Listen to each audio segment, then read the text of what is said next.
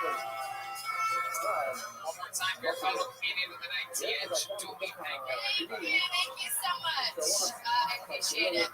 My name is Teague. My whole life, my parents told me my name was Irish. And then I went to Ireland and they were like, no, we don't know that one.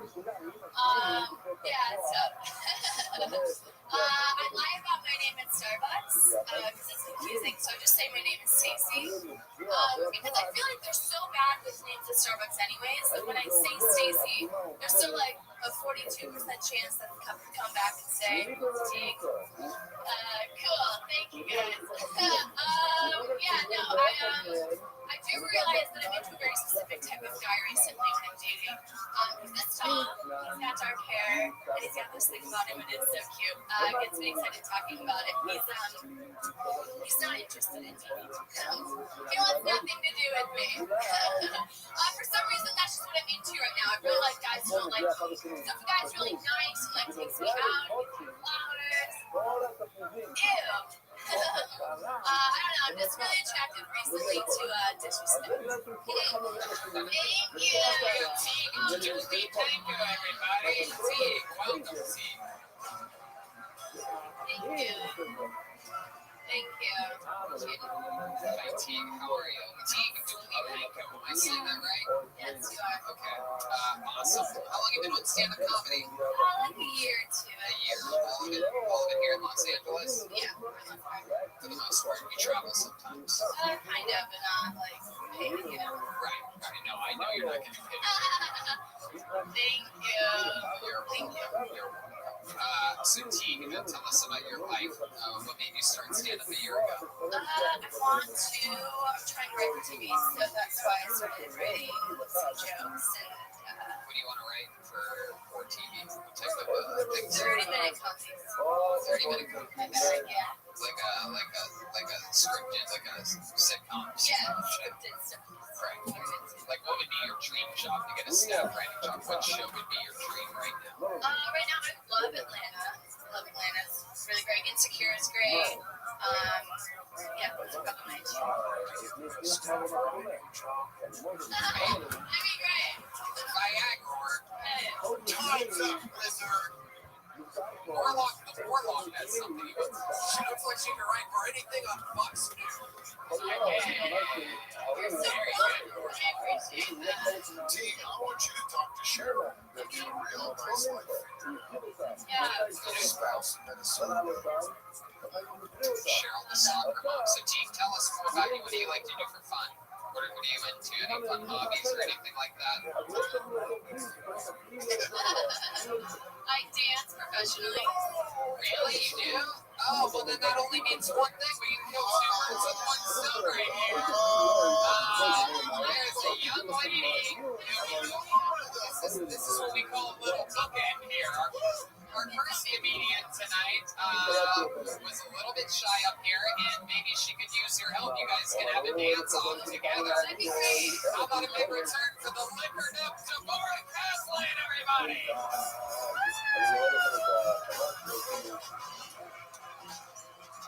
This is it. Tony, is this the first ever Kill Tony dance-off? Yes, it is. It certainly is. This is very exciting. This is exciting stuff right now. I just want to clarify non-performing for the male gaze right now. Take that, patriarchy. Keep it in your pants, boys. And, ladies and gentlemen, the first ever dance-off in the history of the show. Caslin, how are you Deborah, how are you feeling right now? You have a little bit more, talk to the microphone, you have a little bit more alcohol in your system. How do you feel? Still very nervous. And then, you, Teague, are you going to help her out through this thing? Are you going to lead the way a little bit? For sure. And then, you have Viagra. What's the season? I just can't wait to see this Prince and Princess dance.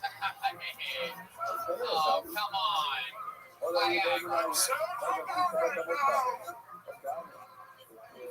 All right. Wow. Oh my goodness. There you go. They're having a little talk for a second here. This is very exciting. This is audio listeners, they're touching right now, and it's very nice. They're whispering sweet nothings. There you go. Thank you, Viagra. This is exciting. We have Kelly and Conway consulting with Rudy Giuliani right now about the next move that the big Republican Party is going to make here. Roseanne and Darlene are hitting it off right now. Oh, shit. Oh.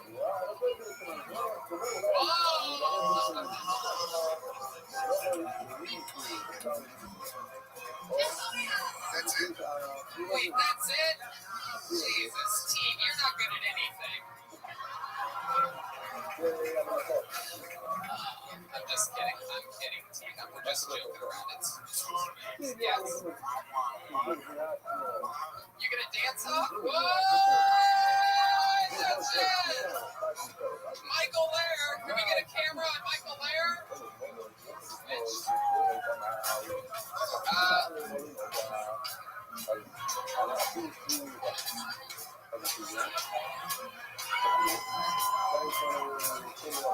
Oh, he's doing it.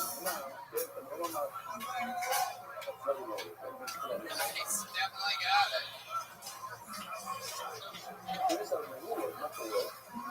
Bumping and grinding is also what it's like when he tries to get out of his car.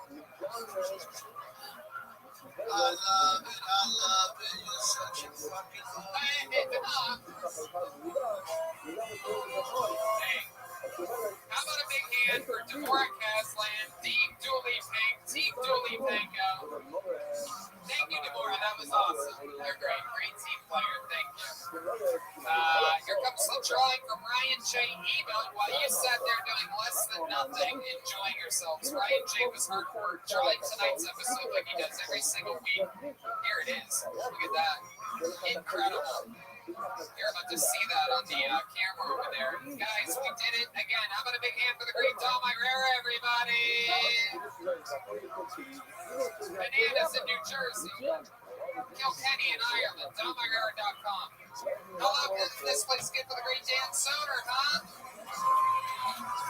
Sirius XM The Bonfire with our brother from another mother, Big J. Overson, and of course, brand new on HBO, Son of a Gary. So much great stuff going on over at HBO. There's no one I can be happier to be representing straight white males in comedy at HBO than Dan Soder. A guy who, when we hung out, we had so much fun in Chicago. We were both from Chicago one time. I told everybody you had me laughing so hard that day that I almost puked multiple times. Here it is. That was a deep dish. Absolutely. So fun, so funny. I'm so happy for you guys. Absolutely. Dan Soder, everybody, and Dom Irera. A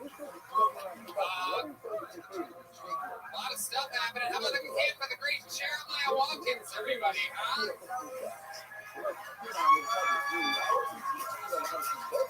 Albany, New York, San Antonio, Texas, Huntington Beach, Sacramento. He's not going to be able to make it to both the Boston or the Swansea shows. However, he will be with us for our first ever Miami Kill Tony that we just announced earlier today for the first week of April. Is there anything I'm missing, Jeremiah? Perhaps a new episode of Jeremiah Wonders? Yeah, it's a great one. Pizza and Jeremiah Stephen on Instagram. Oh,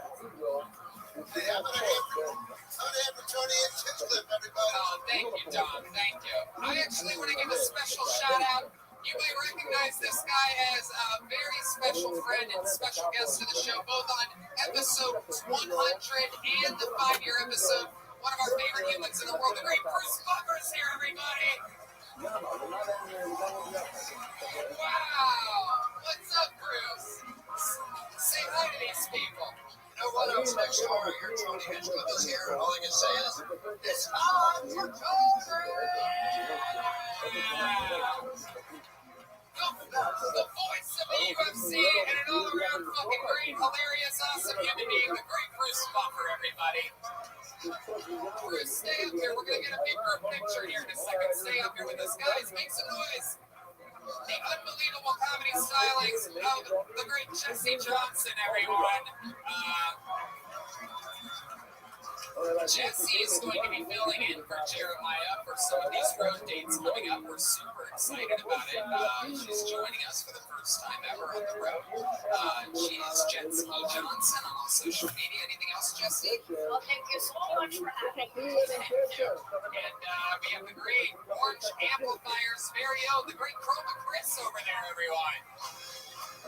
It was Norlock the Warlock tonight. What do you think of tonight's episode? It was wonderful. Oh, wow. Just as good as it gets. Yep, all the time, 100%. Also, shout out to Jada Torres. Oh, yeah, it's pretty cool. Oh, your mustache is in your mouth right now, Warlock. Fuck yeah, guys. And the backbone, everyone. How about one more time for the great Joelbert Joel Jimenez, everybody? Unbelievable. His mother was here tonight. So exciting. Joel's mostly sorry. He's an official Ludwig artist. Anything else, Joel? There you go. And Jeremiah. Do you think this audience could do a Oliver chant tonight? Oh, wow. Look at that. There you go. They almost did it because you were ready to go. You know what's up. So much stuff happening. We're in Vancouver at the end of this week. Venus de Milo and Swansea. After that, La Jolla, Tacoma, Skankfest South, Miami, Boston, and Austin, Texas. We have Boom Tower at the end of April. Special shout outs to Caveman Coffee, Dino's Pizza, and all of our sponsors here at Kiltonian. And that includes, of course, ZipRecruiter and Next.com. You see a picture of Kiltonian with those sites right now. There you go. Restless Pete's to the Amy Harvey. There you go.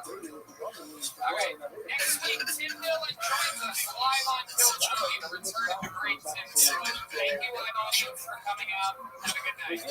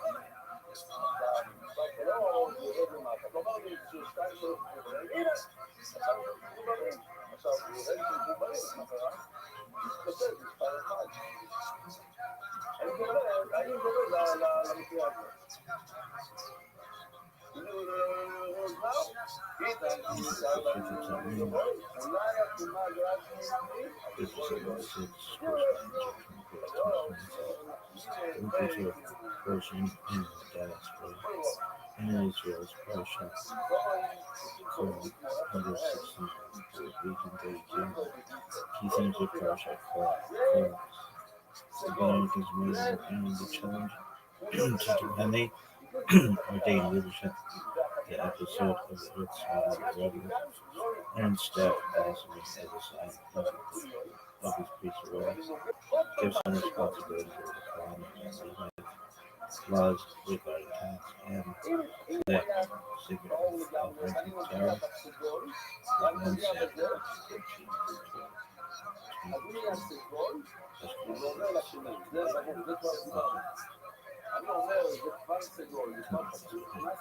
we'll start that.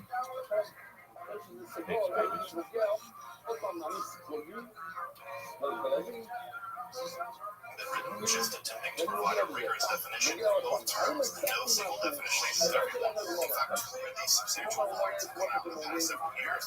Just attempting to define magic, this is an entire text. Just attempting to define magic, an excellent text which is attempting to get a grasp on the philosophical understanding of philosophy.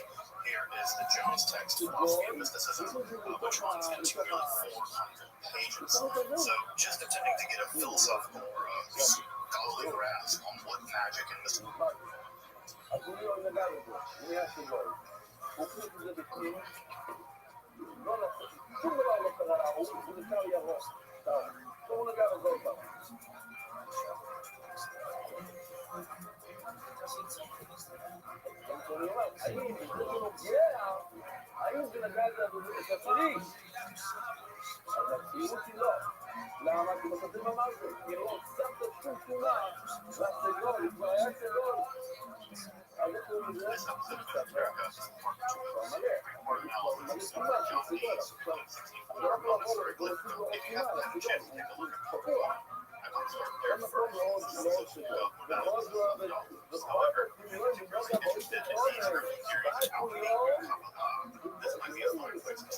So, to summarize the previous episode, I argued that the major philosophical context for understanding deeds and object in the Noise Hieroglyphica is the relationship of representation mediated through the Renaissance and early modern period. Specifically, philosophy of representation in the Renaissance and the early modern period was split into two great camps. On the one side, the Gnostics held that universal concepts like beauty, goodness, and power were merely mental objects.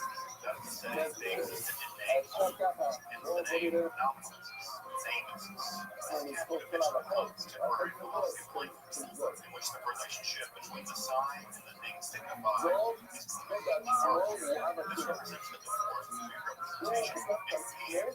McPherson underlines the theory of signatures and symbols that underlie most metaphysics underlines magic and astrology. On the other side, realism. But held that not all three universes are real, that symbolic language could exist to connect representation with meaning. In other words, powerful signs, magical words, ciphers, act to connect meaning itself with representation, and then manipulation of those signs can produce changes in reality itself.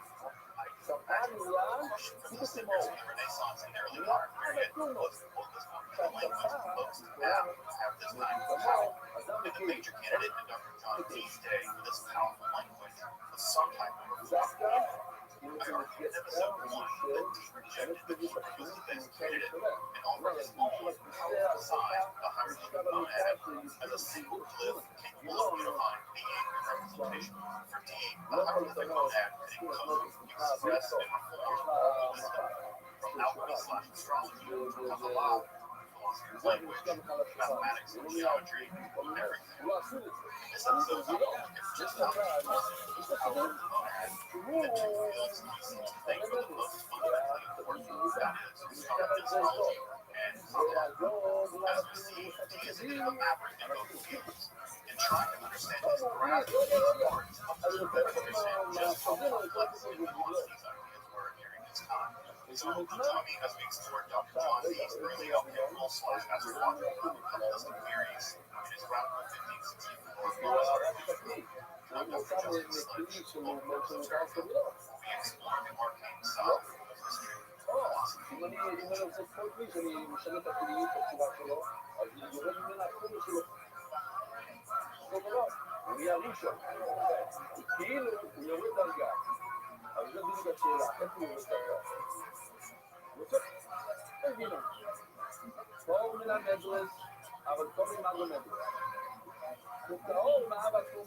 Despite the obscurity of Noah's Ark lithica, it was very clear from the moment that this was a text primarily preserved for Albert. But just what kind of alchemical text is this? From reading the 24 mirrors, two things become rather apparent. The first is that the text is certainly no playbill alchemical manual. Indeed, it not detailed the geological theories and military details.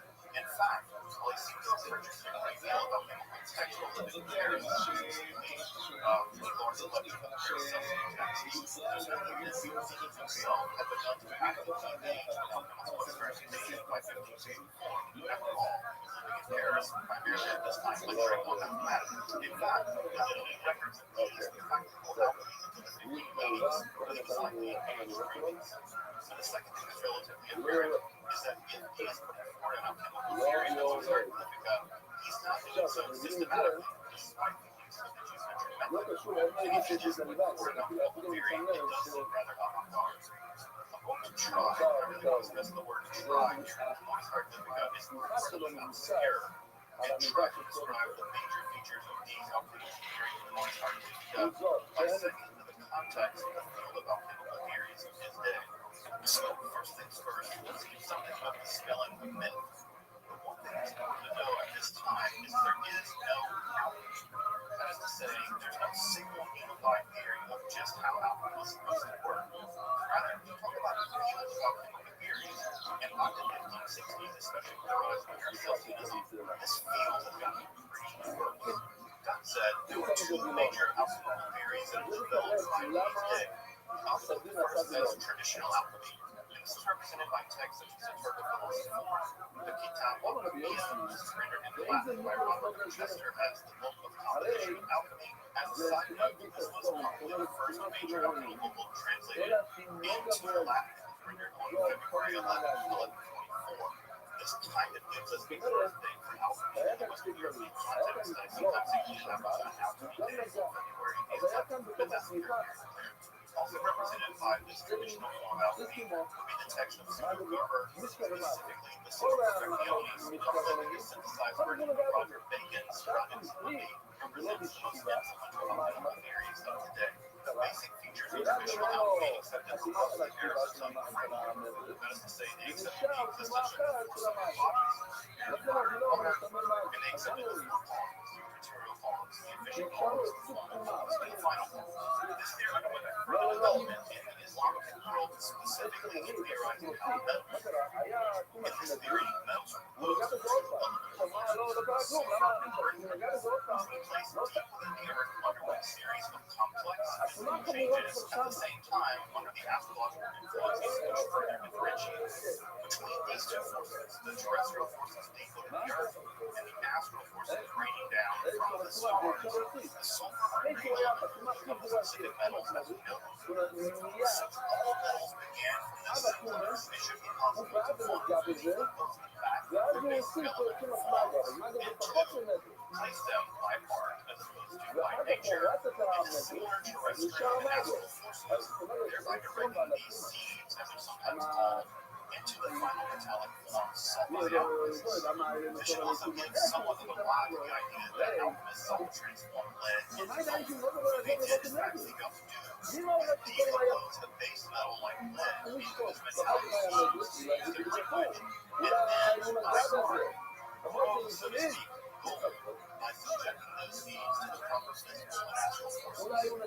The sulfur mercury was the dominant theory through the Middle Ages and into the early modern era, being accepted by everybody from Aristotle to Isaac Newton. The second major theory making waves at this time was held by the maverick physician Philosopher Ariolas, Erasmus, Hippocrates, better known as Paracelsus. The major Paracelsian shift in alchemy takes us around 1530. In his book, The Corpus Armeniae, he also made a shift away from salt, sulfur, and mercury as being elemental substances, but rather being symbolic of natural forces. This actually was a shift away from the idea that we're dealing with sulfur, salt, and their elemental form as we know them, and rather to the idea that sulfur, salt, and mercury are existent as forces. So this movement would in some sense from physical alchemy manipulation of previously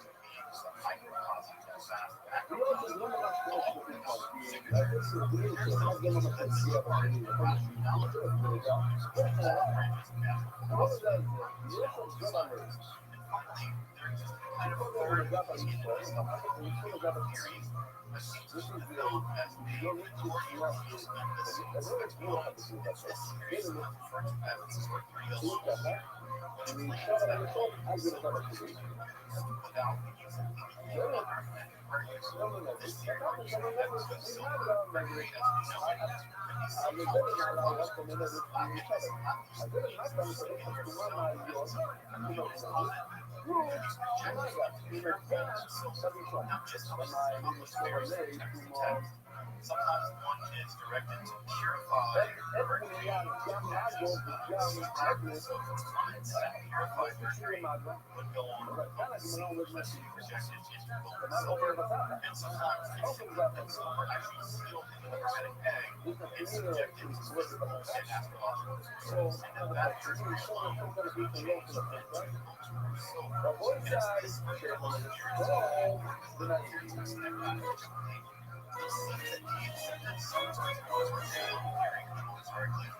One of the earliest commentaries on the text, indeed, it seems like it may have been the preface for either Rothschild or an English translation, made sometime around 1635, fell next to his time, actually summarizes the monetary Magnificat as such. He writes, is these whole purpose and truth is to give unto Mercury the mastery in hours, and the Alpha and the Omega in the work. And for this cause, this monetary must have the first, the top, the last, and the foot.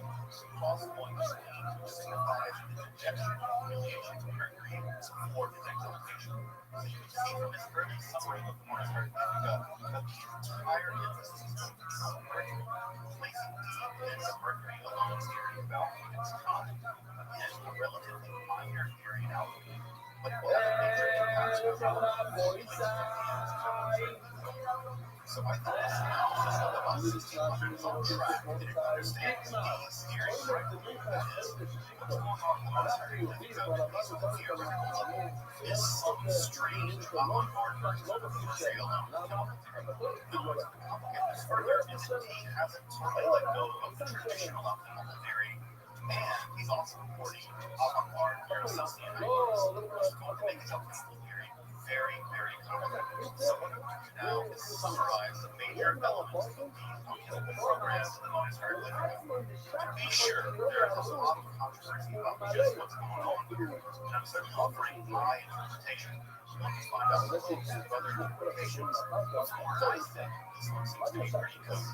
So to begin with, he accepts Aristotle's four elements and four qualities, though, like many other alchemists, understands that both operating on the physical plane, but also on the metaphysical plane. Of these four elements, earth, air, fire, and water, he is especially interested in fire, specifically fire as the power of Aries, which he sometimes refers to as the Aries fire, which is a separated element from normal elemental fire. And it's this Aries fire that comes into the core internal dynamism of the monster itself. The sun, which is gold, here, and the moon, which is both silver and quicksilver. So this again adds to the difficult aspects of the monster Magnificat.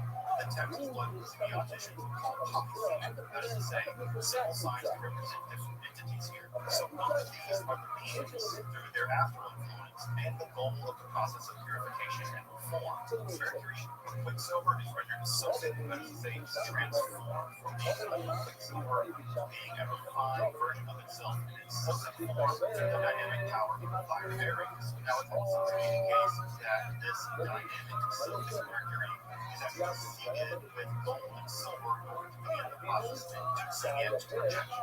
That process is also seen in a sort of Vecchionian spin similar text, such as those of Roger Bacon, original at the time.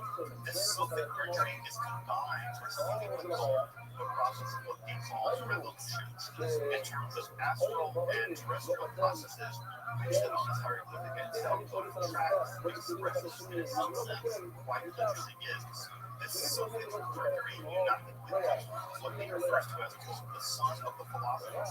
And this actually represents the end of traditional alchemy. This would actually be a perfectly pure form of gold that is rejected from the purified version of mercury. Now, how we're supposed to do that isn't clear. The D certainly seems to indicate that the Mona hieroglyphic itself described or models that process. But this is where he does something very odd. For D, the entire alchemical process actually doubles. So not only is a process by which mercury is rendered sulfate through the power of Aries fire, then seeded with gold, and then projected into actual pure philosophic gold, but we have the entire process doubled for some reason. And this is where D, in a very obscure way, later in the Mona hieroglyphic, actually inverts the hieroglyphic monad itself and offers a road by which, quote, the mysteries can be unveiled. Now, just what the inversion of the Mona hieroglyphic is meant to reveal isn't clear, and he says, look, just keep doing this, you can uncover all kinds of mysteries from the cosmos. Exactly what those mysteries are not to change imagination. So we can see some aspects here for traditional alchemy. We have four qualities of the four elements. But again, we have this element of fire under the aspect of Aries being central. So we should also note that sulfur is not playing a major role in the Mona hieroglyphic unless he somehow means sulfur on Aries fire. So we have mercury being purified in its silken form, combined with the sun and being rejected, and the entire process is doubled again for some other obscure, powerful reason. Further, it's also worth pointing out here that some Paracelsian elements are found in the Mona hieroglyphic. We know that he was purchasing a great deal of Paracelsian material here by the 1560s, and so it's not surprising that some Paracelsian elements actually make their way into the Mona hieroglyphic. Now, we suggest two. The first is that D actually refers to the Mona hieroglyphica itself, the hieroglyphic monad, the soul, as a gatin. This is a term that occurs first in a Paracelsian work. It's somewhat obscure. The going theory and the theory about what this word means is actually a Rothschild word, which means something like an amulet. And so the idea here is that the Mona hieroglyphica is something like a talisman. That is to say, it has the ability to concentrate, store, and express astral power. In fact, that's exactly how Paracelsus uses the term. He describes a gatia as something that's able to trap astral forces in bodies.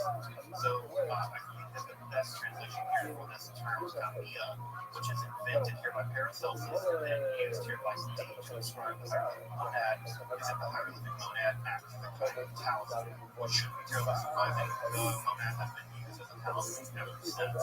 So the fact that he referred to it as such should not be terribly surprising. Further, he also argues that the Mona certificate itself was unlike the healing of the soul and frees from all distress. So this links the alchemical procedure of the purification of the monads, and not just as a mechanism by which physical chemical change can occur, but also that there is a kind of spiritual, medicinal aspect to the Mona hieroglyphica, and that strikes me as extraordinarily Paracelsian. And here, we see two ways in which Paracelsianism is also making its way into the Mona hieroglyphica. One, into some of the technical language that D is employing to describe the hieroglyphic monad itself, but also D's focus on the curative and medicinal powers of the monads itself. Despite this interesting combination of traditional alchemy, Rothschild theory, and some Paracelsian elements, all in all, this alchemical theory wouldn't be terribly remarkable on its own. Although Rothschild theory was something of a minority in D's day, it certainly had some opponents.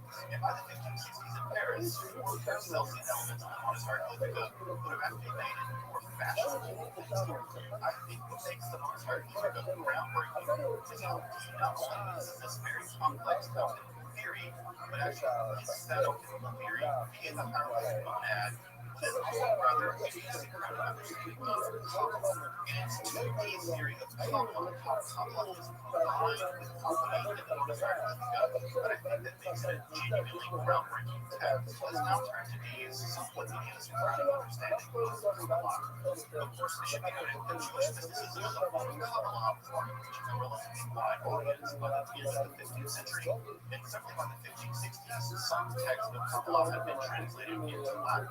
Dee's interest in Hebrew Kabbalah had already begun to take shape before the composition of North Architecture, although I have to admit that he never became very well versed in the subject as someone like White.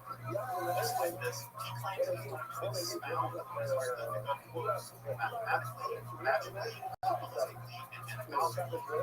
And certainly mathematics, geometry, and Kabbalah appear to be the most consistently deployed throughout the text, though just what Dee means by Kabbalah never seems clear. To be sure, the text never quotes from, refers to, or even alludes to the theosophical speculation we now know as the Kabbalah. This shouldn't be surprising.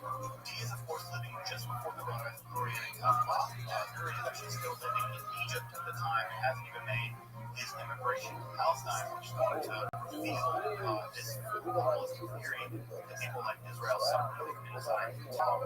Of course, someone like Barrow's exegesis of it so far would have been effectively impenetrable without a profound grasp of both Hebrew and so far in Aramaic, something that Dee simply didn't have available. It should be pointed out that he also still did translate some sections of the Zohar into Latin in the 16th century. But there's no evidence that Dee had access to this. I don't know evidence that anyone outside of System had much access to these translations of sections of the Zohar into Latin. It's certainly possible that Dee had access to the Rikia's 1516 edition of Nicotia's Shemari's Torah, translated into Latin as the Portmanteau famous for this piece. Dee never references it, but he did have access to it. And again, to follow this into context, Rome crossed Kabbalah and Nugata was composed over a century after Dee's monastery lifetime.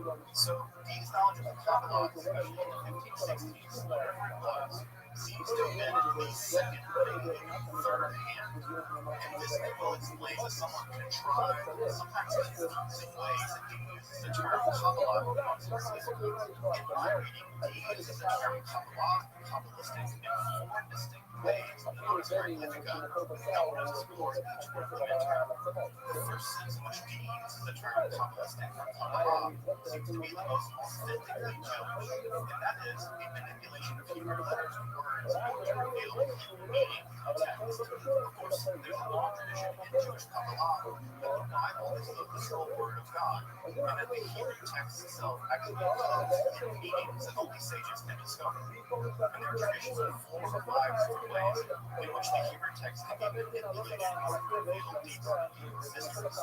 Just to outline a few of these, for instance, one can actually bring the numerical value of a word in Hebrew, or actually do a primitive on the numerical value of words to reveal key relationships in the text. I put a couple of these examples of words in Montreal on the screen right now. So you can see, for instance, the word God is actually numerically similar to the word nature. For some Kabbalists, this meant that God and nature were somehow unified as a kind of proto-mythos. One can also systematically replace Hebrew letters using a kind of encoding system similar to a Caesar cipher.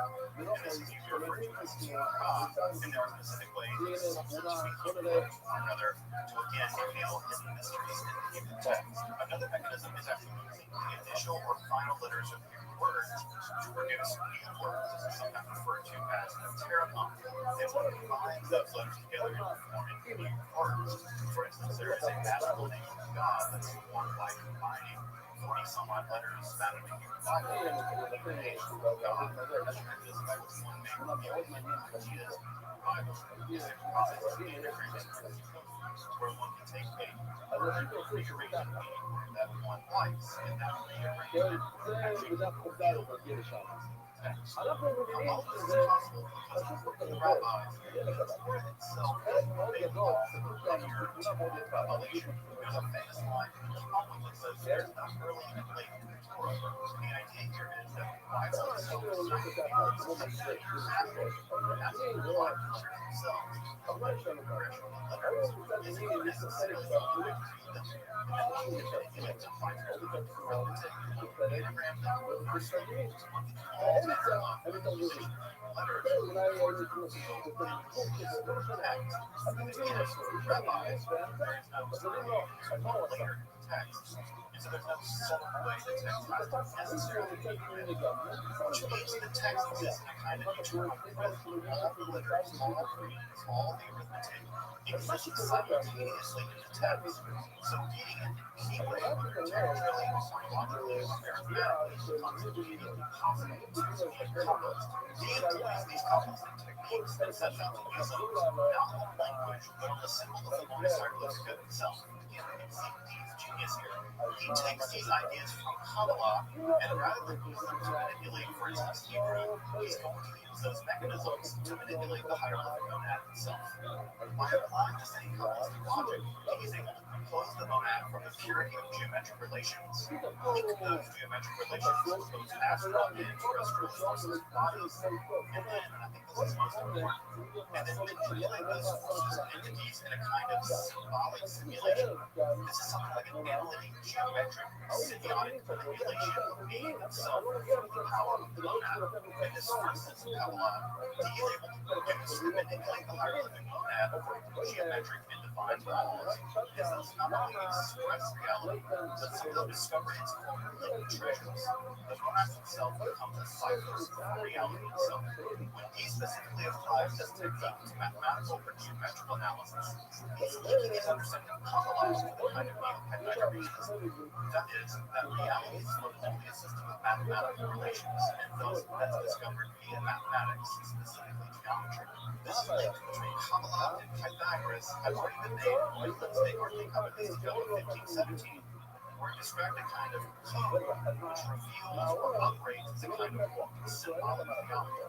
You turn this use of Kabbalah, that is to say, Kabbalah as a mechanism by which one manipulates the fundamental structure of reality via mathematics, as a code Pythagorean Kabbalah, in which the Kabbalah of the Hebrews is applied to mathematics, producing a kind of sacred geometry. What we can see Dean doing is actually applying techniques from Kabbalistic theories for the manipulation of Hebrew, and then applying them to geometry to produce what I would call the Pythagorean Kabbalah, or as we might call it today, sacred geometry. If you're interested in what I'm calling the Pythagorean Kabbalah of the monastery Lithica, he's going to develop this exact line of thinking in much greater detail in his 1570 preface to the first English edition of Its Developments. So if you're interested in this Pythagorean Kabbalah, he's going to talk a great deal more about that there. So I would check out that 1570 preface if you're interested in his angle of Dean's thinking, specifically in the idea here of sacred geometry. These first two sentences of the Kabbalah, as Dean notes it, that is to say, the manipulation of the Mars Hieroglyphica using these mechanisms developed from Kabbalah, and also this Pythagorean Kabbalah developed sacred geometry, comprise what I think he refers to in the preface of the Hieroglyphica as the quote follows what he said. It is this Kabbalah that is able to capture nature in one powerful sign, and through the manipulation of that sign, reveal two secrets about the fundamental nature of reality itself. What is important in the use of this method on one would be the book of nature, not a common idea for the people in the modern period. Dean wants to go beyond merely reading the book of nature, even if the book of nature can be said to reveal its secrets about the fundamental structure of reality. This method is still ultimately limited for me. It's still kind of passive analysis of nature, regardless of the kinds of secrets it may reveal to the reader. Again, one is reading the book of nature. Nature remains static, and despite the fact that Vegas is a sage and extracts secrets from nature, to Dee, Lithica, this is still severely limited. Dee wants to press beyond this analytic discursive method to a much more powerful use of the monad itself. Dee denotes this final, highest, and most powerful form of Kabbalah what he calls the Kabbalah of being, or what I prefer to render as Kabbalah of being. It is through this Kabbalah that deism will show the higher living monad can not only fulfill the secrets of nature, but can actually be used to manipulate and perform nature itself. These are those who argue that given the power of the monad to understand and manipulate reality, one would have to forego astronomical observation and alchemical experimentation. But the structure and the precision of the heavens to the very fabric of reality and alchemical experimentation can be revealed and purified through the use of the hierarchical monad itself. D's plan is nothing but alchemy being bold. Not only the monads reveal the fundamental reality of nature, but the harness and redeem the cosmos itself. It is this final form of Kabbalah, what D calls the Kabbalah of being, which is semiotics, representation, and being, ontology, growth, origin, a powerful sign, capable of both understanding reality but also manipulating it and performing it. It is this final, singularly powerful form of Kabbalah, what D calls the Kabbalah of being, the one is more our final, now, episode is regular. This Kabbalah will not only allow the user of scientific method to understand reality, but it will actually be the power of the truth. If you're interested in alchemy and symbolism, make sure to subscribe. This is part of the series on alchemy and occult symbolism and language here in Esoterics. So we spend a lot of time exploring these topics, so if you're interested, make sure to stick around. So next time, we'll turn to John Lee's Kabbalah. Until then, I'm Dr. Justin Sledge, and we'll explore the Caribbean side of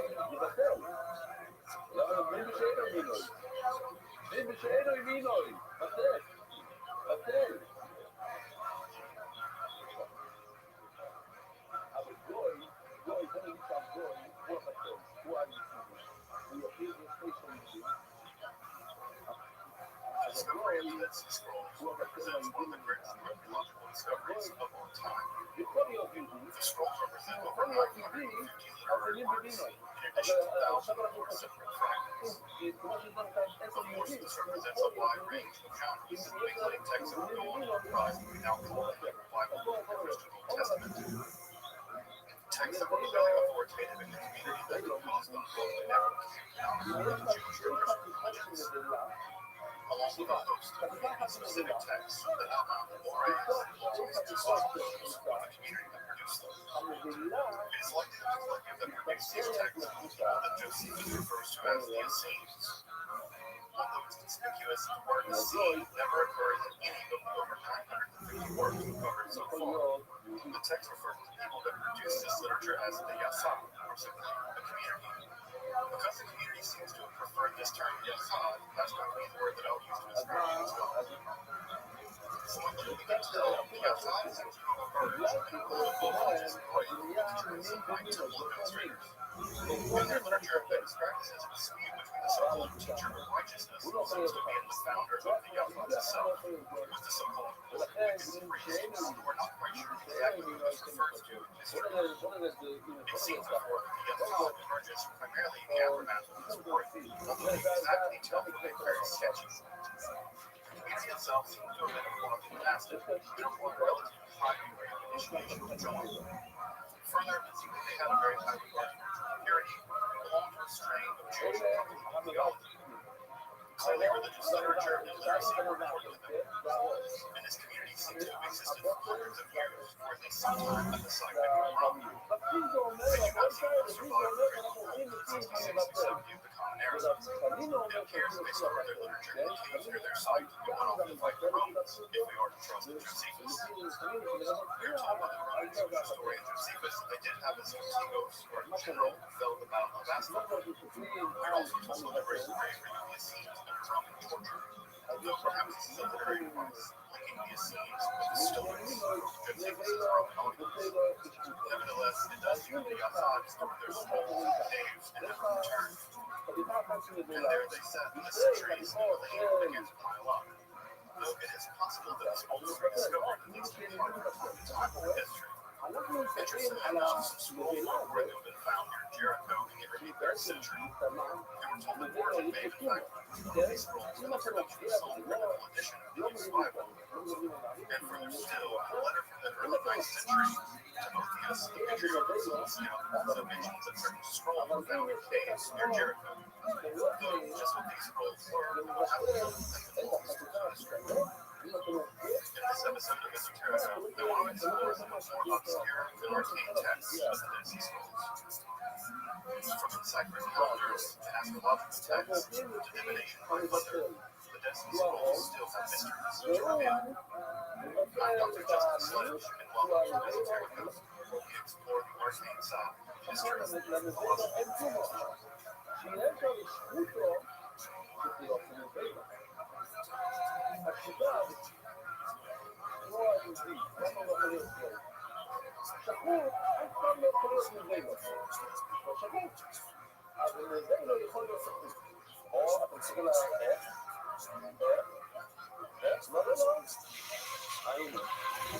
The Yazan, or the community that produced the Dead Sea Scrolls, came into existence during the religious ferment that produced both rabbinic Judaism and Christianity.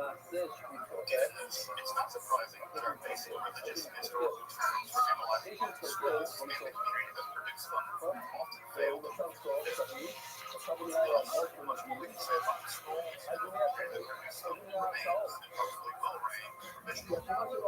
So, to be clear, I just want to acknowledge that I'm not an expert in the Dead Sea Scrolls, so this episode will provide the best knowledge assessment that I can. And if I do venture to conjecture of my own ideas, I just want you to know you can take them with a grain of salt.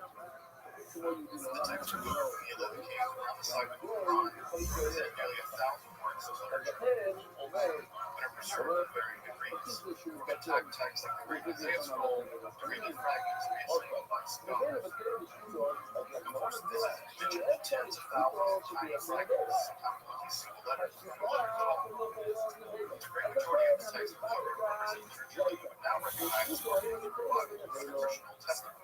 Though it's very important that we don't impose other categories like the Bible or canon on the Psalm. These texts were produced hundreds of years before even the concept emerged. And indeed, even the texts that have been recovered that we now recognize as biblical vary significantly from the Masoretic texts that we now use to write our modern Bibles. So what we see, even in the so-called biblical text of the Dead Sea Scrolls, is a great deal of Levitic, Deuteronomy,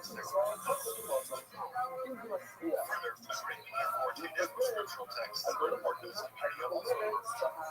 This would especially include texts like the book of Enoch or Jubilees, which are very important to this community. This is in addition to a great many other texts, especially hymns or songs that have been recovered in addition. Maybe that gets something about what type of important this community by looking at the distribution of the texts that have been recovered. For instance, 25 copies of the book of Enoch, along with 21 copies of the book of Jubilees have been recovered.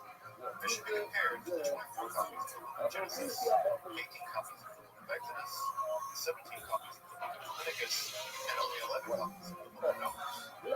It's also worth noting that 22 copies of the book of Isaiah have been recovered. Though we may say that Deuteronomy, 33 copies, and Psalms, 39 copies, represent the most favored. So it's to be noted here that in some sense, even the centrality of the Torah, the five books of Moses, can't be taken for granted and is important to this community. And it may be worth noting that a similar distribution can be found in the New Testament, especially in regards to the prophet Isaiah and Psalms. The Gospels, Jubilees, the book of Enoch, all know the book of Enoch is important to the New Testament of Jude. But like the book of Enoch, Jubilees is just well known. As I mentioned before, the Yazan seems to have the greatest known emphasis on ritual purity. It was covered by a complex set of social rules and initiation processes. It seems that they saw themselves as a kind of righteous ruler, the sole group of Jews who constantly conducted themselves according to the laws of their God. And that despite their persecuted status, they would emerge victorious after encountering this battle. Between the sons of God and the theology. Like many of the book, it was them versus the world, and the supernatural of demons. And it is too one of the idiosyncrasies of their communities that I want to focus on first, specifically how they deal with one of the most important religious concepts, atheism. Judaism, as you probably know, is a religion indexed by a series of yearly festivals, generally speaking, tracked leading to Israelite identities. But as we tend to observe these festivals, which have their religious and astronomical law, the calendrical system described in the Bible is of little help, And insofar as those festivals are tied to a specific lunar day, they begin to migrate to the seasons, visiting the solar calendar. The harvest festival of Sukkot, for instance, first began to happen in its proper time in the autumn. But as the years go on, and as the festival continues to be observed, it would slowly creep further and further into the seasons. Beginning in the autumn, several years later, it would be in winter, and then several years after that, it would be in spring. The onset of the harvest festival before finally turning to summer and returning to about 30 later. This exact phenomenon can be observed in the harvest of Ramadan, which over the course of about 30 years marches through every single season. Rabbinical Judaism recognized this breaking of the festivals as a significant problem in the biblical solution to it. Every 36 months, the rabbis introduced a leap month, setting out the festivals previous to the seasons. Thus, while the festivals may oscillate vis-a-vis the Gregorian solar calendar, despite the time Julian charts refer to the high holidays coming earlier or later, this does prevent the festivals from leaving their specific seasonal context. This process has settled the basis of the Jewish calendar even by the 10th century, setting Babylon and the exiles recently executed each other over precisely the basis of how to count the calendar cycle. What's to understand about these wonders of ancient Judaism is that the festivals are divinely mandated and absolutely must be celebrated on very specific days. Thus, if we mistake a day, that is in some sense a religious catastrophe. If the Israelite God commands the Jewish people to fast or bring an offering on a certain day, they're religiously obligated to do that on that day. And therefore, the calendar isn't just about keeping time, it's about following the exact letter of the law of God. So debates about the calendar are not really academic or even astronomical, they're theological. Despite the biblical solution of introducing a leap month every 36 months, there was, during the Second period, another viable option: the solar calendar. This completely solar calendar was described both in the Book of Jubilees and in the Book of Enoch, and it appears in the Yatzah without confusion. In this calendar, there are exactly 12 months of 30 days, along with 4 remembrance days, which link the 4 seasons together, thus producing a calendar of exactly 364 days. What is perhaps most interesting about the possibility that the Yatzah adopted this significant solar calendar is that they would have been celebrating the divinely mandated festivals on different days to virtually all the Jewish community. Though this is not a perfect either, note that it's only 364 days, whereas the perfect solar calendar needs to be about 365 days. Thus, over the hundreds of years the Yatzah existed, the calendar itself also synced with the seasons. Just how they were directly for this system they ever did adopt this calendar, in fact, is a mystery. It is precisely this cultural debate that brings us to some of our first esoteric Dead Sea Scrolls. It seems that for the Yatzah, both cultural and sectarian contexts were not only enough to write down the different virtually all of the rest of the Jewish world, but it also appears they decided to encode some of these texts for reasons that aren't totally clear. How about understanding that it's this whole ignorance of substitution cycles that scholars now call cryptic A, B, and C? The text of cryptic A have been recovered in the cipher. Oddly enough, the vast majority of these were from papyrus rather than papyrus. Not only is cryptic A a substitution cipher, it also seems like the scribes further attempted to obscure their meaning by doing things like inverting the text on the page. This can be seen, for instance, in the fragment 4Q324D. One text has been discovered so far with cryptic C, 4Q363A. Cryptic C is primarily made up of Paleo-Hebrew letters with the addition of 5 rather mysterious other letters. The text encoded in cryptic C seems to omit legal in nature, although it is a basic information. Cryptic B seems to be made up of 22 or 23 characters, although it remains full cipher. And there are only 2 texts linked in cryptic B. Interestingly enough, it appears that a conspicuous amount of cryptic A texts are concerned with both physical and astrological matters. For instance, Q317, written in cryptic A, is concerned with the cycles of women. Specifically, it seems to define the phases of the moon, 1/14 segments of the solar calendar. Scribes decided to include this text in cryptic A because it's mysterious. Further, a series of fragments, 4Q186, 4Q534, and 4Q561, combine together some key agricultural likely more rarely has ever recovered in the Jewish world. Curiously enough, before 186, Israel written the Jews on the alphabetic substitution cycle, and it's written left to right, unlike these texts seem to argue that once visible characters are subsets determined by the astrological conditions at one's birth. In this rather fragmentary Cuneiform manuscript, we do have mention of the sign of Taurus and the use of 168 houses, or as the text refers to them as columns. Further, it also seems this astrological period divides things into houses of darkness and houses of light, determining the physical features of those born at specific astrological junctures. And of course, scholarship goes on. As recently as 2018, scholars rated together from these fragmentary and encoded texts, it seems that the F5 had an interest in astrology, which, even their further interests, isn't terribly surprising. So, as you may know, the relationship between Judaism and astrology has been over the centuries. It's rather clear that ancient Judaism knew of astrology and practiced it.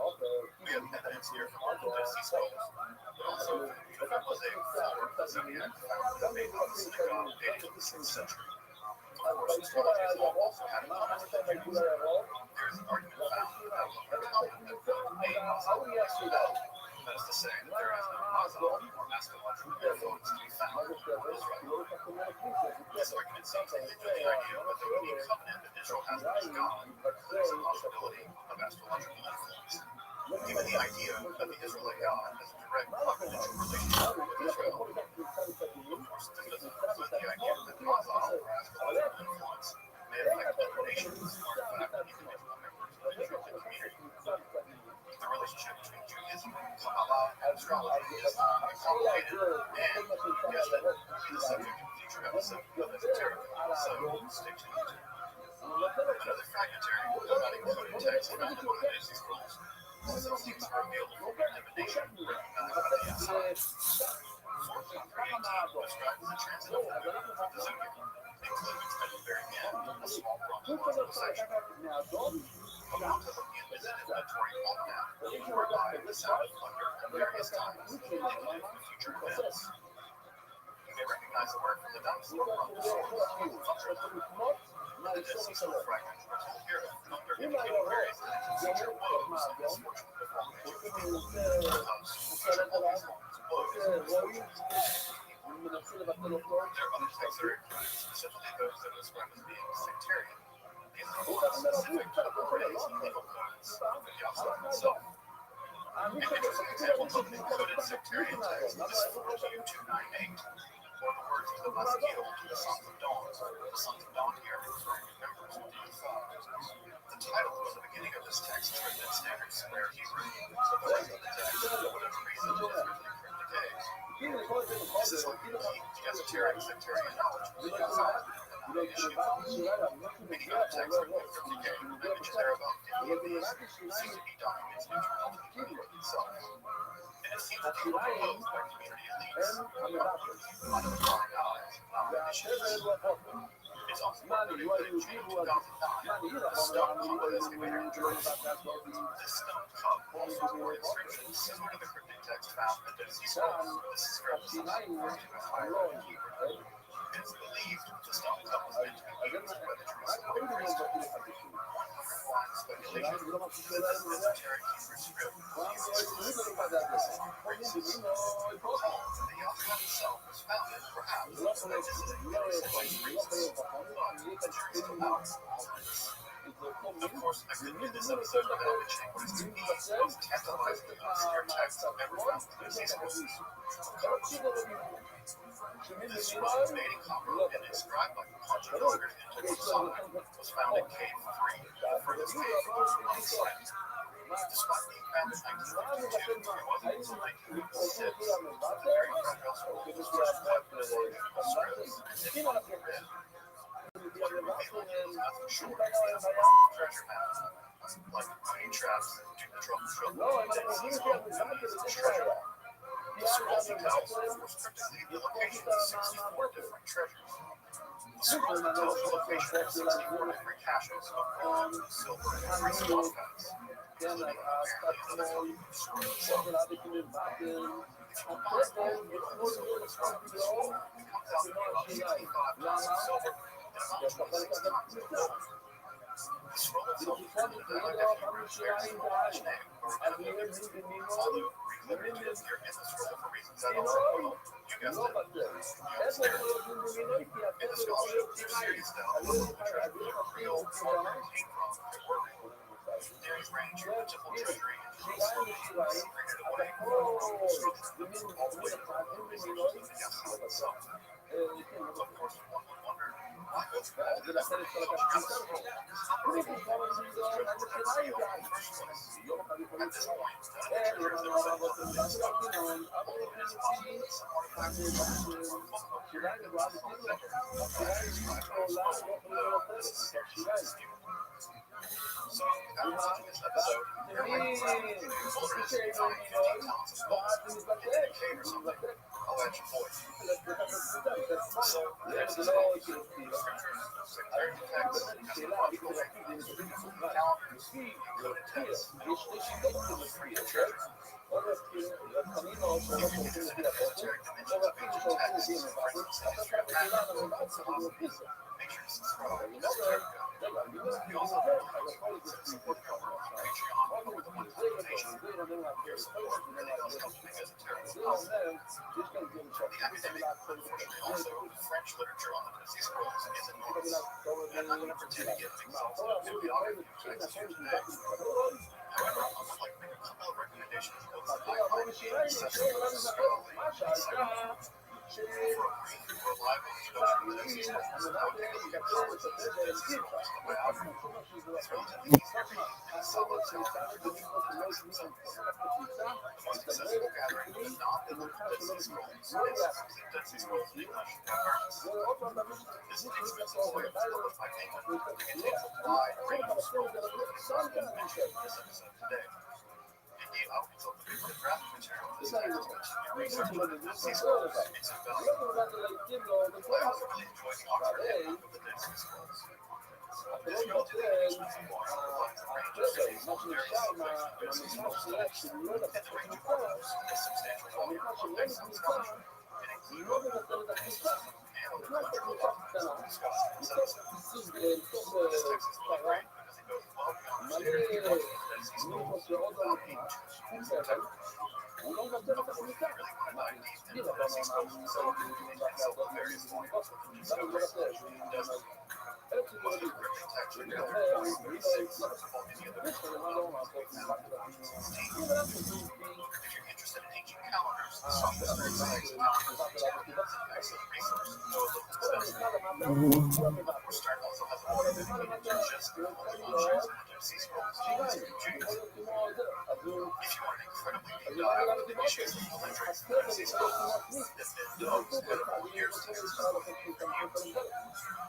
This text was over carried out, though it was circulated in the technical.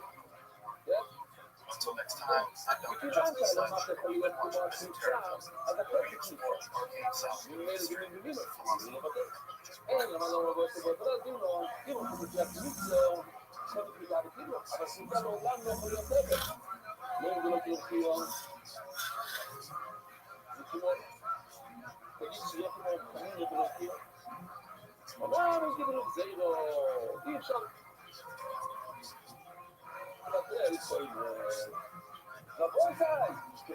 The Renaissance was a period of sublime imagery and form. Mathematics was combined with artistic power to produce one of the most enduring artworks in human history.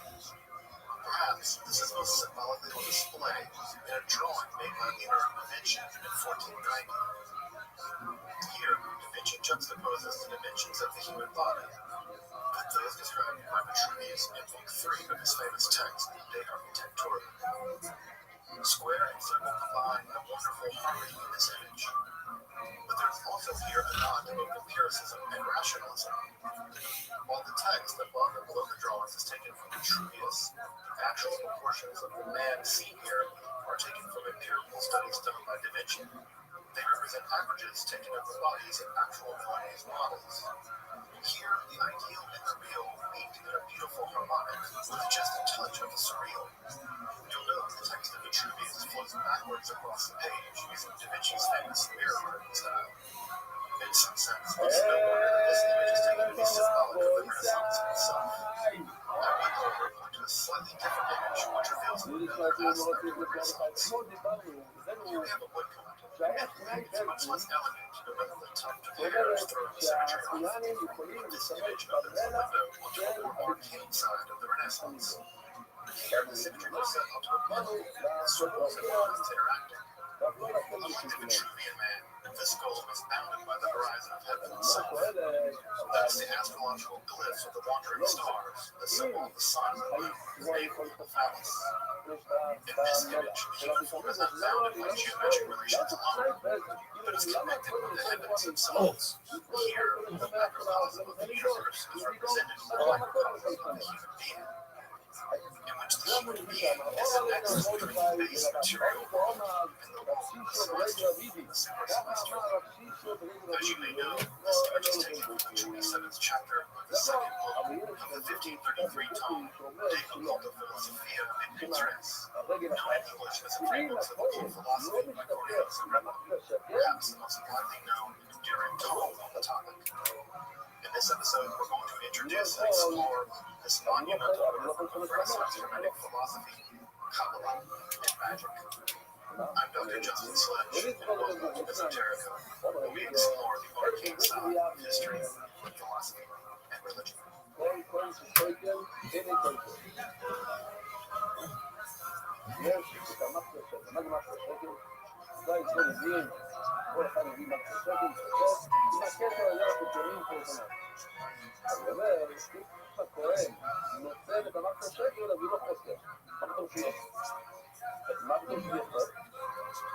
Cornelius and Rabbi was born to a minor noble family in Neneshad, near Cologne in Germany, on September 14, 1486.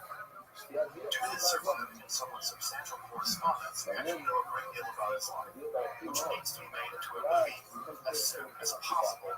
Darren Aronofsky, if you listen to this, I'm talking to you, buddy. You know this. He learned about natural magic in the works of Albertus Magnus in Germany, and one of the found secret magical societies that he studied in Paris. He worked as a Korean mercenary in Spain and served the Holy Roman Emperor as a soldier and secret agent. The group publicly lectured on the works of Paul, the Kabbalistic ideas of Johann Rothschild, and the quotes of Rabbi, which earned him the more or less constant ire of the religious authorities.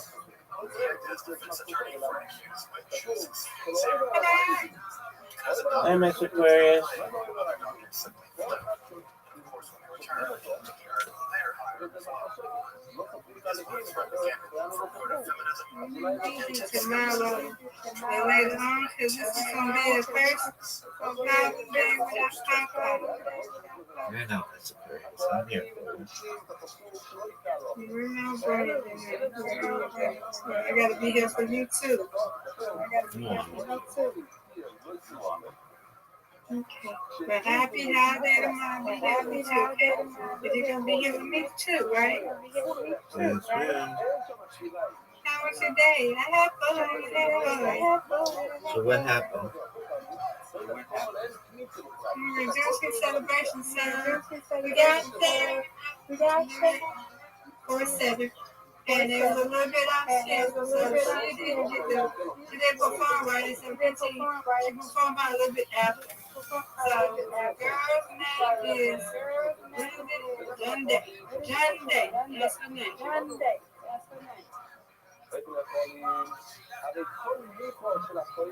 Harry? Yeah, I'm listening. The girl's name is Junday. Okay. So she came on, and then after her, then Erica came on, and then after Erica, it was you. So yeah, it was cool. I got to talk to Erica and everything. Got to take pictures with her. Got a hug and stuff. So I'm going to support her more and everything. Her mom told me, well, she can be out here. She said she moved, so she's closer. So I'm happy about that. So yeah. It was a good evening. Excellent. How was your day? How was your day? Talked with Roger a little bit.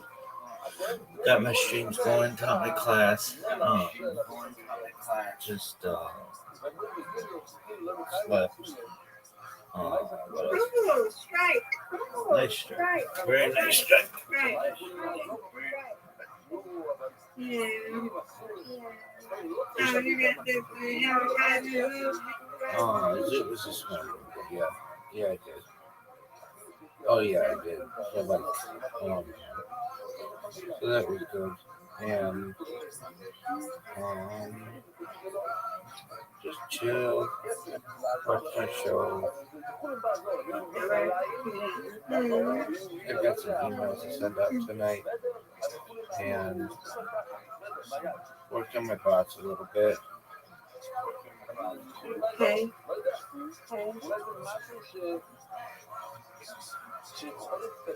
That's good. Yay. Yay.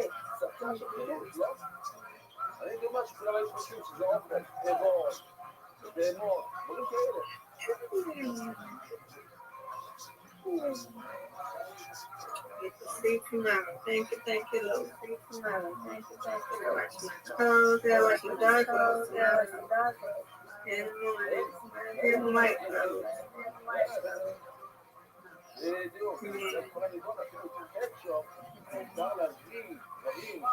I don't know.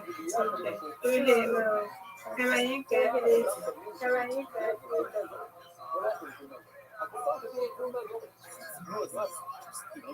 Ooh.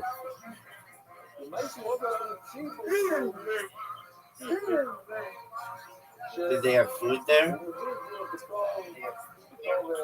Yeah, food trucks are going to pay. Yeah, food trucks are going to bring lawn chairs and bring the snacks if you want snacks. I had an 8 so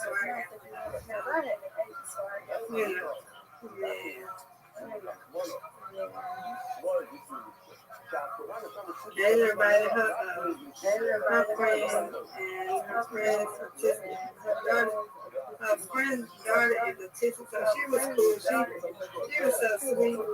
She wanted to eat everything. She wanted shrimp. She wanted ice cream. She wanted burgers. Everything. So we had to stop. And we had to stop for a place called Cookout. And she got her some ice cream. Yes, we had she trailed us to the house. She trailed us to get her back home. Yeah. Yeah, we had fun. We had almost an hour. I had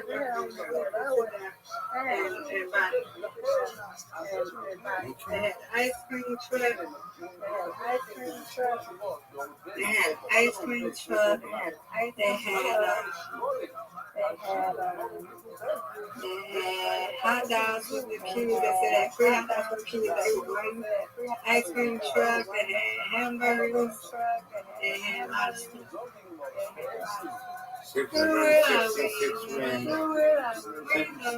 666 wins, Mr. President.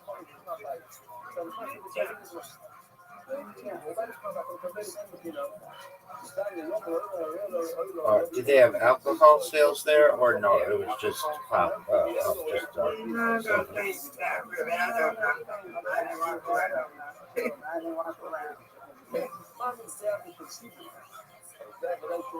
Yeah, when you outside, I don't know. I doubt it, though. I don't know. I didn't walk around. Seeing some trucks around us. Yeah. People don't even be moving. A lot of friends, people, she bought one. So we drank a little bit from her. Not this. People don't know how to act.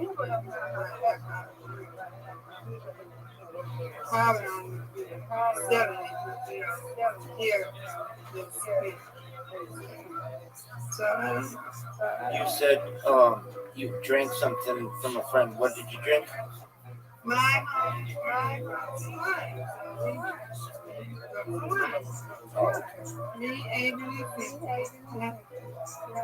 You got some yesterday.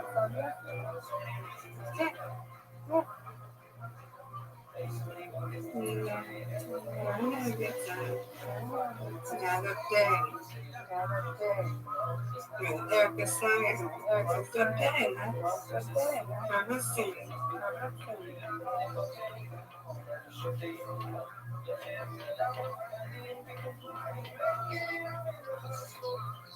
I was like, where my shirt?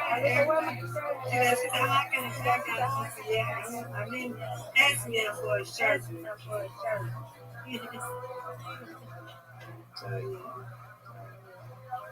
You're happy.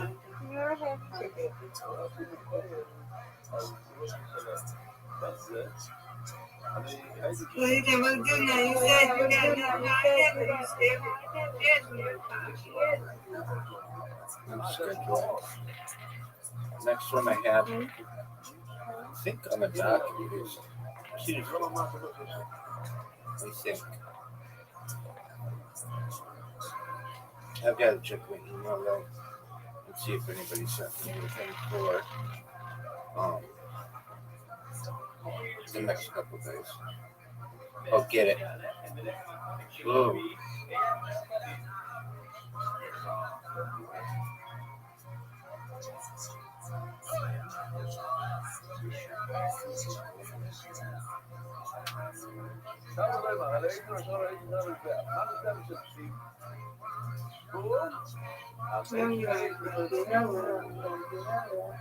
We got it. Let's go.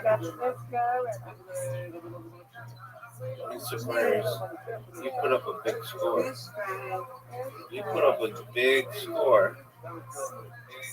I'm gonna have to work to get you. I'm gonna have to work to get you.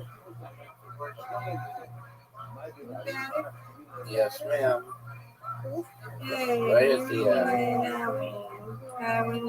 You win, I win, I win, you win. Undefeated in pool. Undefeated in friendship. Yeah, it's correct. Well, I'm glad you had a good time at the events yesterday and today. Yes. Good. Okay, Rabbi.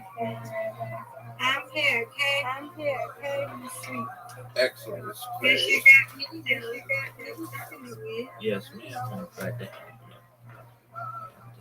Take Yeah, care. we miss Brandon and you do too. We all miss you too. Yeah. Confused what happened to that man.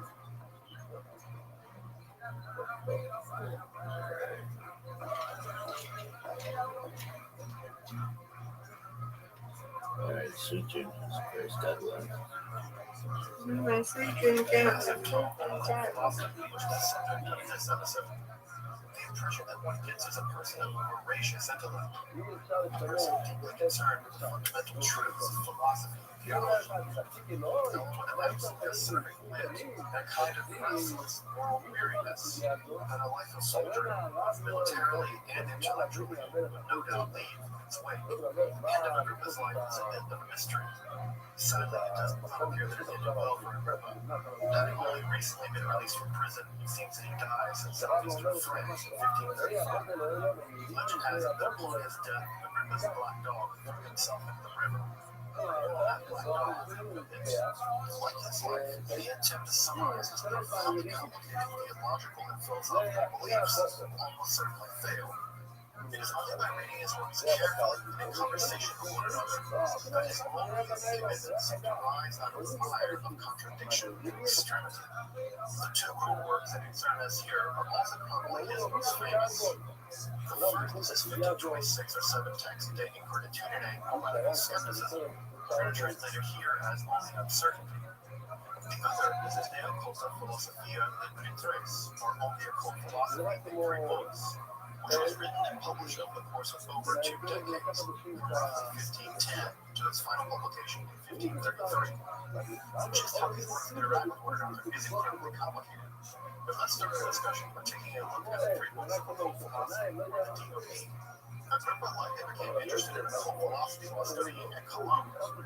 Here, the works of Albertus Magnus, the great champion of natural magic, were set into conversation with more scholastic positions set forth by people like Thomas Aquinas. By about 1510, he had expanded his studies to include a wide range of Rabbinic and Kabbalistic works, including the Corpus Hermeticum in the Ficino translation and the Christian Kabbalah as articulated by Rothschild. It was in the late winter or the spring of 1510 that Cornelius Agrippa met with the abbot of Sponda, Tridimius, the famed Magus, and they began their famous discussions on the formations of magic. After a few days of what must have been very intense conversations, Agrippa seemed to have set before him the task of performing all the magic himself. And by April of that year, he seems to be produced what was an early draft of the three books of occult philosophy. What's incredible is that this early draft, often called the juvenile draft, actually still survives at the University Library at Würzburg as MCH 50. Sadly, at least by the autumn of 2020, it doesn't appear to have been digitized, but I imagine they will continue eventually. The juvenile draft, as it's called, was greatly enthusiastically, although guardedly, by the abbot of Sponda.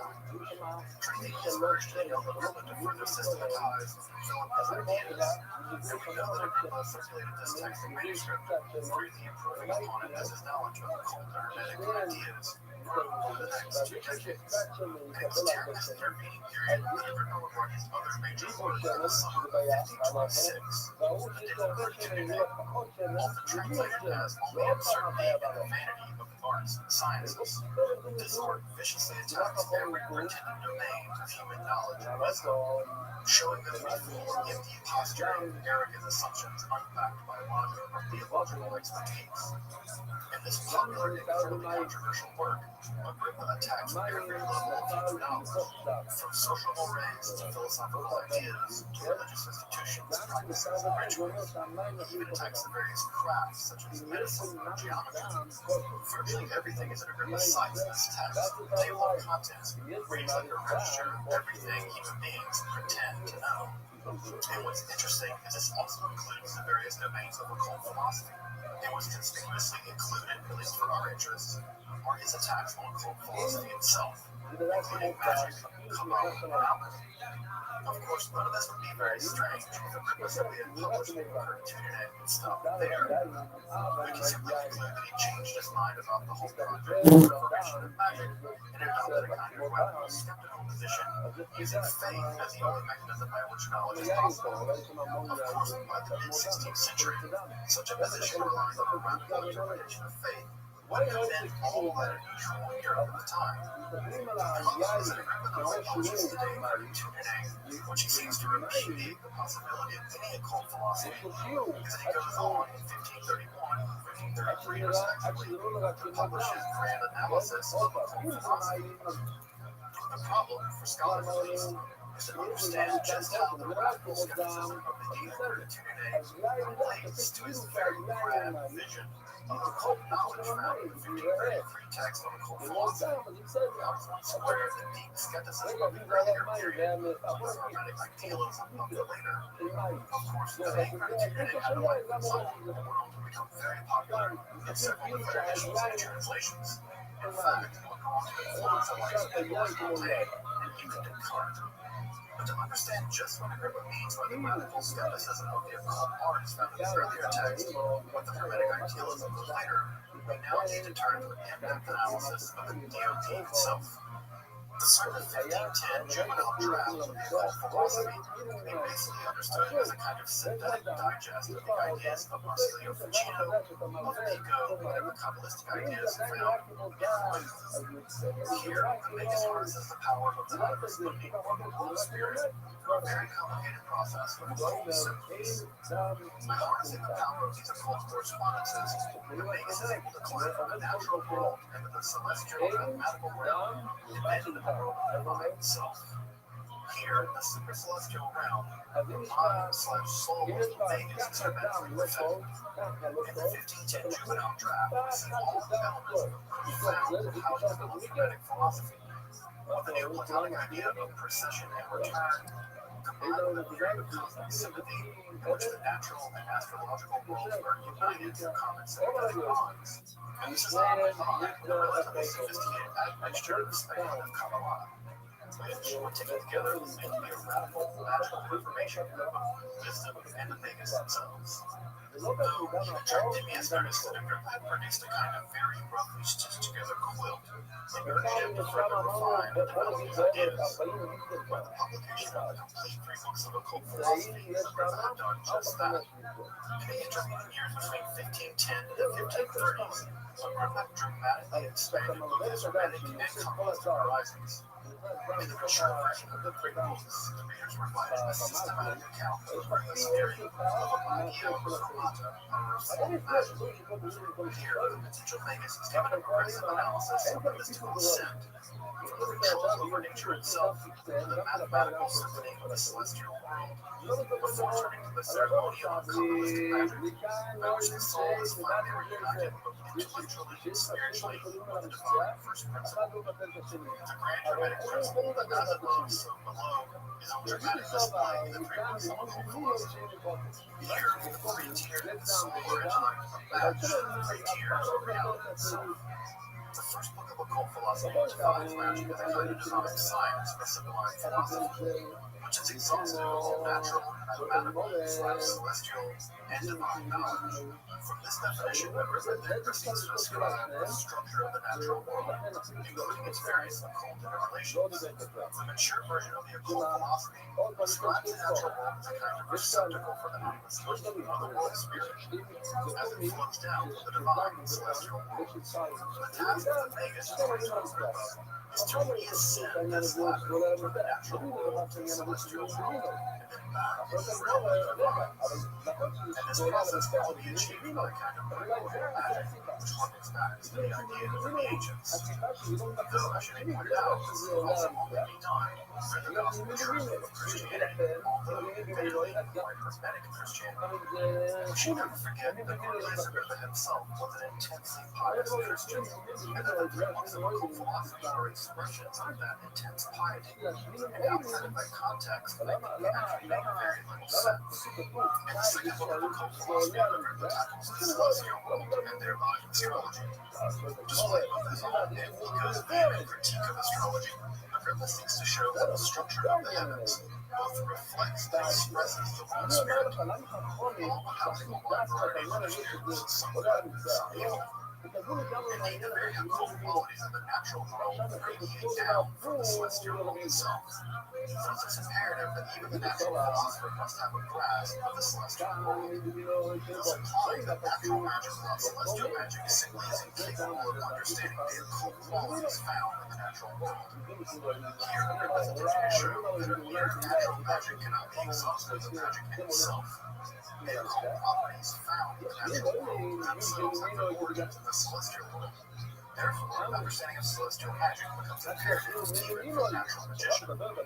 This is also where Agrippa's work becomes its most technical. Here we find the signs and skills of the various planets. Also, the mathematical logic behind the construction of complex talismans, which trap astral forces. It is this section which most resembles something like a textbook for astral magic, but also a textbook for astral necromancy. Here, Agrippa pushes much further beyond Ficino's analysis of talismanic magic, revealing exact sigils and various periods of the astrological decades. Agrippa's analysis here sits very closely to medieval astral necromancy as that found in both Scott, particularly Mascoli, and his critics certainly took note of this. It's the third of the 3 books of occult philosophy that undergoes the most radical revision from the juvenile draft. Here, Agrippa details ceremonial and religious magic from a wide historical angle, although Agrippa prioritizes the use of Christian Kabbalah. Here, Agrippa makes a positively provocative argument. In his thinking, without ceremonial magic, one becomes more, not less, prone towards superstition and the onslaught of divine forces. Agrippa is basically inverting the very logic by which centuries of magic defended itself. For centuries, natural magic was argued to be illicit and therefore possible, because it didn't contain the taint of ceremonial and demonic magic. Here, Agrippa is inverting that very argument by suggesting that without ceremonial magic, one in fact becomes more likely to fall into superstition and demonic practices. Of course, despite cleaving to his version of Kabbalistic Christianity, that one avoids the clutches of the realm of demonic. Though Agrippa is perfectly willing to point out both good and evil spirits in his grand tour of the celestial and celestial realms. Here, the angelic and the demonic are simply part of the divine totality, potential partners of the mystical ascent of the Magus. Further, a relatively quiet and surprisingly ecumenical tour of the Kabbalah, focusing on various divine emanations of the various names of God, and specifically how those various emanations are witnessed in various forms of perennial ancient wisdom. This section also includes the endearingly popular angelic alphabets and ciphers, along with the divine frenzies first described by Plato, but importantly rehashed and expanded in the famous letter to Ficino. Finally, the reader is given a historical survey of the various rites and ceremonies by which the gods have been approached in the centuries past. Before the reader is told, the reader warned that Agrippa is very carefully hidden the true secret of how to make the final divine ascent in the text. If after reading 3 books of occult philosophy, you know which you can deny, Agrippa says, well, that's not his fault. It's your fault. Either you're stupid or sinful or both. Don't blame them. This is an movement that was so winning that we can follow friends during his lifetime. So just how do we relate the skeptical Agrippa of the 15 degrees and the hermetic idealist of both the period before and after? The former theory, put forward by OGs like Francis Yates, argues that Agrippa is using the De Creditudine as a kind of shield. In this theory, Agrippa is using his more skeptical attitude as a kind of cover story before dropping the more hermetic philosophy found in the 3 books. This would give him something like plausible deniability when his critics would accuse him of necromancy and say, have him arrested by the Inquisition, tortured, then killed. This plausible deniability theory is typically not taken up by more contemporary scholars. A more recent approach sees the De Creditudine as primarily attacking a kind of scholastic Aristotelian worldview. By seeing Agrippa as primarily attacking a scholastic worldview or scholastic understanding of the world, this seems significantly narrows what exactly Agrippa is on the attack about. Like understanding the scope of Agrippa's attack is primarily on a scholastic way of looking at the world. This means that Agrippa isn't attacking all knowledge whatsoever. Indeed, it's argued that Agrippa even sees his earlier draft of the 3 books of occult philosophy as still representing the scholastic worldview, and it's that version of the 3 books of occult philosophy that Agrippa is in fact attacking. This line of argument reasons that Agrippa, even when he's attacking his own earlier draft of the occult philosophy, is attacking himself as somehow still an extension of a primarily scholastic worldview. And therefore, insofar as the text is still tainted with a fundamentally Aristotelian understanding of the world, Agrippa can therefore repudiate that version of the occult philosophy. This argument further extends that the later version of the occult philosophy is primarily more Neoplatonic, hermetic, and Kabbalistic, and therefore doesn't fall victim to repudiation of the text found in the De Creditudine. This argument, to me at least, seems to hinge on the idea that there was a tectonic fundamental difference between the juvenile draft and the later draft. Repudiation found the Creditudine applies only to the former version of the juvenile draft and not to the mature version of 1533. I have to be honest, I took a look at both the juvenile draft and the more mature version while making this episode, and I have to say I'm still a bit on the fence as to whether or not this theory explains the discrepancy between these texts. In some sense, this reminds me of an F. Scott Fitzgerald quote that he said in the mid-30s, the mark of a first-rate intelligence is the ability to hold two conflicting ideas in mind and still be able to function. Agrippa has always struck me as a person with that kind of first-rate intelligence. It seems that inside of his mind, he managed to set dialect that at least within his lifetime could solve, at least intellectually. And that seems to be the point of the 3 books of occult philosophy. That kind of radical noetic faith supersedes both wisdom, knowledge, and intelligence, and reunites the soul with the divine. So I'm reminded of someone like Heidegger, who says that while reason never lies, it simply can't do the work of mystical genius. And that seems to be precisely the task set forward in the 3 books. Needless to say, this is a curious text in the extreme. It's not quite a textbook, and it only really fundamentally changed the tenor of outlook of the kind of Renaissance Hermetic philosophy that was floating around at the time. It reads to me a bit like a song, but it lacks the kind of logical rigor that one would expect out of a literature like that. Nor is it really a compendium where various ideas slapped together with a bit of veneer of logical blood, but Rabbi simply presses beyond its hermetic and Kabbalistic predecessors. Put into the intellectual situation of the time, it is a vastly principled text. Though it doesn't do much in the way of novelty, it does take to their logical conclusions many ideas that the contemporary authors of the time were either unwilling or unable or simply too afraid to actually do. And for that, you should certainly applaud Rabbi's dare. For me, Rabbi's genius lies not in his ability to create novel ideas, but in his ability to synthesize and popularize ideas that were otherwise utterly inaccessible to most people. To make a cult idea accessible to the population seems like a bit of a paradox, but you have to remember what the path of the freedom of occult philosophy is. They hinted of general magical reformation of religion and the magus themselves. And of course, in the 1530s, reformation was certainly in the air. So I think if you understand Agrippa as a kind of hermetic humanist, his real genius begins to come to light. It's not so much the novel ideas of the freedom of occult philosophy, but in the popularization and normalization of those ideas for the betterment of humanity itself. I think the tragedy of the three books of occult philosophy is, to quote Voltaire, that the texts become more celebrated than known. But apparently the way is become more infamous than known. I find it profoundly unfortunate that the three books of occult philosophy, and by extension Agrippa himself, have developed this strange reputation over the centuries. This reputation is due, in large part, to the theological literature which followed in the generation after Agrippa himself. This is the ilk of witch hunters, people like Baudin del Rio, which painted Agrippa as a kind of necromancer in his three books of occult philosophy, as a kind of necromancer of manual. This was even complete with legends of an evil black dog as a kind of demonic familiar. I told you I'll come back to the dog.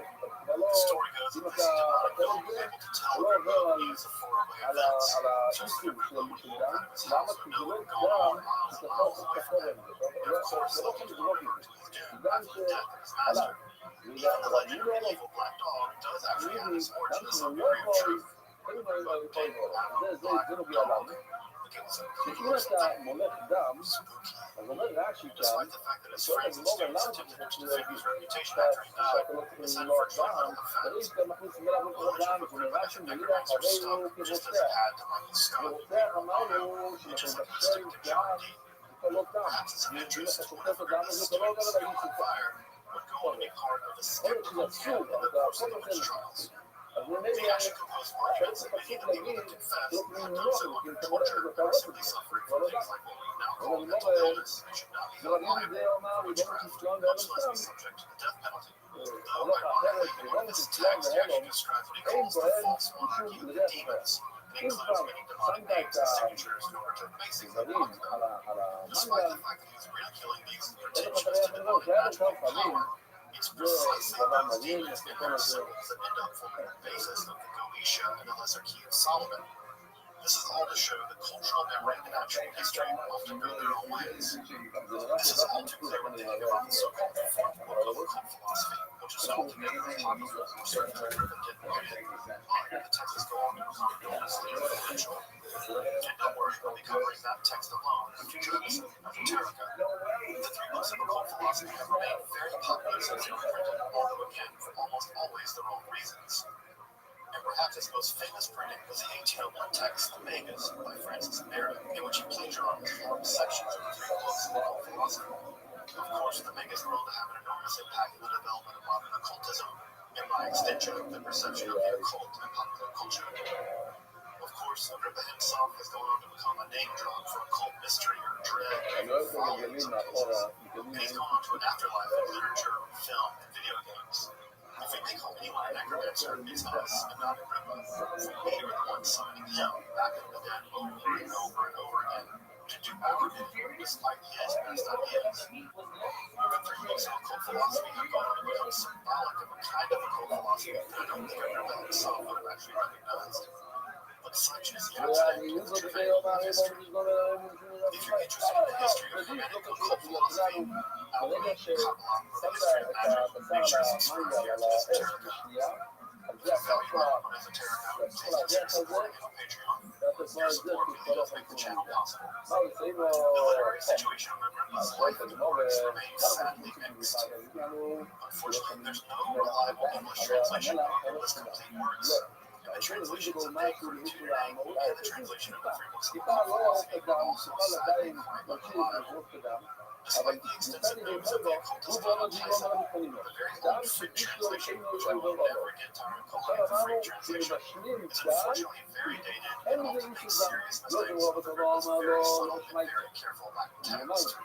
None of these errors are devastating for understanding the overall core of the Rip's arguments in the three books of occult philosophy. But there are serious flaws in the translation. So, unfortunately, I told Mark to read the translation of the Rip's works for me. You'll have to either learn Latin or rely on, unfortunately, unreliable translations. Fortunately, on the other hand, Kapani's critical edition of the Latin text of the three books of occult philosophy is absolutely wonderful scholarship. Featuring on this novel, the text unto itself, and Kapani very carefully compares all known versions of the three books of occult philosophy to make an astounding critical edition of the text that is far more thorough. And the all of her work on Ripon is incredibly sought in scholarship, and I only wish my entire Ripon scholar community would very carefully analyze it. Sadly, if you've been hanging around here long enough, you know what I'm about to say. It's published. So you should take out the second mortgage on your house. Whiskey. The Trotsnard text of Rabbi for Crisis of Renaissance thought remains a classic and still well worth reading. Of course, it's very difficult to find and expensive when you do find it, so it's still a very reliable offer.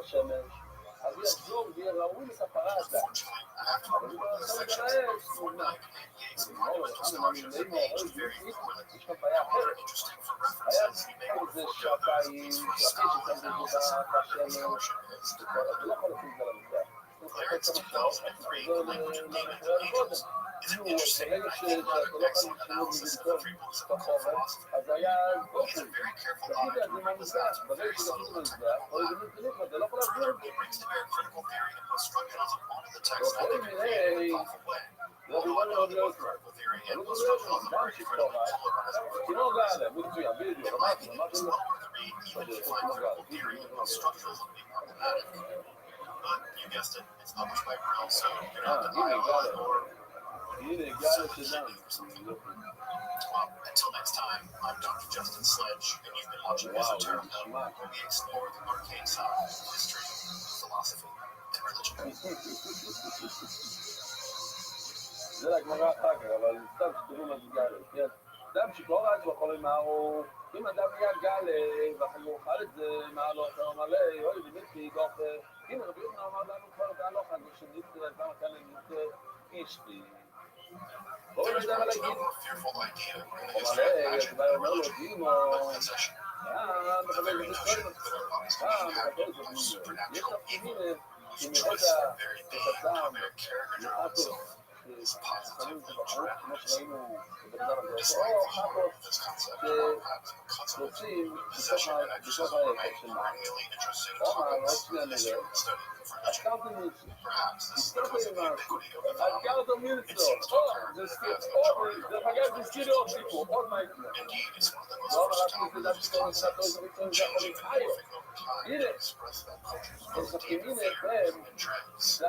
Even our contemporary, allegedly secular period, the text of the three found The Exorcist is still considered one of the most terrifying films ever produced. Indeed, a large part of our cultural conception of possession and exorcism is still primarily framed by this film. I even made the pilgrimage once upon a time to the so-called Exorcist steps in Georgetown just to sort of breathe it all in. I suspect the concept of exorcism and possession will remain as a foreign concept material. While possession and exorcism are most commonly depicted in Christian context, most are in the Catholic form, and can be exorcised. There's a long והי history על of the הכיוון concept כאילו, of Judaism גאלה, as well. In this האדם two-part זה כמו episode, גאלה, זה כמו esotericism, אפשר לקחת we're going to מיוחדת. explore the development החלק and history השני of the concepts of והחול possession and ההתפרצותי exorcism זה גם as they תמיד. occurred in the history בחג of התמיד Judaism. של From its origins in the ancient כמו Near East סיפור, to the contemporary period, cases of demonic דורו. possession and הוא חי exorcism כפתור, can למה? be viewed on זה סוג YouTube. שונה. In this לכתוב על first episode, מאיזו. we're going to trace the history of או possession and אין exorcism שם in ונתן. Judaism from its זה לא very גאלה. earliest time זה period, לכתוב על מאיזו, זה the first משהו centuries of the שאפשר Common Era. להשליט. In the next משהו episode, מביא. we'll trace the development of these concepts and the rise of rabbinic Judaism כאילו לא יגור. through the great fall of וגאלה demonic זה לא possessions שביל that seems to לעזור. occur in the לא, זה early לא יכול Middle להשליט Ages, כאן. through the ולא emergence of אני אומר, Catholicism, אני to אומר, the rise חי in לו, the 16th ואומר century, רוב most בעצמו terrifying אומר, form of שלא possession known in משנה. Judaism, אם יש שם פירוש אפילו בתוך הפנימי, חייב. אבל So I hope you'll join me as אוי, we הוא explore the כנראה concept לא, of הוא possession יחפש and את exorcism זה. as it למה? developed in the כי history of אותו Judaism. דבר, אותו I'm גאלה, Dr. Justin שנמצא Sledge, and פחות, welcome to אתה חייב, Esoterica, אז מה נתאים where לזה? we בפנים, explore the פחות, arcane side אפשר of ללמוד כאילו history, אחד מהשני, philosophy, כמו and ששם זה religion. ראוי, נכון שזה בפנים, זה ראוי ואתה חייב. אבל רוברט, תרצה, גם חמור, לא חמור, חמור. שוב כמו שמונה, שכובע והחולון, חיו. בואו כדי לראות, לחדש ברצונו. דם של חמור, שנהיה גאלה, Despite its foundational character, it's somewhat curious to note that the concept of possession and exorcism is basically a concept in the Hebrew זה Bible. משנה מפורשת, Indeed, שדם even של the חמור, presence of malevolent supernatural entities is hardly זה present in אסור this לכל, strata of Israelite literature, וכאילו מה... though some obscure references do appear here לא, and there. הנקודה הזו של פעימה שנייה, פעימה שאתה לא יכול להחזיק The לבד, presence and אתה לא יכול absence להביא of אותה demons בשביל and divine להביא entities in this אז very כיוון early strata שיגיע, of Israelite לא צריך literature. להגיע לצורה So stay tuned for that. של המרכיבים כאן, על המקום Indeed, at this הזה. point, not even Satan is truly evil. עומר הרגיל They לא seem to have a מרגיל, kind of גם official position in the divine בין court. לה, בין לה, Notice that when they're mentioned, they're all referred to as Hasatan. אסור שיהיה לו משהו על הבשר שלו, יעשה את הקפיצה בינו לבין המים, המים צריך לגוע In that title, the adversary means something like prosecuting attorney. It seems as if the Satan is a kind of prosecuting attorney in the divine court that indicts and prosecutes cases of divine assembly. Now, of course, the one to be prosecuted, especially before a divine court, but simply being prosecuted doesn't mean the prosecutor is involved in evil. And if we read the Hebrew Bible closely, it seems like the Satan and God are fundamentally chummy at times. Further, they're also very large and disembodied spirits who causes the entities of this strata of the Hebrew Bible. Now, they're all obsolete and obscure references to these kinds of beings, but again, they're obsolete and obscure. The general tenor of the Hebrew Bible doesn't have much to do with spiritual אז or אנחנו physical צריכים בחסות, beings. דיברתם על זה And of course, that בערב raises שבת, the היה problem כאן from the נידון. theory of אם הייתי possession צריך and לעשות exorcism. במלך תימו, If you don't have means of אמרו near אז לא. possessions, כי אז you לא don't היה need נוגע much לנו, of אבל היום כן, exorcism. השאלה למה Indeed, there are במילה only two places that come to mind that seem במלך somewhat תימו, like the concept of למה זה possession כתוב? in the Hebrew למה Bible. כתוב? The אמרו first is במלך, an מה זה evil במלך תימו? spirit from the Lord. אז Well, אמר ירושלים, במלך which יכול seems to be כיווננו. sent from God, שנראה actually שהמילה inflict a כיווננו, לא mind אכפת and לי spirit איך of תברך את Saul. המילה, אבל הנקודה זה Remember that הרבה, King לכאורה. Saul seems to be suffering from some kind of mental אלא אם health כן, episode toward the לא. end of his reign. בסוף, It נגיד might לא, have been playing זה a המחלוקת part, בין but NBY David seems to calm him down. בוא נראה. Only there are some circumstances where even that doesn't seem to work. And Saul אבל לא flies into נערכים violent לא. fits and attacks David for some reason. אז עוד פעם. And the other is a so-called Right? lying אנחנו spirit, or חושבים the שיש spirit of המון deception, המון מלח, or שזה Shekinah, מהות שנראה מה זה בדיוק. which seems to לא, volunteer before the תירגע, divine תמלח. council תמלח to be בדיוק. sent into the mouths of כאילו, various כאילו, לא prophets זה in order to מלח, send לא King כל כך Ahab קצת, to his doom. כאילו, שרוב This אולי, you know of Ahab, I think, at the end קצת of First מלח. Kings around chapter אבל לא 22, עם במלח. where אתה שואל את God הגימור, actually wants to have King עלינו Ahab חושבים killed שזה and לא sent a מלח, lying brother שופט into the קצת mouths מים. of the various אבל אין prophets לו in order to מלח, give לא, him לא, לא. false זה צריך להיות prophecies בתוך so מלח, that he זה would צריך go to להיות battle מלח, לא and מי finally מלח. die. This is וצריך somewhat of a מלח, עוד מלח counterintelligence שאינו ship שיבץ. program from the מלח heavens. שצריך כל It's very יום. odd, however, that God would in fact use deception in order to get a king killed or something kind of זה משהו כזה. CIA about all this. שופט זה שוב. Regardless of the spiritual cloak and dagger business and all this, you'll notice what's interesting about both of היה these מוציא stories. את המלח על החוק. In both of these accounts, the יש evil מלח spirit שלא actually ככה, יש sent מלח from שאתה God. צריך It doesn't להביא, undermine לא כל an יום. independent זה שאנחנו existence אומרים, on לא its יודעים own. קורה. הנקודה של מלבון זה מלח דק. אולי שמלבון של מלח דומה שני במלח פיצורים. מה אני שואל את הבוי זה כאילו מתוך הקרקע שצריכים להסביר את זה משם, אז זה לא קצת שווה. אבל לא יודע טקטי. אבל כל שוב, אם אין לך מלח דומה, אז תגידי משהו אחר. ואז זה מכל מקום. אז לומדים מכאן כמה דברים. בבוי זה טקטי מכל מקום. מה זה מכל מקום? חוץ לארץ. טקטי, רפים בשעת. לא יודע, להגיד, אפילו בתרומו, אפילו שהמלח, אפשר לטמות מלח, יכול להיות המלח יכול להיות המלח? This writer is very strongly on the monotheistic scale of things.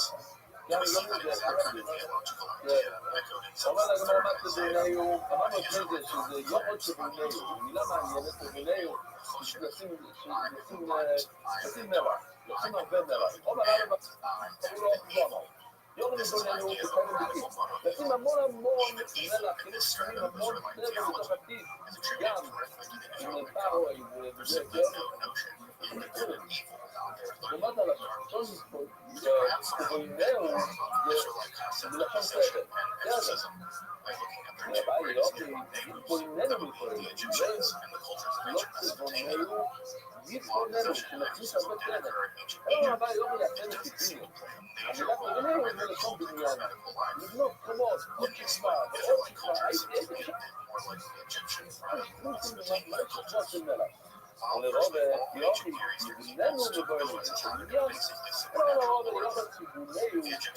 מה ציבוננו, אבל מה שיופי ייתו ביתם קיבינו.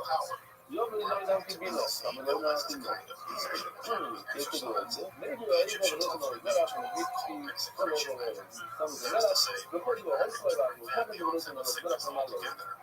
בעיה לכן הגיעו גם שמוציא את המלח מהבשר, ככה עושים. מלח זה...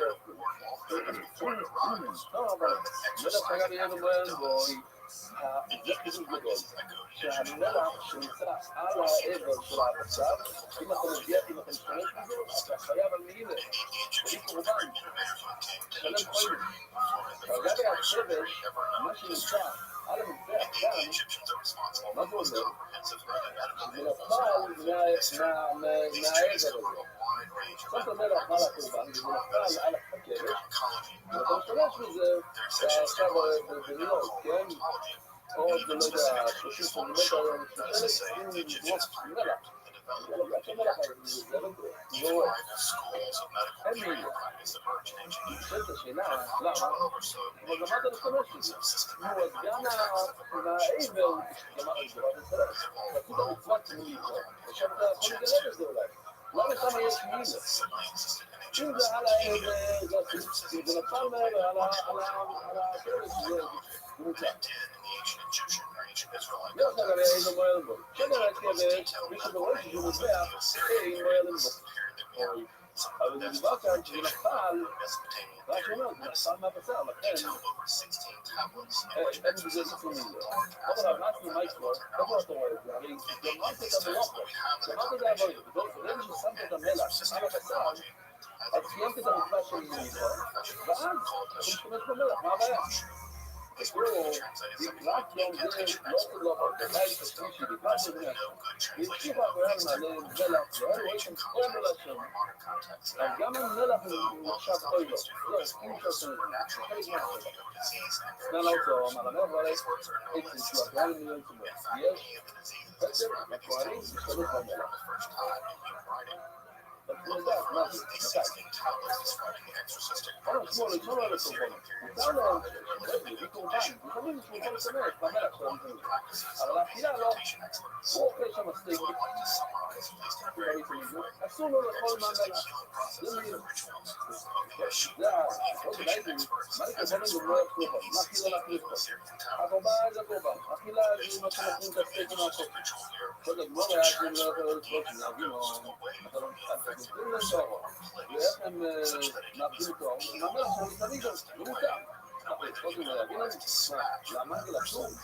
סליו, לפי הגויים, לפי מוזם את המלח ניסוי, יש שלוש הרי מי שכת המלח, במקום של המלח שלנו, ואתה להפריע את הקדוש, הוא בגוד גילה, יש לנו בגלל המקום כאן, יש כאן העימה של מלח, יש כאן שלוש מקומות, to go to the safe ויש גם המלח, יש גם כמו נקודות שמפורט, שהיו מוצמורות. כלומר, במלח של הוויטמינות, הכל לוקח תואר הפרטי שלו, שעכשיו קיבל מהבהמה, מהקורבן, זה שלו, הוא משתמש במוצרים של הוויטמינות, זה לא מילה. אבל הכבש, יש לו מרוזיינות, זה לא יקרה, זה שונות רק קודם בלבוינו. יש ערימה של מלח פעם על למעלה, כמו שראינו בקריטור, שלוקחים המלח יכולים להתקשת מוצאים, אבל לא בונה, והכל יהיה. זה דבר מעניין מאוד. זה נשמע לראות המעניין. שמים מלח על הכתוב זה ביטחון. איפה שמים את המלח? לא מעניין. כאן. אחר כך יורדים למטה ושמים את זה כאן, על המזרח הזה. מה קורה כאן? הכי זורמים כאן, זה מעניין. מכיר? בואי מה, אבל לא עבור בפרק גבול של המזרח, יהיה זמן רגבת. בואי מזרח הכי להיות כבר. לא הבנתי איך נמצאת המזרח הכי צורי שאתה עושה הפקרה על המזרח. חדריבי. בואי מה, הרביט על הפרק שלו נשלח ופרקם על דברים. אבל המזרח הוא ללמוד עם דובל לובד. לא שואל ככה. כאן שאני משהו ללמוד. אתה לא צריך לעלות עד בכאן. תיקח מכאן. אבל כל הוא צריך לעשות. קודם זה מלך הלכה. כאן זה נקי. למעלה זה נקי, כאן זה לא נקי. זה מלא דם של כל מיני קורבנות. לא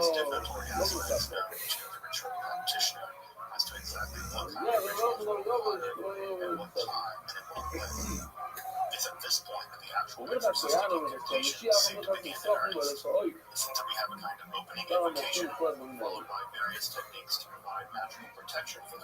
אז ככה למה הבשר שהוא הכי נופל למה הוא לא משתמש אבל אמר לך בוא לא נחיל את כובו לא, ודאי שמותר לא להשתמש בקצת מלח מהוויטמינות ויכול את הקורבן את החתיכות של הקורבן את הסטייקים של הקורבן שמותר קונים לאכול מה אלא, הכי לא תקולי מביא סנדוויץ' מהבית זה לא להשתמש במלח של הוויטמינות עכשיו קחו לשיטה מגעו אוסם עשו להכניס את האחים אבל אני אומר, אף הגעה, אז גם אמרנו, שיש מקולים, מקולים מאוד כדי שתלכו את הסויפה. יש הלכה, הנה עוד דבר שלא ידענו. לאכול את הסטייקים של הביטה. תמיד זאת, הוא יכול על הסויפה. לא, אל תוכל לשתף, ממש רעב, כמו דיאטה ואת ה...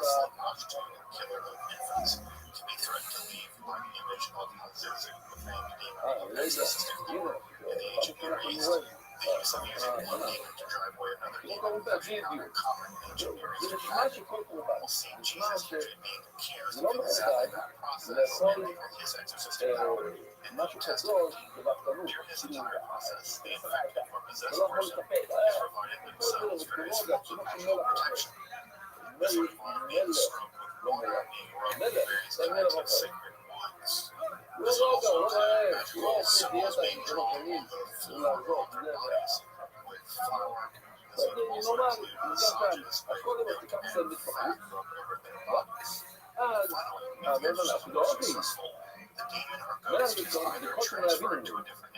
אז עוד פעם, מה קורה כאן? קודם כל צריכים לדעת פה. ומה שכתוב גם בזמור, אם יש יהודים מוסלמים בתחום בשביל אחרי זה הסויבה, הנקודה הזה, שהוא אוכל בחוץ ולסמיד לו. לא בלבד לסמיד לו, אבל לא להכניס, אסור להכניס סכומים לעזור. אז כמה דברים גם, יש אחרי שסומרים שקצ'ר מותר להכניס לעזור. לא קצ'ר, אבל למשל, בוא נגיד שאתה אוכל לשקק בקצ'ר, לא יודע פעם לזול, לא יודע מה. זה מותר, אחרי שסומרים, זה הולך ביחד, לא רק שכאן, אבל כל זכר בזה שמותר להכניס דברים, כל תבלינים, לכל את ה... אבל כאן, אנחנו לא מדברים על תבלינים, כאן אנחנו מדברים על שמותר, שהשמוארמה שהוא אוכל לפני התפילה של אשתו, זה לא קשור, לא בגלל שני, כאן הוא אוכל שוארמה שיהיה סדר, ואז הוא יאכל את הקוצ'ים, אז זה כבר, זה שיהיה דברים מחולים, זה יוכל גם להתעניין, אי אפשר להכניס כזה כול מתאבלים, לא, זה מלך בדיקות שלא הבינו לו, שזה לא מבינו. As you may have already noticed, some of these Mesopotamian exorcistic concepts actually do make their way into Israelite religion, although some are incorrect. Of course, the most obvious is the idea of the Azazel goat. This is a ritual in which the high priest of ancient Israel actually transferred the sins of the Israelites over to a goat. And this goat would be dispatched in the wilderness. There are some stories in which it's actually brought down a mountain. But the idea here of transferring sin or evil or infection to an animal and then killing that animal, we find it, of course, in ancient Mesopotamia. But we see it also here even incorporated as symbol in ancient Israelite religious practices as well. The other important concept Judeo-Buddhist is the idea that places can be infected with demonic powers as well.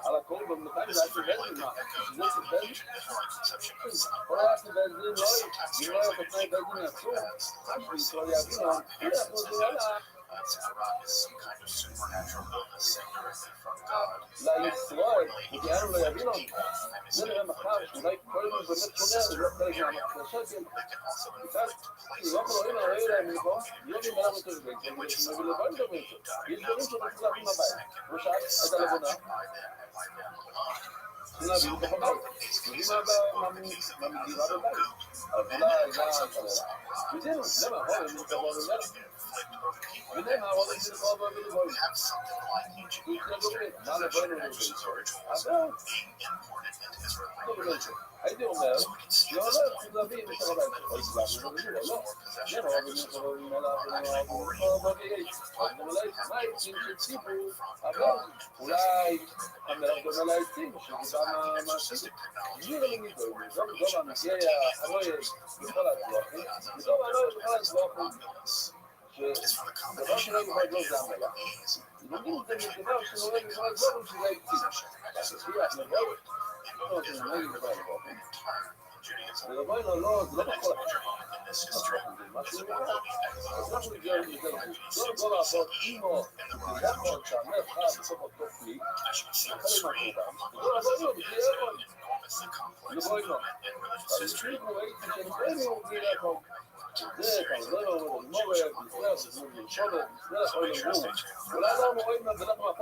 First, this is episode is the account which belongs to certain the origins of evil, specifically the origin of evil as the kinds of creatures that we would now call demons.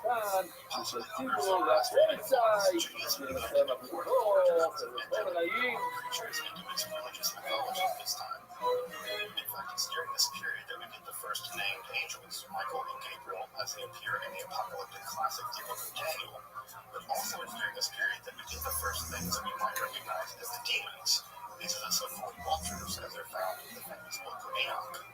As you may know, it's in the Book of Enoch that a renegade group of angels led by Shemazim, or Simyazim, or Shemazim. These various versions of the name just literally mean what one conceives of the name. Well, they decide to descend to that in order to have sex with human women.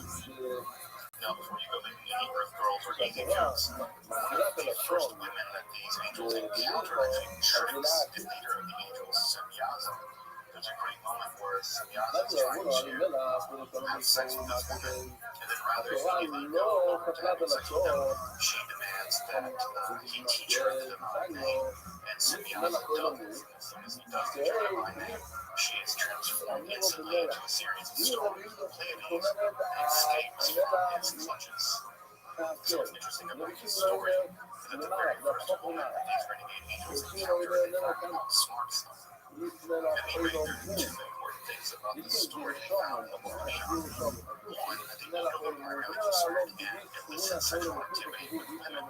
We're going to see the idea of possession and exorcism constantly use the idea of illicit sexual activity as a way of understanding what's going on between the specters that people possessing and the people that are being possessed. The second is that these angels become somewhat demonic over time. They're converted from angels into demons through a long biological process, and it's these angels slash demons which are the heart of the evil to be found in the world.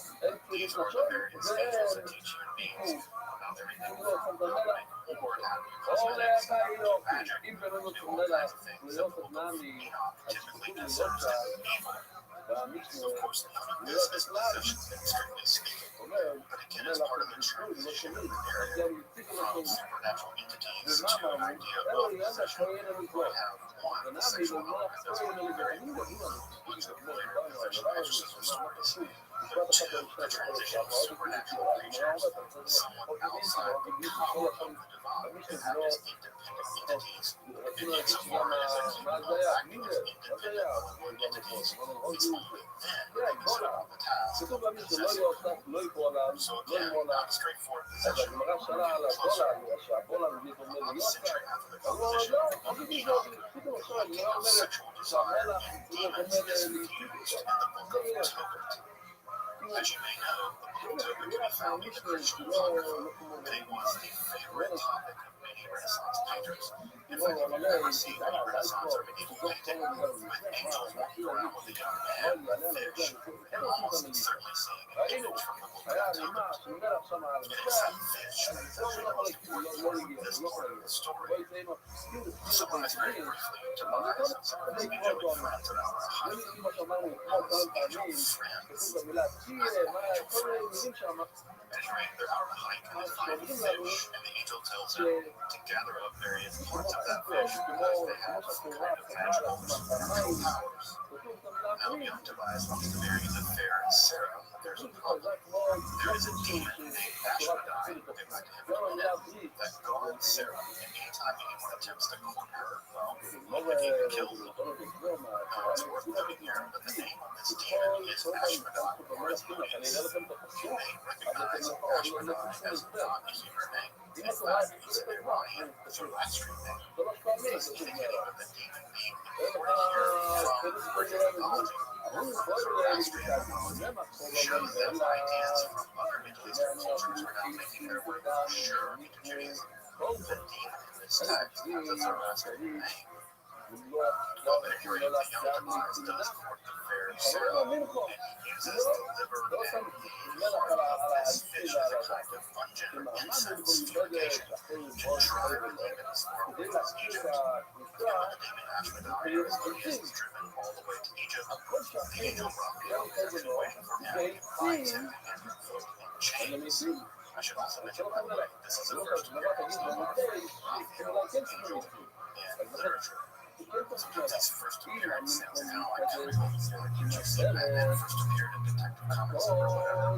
So, yeah, at any rate, Raphael's first appearance, he looked good. Now again, I know what you're thinking. This isn't strictly speaking possession. Ashmedai isn't in fact inhabiting the body of Sarah in order to make her do all kinds of terrible things. But we're all knowing it still is the case that the demon here is very carefully guarding Sarah. And there's some idea that he's guarding her for sexual reasons. Again, he's always killing her suitors. And we do have something like an exorcism ritual in which the guts of this fish are used as a kind of incense to drive them away. As we've seen, the use of incense or fumigation was already found way back in ancient Egyptian and in ancient Mesopotamian cultures as a mechanism to drive away evil spirits. And of course, the use of incense and fumigation remain all the way to this day a way of purifying or driving away evil. So it's important that we see that the structure of the basic exorcism possession cycle is already present in the book of Tobit, even if Asmodeus isn't physically or spiritually inhabiting the body of Sarah. Indeed, to my knowledge, it's not until the turn of the Common Era that we begin to see classic exorcism cases in which a supernatural evil entity enters into the body of a person, only to be driven out by a ritual expert. It is to those cases that we finally turn to now. Indeed, if evidence is scanned for possession and exorcism prior to the turn of the Common Era, it is simply profuse in the first few centuries of the Common Era. And we can see this phenomenon largely attested in the Jewish context in the first few centuries of the Common Era, specifically in the sectarian documents of the Dead Sea Scrolls, in the writings of the philosopher Philo of Alexandria, and the exorcistic rituals performed by the famed Jesus of Nazareth, and in the writings of the Jewish historian Josephus. So I turn my attention to these four examples of possession and exorcism, as they represent basically the entirety of the literature that survives from this period of the subject. And now, different way of the rabbinic period, starting to say around 200 of the Common Era, that is where we'll start the next episode. The earliest exorcistic texts that we seem to have from the Jewish context at this time are found among the Dead Sea Scrolls. The Dead Sea Scrolls, as you may know, represent the library and writings of a group of sectarians that call themselves the Yachad, primarily called by outsiders the Essenes, although in fact the connection between these so-called Essenes and the Yachad that produced the scrolls as we have them is still a bit contentious. The writers of the Dead Sea Scrolls, or the Yachad, seem to have reported to the kind of protest movement against what they perceived as the corruption to be found in the Jerusalem temple. The religious attitudes are further marked by a kind of pretty extreme apocalypticism and dualism.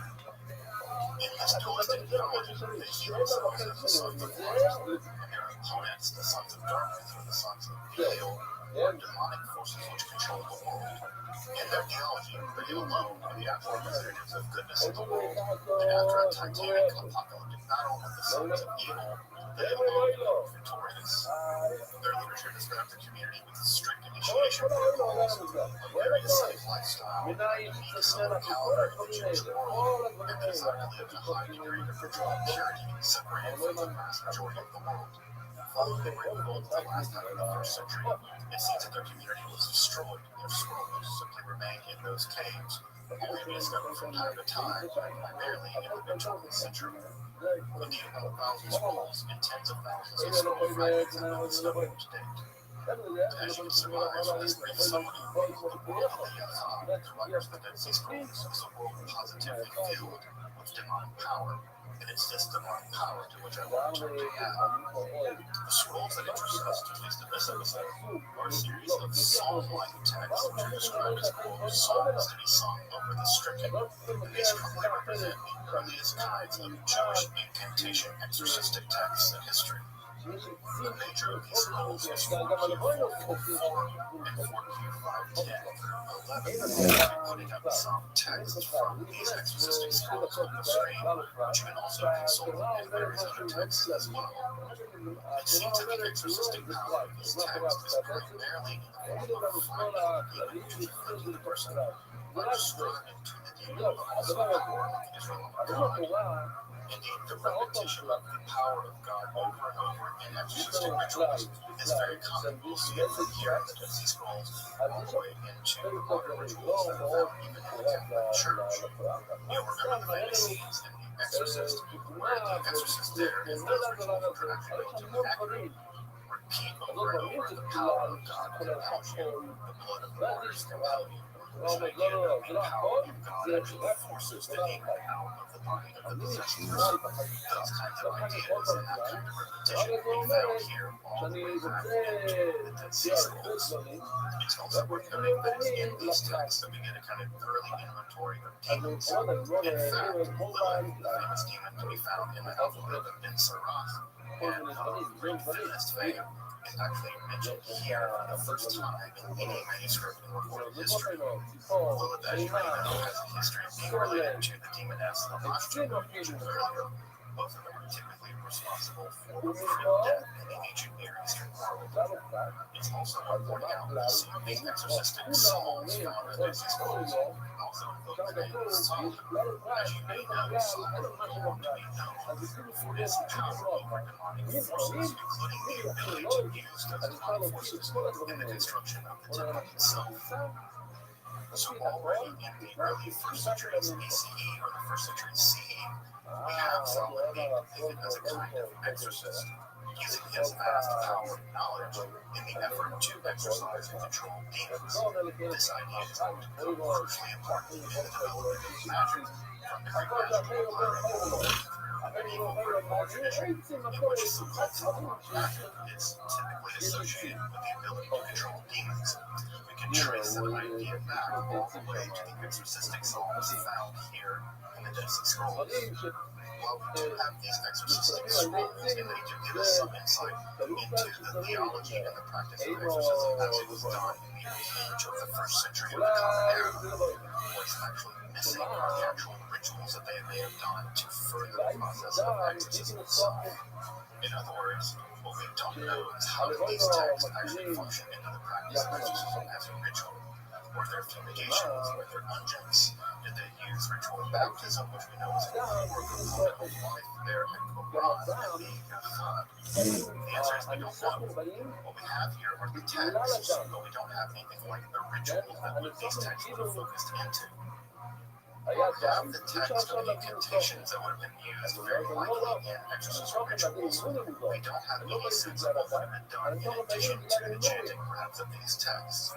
We can likely conclude that we entered into the period of possession proper, where supernatural, malevolent, evil beings are entering into the lives of human beings, and therefore need to be expelled. It is seen by the period of the Dead Sea Scrolls that possession and exorcism have certainly entered into Judaism as we would recognize them.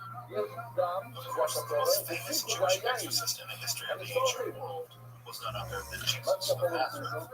Indeed, had Jesus not become the central figure in the development of Christianity, he likely would have been principally remembered as an exorcist or healer. Indeed, the Galileans is known for producing just these kinds of figures. We can think of the rabbinical figures of Chayim ben Dosa, the great miracle worker and healer found in the Mishnah, but also including the circle maker, the famous Jewish theologians of the same time period.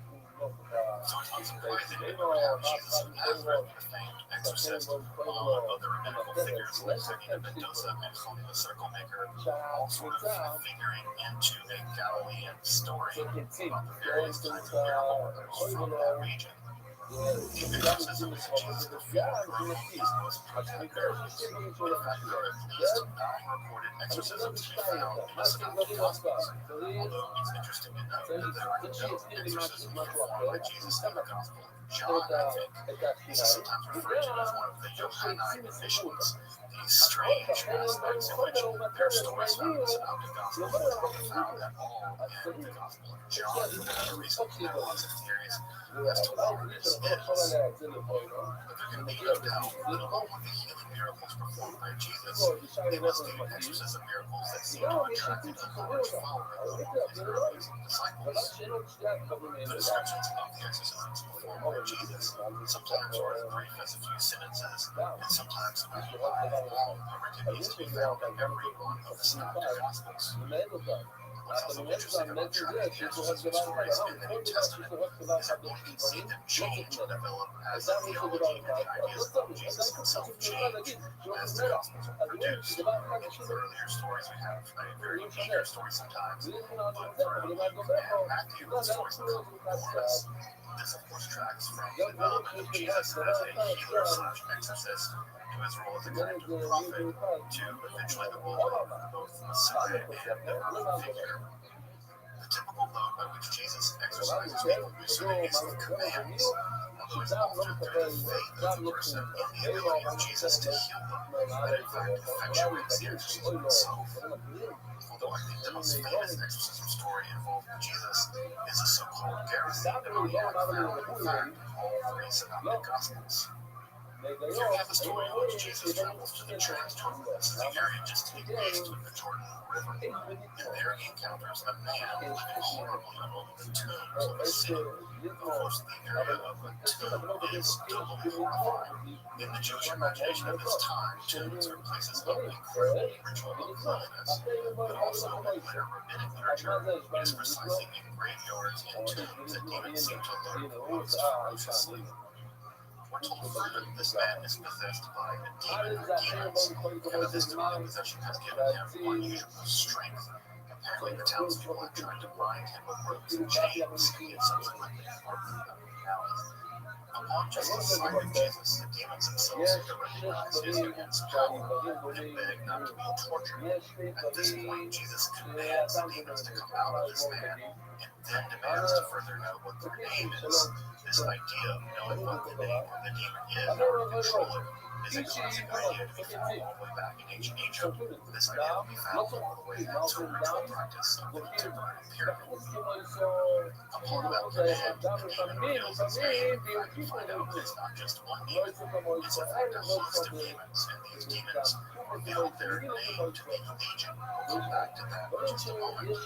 The demons then begged Jesus not to simply cast them out, specifically to cast them out into something else, in this case a herd of pigs, which once Jesus does cast them out into this unclean animal, right, this is very important. The image of the pig, of course, would have been seen as a deeply unclean animal in the Jewish imagination. Casting out an unclean demon onto an unclean animal makes sense. This also harkens back to the older Mesopotamian idea that one can transfer the demon from an inflicted person over to a different animal. Back then it was a goat, but in this story here we have them cast into pigs.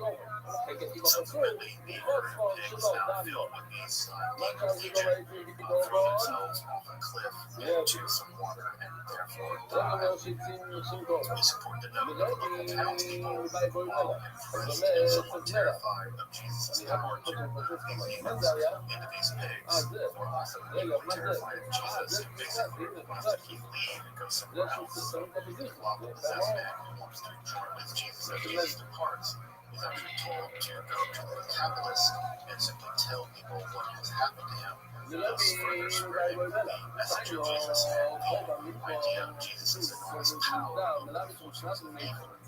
Of course, there's a great deal to unpack about this story. This is probably one of the most widely known stories of Jesus' power over evil in the New Testament.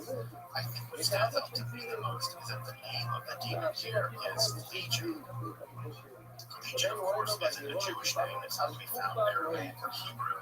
In fact, as you probably know, Legion is a unit of the Roman army. It's a basic unit of the Roman army, comprising roughly 5,000 8,000 soldiers and auxiliaries. And of course, it's worth pointing out that Judea at the time of Jesus, and certainly at the time of the writer Mark, is under brutal Roman occupation. They're literally at the cusp of a great revolt between Jewish and Roman forces. So at some level, it's hard not to miss the basically anti-colonial subtext of this story. We have a man being possessed by the Roman army, which is then cast into unclean animals, which are then thrown into the sea. It's difficult not to imagine the story is functioning basically two levels. There's a spiritual level in which Jesus, the Messiah, has the ability to control demonic evil forces and thus destroy them. But further, the idea here is that the Roman army as an occupying force is viewed by the writer of this text as a kind of evil possessing the land, which can be exercised and thus thrown out and thrown into the sea.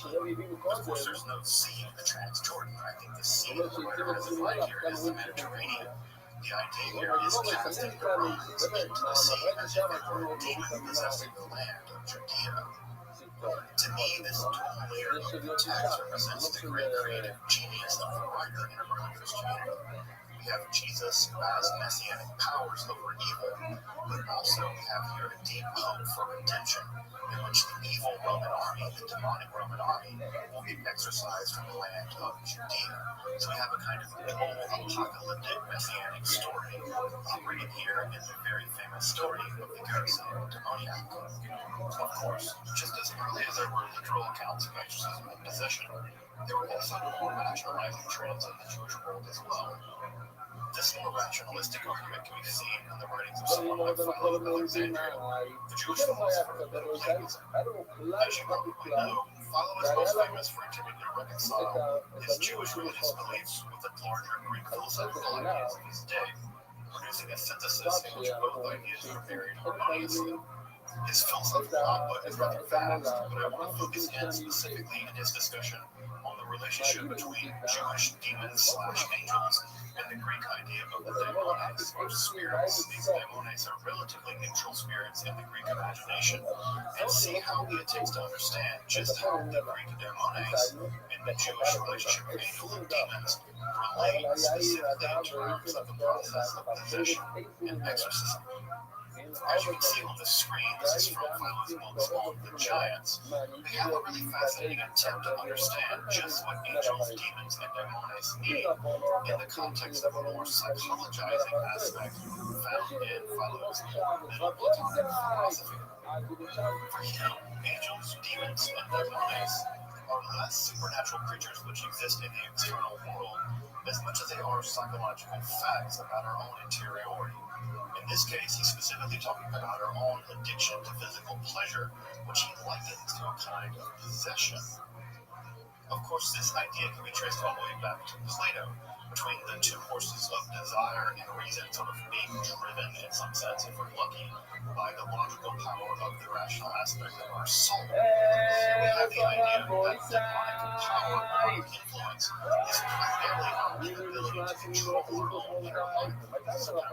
Even though we refer to ourselves these days as having inner demons, these inner demons, for Philo, were aspects about our own psychology, our own soul, the way that he would want to put it, that we must conquer in order to live a life that's actually free and properly philosophical. Philosophy here is acting as a kind of exorcism, which liberates us from the power of the demonic force over aspects of our otherwise logical souls. This whole psychological read of angels and demons strikes me as extraordinarily modern, but it's interesting to note that where Philo adopts this idea is precisely in his book on the Watchers, and it's by combining Jewish mythology of the Watchers from the Book of Enoch with the Platonic philosophy found in the ideas of people like Plato, where we get this unique synthesis of demons and psychological aspects of ourselves. Again, this idea strikes me as incredibly modern, and can even see in the works of someone like Rothschild. The idea that goetic demons are in some sense aspects of our own psychology, but the mechanisms that they're working through to liberate themselves or discover their own ability in angels. Now, it's worth pointing out at this point that Philo's psychological interpretation of angels, demons, as they are, never really proved popular with either Christians or Jews. Both Christians and Jews maintained a much more mainstream idea that it was, well, really demons that possessed you, like supernatural, nasty monsters that possessed you, not psychological desire for, like, the cute guy down the street. For them, this was really demonic entities and really angelic powers serving God or for serving the power of evil that concerned them. So the ideas of Philo never really took root in the Jewish world. In fact, they're only preserved by Christians. And even from the Christian perspective, demons remain, from an Orthodox point of view, very real creatures capable of inflicting great physical and spiritual harm. Again, they were merely psychological aspects of ourselves that we needed to use philosophy to conquer. Rather, the demonic was a representation of the world of evil, and it was through the power of God or that we were eventually conquered, not through power of philosophy or psychology. So it's hard to wait a couple of millennia until again we see a robust idea of angels and demons as being primarily psychological or psychic aspects of our own interiority. So we'll see that in a couple of millennia, Freud and Jung very much like this philonic interpretation of angels and demons that are psychological in character, one of the clearest analyses of angels and demons as actual metaphysical and supernatural entities can be found in the works of the Roman Jewish historian Josephus. Curiously, in Josephus' text, The Antiquities of the Jews, we see something like a bridge between the more psychological idea of Philo and the more straightforward idea of metaphysical entities to be found in his other text on the Great World. And this is interesting because it's Josephus attempting to understand just what was going on with the king's soul. We mentioned soul earlier, where we have this evil spirit, this Rothschild, that sent from God, that afflicts Saul and causes him to experience what we would now call something like mental illness. What's interesting in his account is that we have something like a combination of both Greek and Jewish ideas when it comes to discussing the demonic possession of Saul. Here we have the idea that there was, in fact, an evil demon possessing him, but the doctors were attempting to assuage his passions. This is a very Greek philosophical idea, and it's rather than just merely having David playing his harp and sort of music therapy to treat someone with demonic possession. Of course, this idea of treating the passions with music lines up very well with both Pythagorean and Platonic ideas of how the soul from a chaotic, anarchic, controlled over the passions, which Josephus seems to have in mind describing this concept with soul. But it's also the case that Josephus took the literal demonic possession very seriously as well. In one of his accounts, Rothschild told that this therapy, exorcism, is called very powerful among nuns in the Jewish people, and that specifically Solomon, of all the kings in the world, was given unique power over the world of the demonic, and it was through the use of this kind of Solomonic power that Jewish people specifically had the ability to expel demons. Further, Josephus' accounts have a mention of a certain Eliezer, which seems to have been one of Josephus' commanders, who actually expelled the demon in the presence of people of this nation. In this account, we have the exorcist Eliezer using both a special kind of ring, but also some kind of magical root, which manipulates the smells that root, the demons expelled from their body. In fact, you can see physical proof of this, Josephus says, by putting out a kind of bowl filled with water, and as the demon exits the body of the possessed person, that demon splits and stirs that water. You can see literally the demon leave the body. Again, allegedly, Josephus, and again, we should always take what Josephus says with somewhat of a grain of salt.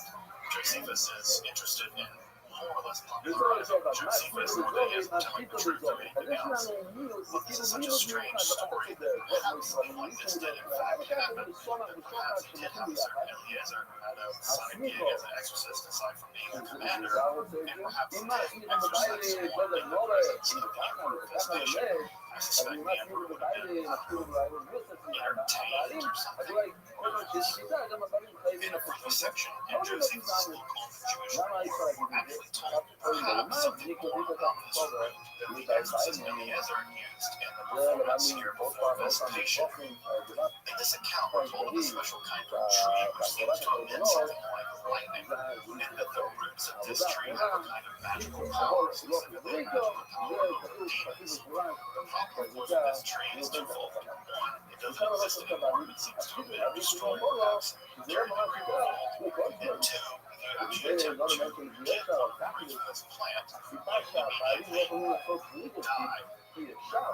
This tree, the Paras tree, which is also called the Paras, this Paras root is only able to be obtained from somewhat strange means. For instance, if one were to pour the urine of a woman or an extra blood of a woman on the root of the tree, it will allow you to grab the root and cut it off. Although you have to hold it upside down as you're carrying it, otherwise it will kill you again. Luckily, if you don't have an urine, there's another way to get that root as well. In this way, you dig a trench around the area of the root, dispose of the root, and you tie a dog leash to the root. And as you're attempting to walk away, the dog will start chasing you as well, thus dislodging the root and, well, killing the dog.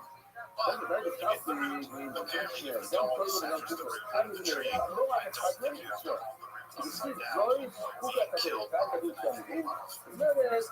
Now, what's important about this Paras root, especially after it will kill you and it doesn't exist anymore, is that when used in exorcisms, it seems like this Paras root is exactly the kind of root that was used by the commander Eliezer during the exorcism before he entered this patient.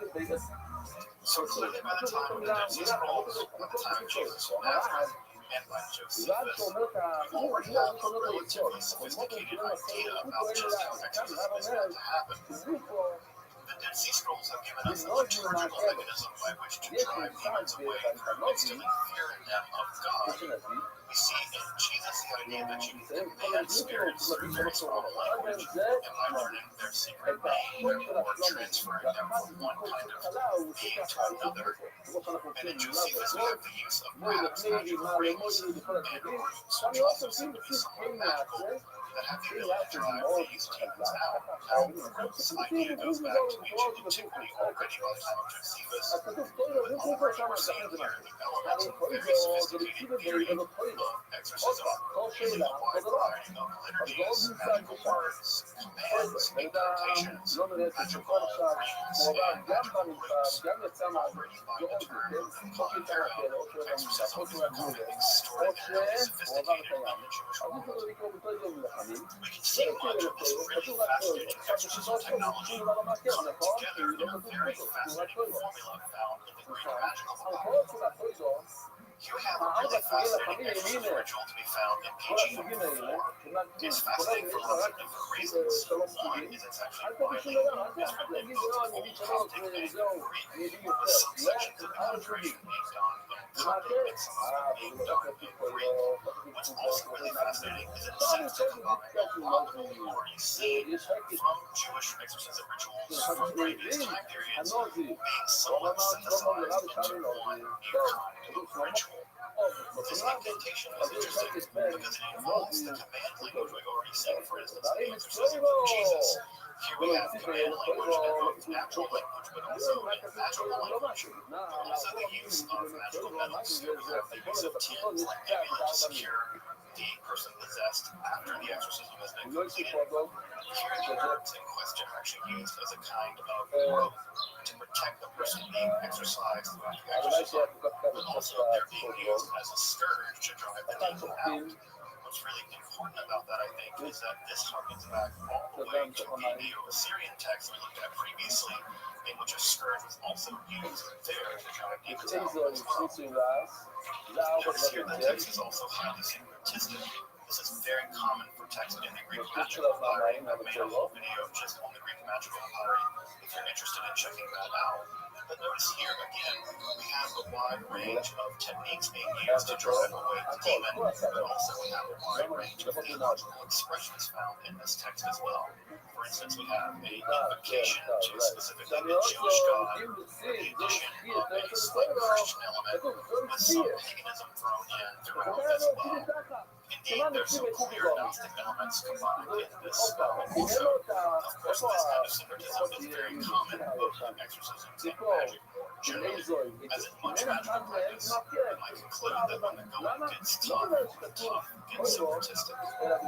So what's fascinating about this ritual is what we've seen in the development of Jewish exorcism rituals in the past several hundred years are in some sense melded together in this incantation found in the Greek magical papyri. And in fact, I think this incantation is probably a window into how common exorcisms are performed on the day-to-day. So exercise day-to-day in Miami. And we see that all these elements get combined in this text of the Greek magical papyrus. What's fascinating by putting the Greek magical papyrus into conversation with other texts that we've seen from Josephus, the Dead Sea Scrolls, and Jesus of Nazareth is that this Greek magical papyrus gives us a window into a wide range of exorcistic procedures, from common everyday people seeking relief from suffering all the way up to very wealthy upper class people also can be afflicted with these kinds of demonic possessions. In this episode, we covered the development of the concept of possession exorcism in Israeli religion and Judaism over the course of about 800 to 1,000 years, from the earliest periods of the Hebrew Bible all the way to the early years of the Common Era. In the next episode, we're going to shift from medieval Judaism proper, and it's there we're going to see interesting developments in anti-demon technology. We're going to find some exorcisms that were otherwise lost for nearly 1,000 years. Accounts of possessed structures. In fact, we look at an account of a possessed well, where one spirit even warns the rabbis, look, that might be an evil spirit, but there's an even worse spirit over there in that well. If you don't let me live there, well, they're going to let this other evil spirit live there. So they have to figure out how to drive the evil spirit out of this possessed well. And of course, we'll spend a lot of time looking at the development of the Kabbalah. It's incredibly innovative and interesting demonology, and how that demonology would spawn the most fearful form of possession in all of modern contemporary Judaism. Though let's not let the demon get all the attention here. What's interesting about the Kabbalah is it also introduces a form of voluntary beneficent possession. In this voluntary beneficent form of possession, a person can actually undergo what is called evil or spiritual pregnancy, the opposite of evil or kabbalah, clinging or the evil dead, in which the soul of the person can actually be unified with the soul of a deceased righteous person in order to gain spiritual strength, and that spiritual strength can elevate you beyond your normal ability to resist sin.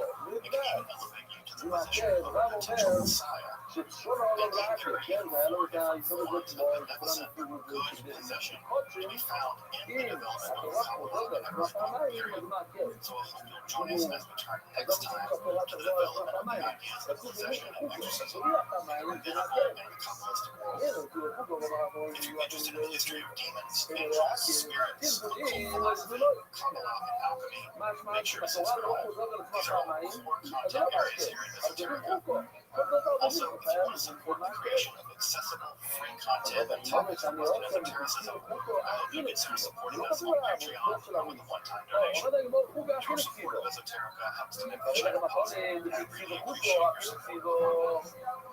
אתה I אומר thought I'd לי mention some of the texts that I משהו found מחוקה, useful in כתוב preparing על this על episode, האכילה, אז זה although I'm לא going to hold off מעכב reading the את text specifically הבוידו. on Kabbalah אני and מאמין Dybbuk שיש for כל the מה next שזה זה. episode. So if you're interested in that קיבל לך material, 12 make sure to לחיים check out the end of that episode אנחנו for בשביל זה, אנחנו books and חושבים את references זה. to that בזיקים material על as זה, well. מה בזיקים?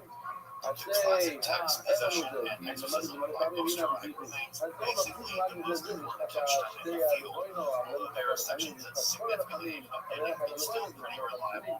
And if you're interested נו, in אז the רואים שגם cultural, בבוידו, גם spiritual, בגבולים, and זה religious שם dimensions אלו, of the ברגע concepts שכתיבה, of possession and exorcism, that's where I'd start. לא.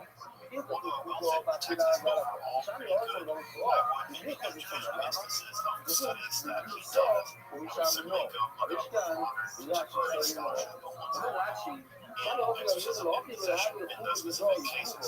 For instance, I know a ton more about exorcism and possession in the ancient Near East world and the ancient Egyptian world than he did when he wrote that book. So those sections specifically are quite thin. So again, I would really recommend checking his work against your contemporary scholarship, but it's certainly a great place to start. If you're interested in Egyptian magic, specifically the magic around consecration and exorcisms that I mentioned earlier in the video, the standard text here is Baruch's text, ancient Egyptian magical text. It's a little bit difficult to find, and when you find it, it can be a little expensive, although I think that there are copies online at archive.org that are in the public domain, although I'm not quite sure about that. This handy, relatively short book contains a wide range of different spells that have been recovered and translated from ancient Egyptian and translated with a high degree of scholarly precision. If really wonderful to see the ancient Egyptian words that you can look on with use of the fire along with the text. So this text is very, very reliable in terms of its translation. This little volume is fantastic for the range of spells that it contains, including many exorcistic style execution spells that it discussed earlier in the episode. I think my favorite spell is for pulsing a kind of evil dead entity with its face upside down. Sounds positive, isn't it? You can read that spell in the book as well. So this text is really wonderful, although I do think it will need updating at some point very soon. This is especially given the great leaps and bounds made in Egyptian demonology.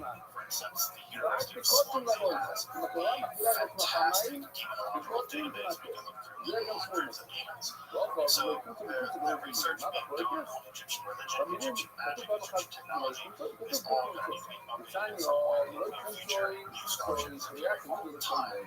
Although I will say that this text remains reliable and remains a fascinating read, especially if you're interested in Egyptian magic. My favorite introduction to Mesopotamian religion is by far Ivan Rothschild's Ancient Mesopotamian Religion. It is a small volume, relatively easy to get, not terribly expensive, but it is a no-nonsense, no-fluff introduction to ancient Mesopotamian religion, from gods to magic to medicine to afterlife, everything. It is a wonderful text and very accessible in terms of writing style and in terms of enormous clarity in the content that he provides. So again, I would really recommend picking up this book if you're interested in ancient Mesopotamian religion, magic, afterlife, and gods. This text is backed by careful archaeology and a very clear understanding of the text in the original language. So again, well worth picking up and well worth having on your shelf if you're a student of history, Latin magic, and religion. The first text, Jesus the Galilean Exorcist, is a single best study on this aspect of Jesus' life and ministry in English that I know of. She does an amazing job analyzing the various accounts of exorcisms performed by Jesus in the various Gospels. it does a really, really solid job of locating the language and the process of those exorcisms in their social and historical context there in first century Judea. And I think by understanding Jesus primarily as an exorcist and a healer first, and as a prophet and a Messiah second, we actually get closer to understanding the historical Jesus as a person in his ministry. So I really recommend checking out Whitmer's book here, because it gives glimpse onto Jesus, how I think he would have been remembered had he not become the Messiah of Christianity. So again, Whitmer's text, Jesus, the Galilean Exorcist, highly recommended. Really fantastic text. Really putting this aspect of Jesus' life and work into historical and religious context. So again, I hope you'll join me next time as we turn from rabbinic Judaism to the Kabbalah, to the rise of the demonic and spiritual form of possession in the Lord that lifts the soul into the realm of the righteous. Until next time, I'm Dr. Justin Sledge, and you've been watching Esoterica, where we explore the arcane side of history, philosophy, and religion. שניהם מלאים סוילס. שניהם מלאים סוילס, מה זה? שגם הכלי הזה מלא סוילס. גם הכלי הזה מלא יבש. אז חידוש שם. ואנחנו לומדים שם המשול, זה רק פעם אחת שמילאו את זה שם במילואים, מילאו את זה. אבל לא זאת, זה כל דבר קרות, בעצם זה שהתורה חוזרת עצמה, זה פעם, מה התורה חוזרת עצמה? אז אפשר כן ללמוד ממנו לדור. אז בואו נראה שם את הפסקות שנייה. There, we saw the possession of exorcism, relatively minor concepts of ancient Israelite theology, despite being relatively ubiquitous among their neighbors. However, during the Babylonian exile, it appears that a substantial number of Zoroastrian and religious ideas were imported into Israelite theology, thus setting the ground for a substantial increase in the general supernatural ecology of ancient Israelite religion and therefore Judaism. It was a period following the Babylonian exile, starting in 586 BCE, that saw a substantial increase in the population of supernatural entities, specifically angels and demons in Israelite theology. It was around the time of the Common Era that the concept of possession and exorcism really flourished in ancient Judaism. This is attested from a wide variety of sources, from the Dead Sea Scrolls to the stories of Jesus of Nazareth in the New Testament, the philosopher Philo of Alexandria, and the Jewish Roman historian Josephus. However, following the destruction of the Jerusalem Temple and the disastrous revolt led by Bar-Kokhba, Judaism underwent a major religious pivot. Rather than being a religion centered on a single cultic site, following an elaborate system of ritual sacrifices, pilgrimage holidays, and a highly developed priestly caste, Judaism rapidly developed into several different academic schools, an elaborate literature, the typification of the home, and the emergence of a new class of religious leaders, the rabbis. Judaism would emerge from the wreckage of this period, although with a whole host of angels and demons in tow. And yet, each during the rabbinical period that entirely new forms of mysticism will appear, and with those forms of mysticism, new forms of possession and exorcism. I hope you'll join me in this episode of Esoterica as we explore the development of possession and exorcism during the rabbinical period and the rise of the Kabbalah, including the infamous case of the Gillik. I'm Dr. Justin Sledge, and welcome to Esoterica, where we explore the arcane side of history, philosophy, איפה של הבויסאי? סאטווסט. הנה תמונה מהשבתון, תראו את הגודל של המזבח. יש שם בן אדם. וגם יש שם את השלטים. מקום החטוס, מקום אוילו, למעלה, מטוס שעכשיו הגיע שבוע הבא בעזרת השם, מטוס כזה גדול, של סאטווסט. והרי הבוס שלו, נקרא לו בקרוב, וביקור של כמיים בתורה, כל זה קרוב, גילה את עצמה ולא מאחור. facing what they rightly believe is a religious extinction event.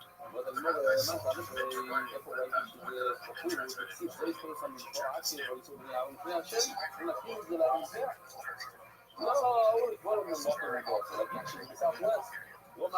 The Mishnah being redacted sometime around 200 of the Common Era, followed by the city of time of around 400. The cornerstone of rabbinical Judaism, the massive Babylonian being redacted sometime around 546. For לפני השם, מה זה לפני השם? זה צג מערבי של המזבח, אנחנו מדברים כאן על המזבח, הנה זה הפוך, מה קרה?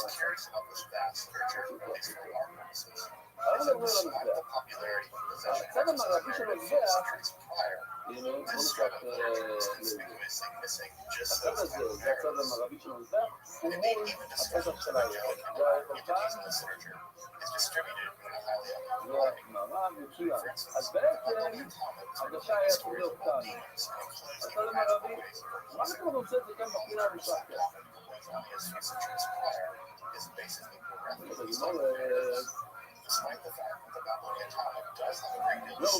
לא, אתה מסתמי המזבח.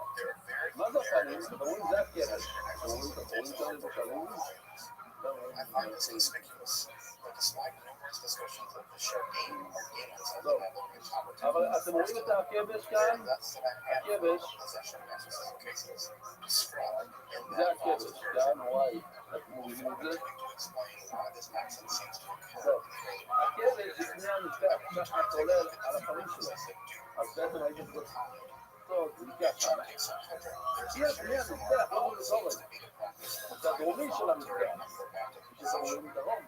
דרום וסגול שם, דרום. לא יודע השם. נו אוקיי, זה סתירה, או דרום או מערב, אתה רוצה? או עשינו פשרה. בפינה של דרום מערב. לא יודע השם, אוקיי, אני אגיד לי לגמרי זה לא. אני חושב שמושלם. אולי זה לא יודע להגיד שלא מערב שמושלם. אולי תעשה את זה לגמרי קצת מערב. או לדרום שזה. זה המדרום. זה במה, זה שתי הגשות. אתה לא יודע שהם יכולים. אתה רוצה שתי פשוטים. אתה יודע מה שאתה מפעם חבר, אתה יכול לפעם שניהם. ואיפה נקרא לעצמו, פעם חברו, לא יודע, מניתם את מה שמתאים, העצמאים לא חברו, ובכל זה אנחנו מבטאים את מה שמתאים, אז זה חבר.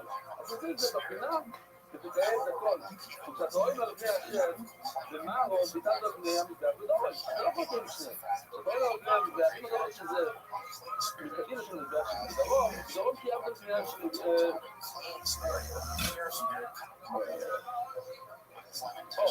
ודרום כי אבד בני השם את תגיעה שלו, אז תגיעה לשני.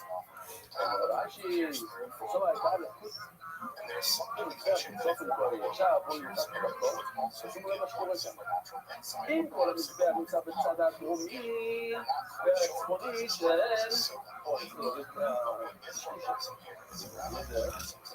הנה. כל המזבח נמצא מעל הקו האדום. האמצע של הדלת של האמון זה הקו האדום. אז עכשיו הפינה, איפה שהקטע האדום, איפה הוא נמצא, הפינה הזאת? הוא נמצא ממש במערב של... זאת אומרת מול האיפה. זה נמצא מול האיפה, הפינה מול האיפה. אם זה ככה, הוא לא מול האיפה בכלל. נכון? הוא רחוק מהאיפה. אבל כאן, הוא נמצא כאן. ממש, זה פני השם. הוא קורא אותו פשוט פני השם, הוא גם מצוין.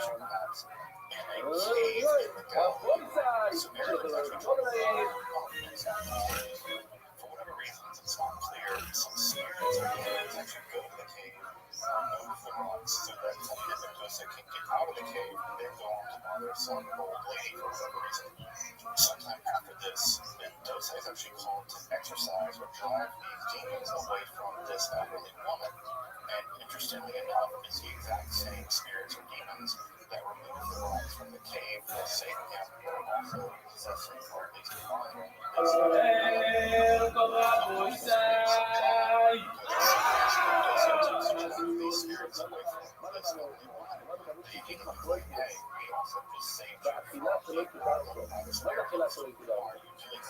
אם בן אדם מתפגר, זה שאומר שהוא יוכל את הכניסה, לא רוצה את הכניסה על המזבח, זה משהו שלא ידע אותו, לא שיוכל את זה. או הפוך, משהו שצריכים לאכול, כמו השיבה, הוא אומר שיוצאים על המזבח. לא יש פה בפיגו לו לא. אז הבנים מדברים, הכל כזה, מיד אומר, וראינו prior to handing him to האם רבי אליעזר, לראות שרוצה להגיד כבד גאולייזר או דבר?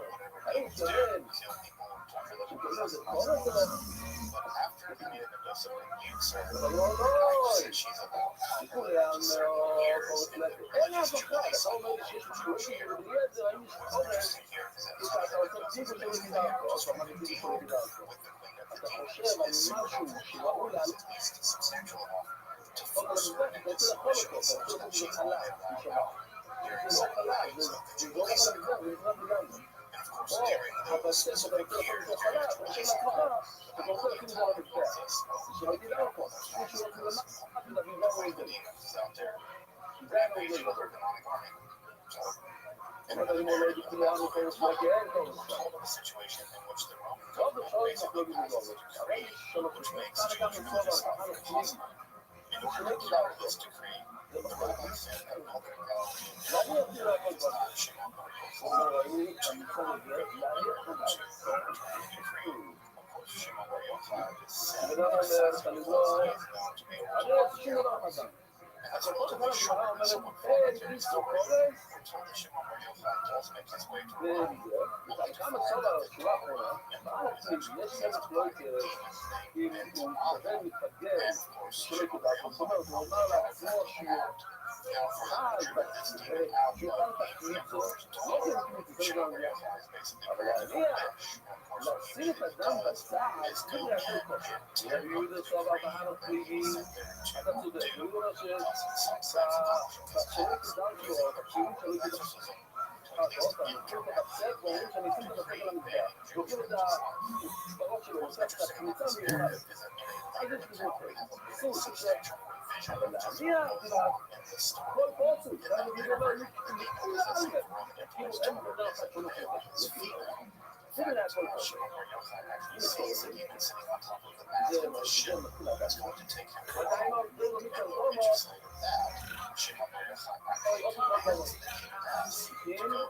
לחשוב שהוא אולי אם לחשוב לחשוב אז כמו שאמרתי לך קודם אחרי שחשוב את כל אדם הנפש הוא אומר אני אשים את זה מה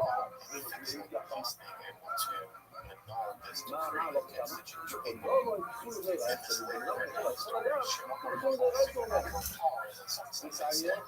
או אמר להם רבי יהודה אם הוא באמת מריח את זה כל היום, והוא שר את מחר, ודאי תתקנו את זה, מי שלא יאמין כל המוח, לא יכול, אתם לא מבינים לי שמספר את זה, וגם, ברור שלו זה חשוב. לא תראה ולא זה לימה, סוף הגיעו, וזה יכול שלו, חורם מכשירים, לא נכון, להניח את זה, להיות שלהם, זה עדיין קשה. עכשיו, מתחיל עדיין, זאת הרבי להניח לגום ולמוח ולא להכל פרצות. זאת הרבי להניח לגום ולמוח ולא להכל פרצות. האם באמת, ככה הוא קובע, אותנו, לא מיידי, כשהולכתי למשהו שהוא לא יסייד שלו, הוא לא בלי שמוע. הוא לא בלי שמוע היה מרחד, מהרוי לנתור ההוא במשהו. שלחתי לשאול, מה זה למשהו שהוא יסייד שלו, כל האחרים שיסתכלים. זאת אומרת, היה לכם לשיחות כאילו, למה לדבר לעלות, שתרים לו It's very clear that this narrative is very ואמרתי לו, ומשהו ניסוי שזה לא לשמוע. ככה לספור כל מה שיש לי לא לשמוע.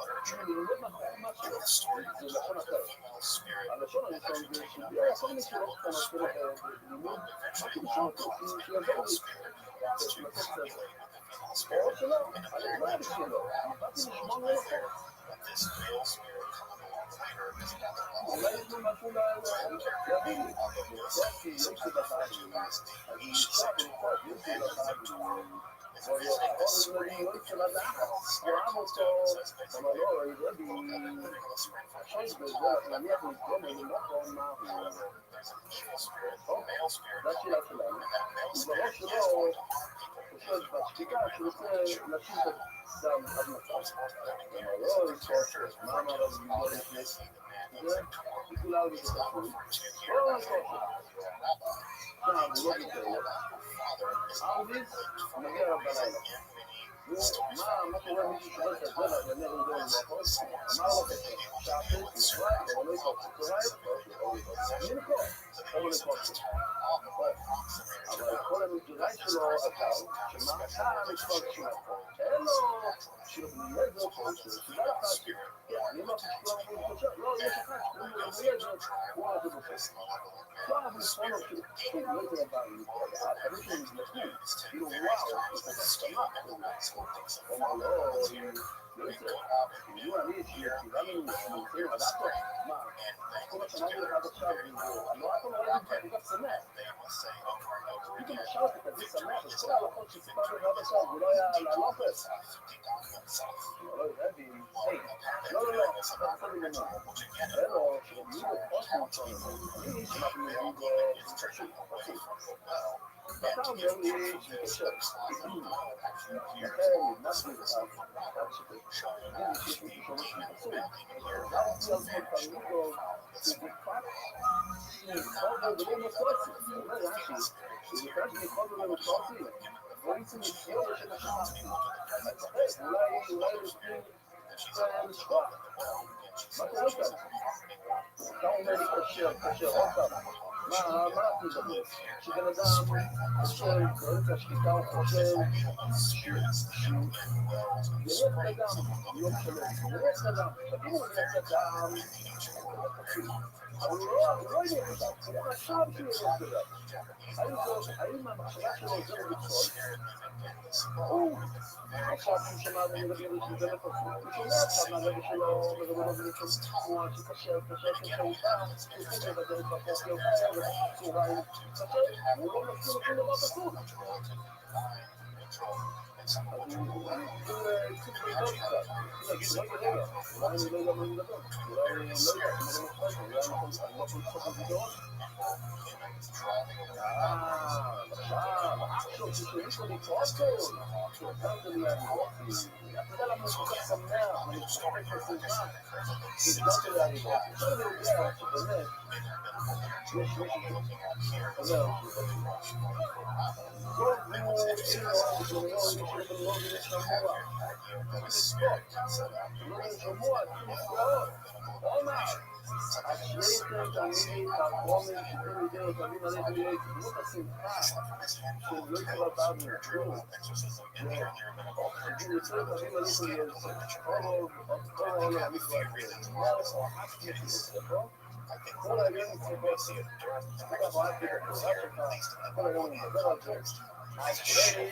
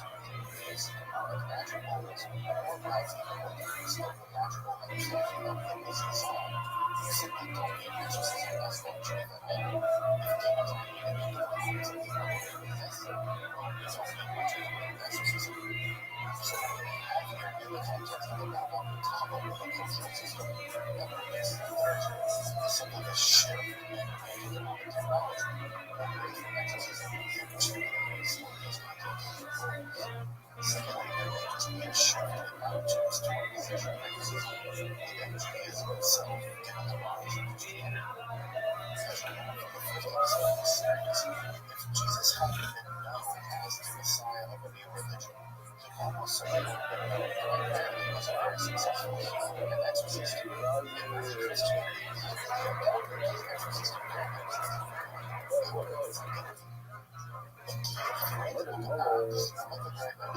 רוב הדברים של רבי זה לא של רבי לוי, רבי לוי כנראה של רבי לוי.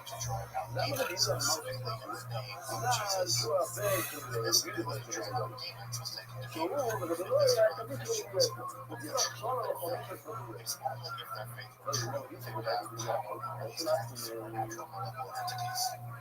It may have been the case that once Paul's exorcism became a professional practice, that Jesus moved into early Christianity, that rabbinical authority simply outsourced from his practice.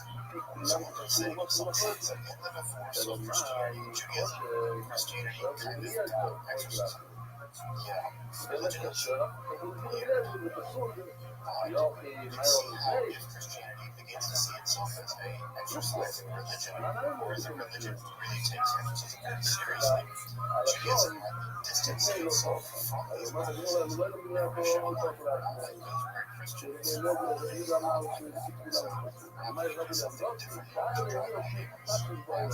other kinds of practices. At any rate, one may see that in the division perhaps of Christianity and Judaism, this faulty Christianity is going to take on the ideas of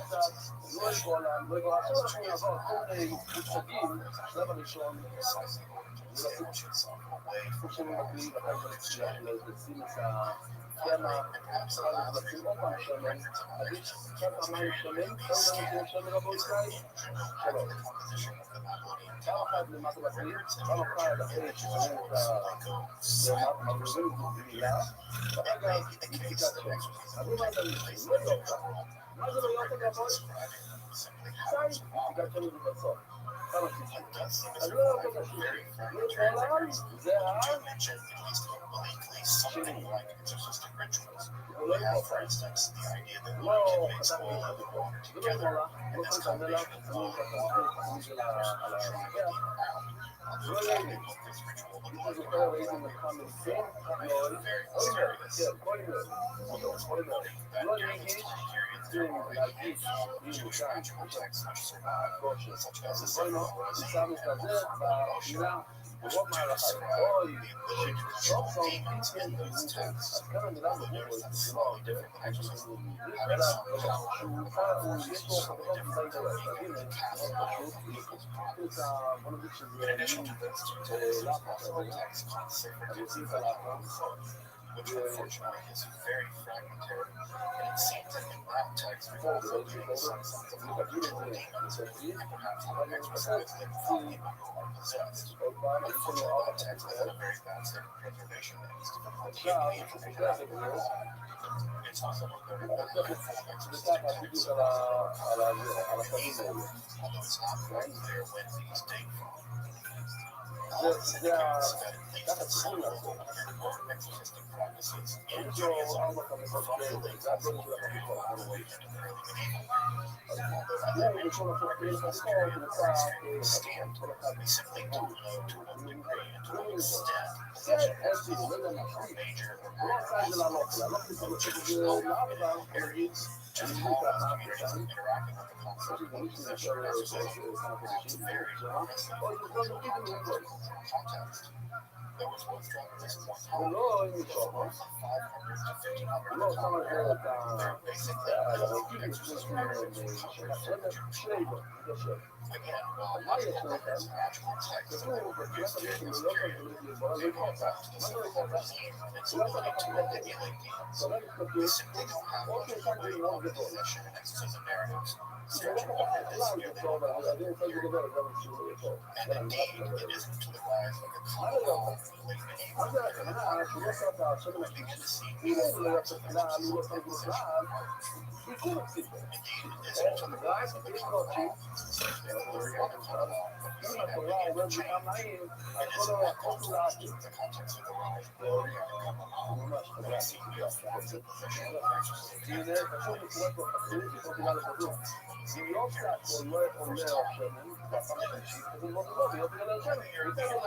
The Jewish populations in Brazil, France, Germany, and Spain. In addition to those centers of Jewish presence, the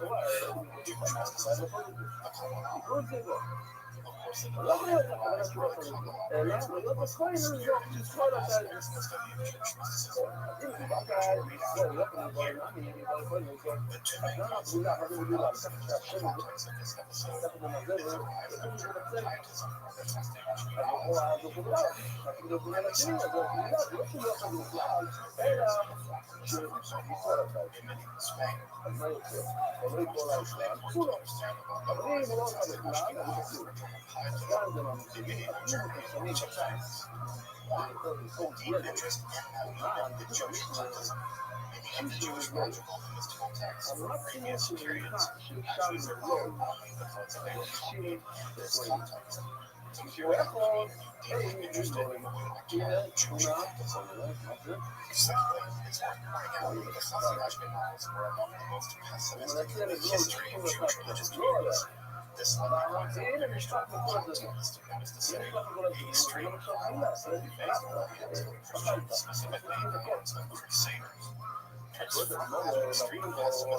למה 61 זה לא טוב? כי אין לי לא אם היה לי בנה, אני יכול להשאיר זה אז הוא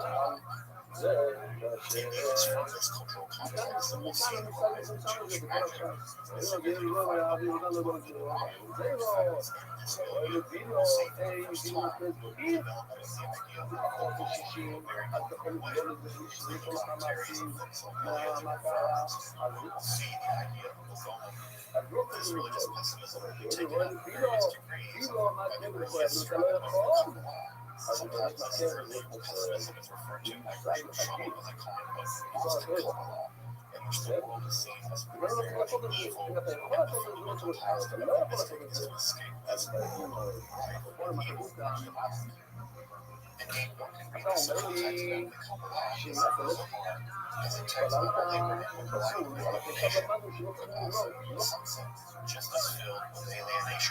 cosmic tragedy and positively filled with the Zohar is mere obsession of the divine to be found even in commentaries to what appear to be passing references of the divine. For instance, in the book of Genesis, there is a basically passing reference to a list of Edomite kings. Well, that's no mere list of Edomite kings if you're a reader of the Sefer Zohar. The Zohar is clear that list of Edomite kings comes from the theosophy of creation, pure secret systems of cosmic evil itself. Again, the Sefer Zohar, as much as it doesn't qualify abomination, is just as much a book detailing the world of darkness.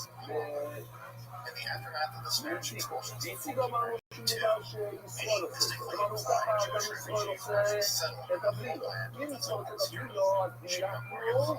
It was in this neocolonialistic milieu and spawned also fed in the 16th century European movements to be formed of the churches of the the Kabbalists with the great light, the Godhead, and the great darkness. Those certificated forms of possession narcissism evolved out of the kabbalistic concept of Kilgul, are the transmigration or reincarnation of the soul. In previous forms of Jewish mysticism, such as European mysticism, the task of the mystic was to descend into the various houses of God, until the final reincarnation thus receiving the form of divine illumination.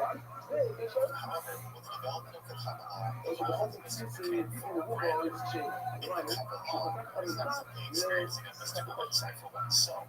Here, the role of the Kabbalah mystic is unconditional, metaphysical reparation of both the cosmos and the God.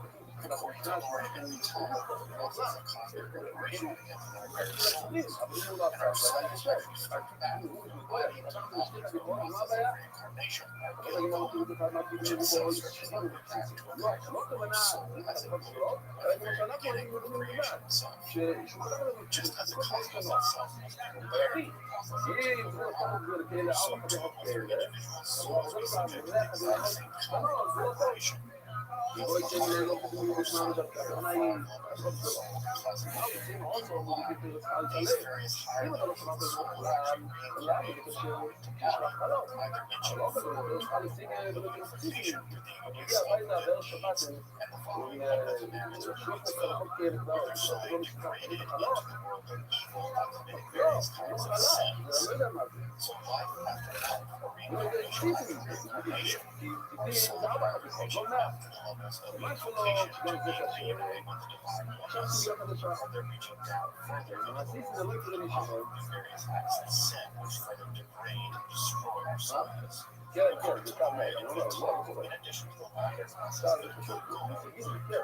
temporary states which may either hinder or promote the soul in its process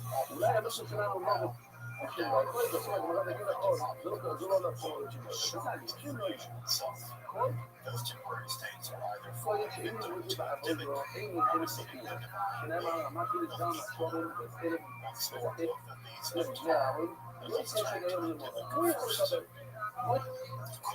This theory, acts of goodness help to restore one's soul back to the realm of divine goodness, whereas acts of evil or sin pull one's soul back into the world of evil. In order to commit enough evil, or perhaps a singularly evil deed worthy of correct or ritual excommunication, then it's possible that one's soul simply leaves the cycle of evil altogether and roams about the world, disconnected from the very cycle of reincarnation itself. Unfortunately, beings evolve from the cycle of evil is rather incredible, and one attempts to be unified in a dynamic animals and anything whole, sitting eyes. But unfortunately, because of the unholy condition of the soul, one is repulsed by anything good. So if one is unable to enter, for instance, into a home or a synagogue that is protected by the presence of a ritual scroll like one of observing Jewish homes. Further, the mutated soul becomes rather ravenous for life itself. It seems as if the condition of being separated from the body is in some sense spiritually agonizing. And because it was precisely the evil of one's life that separated one's soul from one's body, separated one's soul from the process of goal, the disembodied spirit often becomes rather vengeful and hostile, despite the fact that it craves to be reunited with the body. When these disembodied spirits are relieved from the body, they cling to that body, desperately seek not to be separated from it again. It's from this clinging that these entities get their name. They're called devek from the Hebrew devah, which means to cling or to hold on to. In fact, the modern word for devek actually comes from the exact same root, shoresh. What's crucially important to note here is that intended possession is radically different than previous forms of spiritual possession. In those previous forms of possession, it was demonic entities that were doing the possessing. In this case, rather, it's the evil dead, spirits of people who, for whatever reason in their life, committed sins so grave that they were expelled from the process of reincarnation or forced to roam around the world, seeking someone else, seeking another body to re-inhabit. Here, under the influence of the Lurian Kabbalah, there's a shift away from possession by demonic entities to possession by the evil dead. Not that evil dead, that's Kandarian demons. The Necronomicon hardly won't help you with Divics, I don't think. But notice here, right, that the possession is occurring by basically ghosts as opposed to demons. The first major and well-known possession case was publicized in February of 1571. It's usually referred to as the Falcon Limit case or the Great Event in Safed. It's known as the Falcon Limit case because it was the Rabbi Elijah Falcon the first one composed and publicized events that took place there. Though I should point out there were a couple of cases of exorcism and possession in Safed in the earlier 16th century, in which the exorcist in that case was none other than the famed jurist and Kabbalist Joseph Clark. In the Falcon Dimmick case, or the Great Event in Safed, we have a young woman she's never named who was possessed by the Dimmick of a man named Samuel Zafarki, What's interesting is that Samuel Zafarki is either a brother-in-law or uncle by marriage. It's never entirely clear to me exactly what relationship she had with this man. Though it seems from the details of the case that he died in Tripoli and lived a relatively profligate and somewhat radical lifestyle. In fact, it seems to have declared during his life that all religions were the same. Again, this idea would have been heretical, and perhaps is a condition for his soul being cut off unless the common Dybbuk. It's also worth noting that there are very strong sexual undertones to the entire Dybbuk case. This is not uncommon in many spirit possession cases. Here we have the idea that Samuel may have had some kind of inappropriate relationship with the young woman he's currently possessing. In fact, when the rabbis question him about why exactly he's possessing this woman, he says that he can do so, and it basically insinuates that he's so spiritually copulating with her. He says he can do so because her husband, well, is in Salonika, so he can kind of do what he wants. So there's definitely some very strong and not so subtle sexual undertones in the entire case here of the Falcon Dybbuk case. I've actually seen that exact same dimension, the fact that many Dybbuks will actually have a kind of sexual relationship with their host all throughout many of the early and developing stories in the Dybbuk cases as they come into the literature.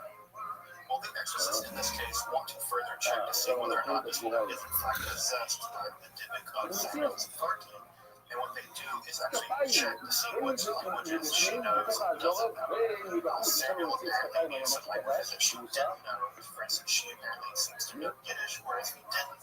But he seems to have known Turkish and other languages. And it seems that the way they vet this process is by speaking to the Dybbuk in languages that only he would know.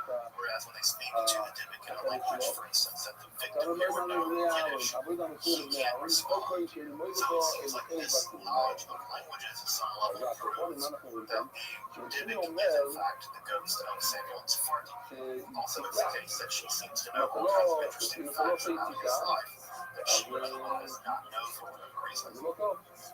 At this point, they're relatively convinced that it is in fact the ghost of the Dybbuk of Samuel Zafarki that has possessed this young woman, and they proceed with the exorcism, which primarily involves the threat of excommunication, the use of sulfur as a kind of incense, and various incantations and psalms being repeated over and over again. We're told in somewhat disturbing detail how this possessed young woman was able to breathe in large amounts of burning sulfur without ever reacting. This is an important detail that actually may come into the story here in just a moment. And you'll remember all the way back to the ancient Near East, way to the ancient Greek magical papyri, that the burning of sulfur has been long used in the history of ancient Near East exorcisms to drive out demons.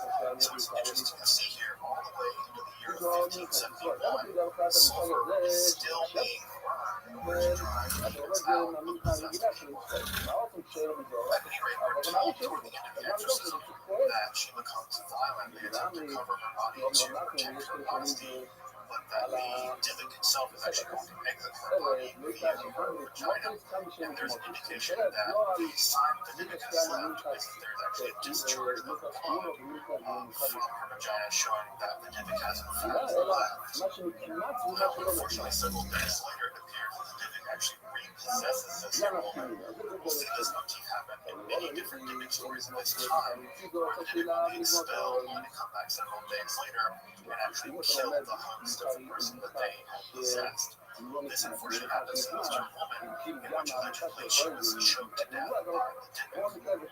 Although one may wonder, as some do, to what degree did this young woman being subjected to perhaps hours of daily burning sulfur contribute to her early demise? But at any rate, this motif, as I mentioned, of the Dybbuk being successfully exorcised only to return later is a common motif in many of these early Dybbuk exorcism stories. In the years following the Falcon Dybbuk possession case, numerous other Dybbuk stories appear, and it's in this period that Chaim Vital is appointed by Rabbi Itzhak Luria as a kind of chief exorcist in this area. If you're interested in reading the Falcon Dybbuk possession case or the other Dybbuk possession cases from this period, stay tuned toward the end of the video. I'll introduce some books which contain translations of these accounts. So take a look at those toward the end of the video.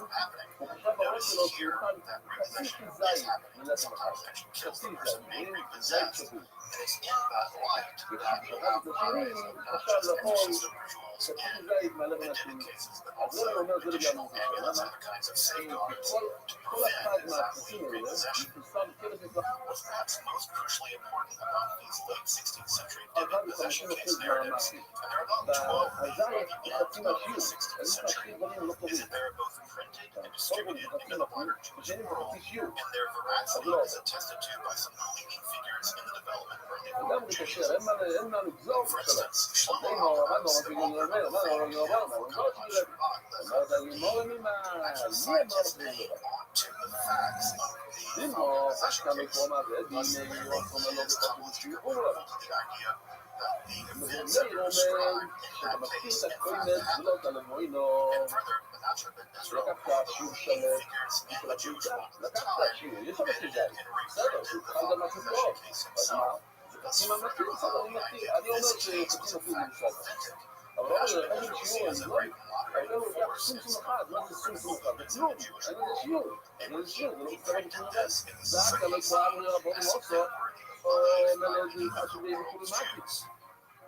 In a subsequent generation, the Rothschild Shabbat Rabbi, who lived in the great hierarchy of Arianic Kabbalah, and with those ideas of Arianic Kabbalah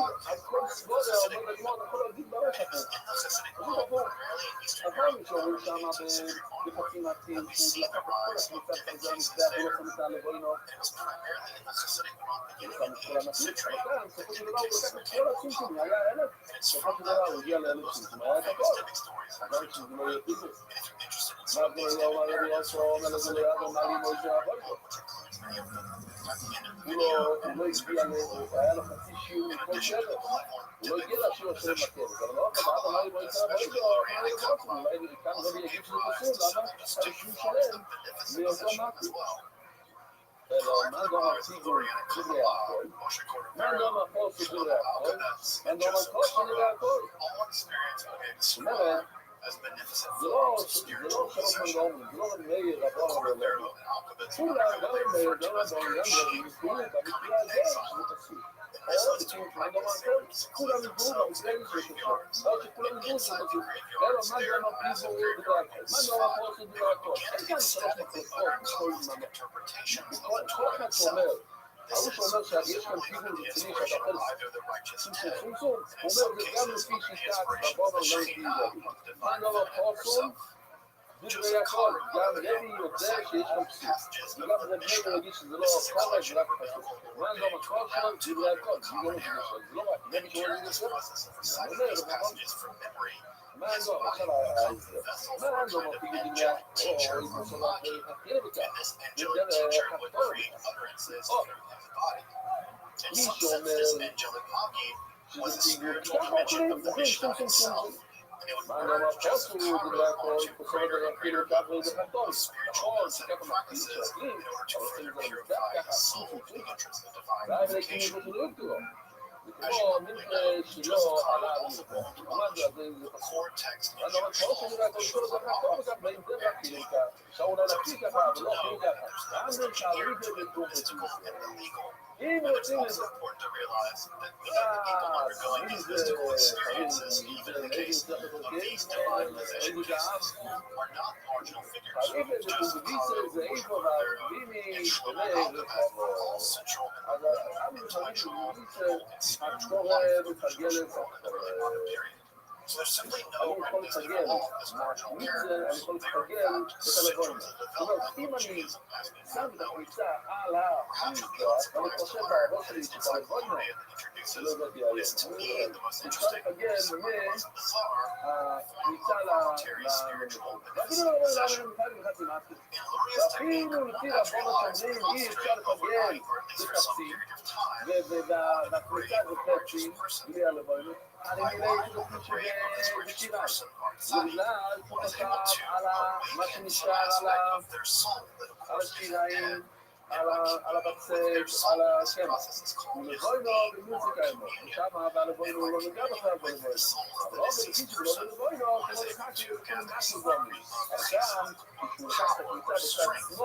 And with this chesed, one is able to, for instance, fight off a temptation or upgrade one's spiritual journey in a mystical. This technique relies on concentrating on the grave of a righteous person or deciding to gain some strength להזכיר אחד לשני, אי אפשר לחשוב מחשבה.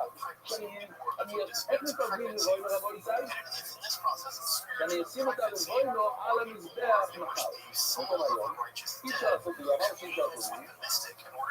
וגם נשאר לשקר את לבוא לחבר במוחו. איפה ראינו את זה? שכנסים שכבר ראינו את הסיפור הזה של שמוס, שכנסים של שמוס. It's also worth noting that the sexual connotation of this process is the idea of creating, of course, the word unifies also means that for the first time a bride and groom are together in a room by themselves after their wedding. So it's very interesting that this idea of the bride prostrate on a grave of a righteous person temporarily impregnates one, thus one becomes impregnated means temporarily with the soul of the righteous. Of course, this has a very profound homoerotic and certainly a sexual connotation to it. Of course, though, not everyone can engage in Yehudim, and everyone can engage in the process of divorce. This is observed only for those early colonists.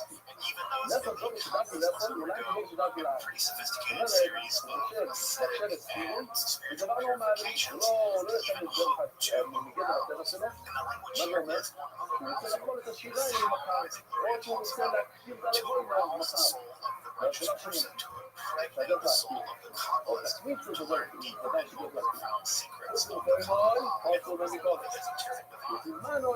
Of course, the Chaim Vital, who really develop and expand the notion of Yizudim, both in terms of explaining exactly how it works and very sophisticated ideas found in Isaac Luria's Kabbalist system, but also explaining that this technique can be done in one's home. One need not lay on the grave of the righteous in order to achieve the state of Yitzhak. Of course, all this seems to harken back to our statement by Rabbi Akiva back in the Babylonian Talmud. Remember there, he lamented the fact that people would go into graveyards and fast for having Ruach Tuvah, an unclean spirit, fall upon them, and rather than people would try to do the same thing with a pure spirit, or going to forward to lie upon them instead. It would seem Rabbi Akiva found exactly what he wished for.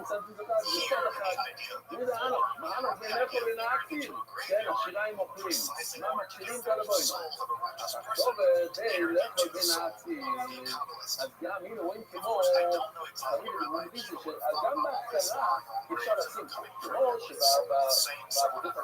So be careful what you wish for.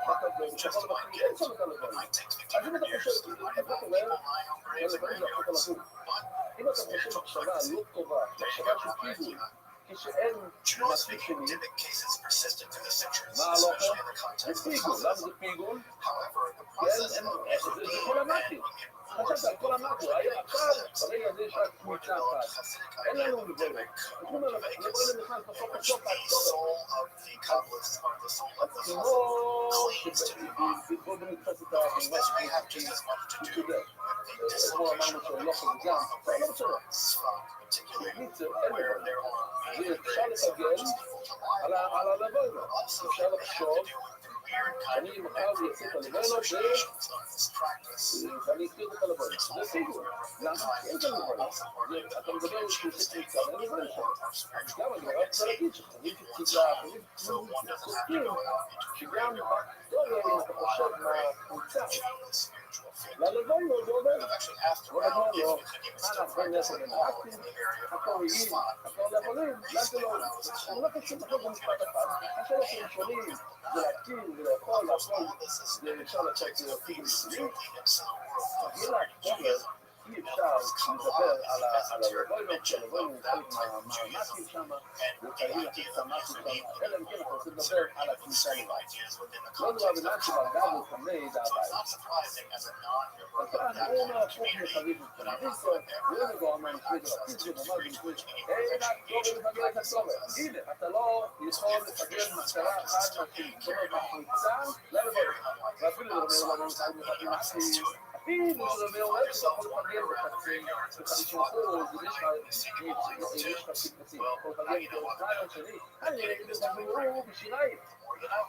וכבר נצמאתי לזה, והקבוצה מתאים את השירה, זה יודע, לוקח את הקבוצה, ואתה חושב על השירה אם נכון זה נכון, אז לפי אומר זה עובד, לפידי. אבל לא יכול להתחיל מצוות משהו בלבונו, אבל כאן אין שום קשר בין הכניסה ללבונו, כל אחד מגדיר משהו אחר. הכניסה לא מכיר את הלבונו, כי הלבונו בעצמו הוא מכיר את השיריים. אבל לפעמים זמן משהו לבונו, הוא גם לא כמובן בין אי אפשר להגיע עם ככה הם חולקים.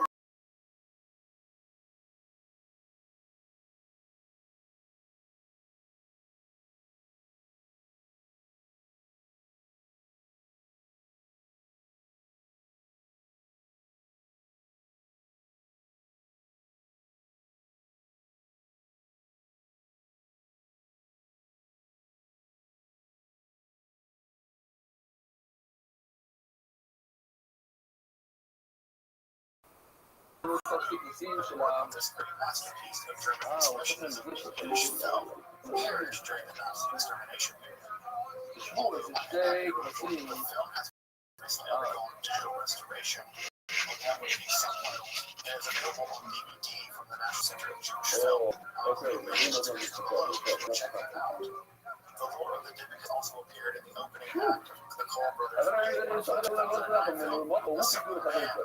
It's actually shot entirely in Yiddish. It actually indicates that some level of something like Dybbuk's story from the Old Testament world. So even if you don't watch all of this in the language, you should understand that Dybbuk is absolutely wonderful. Dybbuk also appears in the 2012 film Possession, although it's not at all in accordance with actual Dybbuk. Although the interesting part about this film is that during the exorcism ritual, Psalm 91 is actually sung out loud. That's actually pretty accurate. Psalm 91 is often used in exorcism rituals as a variation from the period of Dybbuk in the early modern period, all the way back, in fact, to the Dead Sea Scrolls. In addition to the Dybbuk on film, we all have images that you can also begin to reappear in the real world. At least in the Israeli world. The most interesting and perhaps infamous case of recent memory is a 1999 so-called Dybbuk of Dimona. If that one is interesting because the exorcism was actually filmed to watch the entire thing on YouTube. But if that concerns from below, although I will say that entire business of the demonic Dybbuk is really controversial. Some people find it very flawed, some people find it extreme. There's a lot of ins and outs about exactly what is going on in this situation. However, in the very oral graphic books published by Rabbi from being demonic Dybbuk to become a better person. However, after the demonic Dybbuk case and the Dybbuk cases also began to appear specifically in B'nai Brak, the current Hebrew Eastern Israel. It's also the case that other Dybbuk cases also began to appear in the United States. So it appears after 100 years of silence, the Dybbuk's have, for whatever reason, to interest in the history of demons, so-called magic and Kabbalah, which is described as esoterical. These are all content areas of our channel, so make sure also to check out the content as well. Also, if you value fully accessible scholarly approaches to materials such as this, Kabbalah, esotericism, please consider supporting our channel via Patreon or donation. Your contributions as a material make our channel and our research possible. Thank you. I just learned that the few texts which I find to be some of the most superb scholarship on possession and exorcism in modern Jewish world, Literally and the Kabbalah. Publishes edited volume Spirit Possession in Judaism, which is actually published by Amazing University. Teach. It's a really amazing collection of essays on a wide range of topics in possession in Judaism. This includes topics going all the way back to the medieval period, all the way back to contemporary accounts of possession in modern Israel, along with portfolios of primary source documents, many of which are translated for the first time. So this is a really incredible volume. While we're picking up material extensive, it gives you an excellent opportunity of really getting into various aspects of Jewish possession. Also, especially recommend Warren's Florence article in the text, in which he introduces the idea of possession in Judaism, and goes into very great detail, some of which again has never been translated before, about the exact mechanisms by which the process of violence takes place. According to the Bible, it's a Chaim Tom. So we're really great resource all of that on the shelf if you're interested in the intersection between spirit possession and Kabbalah.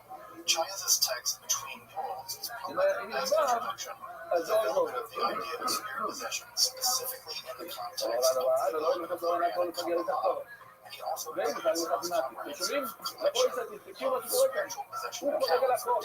הוא אומר שאי אפשר לפלג, אי אפשר לעשות פיגול כשאתה עושה את התפנית, אתה לא יכול לפרגן את הלבד. וגם הוא חולק על רמי, אי אפשר לפרגן את עצמם. וכאן הוא אחר. וכמו שהם עכשיו לביטול קטן, אם אנחנו מסתכלים את הכל ביחד, אז המחשבה שלו עליו לכל. יש לו מחשבה שהוא חלק ניצח, וגם חושב עליו לבוינו, וגם על השירה עם קיצור יש כאן חירוב רציני לכן שככה עשו. מי שלא הבין, זה לא בעיה, יש שם כאן סיגור. It also has a really nice line simply in talking about Dybbuk, but it's a collection from an Orthodox Jewish standpoint of various Dybbuk stories from history, all the way back from Safi and Regula sitting into the modern period. And so this is a really nice collection, again, not from an academic point of view, but from the point of view of Orthodox Judaism, exactly what Dybbuk's law, where they come from, how they operate in various areas and various things that are supposed to learn from cases of Dybbuk possession. Again, this is not an academic source, but it's still really interesting and worth checking out if you're just interested in Dybbuk and Dybbuk more generally. And of course, if you ever had the chance to read Ansky's play, Dybbuk, the 1937 film adaptation, you're really missing out on some classic literature and classic film. These are really wonderful plays, and the film is just shot as a really great German illustration. Check out this testament to the genius of Yiddish, German Yiddish film, which is so gorgeous, snuffed out of the past period. You deserve to take a look at this wonderful piece of literature. It's of course, not to say that the film and the play are really instituted at the same time. They're filmed with and Kabbalah, and of course, Dybbuk. And so, if you've not had a chance to check them out, or if you've never checked out a play and a film, the Dybbuk, they are wonderful things as part of the history of cult film, Kabbalistic film. They're well worth checking out, and you can easily get a copy in Yiddish and English if you read a little bit of German, and if you can't read Yiddish, הנה, שם את הכל מצלחות שלהם. הנה, הכל פיגו. לפי כולם זה פיגו. אתה יודע, מורה, אני יש לו פיגי, והיה לו ג'ובי בעיה, זה המחלגת. הוא אומר שאפשר לפגר בחקים מהפיגו. או שאי אפשר. אלא הם הביאו לעשות פופשי. לפי כולם מתעשו.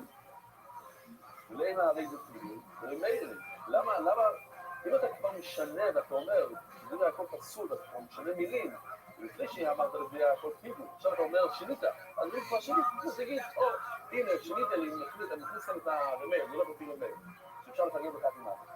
כאן עוד דברי הכל להפניל, דבר אחד הוא זכר, כל הסיפור הוא זכר, שזה הולך לפי כולם. אז אי אפשר להגיד שזה הולך לפי רמי. מה, פיגו, פופסו מיגו, אפשר להפניל את המילים האלה, פיגו, פופסו, נשמע דומה, הרי זה בדברי הכל, לא, אין לך לכל.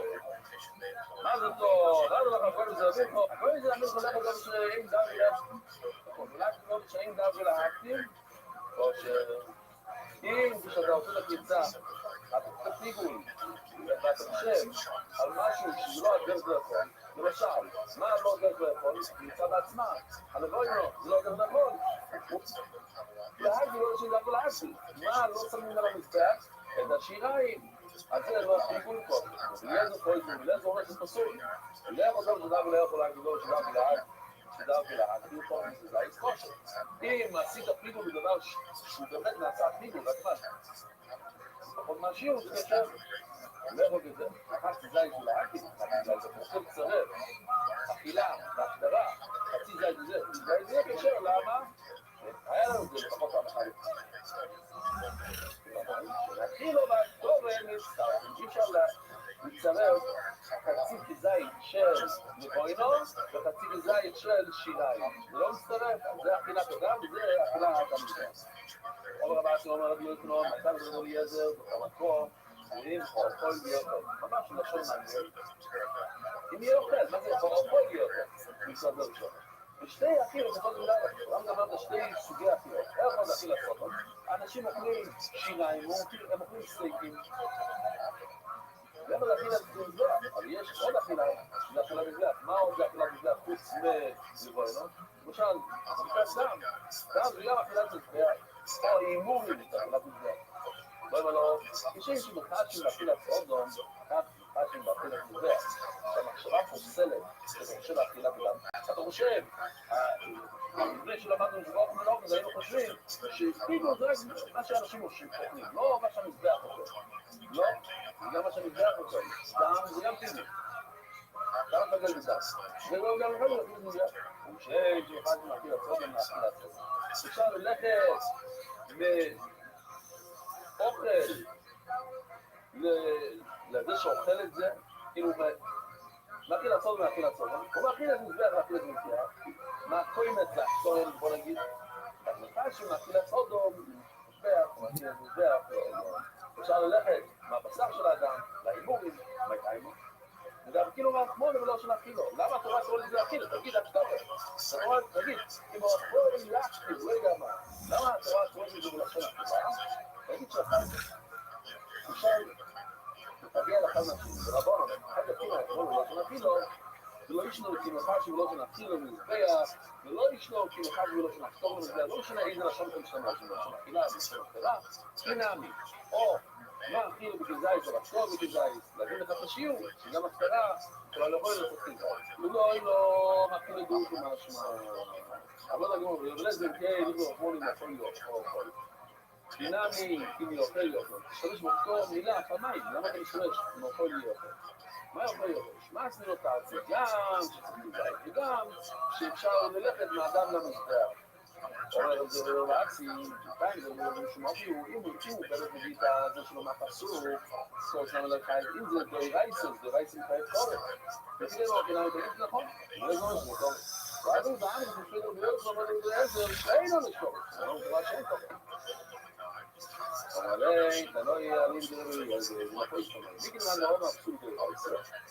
כאילו מה נורא, מה, אני לא צודק שהוא מביא זה ממש קל? מה? לא, תגיד, אם לא פסול דרבי, זה מה נורא, פסול דרבונום. אם זה פסול דרבונום, זה ודאי שאין קורא, פסול דרבי, זה שקורא. זה סטיין. השוק הזה חזר להכניס לי דומו למוחו. עכשיו, דם זה משהו שראוי למזבח. להקצה מבשור למוחו. לכו מימור למוחו. זה הכל שלא כדרך השוסים. לא אוכלים מימורים, לא שותים דם. לא שותים. ולזה פה לא שתעשו, לא קורא זה תעשו. להניח מדום למוחו. כן, הוא אומר מעניין. הוא אומר שאני לא אעשה זריקה בכלל. אני אשאיר אותו. לא שם את זה למזבח, לא שותה לו כלום, אבל אני מניח. תגיד לו פויסן? אומר אבל לא זו, הפיזור יהיה זה פויסן אבל לא מחשיב. אומר, סליחה, אבל לא אומר שגם כאן יש מחלוקת בגלל את החומר, וכאילו בגלל זה ססו. תגיד לי מה. איזה שיטה? הנה מעלים ברבונון שהתפילת מזבח לאדם זה קשר. פשטו, מה עושים לכל אחד לא זו נקיל? מה שברבונון, אם הוא אומר את זה בלשון של התפילה, אוכל, לפחות שכן. זה די ככה. אלא עלים זה רבי אליעזר. זה לא כפי רבי אליעזר. הוא אומר רבי אליעזר, הפיזור הזה, זה כל דבר לא מכשיר. ככה, מה שקורה זה רבי אליעזר, אין רבי יהודה. מה רבי אליעזר אומר שונה מרבי יהודה? אלא לאו, אז מה? קוראים לי בלילה. אנחנו ביקורת, וגם כמה סובה להניע פסול בעלנו, שאתה משאיר את הדם, זה פסול, זה לא קורא, בהר קורא דם ממחל. אלה, המקרים הראשונים שנשתות את הדם, שם יש קורא. ולמעימה, אידי בידי קורא שלהם בקורא, גם, לשתות את הדם, אין קורא. ובואי סי! שאתם לא ונעילים.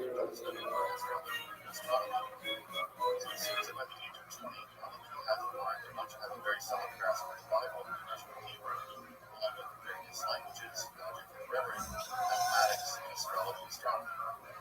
Clearly, Alvin was recommending that we set for ourselves a very firm logical foundation before we turn to more abstract topics like metaphysics, mysticism, and magic.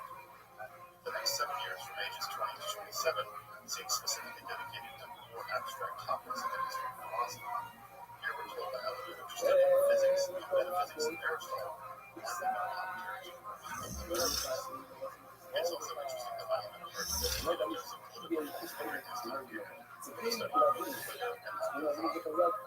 of the during this time period. He studied more abstract metaphysical ideas, the study of political philosophy, Rabbi. Though it is in this third cycle that we begin to transform more metaphysical and specifically mystical concepts in the synagogue. Here, Rabbi tells us that the concept of conjunction, the terms text of that subject. Interestingly, all three texts describe the survivors. What exactly does Rothschild mean by conjunction? Study out. First, this word usually means to connect. Then later translated as the idea of clinging together. Classicism is several hundred years so we have to locate the idea of conjunction specifically in this 15th century context. Here, it seems to be the idea of one's intellect soaring up through the various spheres of the cosmos to unite what is at that time called the active intellect. Of course, the concept of the active intellect is one of the most complicated ideas in all the Middle Ages, and it has the connotation of being something like the mind of God, but a mind which contains a kind of pure intellect itself. Like we want to talk about the prophecy itself, with a kind of spiritual purification, as God becomes united with the active intellect. So it's here in our study that we pass from mere intellectual studies to pure intellectual self, perhaps divine intellectual.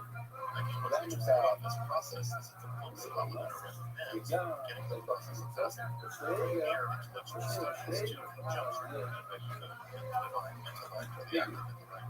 The text here recommends what was some of the objections. What's fascinating to me about this is how the text recommending the truth where you can find it. It doesn't seem that he really cares if the fact here was Christian or pagan. For him, what matters is the truth.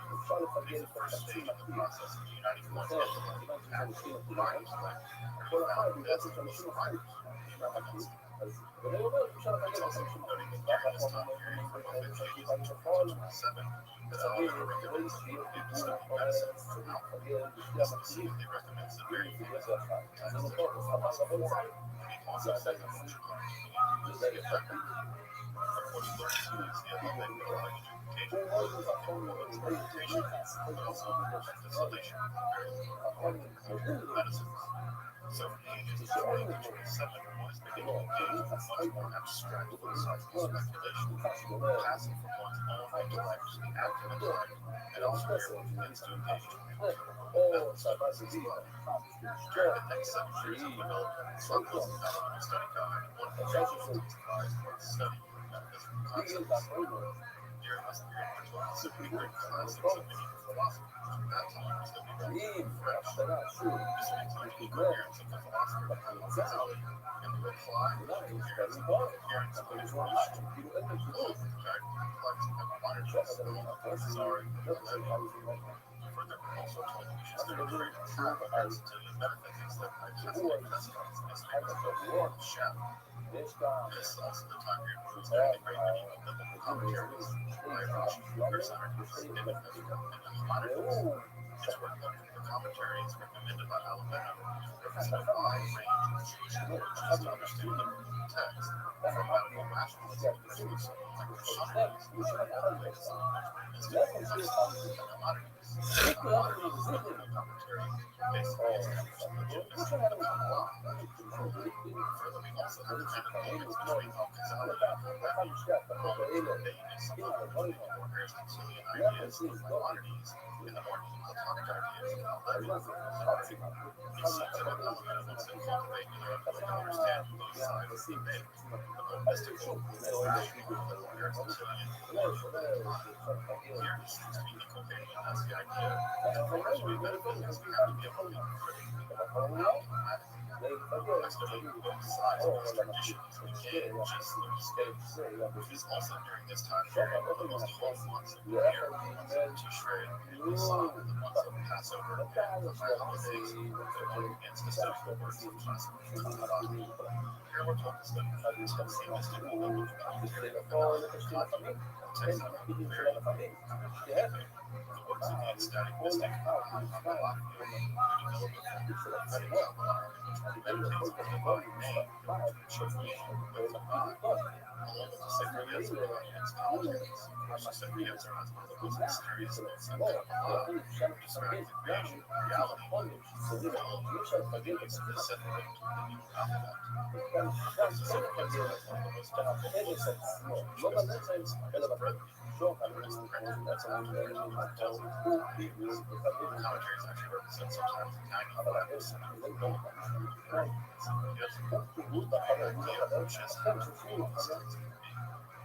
It's also true in the same word that there's a missing element of study. There's no reference to study this typically thought to be very background while it's indeed shocking there's no mention of the sacred Zohar in element of study guide. This should point us to the fact that there have always been several different communal schools in between these schools of the Kabbalah. There have been one Kabbalah, therefore has been multiple schools of Kabbalah. And here we have the more ecstatic prophetic Kabbalah, rather than more classical piece. Understand this Kabbalah. The combination is that prophetic Kabbalah is like a ramification that develops from Christian Kabbalah extension hermetic Kabbalah. As you may know, the ethical Kabbalah is the Kabbalah primarily interested in the world of divine ordinations, the aspect that distinguishes the dialectic from mere reality, the spiritual certainty of Kabbalah. Obviously, the centrality of the Rothschild, the esophageal schools of Kabbalah, is something not well meshed very well with Christianity. There should be a focus on the ecstatic prophetic forms of Kabbalah. Christian and later hermetic Kabbalists begin to deconstruct the centrality of Jewish law, comparing it to the simple, misconception of Kabbalah as something unimaginable to the writers of so far. But whoever schools are gradually once they shift their focus was achieved to separate themselves from the males or backwards level of Kabbalah, although something changed quickly earlier. Some change systems of relational the same stabilize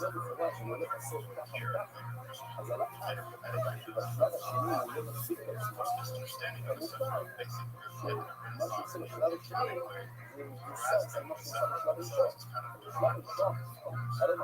in some sense to this day, even Christian hermetic Kabbalah remains at a certain distance from the philosophical ideas of Kabbalah found in the Zohar. One could argue, and even the very couples may make this argument, that the separating the Zohar again on the later systems to the fossil system. Of course, it's not only the stabilization and fossilization of the separate, but also that this particular influence Christian hermetic Kabbalah. This key in those mountains of state, they can translate to be put in a very complex system, responding to the original setting of occultism. Again, this is only possible with static, unchanging separate, which again are not to be found in the Zohar. In the Zohar, once adherents to the Jewish law actually achieve full integration of the separate themselves. Here it's very important to observe that the Hananos methods are a bridge between the exclusively Jewish Kabbalah under the ecstatic Kabbalah of Rothschild and the Theosophical Kabbalah of the Zohar, a full Christian idea of Kabbalah something from its appearance in Jewish law before Messiah, and by extension the development of those Kabbalistic theories, which towards now called hermetic Kabbalah. In a very strong sense, if you're a non-Jewish person who uses Kabbalah as a mystical practice, you're basically opening that door. Finally, at the end of the study guide, we actually use the fingers to develop context of the goal of the entire process itself. And so you encounter the combination of Kabbalah and magic. Here we're told that we wish to pursue the monument this is a term that means something like spiritual science or spiritual wisdom, although in this case, elemental significance is something like communication with magic. We're told to study a host of texts that we now recognize as ancient textbooks from their lore. Some of these texts are found on the shortest resource to be found in the Shiva Torah. Here we have a reference to the Soprazia, the Plastic Chacham, and the was to say Rothschild is perhaps one of the most famous Christian wars of the Middle Ages, and in less than 7 manuscripts, devotes as primarily amulets to various figures. Something like the Thomas and Matthew translation of the Lord was better known in Europe as the Matrix. Portions of the vast encyclopedia of magic range from enormous comics. Other engineers also made also texts that survives in several Jewish translations. This text deals with the kind of magical apparatus received from various spirits. Of course, this text belonged to great fame directly influencing some of the Guaranteed and Kelly, and sessions, but also the intertogether with several other texts. Alicia is part of the list of key perhaps the most influential text about the magic of Judaism today. So it's very interesting that in the culmination of our study, are given a very clear definition of studying magic, and not simply anything but magic, but a wide variety of magic practices. Some even spirits that act other than magic concepts. Here it seems that for Manomeno, human success and flourishing is possible in some sense only through the use of magic. So as we can see, the elementary study guide for Hatzah of sheep to flourish includes a wide range of human intellectual efforts, all the way from the very basics of reading, writing, the accompanying magical feats to various magical texts. And its combination with Kabbalah and magic is basically pioneering the European field. In a very substantial way, this ego basically lays the groundwork for occultism. And the study guide is, in a very strong sense, a particular trajectory of European occultism, beginning, of course, with ego and extending to Rabbi, and later to Rothschild, one might even say that elementary study guide is something like what occultism might become. If you're interested in this magic, Kabbalah, or occultism, make sure to subscribe to your esoteric uploads for all channel. Also, I work with making accessible free content and topics with shares here on YouTube. Please consider supporting my work on Patreon for the healthy information. Your support really does make this material possible. If you'd like to consult Elemental Study Guide yourself, you can find it in the 3 should now the history of Kabbalah in Italy. This volume is just really wonderful in general if you're interested in developing Christian Kabbalah or the development of Hermetic ideas at the intersection of Kabbalah and Renaissance Florence. Generally, the book not only translates Elemental Study Guide from English for the first time in places like the here, but also does the entire chapter just on Elemental in its interesting version. Among the things negotiated now is also written a deeper investigation of the study guide itself. For those who don't read the history of this book, however, the article that does that deep dive into the study guide is about here, so if you really read that book, you can just read the study guide itself. Regardless, the study of Kabbalah in Italy that's goes on the development of Christian Kabbalah at that time. Although I will say it's a little bit more advanced, so if you need an introduction to Kabbalah, you probably want to go somewhere else. However, if you have all of Kabbalah developed, you can study the development of that system in as a wonderful text itself. If you're interested in Kabbalah and magic, so stay tuned. Until next time, I'm Dr. Justin Seth, watching Esoteric, exploring the roots of philosophy and religion.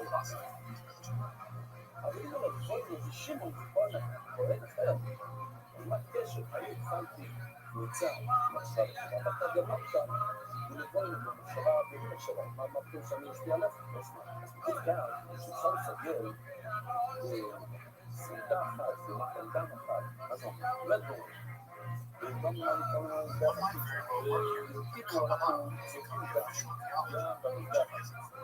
Concepts like the divine presence in the form of a feminine shape, the idea that the law, cosmic supremacy, and divine contraction, the goal of social and cosmic justice in the form of tikkun olam, the concept of reincarnation is captured by Kabbalah.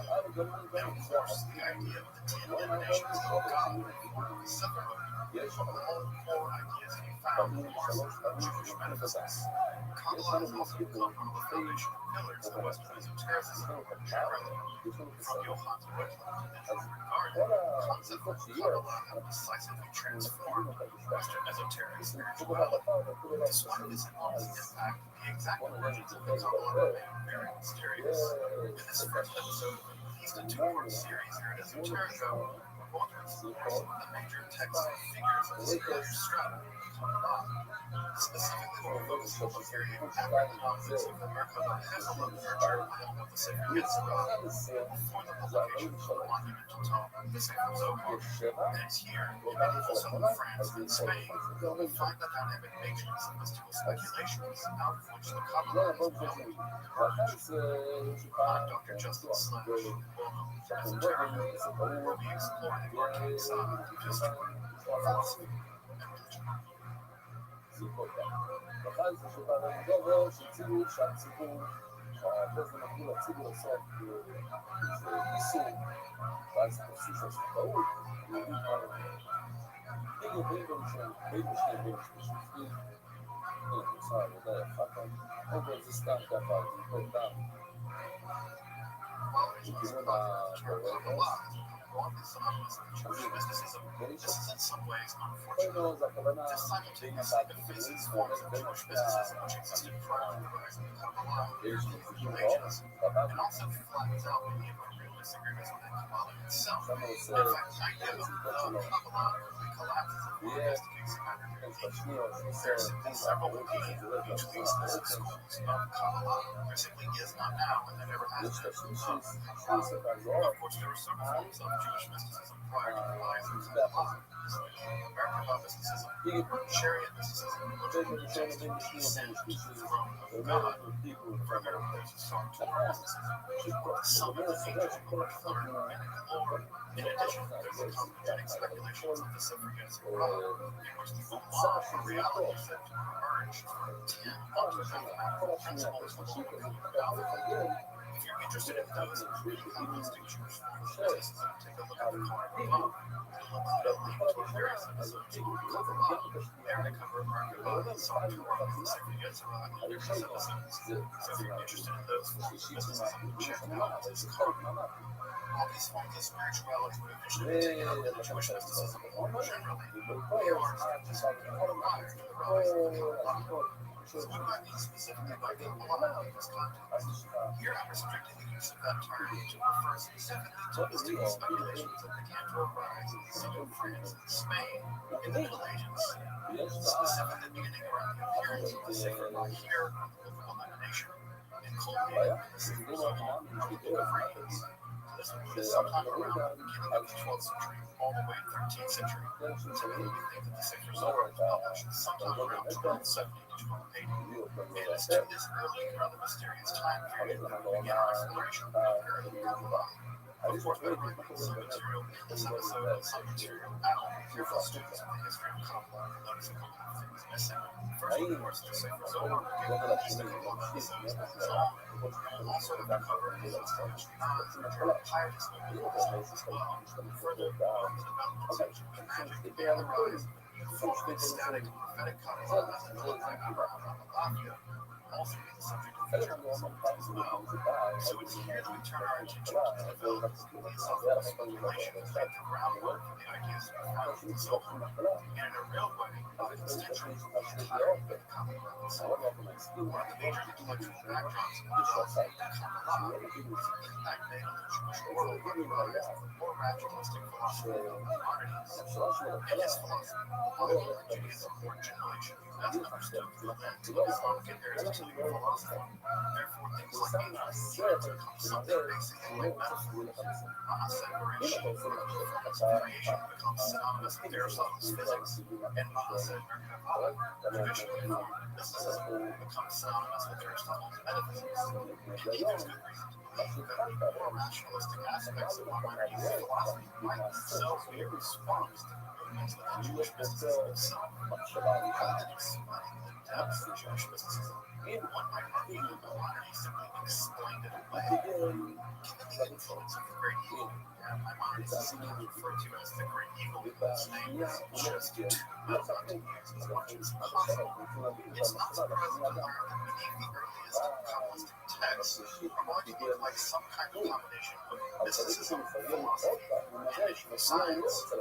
For instance, the mystical school that was parallel to the movement of the Rothschild or German Spiritism. This group is often referred to as the special work of the cherub circle. This cherub played a decisive role metaphysics. The cherub circle tries to solve the basic primordial question of reality. How does one bridge the gap between an infinite divine realm and a finite realm of creation? The answer, which is an answer I've ever studied Platonism, is to begin to fill that gap with an ever-growing amount of ontological experience. The solution of the unique cherub circle is to introduce the concept of philosophy of incarnation, in which from the divine in the realm of the inner flow, glory, divine power, comes manifest through the cherub circle. So you can see the introduction of what appears to be a kind of Platonic idea of invitation or Hatzala, into the concept of Jewish metaphysics, he decisively ignorant of the law. There's simply no understanding of the separate without this idea of Hatzala, incarnation. A slightly later work, the Sefer Design, is also going to explore the idea of emanation, but it's going to rely primarily on a scientific or philosophical understanding of the Sefer Yetzirah to accomplish this task. This text is somewhat interested in the ideas of intermediate divine powers, and enumerates them sometimes as a kind of decca, following the ideas of the Providence of Yetzirah, though the text is primarily interested in the spiritual ascent of the soul into the common world. So as we can see, by even the middle of the 12th century, some of the basic metaphysical building blocks are going to become central to developing a common world.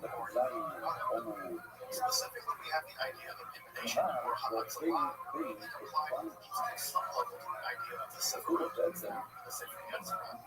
It's the combination of these two ideas that is decisively important in the first real text of the Quran, the Sefer Yetzirah, for the moment of emanation and brightness. Although, despite the title of this work is anything other than clear, the text itself takes the form of the popular name Midrash, a kind of formal commentary on the Hebrew Bible, which is the primary analogy. So here, the literary level of the Sefer Yetzirah. Thankful. I should probably know that the Sefer Zohar takes the exact same form of a kind of Midrash. So even the level of literary format, the Sefer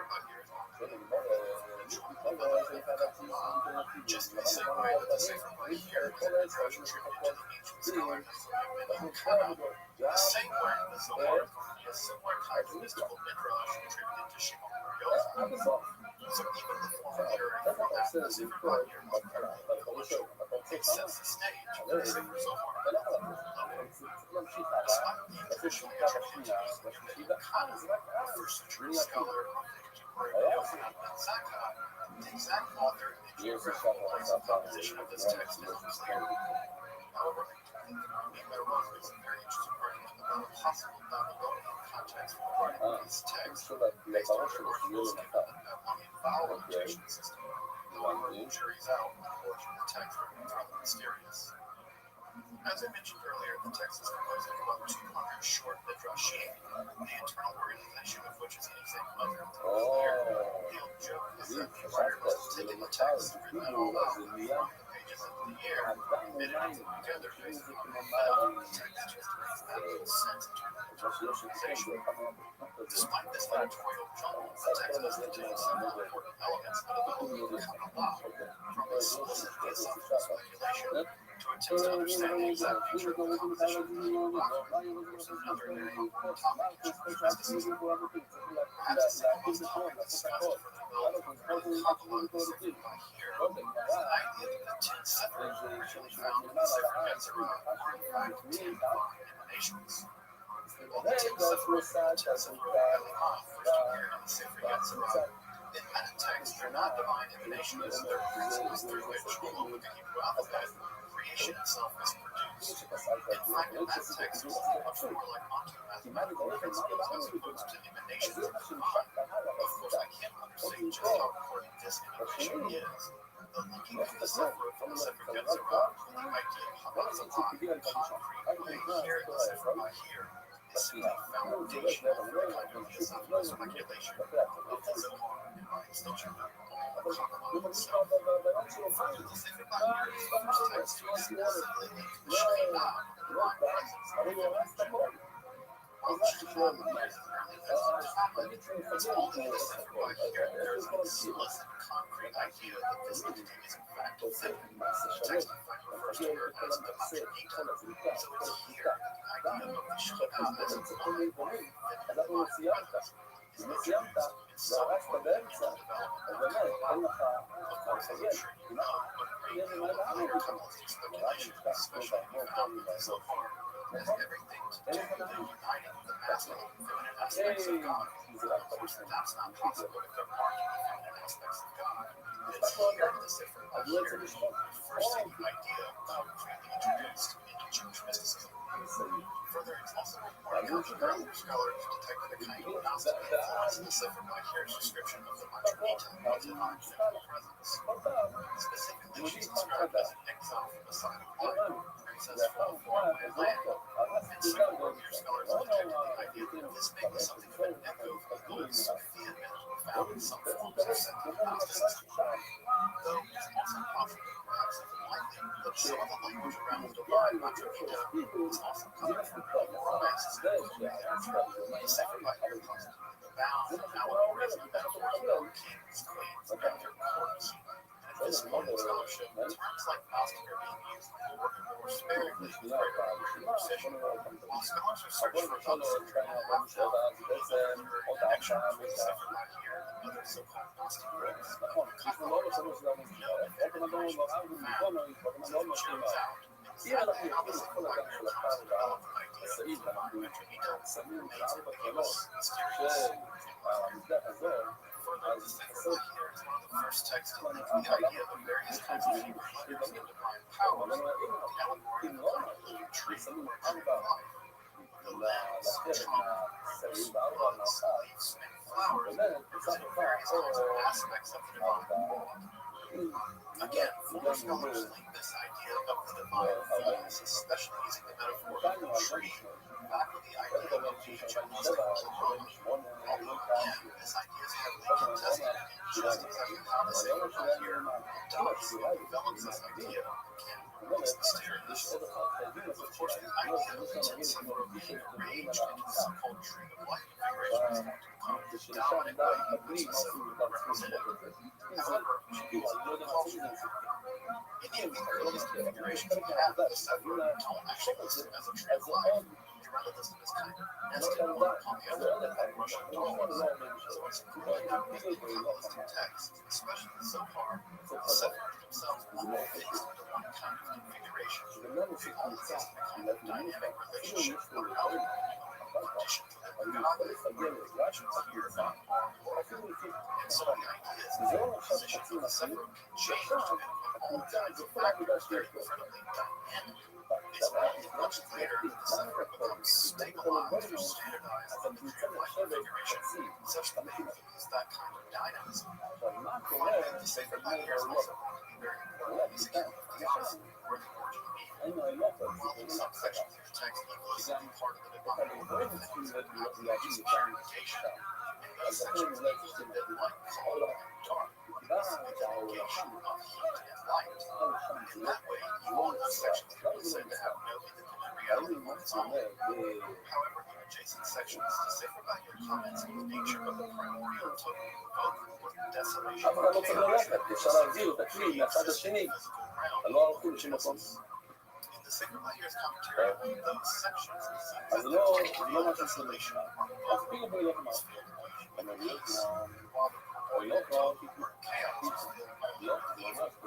This therefore indicates something like a dualistic theory of good and evil. Perhaps again, as earlier scholars argued, this is originally in the Gnostic context, but it's very sharp distinction and interest in the nature of evil that's going to be incredibly important when later comes to developments. Again, taking this interest in primordial evil and evil marginally, especially demonic evil, is going to dominate the imaginations of many Spanish Kabbalists up to and including the development and composition of the Sefer Zohar.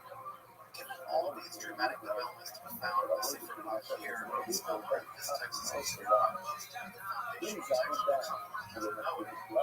However, around the same time, the Sefer Bahir appears in another philosophical school as well. The school is often referred to as the Contemplation Circle or the Aeon Circle, named after the central text that seemed to emerge from this circle of the Sefer Bahir, or the Book of Contemplation. exactly where this originated is, you guessed it, mysterious. Rothschild actually argued that they were early 13th century group. Barely even except for France. More recent scholarship is later primarily located in Spain, probably still serious origins of the Indian circle, about 30 groups have survived, so the members became popularity. Some in the kind of philosophical Kabbalah the idea of the 10 separate as emanations of God.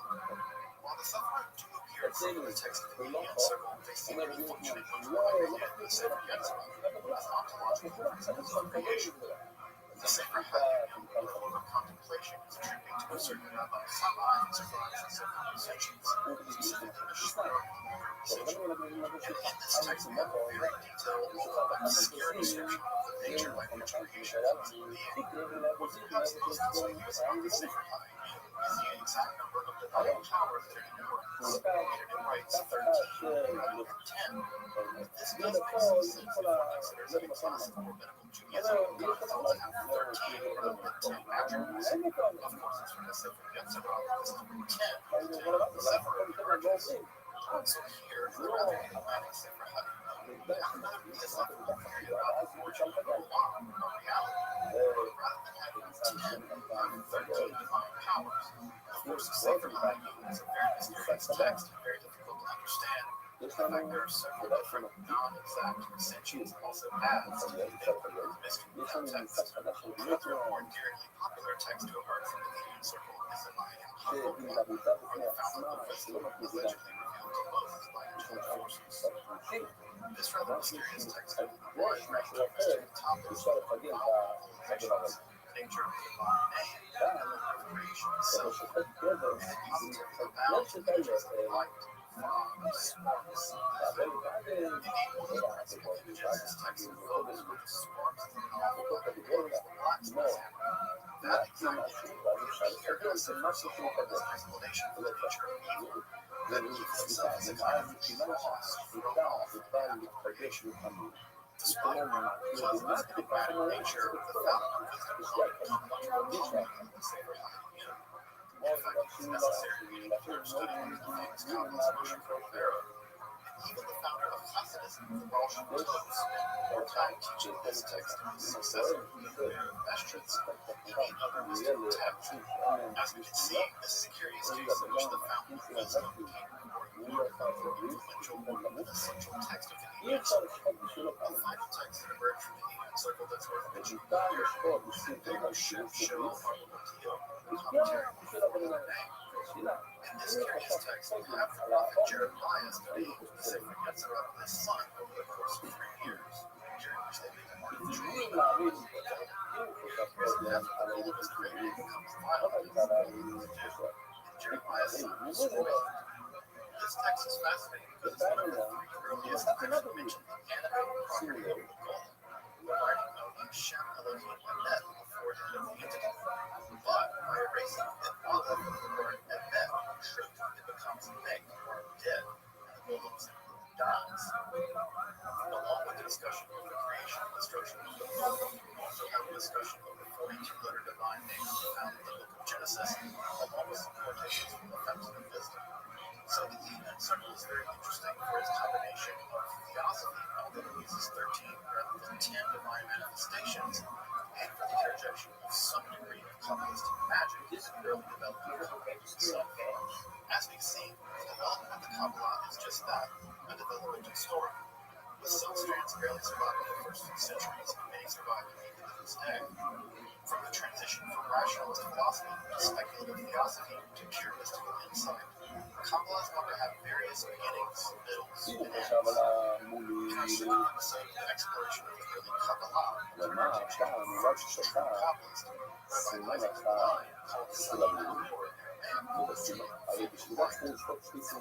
first great Kabbalist systematizer, Rabbi Rothschild, and then to the symbol of the co-brothers of Steel. This exploration of the evil remains the most shocking in the history of Judaism. And of course, it will be that region in Spain that was the publication of the Sefer Zohar, or the Book of Radiance. These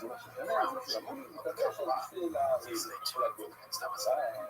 If you're interested in the history of Kabbalah, these influence for Jewish magic, which is inspired in this era, these are all programs on our channel. Further, if you'd like to support my work and make free, accessible, and scholarly content on topics of esotericism, please consider supporting my work on Patreon or one-time donation. Let's join.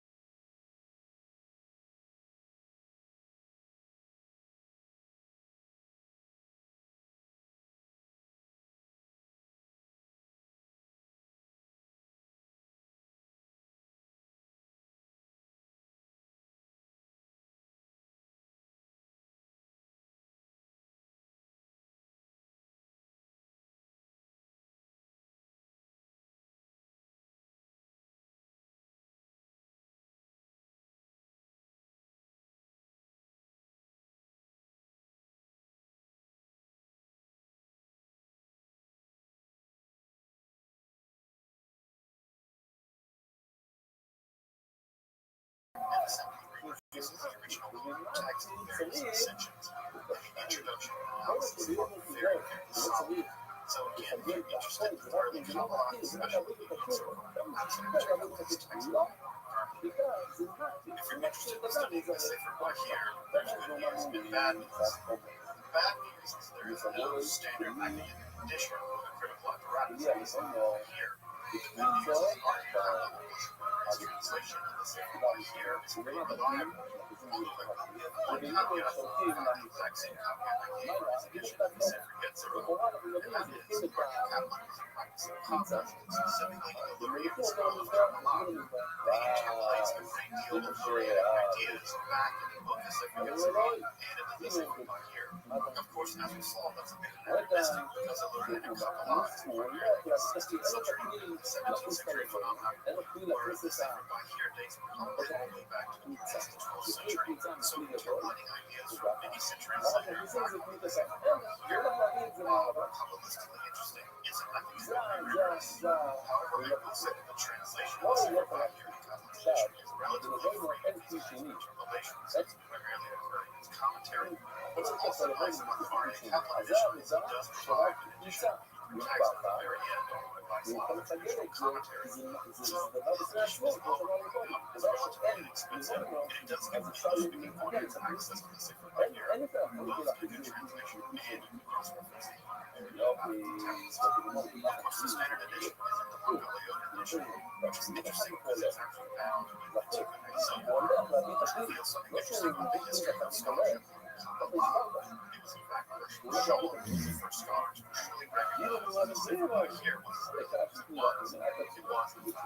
first text that disseminated Kabbalistic ideas, despite the fact that traditional editions of the Sefer here something later was actually attached here in the standard edition to the Zohar and the Mongolian edition. At any rate, the Catholic edition is perfectly fine.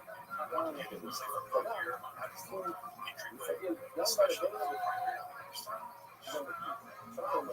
easily benefit from the to competition with the Sefer Zohar, so hopefully you will join me on that list. Until next time, I'm Dr. Justin Sledge. Watching esoteric, exploring arcane of history, philosophy, and culture. יש שלב לפני זה שגם צריך להתבודד. השלב לפני זה זה הולכה, אז אתה צריך להיות כתוב. כשאתה הולך, אתה מפגל גם בלבוא וגם בכביש. רק בסוף, ההתחלה, צריך לפגל בשניהם. למה? אז זה מאוד היה, בעצם זה כל דבר. כל אחד, כאילו, לא תקציב אותה פה. למה אתה הולך? אתה הולך להקטיב. אתה הולך להקטיב. לכן אנחנו קוראים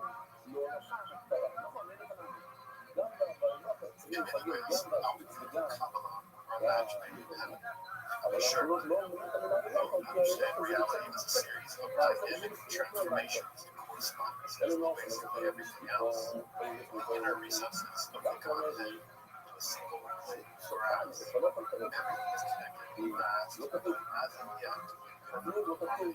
Of course, the responsible task of Calvinist and alchemist to transform or heal this imperfection from a combination of metallurgy and messianism. Further, both alchemy and Kabbalah are sibling to themselves, at least in the European canon. Alchemy was first introduced into Europe in February 1144 Robert Rothschild. Early Kabbalistic texts, such as the Sacred Lahir and the schools of Kabbalah appeared in southern France and Spain at nearly the exact same time. Indeed, the crown of the Kabbalah, the Sacred Zohar, or the Book of Radiance, appears toward the end of the 13th century. The first major European alchemical text, the Summa Reflectionis, also appears at around the turn of the 14th century. If you're interested, I've made episodes on both the origin of Kabbalah and alchemy in the European view. Check out some of my playlists on alchemy and Kabbalah if you're interested in these topics. Given all this, won't be surprised to learn that alchemy and Kabbalah became deeply connected in later literature. In this episode, I want to explore a text in which both alchemy and Kabbalah are perhaps synthesized with just a dash of magic. This text is the work of Deish Metzarek, or the refiner's purifying alchemical preparations, metallic responses lying in the nation of matchless words, and an idea that nature and the divine reflect and refract one another in one eternal as we explore this wonderful text, Deish Metzarek. I'm Dr. Joseph Slash, esoteric, arcane, בהרמה אחת של חלות, נשאלת השאלה, האם כל החלות נעים או רק אלה שהוא נגע? אומר דמי שנגיד מספח הזמן אחת, או יכול מנסדור, סדר שפל למקומות 6 מתוך 12. במיוחד רואים על שניהם יצאו לססים. חייבים לשרוף את כולם לבסס שריפות. מקום מיוחד, בחוץ המזמין, יש שאלה אם זה בחוץ, יש מקום אחד של בחוץ, יש מקום אחד של בתוך בית המקדש, לפי הרמב"ם, מה שנטמע מחוץ לבית המקדש, נשרף מחוץ לבית המקדש, מה שנטמע בפנים, בסדר, אבל נקודה זה מקום, או ששורפים את כל מה שנטמע וכו'. אז רבי אומר ששניהם טמאים, שניהם פסולים, שאין קורבן, בכל אי אפשר לחלק בתוך הקורבנות. חמנו מקום מוסר, חמנו מה שנטמע בצד שמאל, מה שלא נטמע בצד ימין, קרוב, הולכי, וביודו 12 תנאים, אומר רבי אלעזר, מחלוקת זריקו, כל זה השאלה בין מחלוקת בין רבי וחכמים, זה אם עדיין לא זרקו את אדם. לאחר זריקו, אם זרקו את אדם, החומר בתרומות סוי בארתו איבו.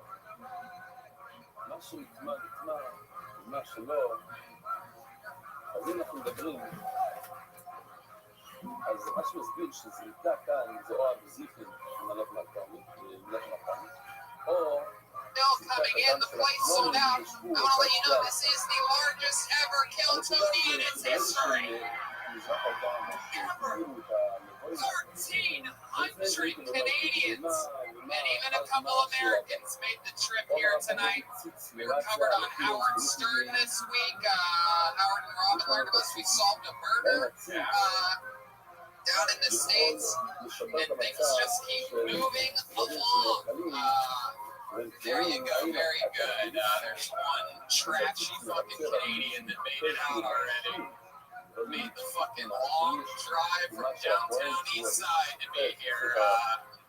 Anyway, the group continues. Venus de Milo in Swansea, La Jolla, Tacoma, Skankfest South, Boston, Austin, and other fun things coming up. Got my campaign coffee. Life is good. This is it. We are here, and we've been telling you guys about Canadian baked delicacies that we love. Canadian baked delicacies. CBD. Hey. We've been telling you about Infinite CBD for a while. They've got the best CBD products on the market. High-end pure CBD isolate. They've got a wide range of products, gummies to help you relax, drinks to help your muscles. And this month we want to tell you about their lube, which goes on your dick and inside his or her holes. And in my experience, it makes sex feel a whole lot better. Yeah, this is a lube that's made from coconut and hemp oil. Have you ever heard of that? For long-lasting, all-natural lubrication. It has a blend of essential oils to increase blood flow and sexual energy. I'm telling you, Infinite CBD's big thing is a must-try. In my experience, this heightened sexual experiences and other reviewers have reported the same. These are real reviews. Check this out. This is a review that Elizabeth J. gave the lube a 5-star review. She's like, this is the best lube ever. It's a great way for my husband to administer CBD to me rectally. G gave it a 5-star rating also. He says it works a little bit too well to be forever to fitness when we started. You can't catch my meaning. Yeah, for sure. Michaela M gave it 5 stars as well. Amazing. Try it and see for yourself. Stuff's amazing. We had a whole different sexual experience, Michaela said. It's great to be able to do that after being together for years. We were both excited and still are. He also lasted longer, which is a plus. So go to infinitecbd.com and find the product that's right for you. And if you use the code Tony15, you get 15% off your order. That's infinitecbd.com and use the code Tony15 for 15% off. There you go. We can make that a little bit louder. The board there. There you go. Absolutely. 100%. Speaking of making money, you gotta have somewhere to put it. That's why I love my ritual. The Ridge makes everyday goods with standards. You don't see things like this every day.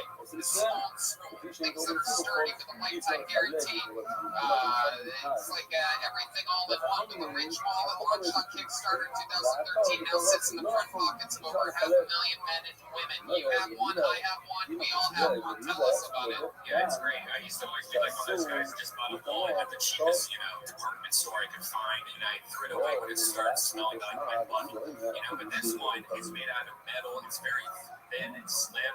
You put it in your front pocket. It's great. And it makes you actually carry less. I find like all this junk in my wallet. Then why do I have a CVS receipt in here?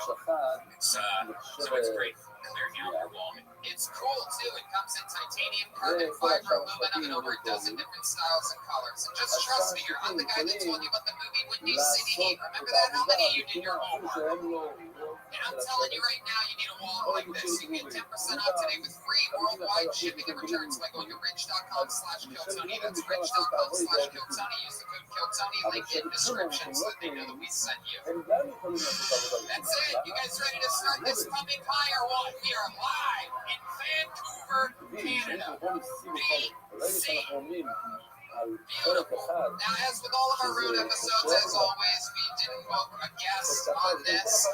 The great Tim Dillon is 45 minutes away in southern part of Vancouver. We tried to get him, but he's got 2 shows tonight, 2 shows tomorrow, and he's got a new Kill Tony on Monday. However, we do have a band, ladies and gentlemen.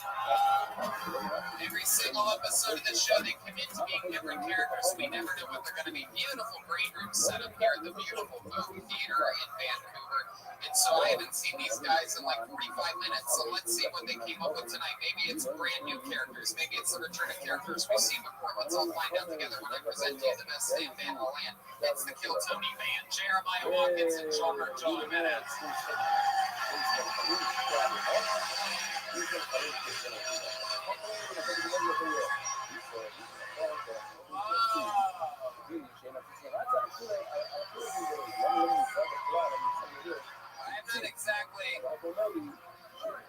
I'm not exactly 100% sure what this is.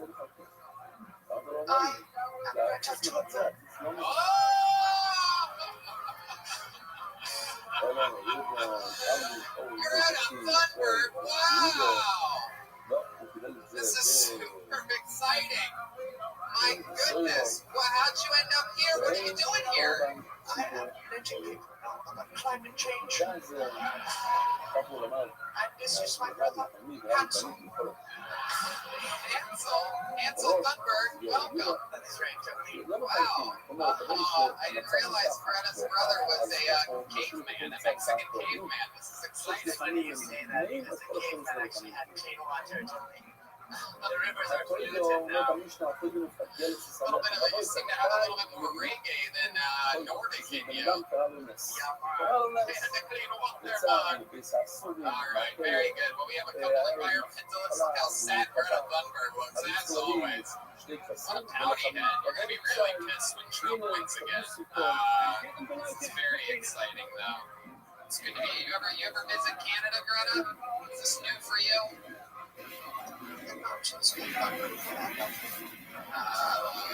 There you go. Heck yeah, they also have free healthcare here. That's a big deal, right? You guys fucking love waiting for months. Waiting for months and months and months if you get anything serious. That's great what you guys have going on up here, and your dollar's doing tremendously well. Congratulations to you guys. I actually wrote a joke about it. What do you call the Canadian that finds out they have cancer? An American tourist. Okie dokie. It's because we have superior medicine down there, even though it's expensive, but you have to make money, you know what I mean? Exciting stuff. And look at this. Someone named Jesse out there made us the Vancouver Bucket of Destiny, everybody. Are you ready for this capacity show as people are still storming in? I think we're going to get another delivery of names as they continue to see the room. We have to start on time because we have a hard out today in an hour and a half, so we're going to slam right through it. And it's exciting. If I pull your name out of the bucket, you jump right up this stairway, right up the middle here, and you begin 60 seconds of uninterrupted stand-up comedy. Now your time's up and you hear the sound of a kitten. That means wrap it up then, or else you're going to bring out the angry Davy Street Bear. There you go. That's your very own gay bear, ladies and gentlemen. That is as gay as it gets. Good old Davy Street. We all know that one. Abso-fucking-lutely. That's where pipelines. All right, forget it. It's where you can really use your infinite CBD lube. Gay people are actually environmentally friendly because they are not overpopulating the world. Ansel, I've never even heard of you, and you are adorable. I love you too, Tony. Clearly, you left your wedding today. Was that in your carry-on, or did you check that today? All the winds have been stronger since global warming has happened. You guys ready to start this fucking show or what? The first ever time we've had Greta Thunberg and her brother Ansel. Guys, this is the biggest Kill Tony ever for the #1 live podcast in the world. It happened here in Vancouver, Canada, of all places. I cannot explain it, but you people love fucking blood and guts, clearly. Yeah, I said it. The stairway's right down the middle. There's no other way on this stage. And with that, the show will begin. You're a little bit too close. You're gonna disappear, dude. I think we got the world's most obvious cameraman here. Jesus fucking Christ. Like I said, murder guy. Maybe you can disappear like the polarized caps. Just keep going. Fade into the darkness. Fade away. Please just fade away. All right. This is a pretty simple name. How about Chris B? Let's get it started with Chris B. Chris B. Here he comes. Right down the middle. Ladies and gentlemen, your first comedian on our biggest Kill Tony ever. It's Chris B. Thank you very much. First joke, walking out my son, he's 4 years old, and walked out on the plane, and was the other day. So I guess we're gonna be talking when I come into his room from now on, because I think by the time he's 6, you'll probably have to switch over his ass. And, possibly by the time he's 12, well, I don't really want to know what the fuck we're going to be getting into by then. What else? Oh, yeah, I'm thinking that little guy in jiu-jitsu is, like I said, he's only 4.5, but I got to give him an outlet because he loves to wrestle, and he needs something other than punching me in the dick would be good. Yeah. Anybody? Anybody got them מה yet? שאני לא מצפה, זה לא יכול להיות. Oh yeah. אחד שופט, How come they don't sell any walls at Walmart? I was at Walmart and they didn't have any walls. Thank you very much.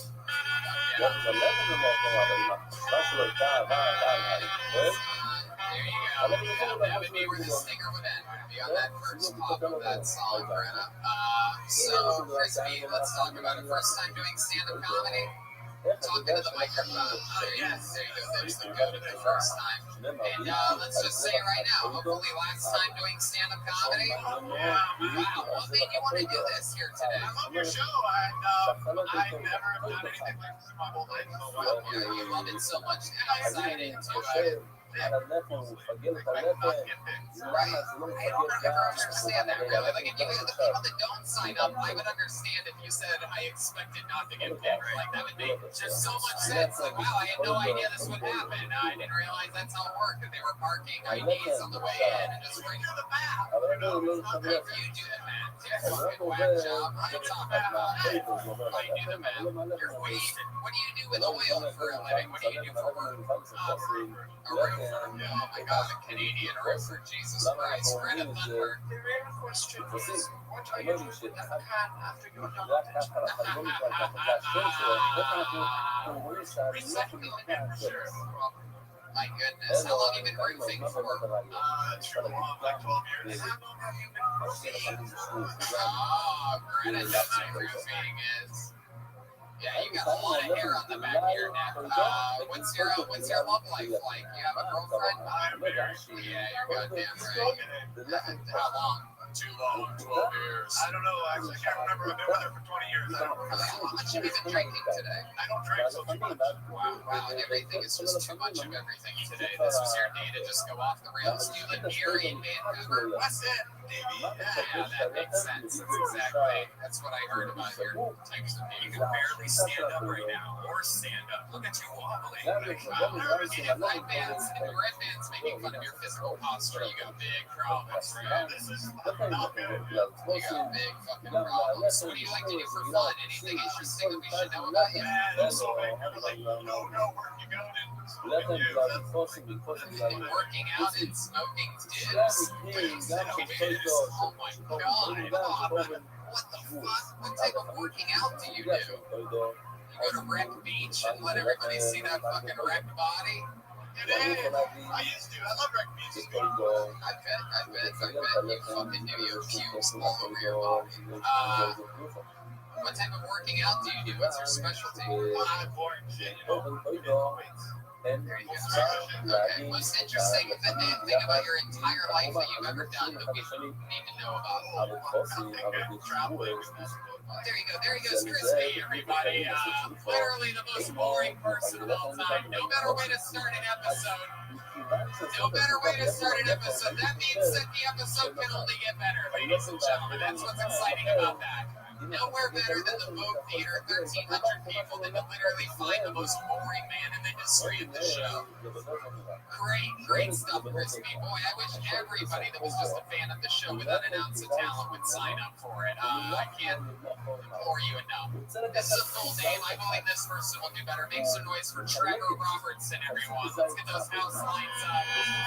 Whoa, right from the front row. Wow.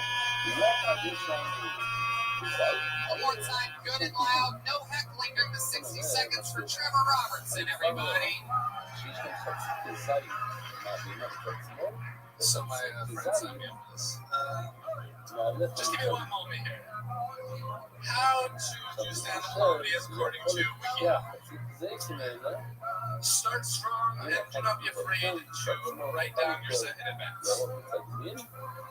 Okay, second one, do not be afraid to pause after all your jokes to give the audience time to laugh.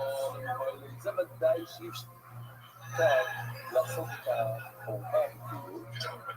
Okay, third joke here, make sure to return to previous jokes in the set, but not to choose one. אז אפילו עשית זית שלם מהלחם, הבהמה לא נעשה. שזה חצי כזית מהלבן, כדי לקצר חצי זית, ורק עשיתי חצי זית מהלבן, עוד חצי זית מהלבן, עכשיו זית שלם מהלבן לא עובד, אז ודאי שחצי זית מהלבן Yeah, לא Trevor Robertson, everybody. Very exciting. Oh my goodness. This is very exciting, everybody. Tony, I thought you said it couldn't get worse. Let it all happen. This is exciting. We had a Windy City crossover. It's exciting that the guy from Barstool Sports was able to make it here. Very exciting, dude. Are you alright? Are you just Canadian? What's the problem here? Like, what's going on? What's your story, Trevor? Your friend signed you up for this. When did he tell you that he signed you up? You know what? He actually didn't tell me that he signed me up. So you're telling me that he didn't tell you that he signed you up, and you had a thing written down on your phone in which you just, in case of an absolute emergency, I actually just looked at my lock screen and made that up. you were looking at your lock screen when you got up, and so you improvised all of that. So at no point did you know that your friend signed you up. Did your friend sign up? I hope so. Did you walk in with him? Yeah, but he got me in my seat and then went on to grab beers. Oh, I see. And were you suspicious of him signing you up when he went and did that? All right. Well, let's see if your interview part can at least be better than Crispy, who supposedly is a huge fan of the show. So, Trevor, is there anything interesting about you or your life whatsoever, other than the fact that you look like someone took an episode of Succession and dipped it in fucking acid? I think you hit the nail on the head. That's pretty much the best part. Really? Nothing about you or your life or anything ever that you could possibly ever explain or imagine? Any fun facts about you, skills, talents, whatsoever, anything? I mean, I know how to break dance. You know how to what? Break dance? What is that? That's breakdance music? Really? Do you know about this? Every time Brian dances, he breaks his back. So, alright, you gotta do it, dude. Let's do it. Doing some breakdancing. Canadian breakdancing, everybody. This is very exciting.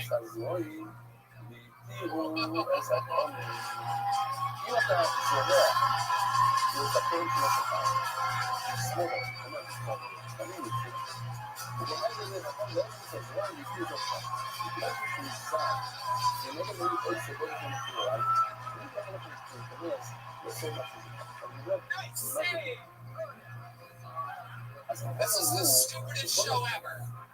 I don't understand why you people come to this. That's all it takes from everybody hating you to loving you.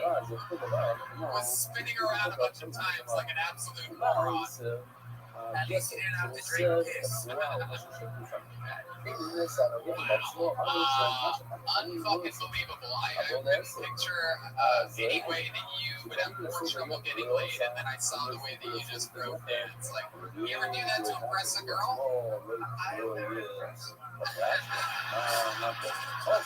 If you had a shot with Greta, what would be your first move on her? What would you do to a girl like that if you got her into the bed? Statutory rape. I'm 17. Oh, okay.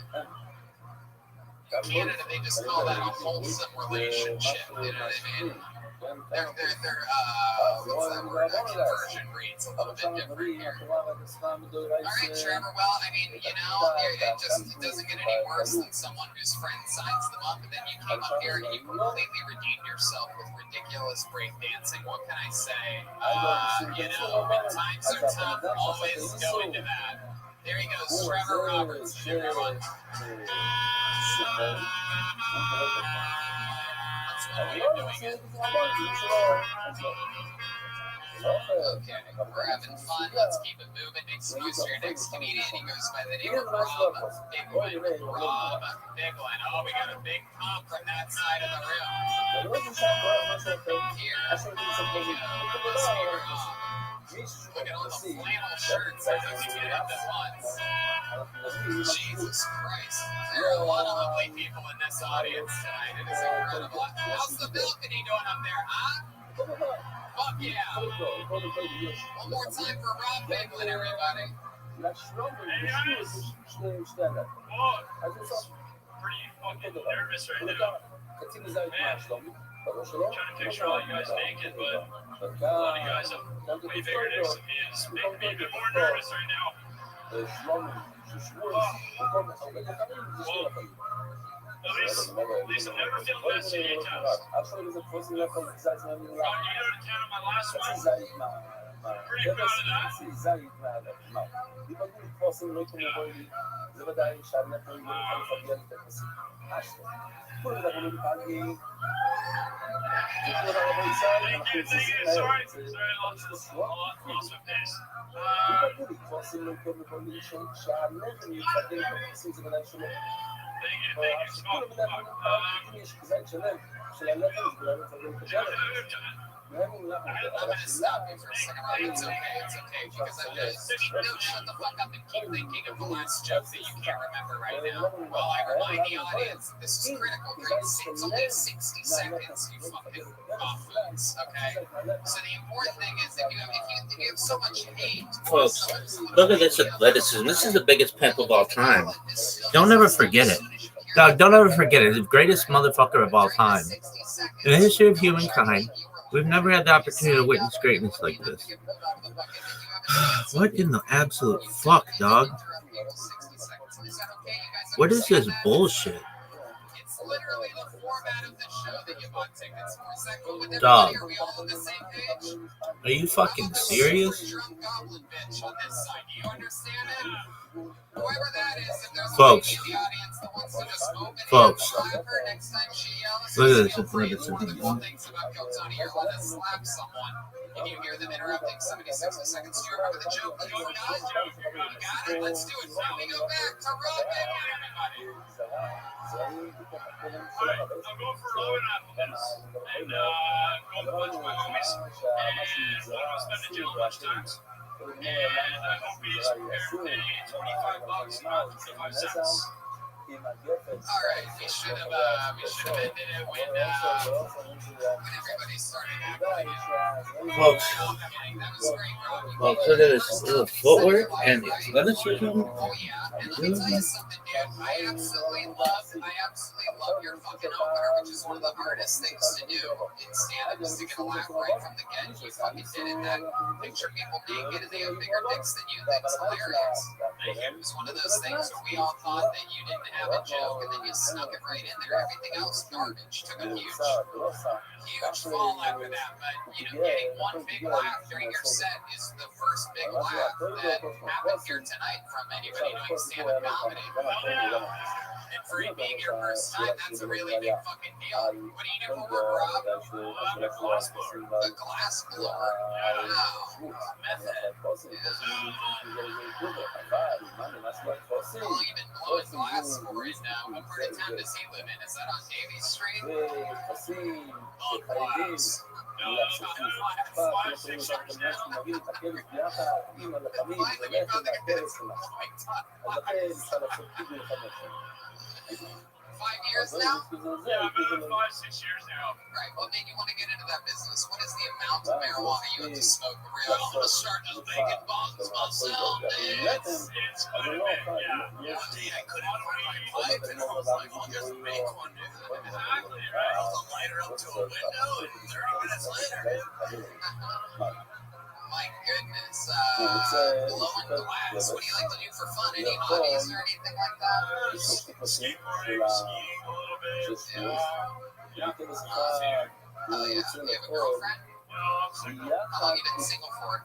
So what happened 6 months ago? What happened now? Why'd you break up 6 months ago? Well, I missed this relationship. Where was she at? She was over.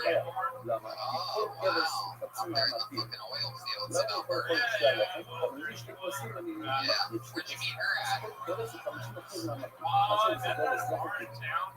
In Vancouver. Yeah, she was visiting a friend. Yeah. Then you just, when you say, when you saw her at the bar, you went up there, you're like, oh, yeah, I like you. Yeah. Two things. I broke glass and I crushed glass. Which one am I doing tonight? Fuck yeah. So what happened that night? When you say, first of all, when you actually say to her? Tell the truth. או שהשתתף קצת בצילומי, חצי מטו בכלל. Taco night, my God, you're supposed to take a walk on her.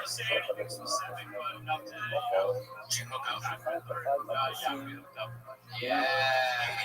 מחשבה לכל.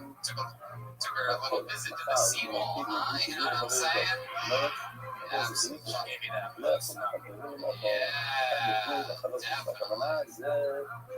Absolutely. Anything else crazy about you, Rob? What else is going on with you? You seem like the kind of guy that fucking likes to fucking flip coins messed up 11 or something like that, right? Figure out which one's which, how your day's gonna go. I got a little fucking Two-Face vibe coming from you. You have a coin on you right now? Let me remind you that goodies and tooties are considered points to Americans. And you're a little jingle in your pocket, but that's okay. What part of town do you live in? East South Van, near Duffin's Donuts. I don't go there. Yeah, Duffin's Donuts. Duffin's Donuts? Yeah, just check it out. They got fried chicken. They're open 24 hours. Oh, wow. You have fried chicken up here? Wow, that's incredible. I've never heard of such a thing. Man, we gotta visit here more often. That's incredible. Fried chicken. Oh, my goodness. Pizza's not a selling point of the city, but... Oh, my goodness gracious. Oh, wow. Well, Rob, that's fun. How old are you? I'm 29. Oh, my God. That's hilarious. Canadians age at an unbelievable rate. It is just incredible. I'm 49. You're like you're like that little 9-year-old kid that everybody just raised money for. Now they're realizing that he's 19 years old. That's the thing. You can't raise money for a little midget because they may age. Those midgets will fool you people. It's more. Yeah, no, it's fucking no, you're politically correct, really. Before you talk about pooping in a pee hole or something stupid, that's completely allowed. You're allowed to do that. Thank you for your brave contributions for Heinrich. Oh, you're welcome. Ladies and gentlemen, his first time ever on stage, he was here in front of 1,300 people. The movie theater, Rob Bigel and everybody. There you go. Look at that. They've been keeping track of how many flannels have been on stage. Some all the flannels. Yeah, it's all flannels and beards, right? Wasn't that Canada last Massachusetts? It's close enough. Swansea is the home of flannels. We ended up taking a picture on stage with everybody that had a flannel that night. There was like 100 people. It was insane. It was embarrassing, but... Okay, this looks like a funny name. Let's see if he's as funny as his name is. Make some noise for Ryan Zoyce. Ryan Zoyce.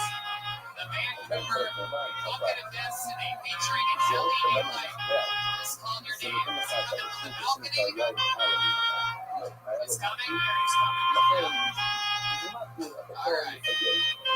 I think now is a good time to bring up that right after the show, we're going to be doing a very, very fast meet and greet where we will be slinging posters made by the great Ryan J. Abel specifically for this event as fast as we can. So there's a high turnover right here. One more time for Ryan Zoyce, everybody. Here he is. He made it.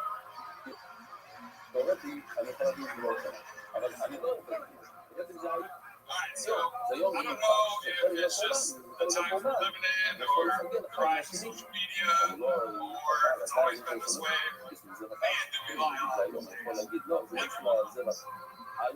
lie to each other, we lie to our friends and family, we lie to our work, mostly we lie to ourselves. And I get why we do it to feel good. Everyone, celebrities everywhere, I can help. There's just elements that she said to you that I respect her. I do it to myself. I tell myself, man, I'm going to be rich when I grow up, or chicks take dudes with shaved heads, or that I still have hair. But I do enough breakfast sometimes too, just to make myself feel good. The other day I was doing my laundry, putting my towels in the dryer, so I just took a bad stack of dryer sheets, started peeling the bitches off one at a time, and I was at the strip club throwing hundreds, and I got it. My towels are all kinds of fresh. Fuck yeah, Ryan Zoyce.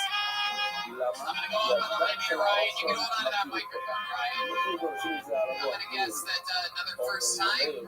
Hell yeah! Well, congratulations, Ryan. Absolutely. I could tell by your 45-second long setup about how people lie a lot.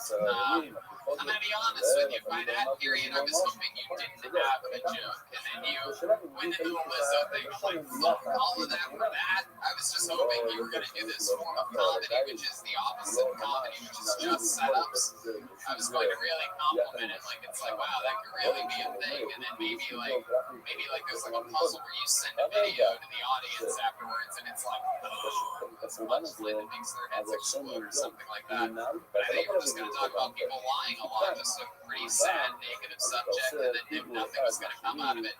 Have you ever thought about just saying people lie a lot, like Lizzo wants you to think, and going straight into it? Did that ever cross your mind? Or are you like, I really need to let these fucking people know that people lie a lot? Yeah, pretty much. Pretty much. That's not an answer to anything I asked you, pretty much. Did you ever consider shortening the front end of that and just getting to the Lizzo part? I did, but I didn't prepare a ton of material. Right. No, you prepared a minute. Also, his front end has already been shorted enough by God. It's a small dick joke. Fuck. Why'd you make a small dick joke there? Look at him. You're just assuming this guy has a small dick? Yeah. Oh, okay. Wow. Hey, Not really, Joe. This guy's working with a fucking man stick, dude. Guys with short dicks have to have like special tricks like breakdancing and shit to be able to overcompensate. But you can tell this by Ryan's natural fucking uninhibited confidence by even having a setup that long in a 60-second set. It's the opposite. He's got Goldberg problems. He's got fucking. Alright, I take it back. First time ever. But also, you look like a Nazi hybrid. Oh my gosh. Oh my god. That is. It's true. You just got Me Too right then. So, Ryan, tell us about your life. What are you into? You seem like the kind of guy that's in this same environment in some way, right?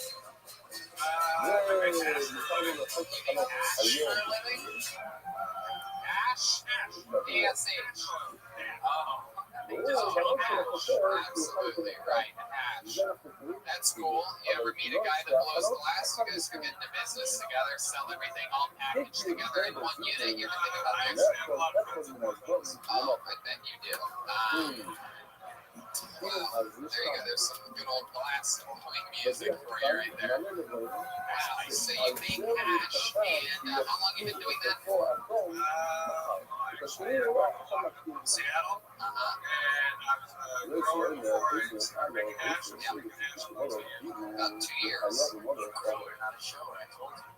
Oh, look at that. It still doesn't have anything that doesn't exist. It means it's a big dick. Oh my goodness. So The world is dying, and you guys are fighting with me. So Ryan, what's your favorite thing to do after smoking hash? What's your go-to? You're good at Pink Floyd Laser Light show or something like that, perhaps? No, I'm a huge fan of comedy and pretty much entertainment in general, movies, TV shows. Yeah, very cool. You have a girlfriend? Not at the moment, actually. We recently broke up. Why'd you break up? It's my career. Go ahead and answer the question that I asked you. Just nothing exciting, really. We actually just grew apart. You dated for a few years and got sick of each other. 10 years. Oh my goodness. So how do you fill the time now that you're what do you do to fill in for not having a girlfriend? Is there something that's stepped up for the recent weeks? No, actually, we still live together. Oh. Do you ever masturbate in front of her? Actually, I have not done that yet. Have you ever thought about it? No, not really. Do it. I think you should do it. You have like a projector in your living room or anything like that? Like a big TV? Let me rephrase. I mean, I've done it in front of her, but it was like when we're in the most. You fuck like a porn star? At the end, you start just jerking yourself off until you come? I've always wondered if people actually do that. I think it doesn't miss me too much. Yeah, the gorilla journey. Yeah, we know about this. This is what we all do. Right. Well, here goes you just lay there. I'm gonna do what I could have done without you here. Like that, right? Oh no, you put it back in. You rub some infinite CBD lube on that fucking thing and shove it back in there. Very good. What's the craziest thing you've ever done sexually wild, whether it be happening to you or you did it to somebody else? You know, don't lie here. I know that you know. Tell the truth. Sex in the United Center in Chicago. Whoa! What are you doing there? Would you fucking with the Chicago Bears? That's not even where they play. It's not even. It doesn't make sense. It's the Chicago Bulls. Oh, fuck yeah! So you finally had a black hawk for the first time in your life.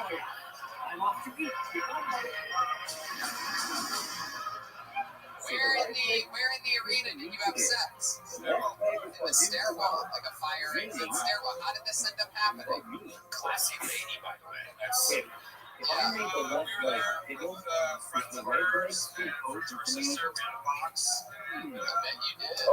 בקיצור, זה השאלה. אם הוא עושה ילד Still one of the games, so I figured it'd be slow. Oh, wow. It's one of those bloody hockey games, you know what I mean? Yeah.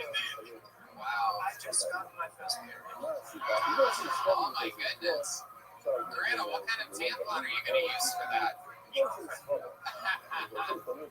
Wow. Ryan, how long do you think you lasted in that stairway that day having sex at the United Center? I mean, I was trying to make a marathon, so probably about 5 minutes. 5 minutes. Very good. That's pretty good. It's pretty good. All of the net penalty box, string of Blackhawks games. That's exciting. Wow, Ryan, anything else we need to know about you before we let you go? No, big fans, love the show. There he goes, Ryan Zoyce, everybody. He's on social media, Dr._Hoopda. Yeah.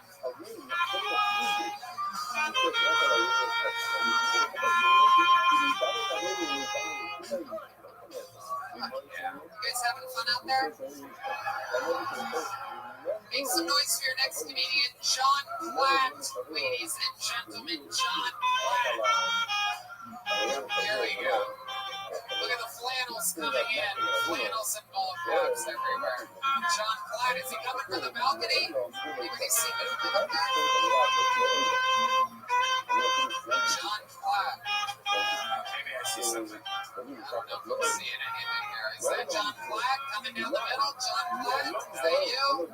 What's the guy saying? Cheers. Oh, this is John Platt. Look at this fucking guy right here. Here he comes, everybody. No doubt about it.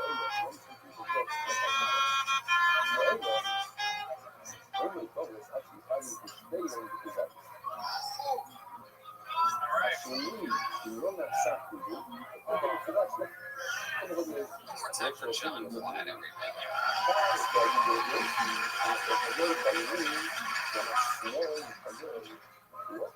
This sugar kills your mother.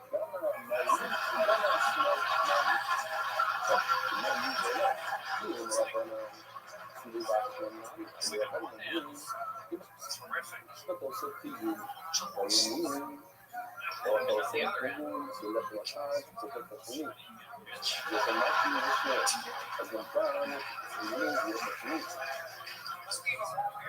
Sure, it kills your teacher, you know? It's like, Jesus fucking Christ. This is sex brothers.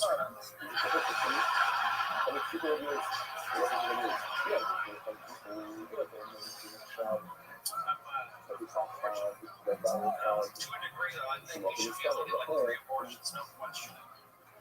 If you want to get a 4th abortion, you should have to save someone's life. Wow.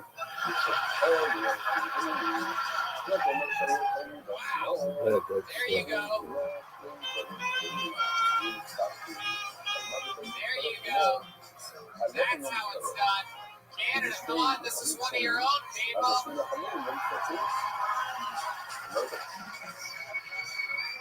So, John, welcome. You've been on the show before. Right. And correct me if I'm wrong, but I believe my good friend Gilbert here just reminded me, were you the guy that got your first 7 kisses? Wow. Yeah, you're saying like, And I noticed that this set, clearly, I mean, 1,300 people, this went better for you here than even the last set did at the Commodore Ballroom, correct? that last set was very Meanwhile, after all those kisses, look what it's done to your confidence and swagger and style. An unbelievable set, hard-hitting punchlines throughout, compelling material. Got us all the edge of our seats, getting laughs right at the 59th second. So let's talk about it, dude. How's your life changed since your last appearance on Kill Tony? I lost the virginity. Whoa! This is what we do. This is what we do. He was a virgin, and then we changed his fucking life. Look at you now. Was it one of the girls from that night? It wasn't. No, but that's not what matters. It gave you some confidence. You went out there with a skip in your step. You guys did a whole lot for me that night, honestly. Yeah, absolutely. Very good. So this chick that fucked you, where'd you meet her at? It was, I signed up for some dating apps right after the show, and there was plenty of fish. Plenty of fish, absolutely. Hell yeah. And then what? Where'd you meet her at? You went out on a date? I went straight to her house. We talked about watching some fucking Mindhunter, like true crime and shit like that. Swerve to the audience a little bit. Face these beautiful people out here, yeah. So you went to her house, watching some what? Murder documentaries? We were talking about like serial killers and shit. Yeah. That's great. That's how it starts. We talked about Netflix, and I got there. There's no fucking Netflix. No, she didn't even have a fucking. Then you gave her a stabbing. There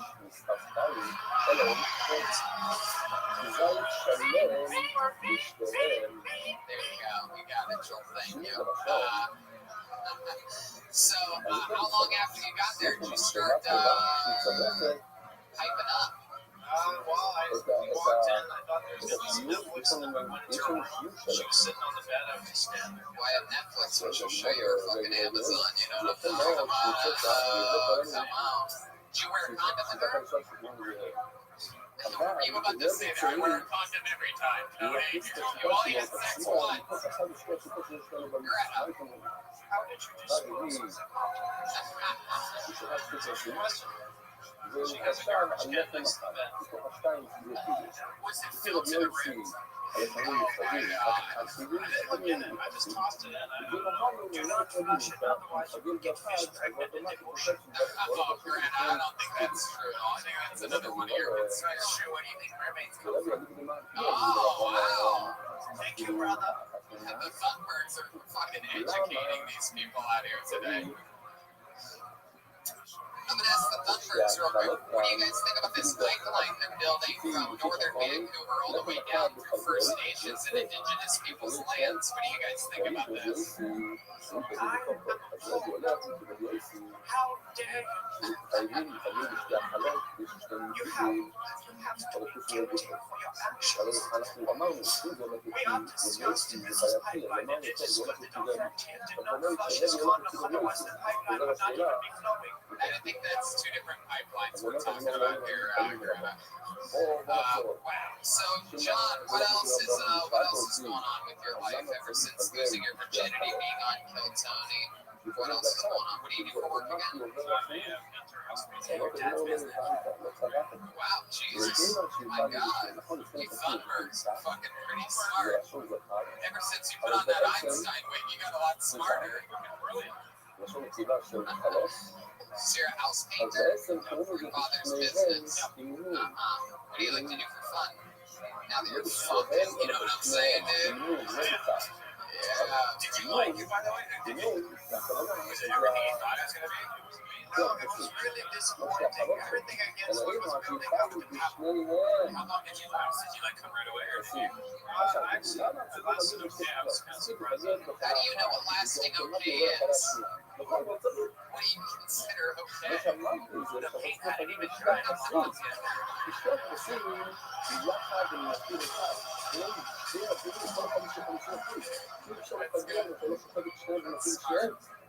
כדי שתוכל I did לשמוע, get it on the second אתה try. חושב, Wow! Look at that! I can't believe you let her fuck you like that. That is incredible, John. So ballsy. Did you wear a condom on the anal too? Whoa! Damn, raw dog, or as they call it here in Vancouver, Japanese.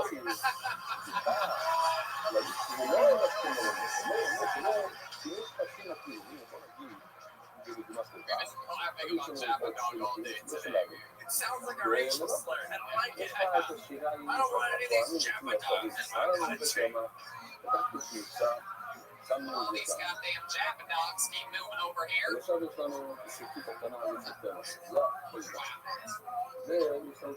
one in the audience. Okay, so, alright, that's enough. Yes. Alright, so, John, anal on the second trip, was that the same night? No, that's the second one. Hell yeah, you had to reload, you just shoved it in her butthole. Did you use any lube or anything like that? Did you use some Canadian lube, or as you guys call it, gravy? No, maple syrup. So she had lube, and you put it in her butt. Did you notice anything different than having vaginal sex? What was the main thing that stood out to you? I just felt a little better. Felt a little better. Oh, look at that. John Black dropping truth bombs out here today. Okay, Red Man, get rid of that thing. Well, I would never let any man inside my bedroom. You have to go green. Oh my goodness, Greta Thunberg, I don't think you're allowed to be making jokes like that. You're too young. I'm about to graduate. Alright, well John, I mean, what an unbelievable tale. Here you are on your second time ever. I feel that you've been maintaining doing stand-up other places, right? No, really? This is your second time ever on stage? Wow, you just backed out and left. Wow, dude, I'm telling you right now, you have to embrace it, dude. You got to get out there. Clearly, there's no point in you saving all this energy for 1,300 people. There's a lot of comedians here tonight. You should try to find some, make friends with them after the show, ask them questions, let all this fear go. Because I guarantee you, you've already performed in front of more people than 90% of those open micers. Never have a chance at 1,300 people in a beautiful venue like this. Ladies and gentlemen, there he goes, Vancouver's own John Black. Yeah, we'll do it.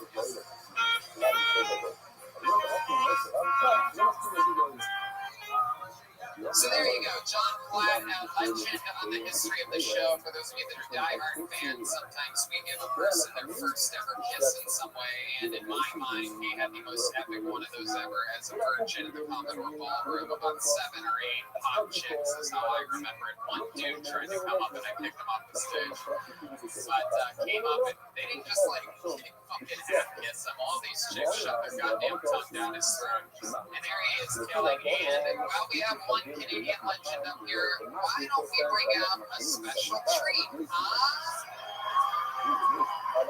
This guy was recently on an episode in Calgary, Alberta, Canada. He's a Canadian comedian, and he did so good on the show that I had him open up shows for me that weekend in Calgary. And he did an amazing job, an incredible style, incredible delivery. I think this guy's going to fucking blow up. I love everything about it. Make some noise for him, the one and only Sam Walker, everybody. Here we go.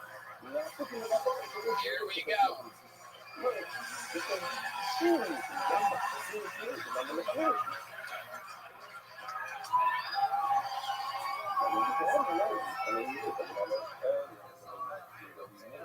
I'm just a regular guy.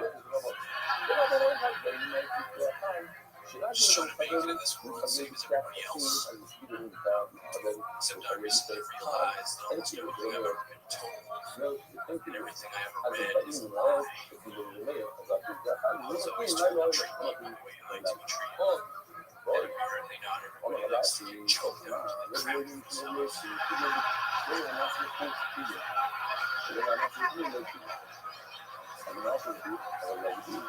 מה זה בפנים ומה אפשר לראות? כל מה שיש בבניין הזה, Here's another cold, hard truth for וכל מה everybody in the שיעשה room tonight. כאן באזור הזה, באזור There are only זה two בחוץ. types of זה people עולה walking לסוגיה this אחרת. earth. ואם העורף People with two holes and people with three holes. זה האיכון, ואם נכנס בפנים, אי אפשר לעשות חיבור בפנים. But that כל don't matter, החיבור just get a חייב look at להיות this. אחד. גם I only המחשבה think שלו, gas. בגלל העשייה שלו. אז אם הוא עמד כאן, עכשיו להשתחק כאן, להשתחק באלכוהול, ופתאום שהוא ייקח את הדם, כאן, בפינה הזאת, כאן, Sam Walker. אז זה Wow, חיבור. doing it again. Absolutely incredible. That's what I'm talking about. Unbelievable delivery, smashing punchlines, the two biggest jokes of the night, undoubtedly. Just incredible. Sam, I love this. I love everything about you. You come up here looking like Vane's grandmother. Very exciting stuff. You also, like another comedian, look like you could be about 29, 49, or 69. But incredible. You are just an incredible, charismatic character. Congratulations, Sam. Guys, anything for Sam Walker? Kind of love that quote. That's great. It's like Indiana Jones from the North Pole or something. Yeah, absolutely. Where'd you get a coat like that? Where do you get your fashion style from, Sam? I took it off with a fucking dead airman.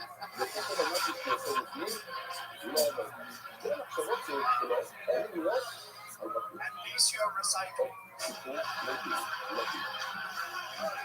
I have read it. I'm ordering for you. This is 2 sheets worth. I'll show you later what I did with the Lord. Whoa, I'm excited to actually find out myself on that one. So, Sam, you absolutely destroyed here tonight, and also killed Tony Calvary, and during the 2 stand-up shows that you did opening up for me, worked with me, and the great Jeremiah Watkins. And Jeremiah and I were by far the 2 people in the audience laughing the hardest during your opening sets. We were cracking up. It's sometimes people, if they don't have a little bit of a warning, it turns out they were a little bit scared to say Walker. While he's built for the Kill Tony audience, a trained comedy fandom that studies comedians, watching comedians doing comedy. Some people that night, it was their first ever comedy show, and some of them called 911, 844, whatever you call for an emergency here in Canada. I love shows like that. Looking at the audience's face, no gasping. Do you have that happen a lot? Like in your shows, like people that aren't ready for it? Yeah, goddamn right. 2 weeks ago, I was up in Edmonton. They got moved off the stage both shows. Here you are, and look at this. Here you are in front of 13 level. Look at that YouTube commenters booing you from the audience. They can't hide their jealousy, Sam. How else is life going? Other than getting booed off a couple shows in Edmonton, what else is going on in your life? Anything else interesting? Look, man, I'm fighting for my goddamn life financially right now, too. Yeah? What's going on? Wait till you. What do you mean, Sam? Tell us about it. I can't get a goddamn day job to save my life these days. You can't even afford a second job. Why don't you fart and I'll show you where the other one is. Okay, Brian, very good. That's why there's only one of those that show Brian. Very good. That doesn't make literally rules on you. Eco-friendly Tampa. That's what I call my Tom.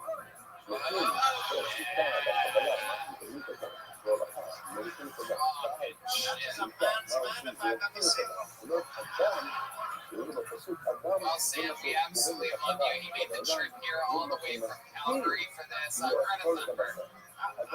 No, Tony, I don't know if you heard about that song about kind of lucky.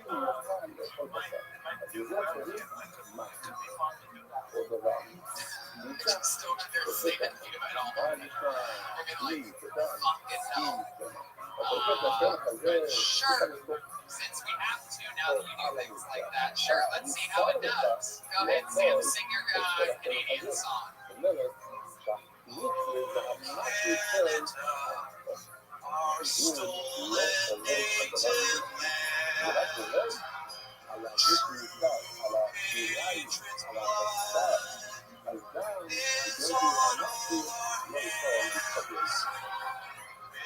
broken hearts we fall apart. The true north, small and weak. We spread a wide open canopy down one easy frauds came our land. Victorious glory. Oh, Canada,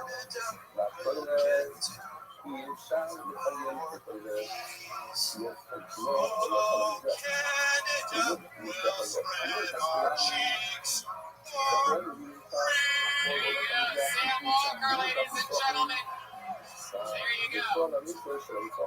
And there you go, Sam Walker, everybody. One more time for Sam, everyone. Fuck yeah, dude. Absolutely. You guys having fun out there? How many of you like when comedians do good on this show? How many of you like when comedians do bad on this show?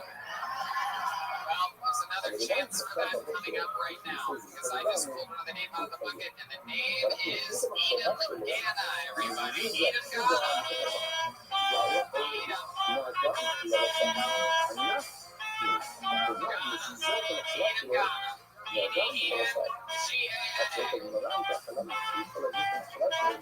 Edom. I don't see any movement at all. Is somebody coming to the balcony? They're coming. Are you sure? I shouldn't pick another name out? Okay, here we go. Keep coming, Edom. You got this. All the way to the middle. There we go. This is Tony live in Vancouver, Canada. And this is your next comedian, Edom Gana.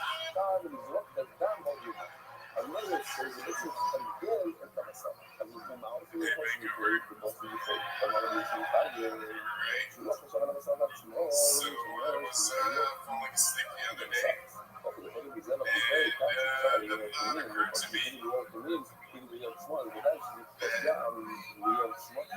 great religious leaders are just probably high-functioning schizophrenics. They just like convince people that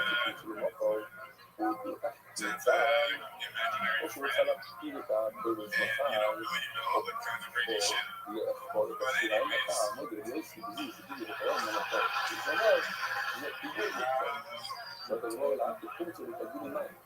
as a young child, I decided to masturbate ambidextrously. Because I had that fiber skirt, you know. And when it's sat right when I'm moving, they can't pay attention. Fuck yeah, Edom Gana, everybody. Edom, grab that microphone. I'm talking to you for a bit here. Hell yes. Welcome, Edom. Am I saying that right? Edom Gana? Edom Gana. No, it's fine. Is it Ghana? Yeah. Edom Gana. Hell yeah, absolutely. Greta Thunberg. Yeah,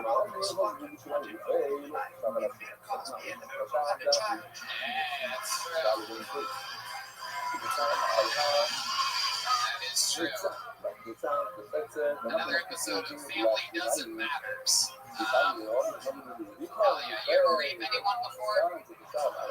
It's a Bill Cosby question. And then after you go, did I do that? There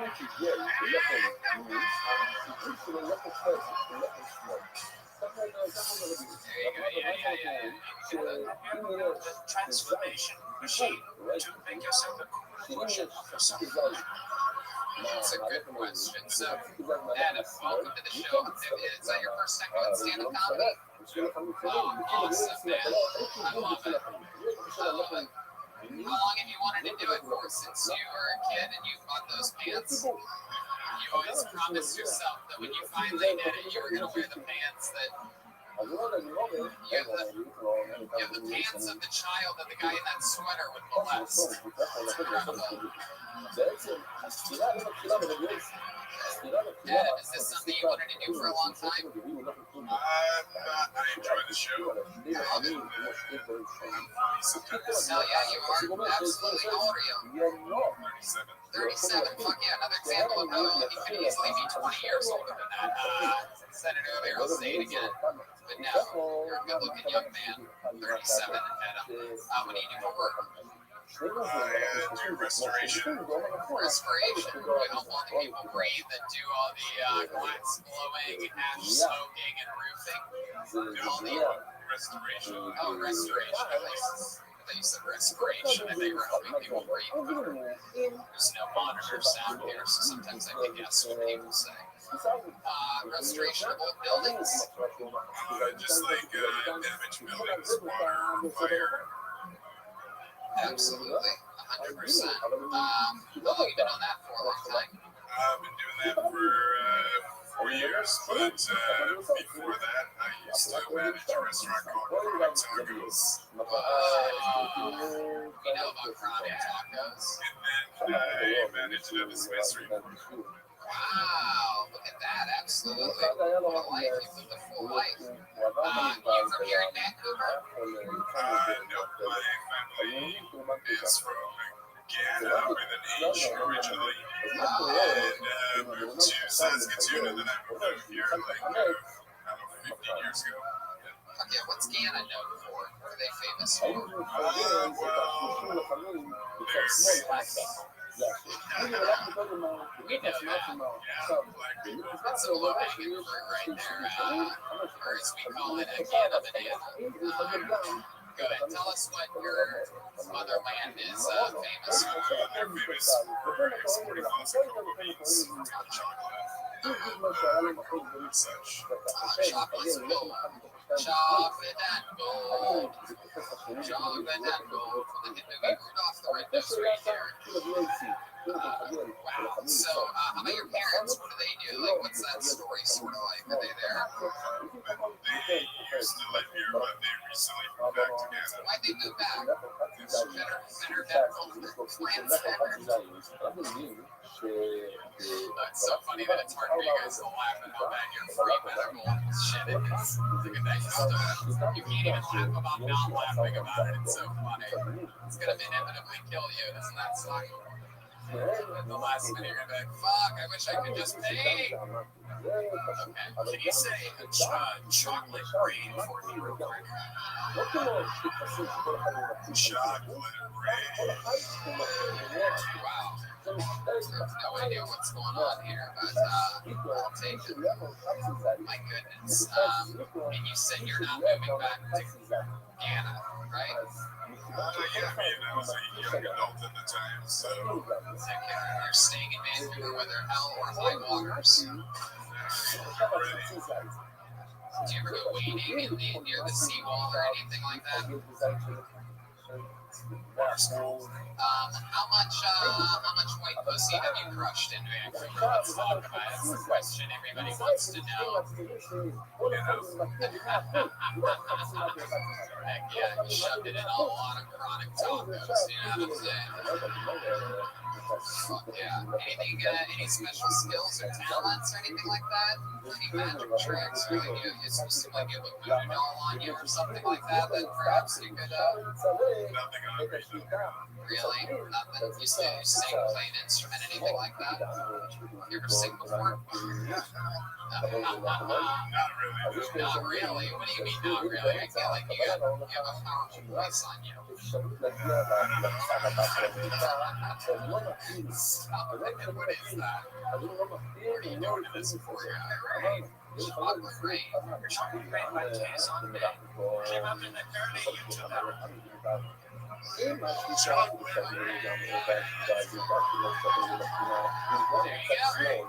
I had a feeling. There you go. Well, that's great, Adam. Thanks so much for coming on the show.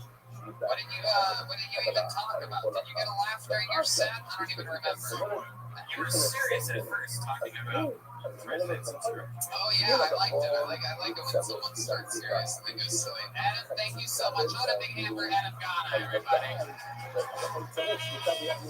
Fuck yeah.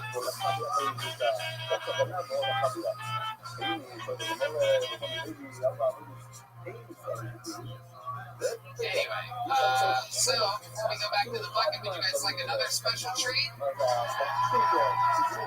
Okay. Well, it just so happens to be that one of the 6 or 7 ever in the show's history golden ticket winners made this trip to Vancouver here today for this show. For you. To be here with this massive audience. It's one of our favorites of all time. We found this guy in Seattle. He immediately won a golden ticket. He's cashed in Los Angeles. He's cashed in at Kiltony Mania. He sat on the panel at Kiltony Mania. He has put Gilberto Jimenez through a table. He has wrestled Jeremiah Watkins. Ladies and gentlemen, I present to you golden ticket winner here at the biggest Kiltony ever. Make some noise for Todd Royce, everyone. Here we go. Todd Royce.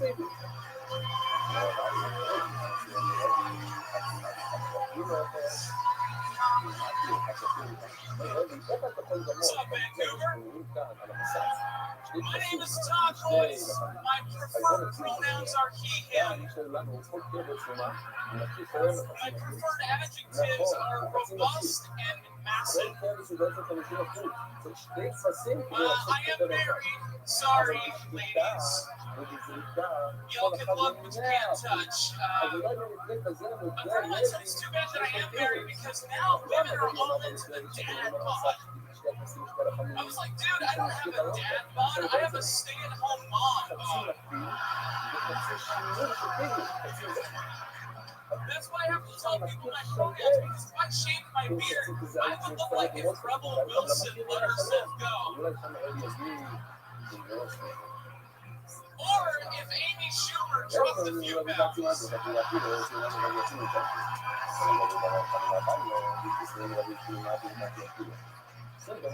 you ever wonder what it would look like if Lizzo was white, and I don't need a DNA test to tell you I'm 400 pounds, that bitch. Wow. Todd Royce. Coming in on his 4th or 5th appearance on this show's history and clearly showing the difference between a normal comedian, a new comedian, a comedian, and a golden fucking ticket winner like yourself. This has been everything. I mean, this literally, you're the biggest Kiltony. I have to say, in all honesty, this changed my life. The show. Being here, absolutely 100%. I love that, man. I absolutely love that. Giving opportunities to people, letting them live their dreams, and also crushing them one episode at a time. It's the yin and yang of fucking real, raw, live comedy.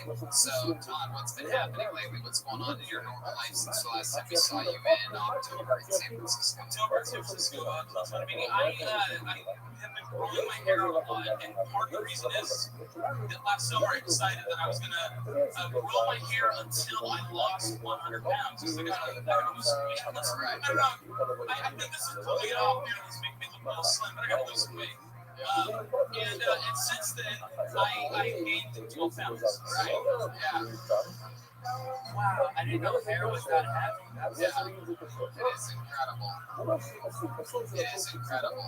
That is. It's like all the Hanson brothers morphed into one fucking. This is there you go. So, you've been doing any pro wrestling lately? It's a part-time pro wrestler. You know what's crazy? Actually, the last match that I had was in September. And it was a cool experience because of who I was teaming up with, who I was wrestling against. And in fact, 24 hours later, I was on a plane going to the Comedy Store. And I just thought, man, I want to put my focus into stand-up. So, if that's how I end my wrestling, because I'm definitely not ending it in the WWE. But if that's how I end it, you might get into Weight Watchers Entertainment. WWE. The other thing is, No, it's not. damn it. I get into the whale watching empire, perhaps. And you've been married for I've been married for 13 years. 13 years. Wow. Thank you. Thanks. And remind me, what does your wife do for work when she's not making inevitable funeral plans? She's pretty close in on all her bruises. No, seriously, what does she do when she's not tearing cologne samples out of magazines and rubbing cool on you? Thank you for the mid-joke rip shot, Joel. Thank you. Now, what does your wife do when she's not extreme couponing to save money on the grocery store trip? No, but seriously, what does she do? When she's not shopping for... When she's not shopping for ambulance prices. When you take a shit, does it go to the rim? There you go. On good nights, yes. Oh my God, yeah. Seriously though, what does your wife do for work when she's not ironing your shirt with a when she's not ironing your shirt with a tractor? What does she do for work when she's not wondering which one of the two of you has prettier hair? What does she do for work when she is avoiding normal woman by covering in your giant shadow? How dare you? How dare you? That's true. Your wife is the only woman who has a sunrise and a sunset in her bedroom. Seriously, what does your wife do for work when she's not mopping up the water that's spilled out of the shower that you took?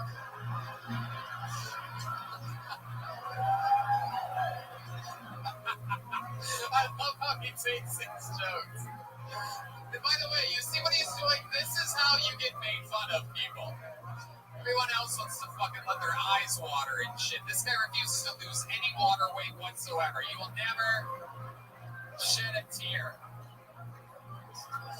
This is how you get roasted. What does your wife do when she's not vacuuming the crumbs in your skin folds?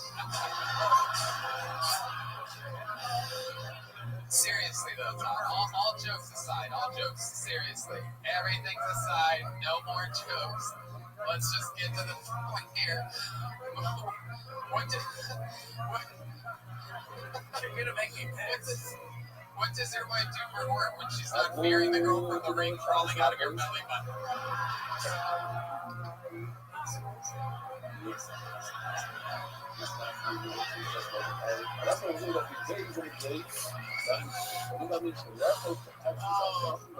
Oh my God.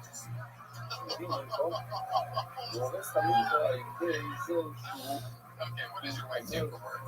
I mean, at this stuff, what does she do? I can't, my brain is, it's not going to get funnier than the girl from the ring crawling out of your belly button. That's a well that she crawls out of if you're wondering that picture in me. That's an image that will keep you up late at night. Yeah. Well, no, it's your heartbeat that's going to keep you up late at night. It's called sleep apnea, my friend. They make a mask for that. They do make a mask for that. That'd be good for maybe a wrestling character sometimes. Sleep apnea, man. Yeah. I'm dreaming about this moment. What do you do for work? I don't think you're my wife. I didn't even ask you. How do you make money? I'm a professional nutritionist. If you guys want any advice?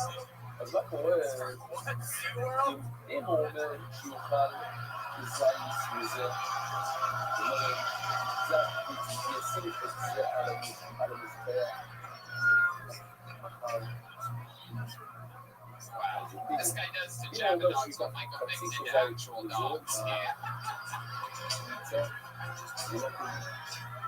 What have you eaten? Like, for example, what did you eat today? Just be honest with us. Like, what do you have? How many boxes of cereal do you have? I bought 2 boxes of cereal today because I wanted to mix them together. Because I can't just have one. Are you fucking serious right now? I swear to Christ. יש סוגי אכילות שונים, את השיריים מהפה בעצמו, Do you hate Captain Crunch because it's named after a workout? יש איזה חד זית ולחצי חד להספיק על המקצוע. I never figured out. I never put it together, but now I get it. Yeah. With two cereals, first of all, I cannot fucking believe. I've never in the show's history asked anyone how many boxes of cereal they bought. If you're telling me that you actually bought two today, This morning. what two types of cereal have you bought? Well, I'm a middle-aged guy, so shredded wheat and Fruity Pebbles. That is such like a fucking I'm gonna be healthy and also big at the same time. I can eat the Fruity Pebbles if I put some shredded wheat in there. It's healthy. Yeah. The size of your coffee footprint disgusts me. Interesting stuff. Wow. You are so fucking so amazing. Your style. I mean, you come up here and you absolutely flexed on this room tonight. So fucking entertaining from the beginning. You started your set all the way through. You can roll. Unbelievable set. You can roll with the punches. Your sense of humor is fucking priceless, and we absolutely love you. You guys love this motherfucker or what? Thank you guys so much. Come on, guys, make some fucking noise. It's golden ticket winner Tom Roy. Fuck yeah. That guy came all the way up to Canada for you guys. Pulled a passport out of his assport. You guys think we should go to this bucket one more time, huh? Alright, this is it. We gotta keep this episode fucking high and tight. Like Bobby Jeans. Like that is a little pop there. Fun fact, I just did my first episode of that show in a couple years. Comes out next week. There you go. Fun times. Okay, your final comedian of the night goes by the name of Bradley Sakowski. Bradley Sakowski. Here he comes. Bradley Sakowski.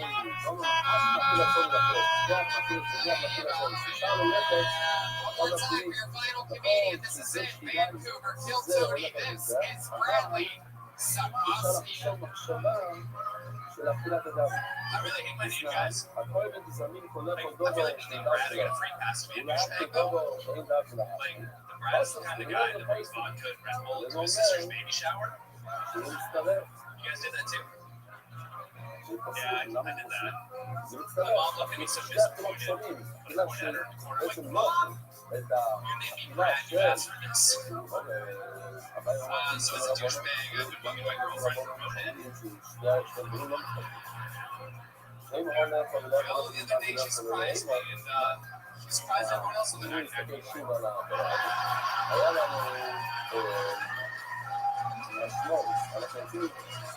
Still feels like a fucking months, right? Yeah, I've been playing this game with my girlfriend now, actually, called Winnie the Pooh. That's where I walk around the house wearing nothing but a t-shirt. I call her Big Love.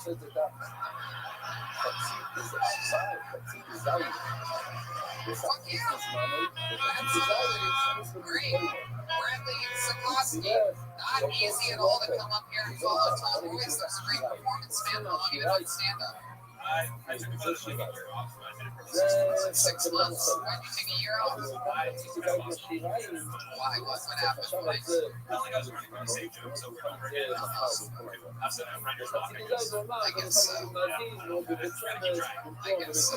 I always say there's no such thing as writer's block, even though I suffered from it tremendously at the end of last year, going through some crazy stuff in life. But you plow through it, man. Writer's block is all psychological, you know. So even is that all new stuff or is that the old stuff?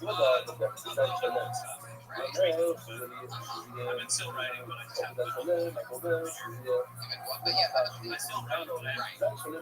You've been on stage in a year. Wow, that's a great performance for not being on stage in a year. It's really good stuff, Bradley. You live here in Vancouver? Yeah, in the West End, maybe. The West End. Heck yeah. That is, what's the West End known? Bears. Bears? Wow. Have you ever seen a bear? I've encountered many a bear on Navy Street. What's the closest a bear's ever come to you? Um, Is that a Davy Street joke? Is that what I just heard there? Oh, very good. There you go. Double good, thank you. There you go. Absolutely. Absolutely, dude. You have a girlfriend, boyfriend? Yeah, I got a girlfriend. Girlfriend, how long you been with her? About 2.5 What does she do for work? She does Purdy's. What's Purdy's? It's a coffee shop? Chocolate. Chocolate shop. A shot of chocolate this episode. This is incredible. We're not talking about golden tickets, we're talking about chocolate. This place is not a fucking Wonka middle here today. You ever eat any of her chocolate? You know what I'm talking about? She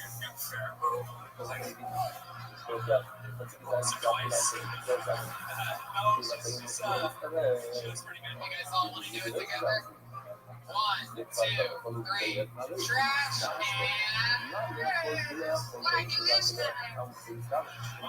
Why did you sound like the sugar farmer guy from Manipulated? You asked another question.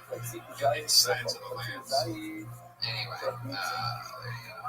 So Bradley, any special skills or talents or hobbies or anything like that? I race skateboards. You race skateboards? Wow, my goodness. You ever injure yourself on a skateboard? Yeah, I like a crack for sure. Jeremiah once broke his entire arm on the first time he ever went down a real rail.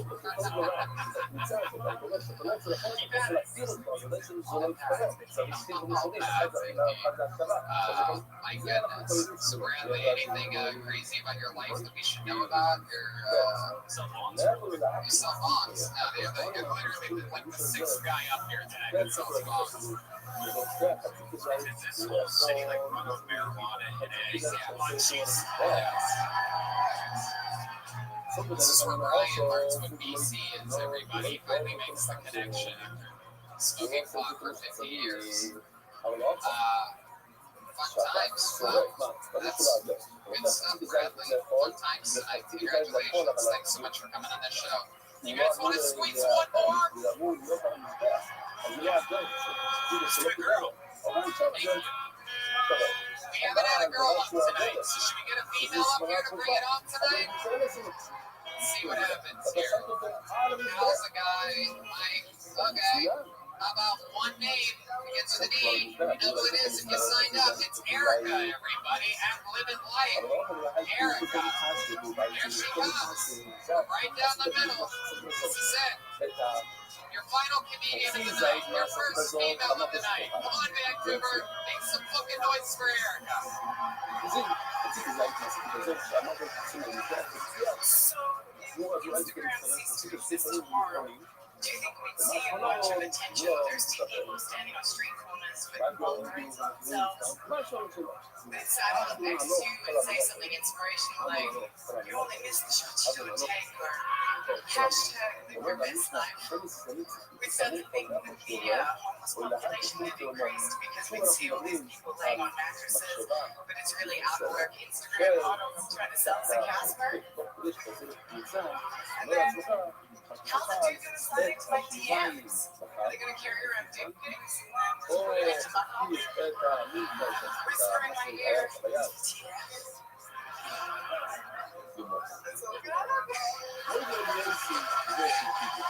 That's great. 48 seconds.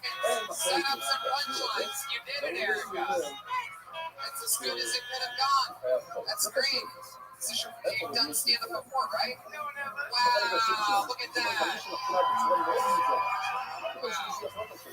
First time ever doing stand-up, and she's already the 19th funniest woman in the world, everybody. So brave. Incredible. Incredible. Congratulations. So brave. Incredible. What do you think about this young lady destroying her first time ever on stage for 48 seconds?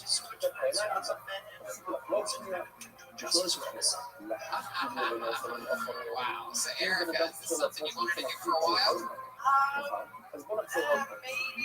Yeah. Weird answer there.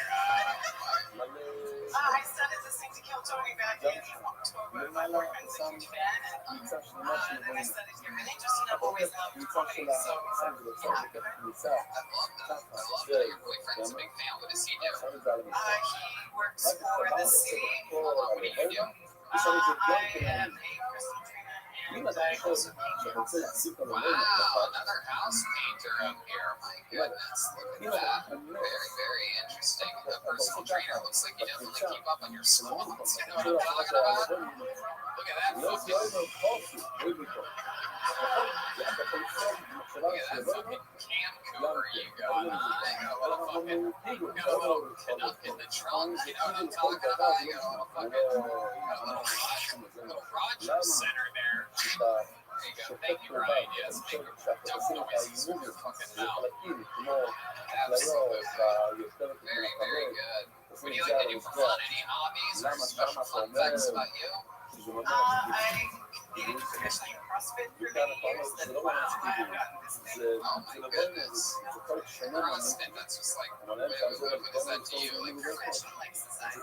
right? Yeah. Is that with weights or Yeah, sometimes with weights, gymnastics. what kind of gymnastics can you do? Can you show us anything here tonight to bring the whole thing home?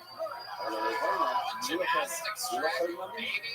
One little something without fucking hurting yourself, and just to let you know, JFL Kill Tony and the Motivator is completely irresponsible for anything that could happen at this point of the show. However, we are willing to give you a lifetime supply of infinite CBD to heal any wounds that happen to you. Oh my god.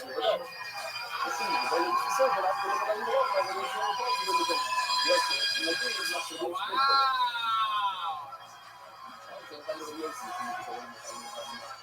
Holy shit. That is very impressive. That is so cool. Erica, you did it all. 1,300 people. You killed. You walked on your hands. You fucking did it. Is there anything else crazy we need to know about you? Sure. Okay. I have once dissected a whole human body that is now fascinated in a museum. Wow. A human body exhibit? I studied anatomy in Australia, and my project was to Yeah. You Canadians all have this don't fuck with cats energies about you. I love it, man. You do? Yeah, I also just saw your pussy when you're walking on your hands. You're welcome. Hell yeah. Thank you so much. How about we make some noise for Erica, everybody? That's Kill Tony. All I know is that boyfriend of hers that's a Kill Tony fan is gonna extra fuck the shit out of her tonight. Is there anything hotter than your girl killing for 48 seconds, dude? Fuck yeah. Guys, we did it. That's tonight's episode of Kill Tony. Unbelievable. We flew here today for this, for you, for the biggest Kill Tony ever. Did you guys have fun? Look at that. Look at that. Hello. We love you guys so much. We cannot tell you how special this is for us to come up here and have our biggest one of these. You know, we did over 800 tickets to the Commodore Ballroom only like 6 months ago. 1,300 record-selling Kill Tony here tonight. So, from the bottom of our hearts, we thank you, Vancouver, for some crazy reason. When the smoke cleared, you became the epicenter of the Kill Tony universe. So, fucking awesome. You guys have absolutely wild senses of humor, and you like your comedy live, raw, and fucking risky. So, congratulations and thank you to you. Thank you to JML for having us. Make sure you go to Ritual and use the promo code Kill Tony. Make sure you go to Infinite CBD, use Tony15 so they know that we sent you. Keep us all happy and being able to do gigs and fucking travel around. How about a hand for the great Greta Thunberg, everyone? She's here saving the world one step at a time. Greta, anything you want to say to these people? Social media. I draw my stand up, and we have the tour posters that we're doing right now, and I've got some beautiful shirts that I'm rock with me that we're gonna do right here on stage. Yeah, we gotta do it quick too. Guys, how loud can this place get for the great Joel Jimenez, huh?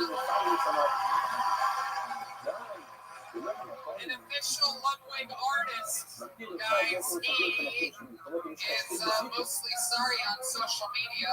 Joel? Let Let me guess. There you go. Is this your second time in Canada? Third, second time in Vancouver. Thanks for coming out. You changed my life. Thank you. Second time in Vancouver. Oh, there you go. We did it again. Brian and I have been doing shows here for about 8 years. We started headlining me, him, and Tiffany Haddish. Where did you ever at any of those shows? Just out of curiosity, I know that fucking animal right there was. This guy made me a fucking haunted Native American boxer there. It's in the grader right now. I opened that thing and a fucking ghost fell out. It's one of those indigenous fucking Kill Tony fans right there. Are you even allowed to listen to the internet?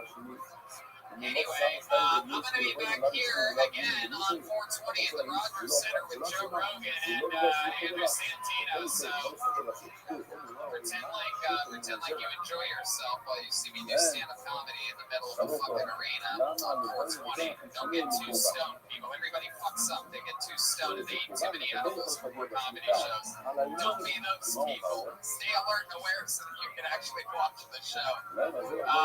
We love you guys so much, Red Band. Love you guys. Good night, everybody. Thank you so much.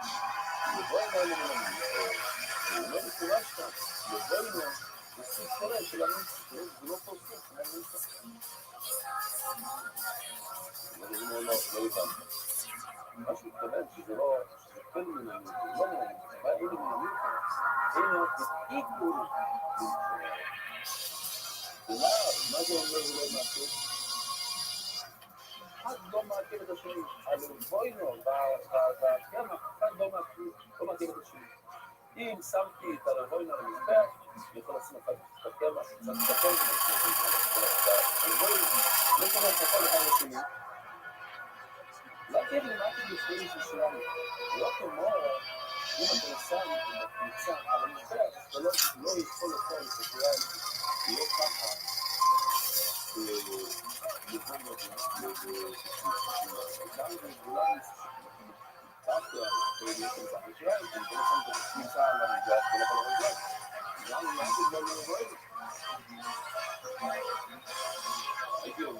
this is Rabbi coming to you live from the world famous comedy store meeting room for a brand new episode of Kill Tony. Fuck yes! Ladies and gentlemen, we are live. Hey, look, it's Brian Redman, everybody. Come on! You guys excited to be here? This is the #1 live podcast in the world, everybody. Fuck yeah. Hey, look, the great Ryan G. Emails is here drawing tonight's episode. How exciting. Every episode he draws the episode while you all sit there doing nothing. He has a big blank sheet of paper and he draws everything and mixes it in. We just took a bunch of his posters with us to beautiful Vancouver, Canada. Shout out to Vancouver. Sold out our largest ever venue ever. 1,300 seat massive theater in Vancouver, the Vogue Theater. Props to you, Vancouver. And this week we go to Venus de Milo, Kill Tony East, #2. Right between Providence and Boston. Real exciting stuff. There's a few tickets left for that one. I'm also headlining a stand-up show there with guest spots from all your favorite Kill Tony characters that are going to be there. And Hoya, and the weekend, March 5th through the 7th with Kill Tony, 2 of them on March 8th. There's a couple tickets left for the second added Kill Tony there. Then we go to Tacoma, 20th through the 21st. Kill Tony's on the 20th there. Check the website. Skankfest South at the end of March. Kill Tony Boston, April 9th with stand-up shows, April 10th and 11th. We just added another show to Boston. The other Kill Tony sold out. And Moon Tower. It appears as though we are doing the last weekend of Moon Tower. There is a slight chance that might be adjusted or moved stage. Yes, keep a close eye on the Moon Tower date. Shout out to Vito's Pizza feeding us. How many of you have ever eaten Vito's Pizza before? Highly recommend it. It's down on La Cienega Boulevard. Swing by Vito's on a Monday on your way up to Kill Tony and mention you're a fan of the show. No discounts or anything. Just let them know that we send you so they keep giving us pizza. You know what I'm talking about? Hollywood Swamp. It's great. Check it out. Absolutely. And I'm all hooked up on delicious Caveman Nitro Coffee. Go to cavemancoffee.com. Use the promo code Kill Tony and save some money. It's amazing stuff. So it keeps me energized. I'll tell you right now, our guest next week, everybody, is going to be Donnell Rawlings. Everyone, from the Chappelle Show. other fun things. It's going to be exciting to have him here. And let's just jump right into tonight's episode, guys. What do you say? We'll read some ads later. But before we do that, here's a word from our sponsor of this episode. And we're back. Are you guys ready? This is it. Tonight's guest. One of our favorites. You know, I know. We all love him. Fucking monster. A guy that I guarantee you, if not already, will be known as one of the best comedians in the world by everybody in the fucking world. He's got one of the greatest minds on the planet. I absolutely love him. I love him so much. I'm wearing a hoodie that I bought off of his website because if you're wondering, that's the first time I've ever done that in Phil Tony's history. Ladies and gentlemen, I present to you one of the funniest men, one of our favorite guests on Phil Tony Makes Noise for the great Tim Dillon, everybody. Yes, Tim Dillon of the Tim Dillon Show. Thank you. He's a monster. Thank you. I just bailed that guy who killed Drew Carey's girlfriend out of jail. You did? He'll be here in 5 minutes, and he's got a new minute, and it's on. So don't worry about it. He's ready to go. Tim Dillon's going on tour. The Cancel Your Family tour has begun. TimDillonComedy.com for tickets. TimDillonComedy.com for this amazing hoodie. The I Love Daddy, Meghan McCain. It's a fun thing, and she is not contacted a lawyer as of yet. So, knock on wood, but we'll see what happens. I'm so excited to have you here. We are going to have a fun fucking episode tonight, and let's just jump right into it. There's a band on this show, everybody. You guys aware of this? I didn't know. Every single week they commit to being different characters. Maybe it's a brand new character we've never seen before, like this on Friday in that Big Soda Vancouver show. It was Greta Thunberg and her brother Hansel. Oh, that's awesome. She's a creepy bitch. Oh, you should have seen. She really is a version of her. She's an odd. Yes, she is. Young, brutal lesbian, am I correct? Is a like an autistic, brutal, just fucking chalky figure type. Yeah, sure. How old is she again? 13 or something? I don't know. Oh, God, is she? I didn't see that. Sorry, anyway. Sorry.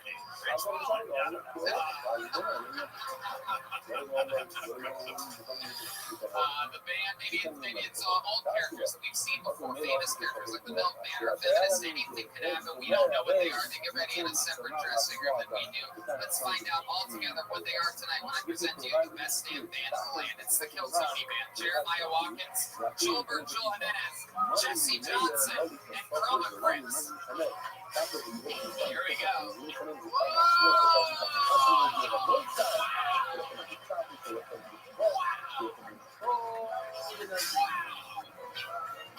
My mind is absolutely blown right now. Holy shit. Oh my God, ladies and gentlemen, this is unbelievable. For the first time ever, the Beatles are here. Oh, man. Oh, I just cannot even believe this. What an action-packed episode already. One of the greatest bands of all time, the Beatles, are here. John Lennon, is that you? Welcome.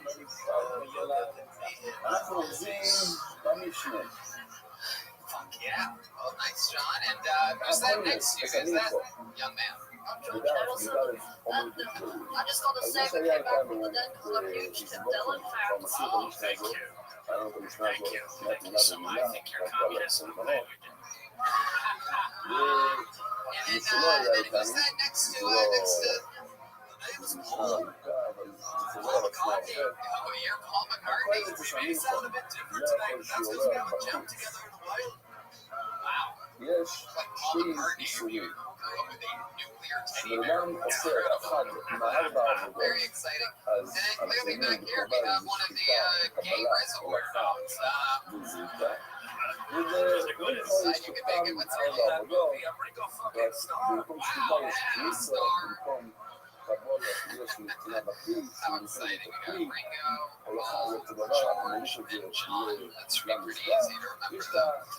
The motherfucking Beatles, Tim Dillon, Brian Soundboard, which brings me to this, everybody. It's the bucket of destiny. The thing that will decide exactly how things go tonight. Bunch of comedians signed up before the show. Maybe they're not even comedians yet. Maybe it's someone's first time they sign up and pull a name out of the bucket. That means they get 60 seconds uninterrupted on this stage. You know your time is up and you hear the sound of a kitten. That means wrap it up there. Or else you're going to bring out the angry West Hollywood bear.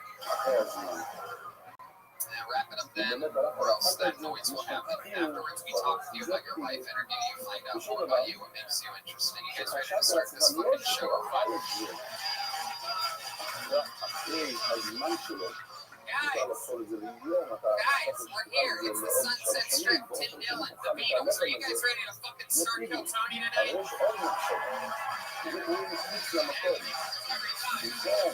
Every time that works, they go much crazier this time. Put your hands together for your first comedian of the night. He goes by the name of Edward Ultimus. Edward Ultimus. Wow, look at this. He's right there.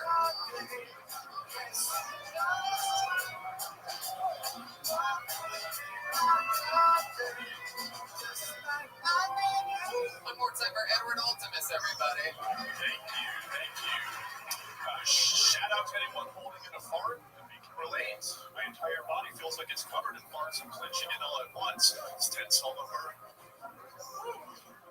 Yeah, I'm used to getting a bad first impression there. Wanted to make a good first impression like this one time when my mom put me up for adoption.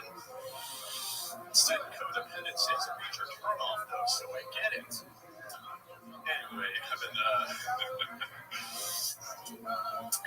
thinking about something, and turns out rinsing your mouth out with Rain before bed instead of Listerine to keep all those dang spiders from crawling in there while you're asleep isn't very pleasant either. Leaves you with an out tongue and a bunch of dead spiders around your mouth in the morning. But at least the shock of waking up with daddy long legs on your lips gets swimming out quicker than coffee. Speaking of ticklish things on my face, I gotta trim my nose hairs more often. Before they get ticklish, they want some people don't think I'm a cokehead.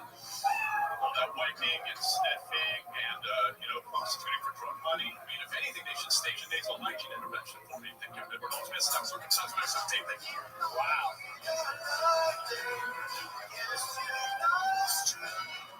Anyone ever tell you talk like one of those disclaimers at the end of a radio ad? Thank you so much, Edward Ultimus. That's the kind of thing anyone's ever said to me. There you go. Yeah, that's the kindest thing anyone's ever said to you? Okay. You just say things and then react after, I guess. Pretty much. Welcome, Edward. How long have you been on stand-up comedy? On and off since 2016. Nice. As you can see, the very on and off part, though. Yeah. Not really consistent enough yet, but here we are.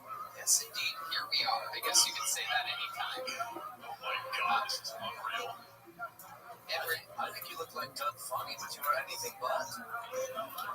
Thank you. are you going to throw a woman off the balcony later? I think we all thought that. So let's talk about it.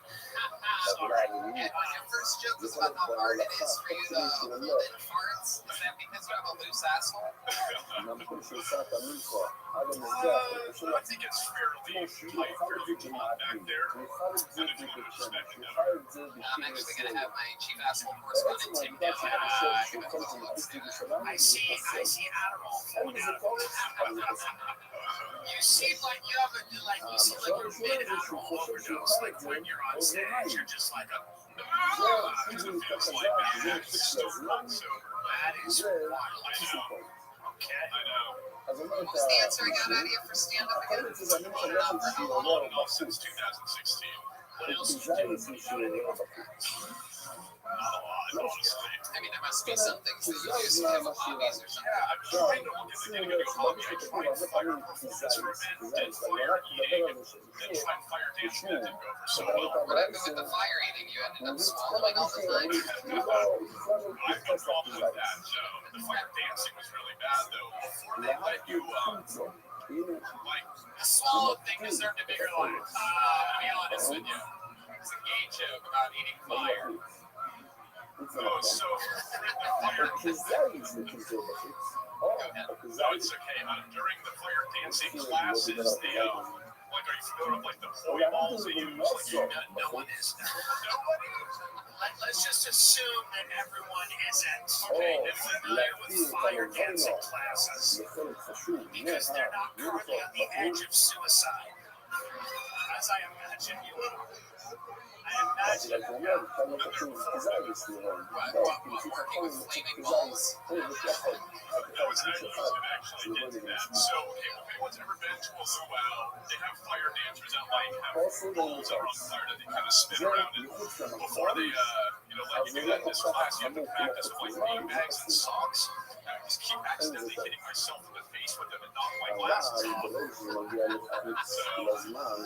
you kind of beat me to the punch there, but the last thing I was hitting myself in the face with flaming balls. So. Oh, you had that loaded up from there. Oh my goodness, I didn't realize. I never got the note that he's going to do this too.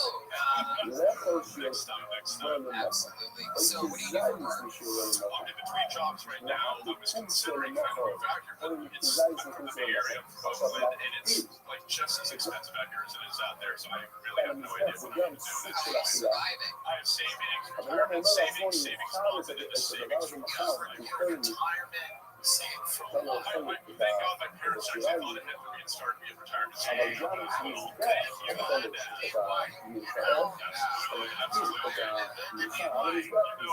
Minority can't just start fire dancing when they get bored.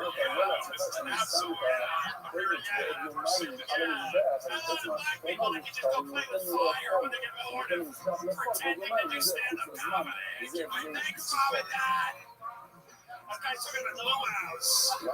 No fucking job. Something to miss these songs. Wow. Retirement fund. How old are you? 36. 36, and you're already dipping into it? Yeah, it's not looking good. It's not looking good. Like, if you had to guess how much money you've spent out of your retirement fund, give or take a couple thousand, what would you guess? Just honest answer here. I mean, definitely in the thousands, but we're not going to go any further than that because as long as mom and dad are still alive, no one's plan on that, right? That's right, that's right. You're absolutely drenched in sweat right now. No, it's okay. Don't start putting things on the table. Relax. No, I was remembering all it was the guest that my dad was on off ground play poker. In China, they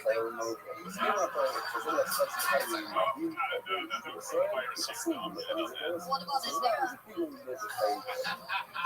love it. So, Edward, what else is interesting about you that you think we should know about you? Anything else? Any fun facts about you? I tried to push this at the very end, but I was circumcised when I was 17 years old.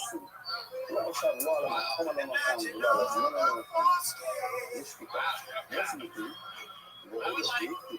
rather just not have a retirement account, you know? Than like some real sick fucking that was at mom and dad took me at home. Experience never. I mean, where to begin? I wrote them a letter because I was too embarrassed to ask them their faces. This all started because I had a crush on a Jewish girl, and I was afraid that if I ever had the opportunity to show my penis, that she would go running. Because of course she did not, because of the excessive perspiration. Did she end up ever seeing your penis? No, it was all for naught. It was all for nothing. Like, she just swore her. Even you're 17.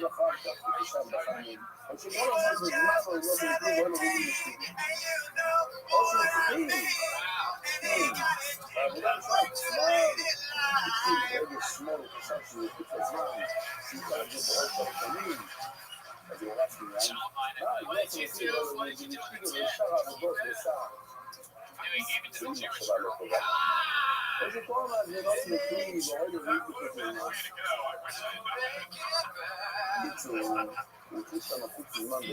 out of control tonight.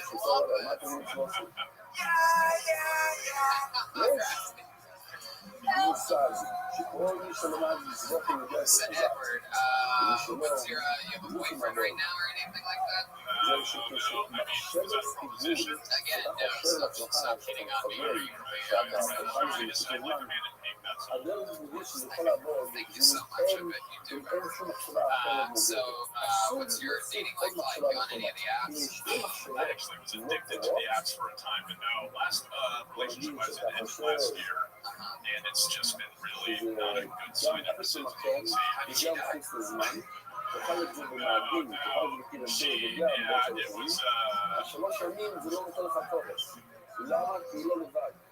I don't even know what to say to זה that. צריך Yeah. להגיד. Edward, fun ראיתי את times המחשבה tonight. הזאת, Your first כי time מחוץ recording the לזמן holiday לבד. Yes, this אז Leave tonight, go אז straight כל home. הזמן You don't אומרים, need any more אומרים, nap מחוץ rooms. לזמן. זהו, זה כבר Yeah. אמרתי fair את זה. enough, fair enough. Drive your car for Bill's drivers. מה זה ממש, זה טובה. כל הכספים שלנו. There he goes, everybody. Edward Ultimate's latest development. He's Edward Ultimates on Instagram. ואחר כך חשבת, הוספת עוד מחשבה, שתוכל לדעות 3 שנים, לא עוד ולצומת, אבל בעוד 3 שנים בתחום של הבן שלך.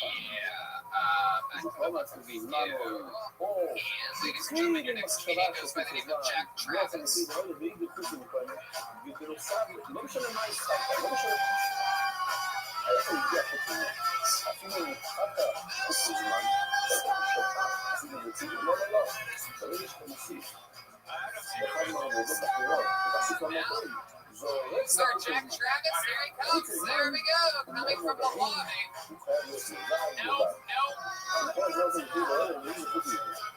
לא, שלכל הרמה בקבוצות זה לא נכון. Here he is, Jack Travis, everybody.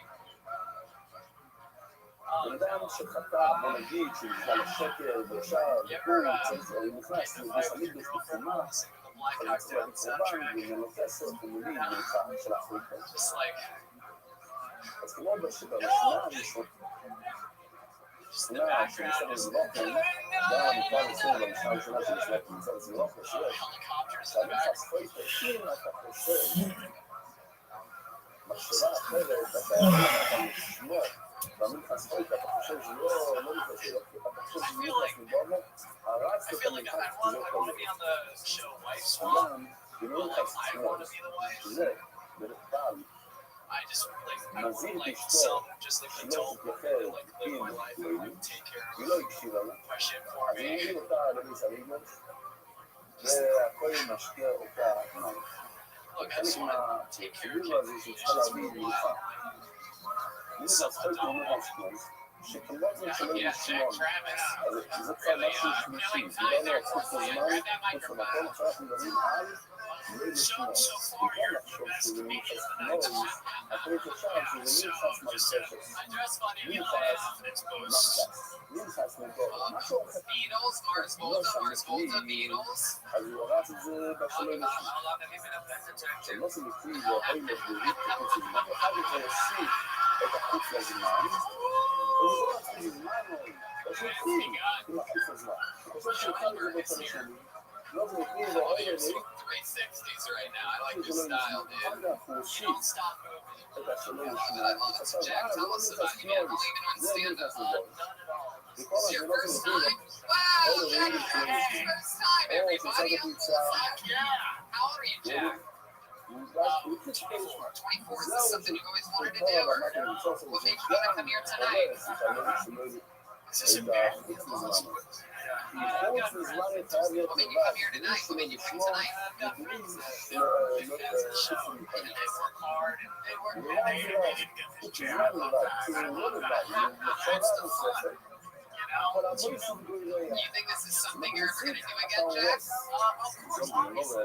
Let's show make them even bigger. There you go. You have that angry Disney star energy right now. So, He thought he looks like one of the kids from Stranger Things after like an 8-year heroin binge. You know? It's like what's gonna happen to film for how long do you think that's great. So Jack, what do you do for work? What coffee shop do you have nowadays? I'm a freelance graphic אז כאן יש לו כזריס, חוץ לזמן, כזריס חוץ למוקר, שני דברים שונים, בחוץ זה חוץ למוקר, למוקר זה חוץ לזמן. Have you ever, alright, there you go. So Jack, what else about you? You seem like you play music or something like that? ואחר כך הוא עושה כזריס בחוץ, הוא עושה חוץ למוקר. Oh, that means that have you made any films?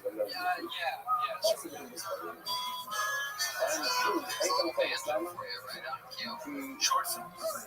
Not features. Do I look like I can afford a feature film? Your parents probably are the CEOs called the tax. That's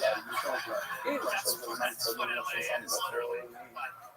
You can make a feature film. Your parents did leave you a retirement fund a bit of that. Not at all. Where do you live? Where do you hail from? Boston. Fuck yeah. How long have you been in LA? 2 years. 2 years. What's your living situation? You hooked up with a bunch of people over in Los Feliz? Oh, look at that. That's right. Maybe you'll catch him walking or jogging or no, that's impossible.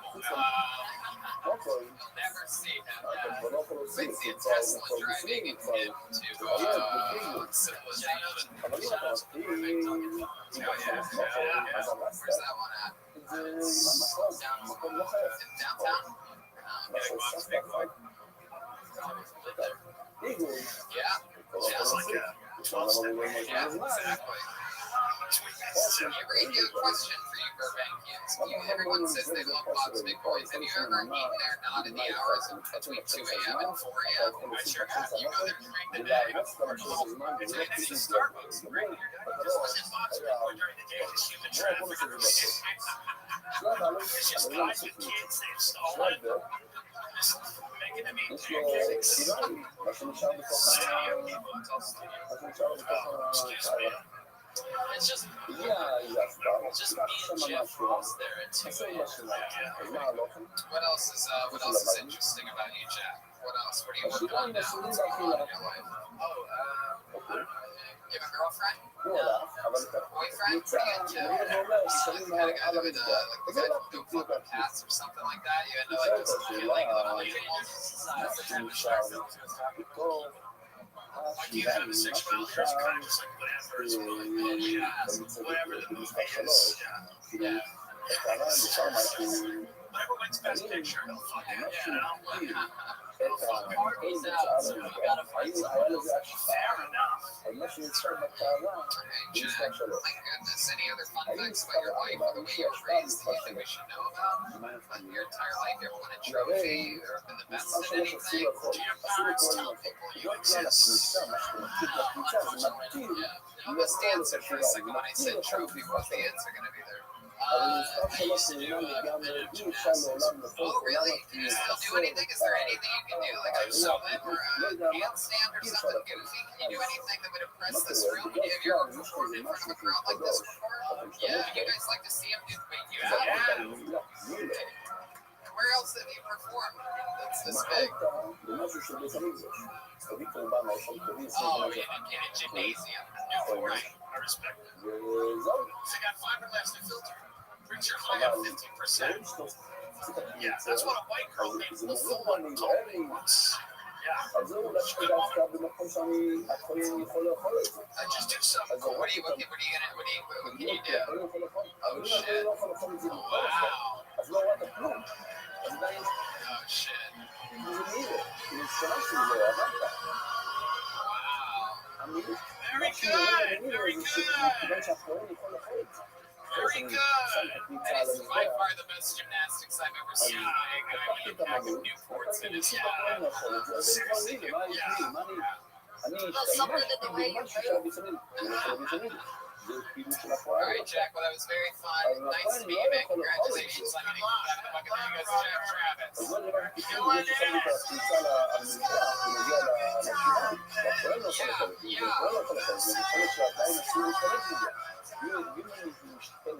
right, so we're gonna do something fun right now, a little bit outside the box. I'm gonna bring someone up here who we actually, I don't know if anybody saw this or heard it, but we were talking about on the Howard Stern show last week. Everybody brought up on the show the great Shirley explained to Howard and Robin what this show is and what goes on here because he wanted to get one of the whack packers, one of the famous whack packers, on the show to see if he could make the Comedy Store laugh for 60 seconds. I ended up of course, finding out about this clip from the Stern Show and contacted Shirley, and we're going to make it happen right now. We're going to give this guy 60 seconds on the Comedy Store stage. This is his first time performing in the main room of the Comedy Store. Ladies and gentlemen, 20 years as a whackpacker. Make some noise for Speech Impediment Man. Come on, one more time for Speech Impediment Man, everybody.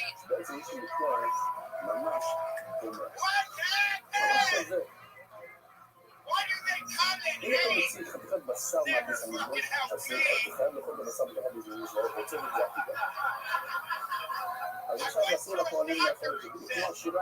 You got your things wrong with you. You got cancer and all kinds. I go, at least I don't have cancer.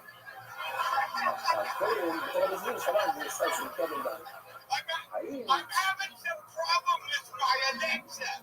Every time I talk to her, she comes 911. She thinks I'm having a fucking stroke. So I'm a security guard. Let me tell you what happened last week. If Robert come in, no. I go, Hoss, take it out. They go, you don't even have a gun. I go, listen, I'll give you what I do in the English language. I'll fuck you up. Speech Impediment Man. That was great. Wow. Speech Impediment Man. That was awesome, dude. Thank you. I feel like you could work on your delivery a little bit, but the jokes were amazing. Welcome. First time performing at the Comedy Store main room, correct? Yeah, I've been in the front of the room. I've been on the road. How have you been doing stand-up for? Well, I started in 93, and then I met Howard in 96. No way.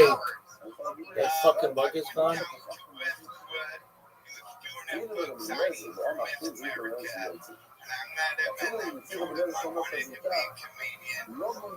Fuck.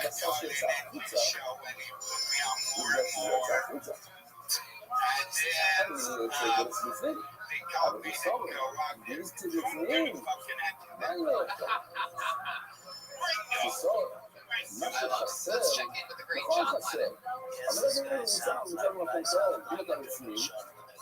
Oh, John Lennon. God. Oh, my goodness. Gracious. Hey, but I sound better than Yoko song.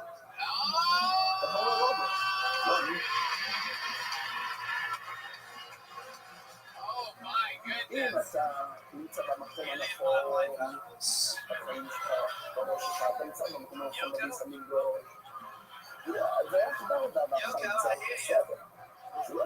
Johnny, where are you? All right. That's not her. She's gone. So Speech Impediment Man. Great job, man. Thank you. Absolutely. So exciting. You've been a whackpacker on the Stern Show for over 20 years, right? Yeah. It's so exciting. Here, face the audience a little bit. Cheat towards them a little bit. Yeah, you talk with me. Whoa. Do not flirt with girls. Do not flirt with girls. I don't know if you saw it. I don't know if you saw what happened to Harvey Weinstein today. You're not allowed to do that. You or people with your shape aren't allowed to do that. I think it was owning to that black package. Yeah, so speech impediment. And how long have you had this speech impediment your whole life, or did that happen like an accident or something? You fell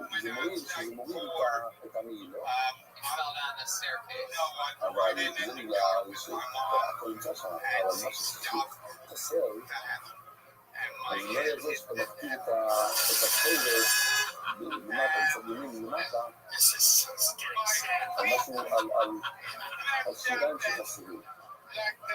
So you got stuck speaking like a 4-year-old forever? You should be allowed to sexually harass women. Blow him right now. Hey, it's the right thing to do. He was in a car. I'm thinking charity fuck. Things don't even have to be things. Right. I bet that's a ticket to ride. You wish you could have taken back. I love the Superman get up. And I Oh, I got you. So instead of changing in a focus, you just sleep in one. No, Superman can afford both, and I gotta go in the back. I got no fucking money. How do you make money? Do you have a day job or anything? I'm a security guard. What do you guarding? Yeah, well, you just didn't believe it. I thought that was a joke. Yeah. A bank? Oh my God, which bank? Tim and I are gonna rob this bank. Sure. I'll guarantee you wouldn't. You can make good language. They'll fuck you up. You already did that one. Is that a callback? That's okay. That's a classic. Has anybody ever tried anything at the bank that you do security at? It seems like it would just be so easy. Do you dress like this when you're doing security? Then people show up, they're like, oh, the banks are ready. My summer is definitely getting caught. So, bank robbers, round and spit. So no one's ever caused any trouble over there? No. Goodness. We do like Maggie Morgan. You have a girlfriend? Is there a speech impediment? No, they're Oh, okay. I just seemed that I was just guessing. Yeah, no problem. No, how can I possibly help you out? there's got to be a secret one here. Yeah, well, we'll get her booked in advance. This guy calls from Hollywood. I like it. He's like, come on. There's got to be a single girl around here we know. Brian, stop that. We're not doing that for this guy. Wait a minute. We're not doing that for the Rothschild. So maybe 8 hours stern. You know, what's that? Do you ever get yes? Did you get to hook up with a girl? Really? Yes. What was it? Sex therapist. Oh no. This wasn't a speech therapist.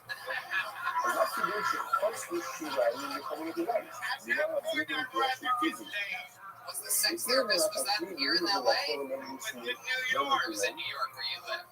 No, I live here. Oh, you live in I got you. Very good speech impediment. Well, is there anything else crazy we should know about you before we let you go? Your performance was great. Did you write all those jokes? You did? You wrote them yourself? All by yourself? Howard helped you out. Oh, you really had to ask you 6 times before you admitted that. Like Shuri said, no. Yeah, I think Shirley was right. Can you give us an example of an old joke of yours? Here's one of yours. Yeah. None of the brilliant, genius Howard Stern jokes. I went to a doctor. It said, don't, my blood sugar when I have sex. Said, Jim, that's only December. It's not bad. That's good. That's good. That's great. That's good. That's it. I have sometimes Sunday night. What? Can I have sometimes Sunday night? Yes, we're going Sunday night. In La Jolla. That's not this Sunday. That's at the end of March. You're asking for a slot in La Jolla? I feel like he doesn't even have a speech impediment. He's not a he's pretended to have this. I'll tell you right now, if you can make it to one of the La Jolla shows, that is, it's in 2 weeks. That's March 8th. If you can make it there, I'll give you an automatic 60 seconds if you want. I'm not fucking. You're not paying your way down there. But if you're there, we'll get you up there. We'll see you then. Speech impediment man, ladies and gentlemen. 20 years as a black bagger. We have crossed the streets.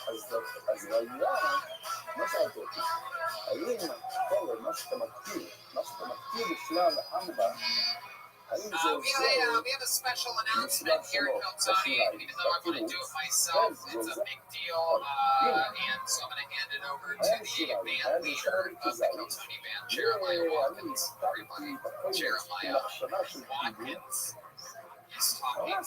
This hasn't been done in years. It's a very big deal. I'd like to welcome the newest member of the Kill Tony band and the first female in the history of the band. We all love her here, Jesse Johnson. What? Jesse Johnson? Oh, shit. Who would have guessed? כן. This is incredible. כתוב בפרט במשנה, פיגל, זה חייב להיות כל התקופה חייבת, אפילו Wow. מצב שיש רק כדאי. אבל לא, It's the Top Shelf Brass Band, everybody. כמובן זה לא זה. And Jesse Johnson כל זה של מכיר, הולך joining us February 29th, this Saturday night in Venus de Milo, Swansea, Massachusetts. Hinchcliffe, Ferdinand Jimenez, and Jesse Johnson joining the fray. She's also going to be with us April 10th and 11th. She has to yeah, it is everybody the night she's wrestling a band. The night she becomes a full-time band member on the show. And the Top Shelf Brass Band here. Congratulations to Jesse Johnson.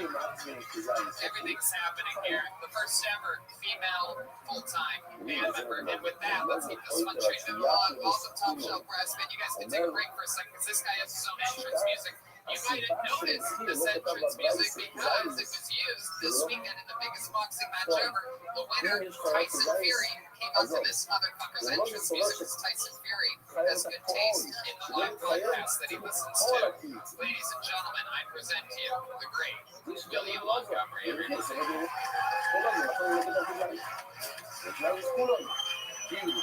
William Montgomery. He must be coming to the stage now. William Montgomery, everybody here. He's definitely coming from somewhere. Couldn't possibly be tending to his drinking or smoking addictions. No, I'm sure he's being a complete professional and is fully aware that now is the time on this live podcast in which his spot begins. Known for his professionalism, not so much his jokes or anything like that. Not his on-stage persona. No, it's really his professionalism that we love more than anything. Yeah, well, blacklisted. I have faith that what he's going to do will be so good. Wow, here he is, everybody. It's William Montgomery. Wow, beautiful, incredible. אם אתה רוצה את האחד מתוך השתיים בקבוצה או את הלבוין הבחוץ בחלל, William Montgomery, everybody. Here we are. William Montgomery. First and foremost, I would realize I'm trying to last week I was diagnosed with toxic sock syndrome and a sock in my vagina. I went to jail in Monopoly, and there were black guys who had been in there since the first chance card. I give a shout out to my 8th and 9th grade bully. You were right. Don't know why I didn't see it then, because my 4 eyes were better than 2.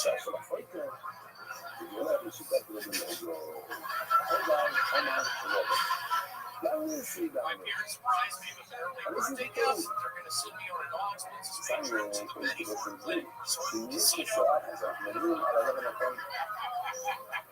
Y'all are in for a treat. My parents are actually here tonight. Larry and Francis, when y'all come up here.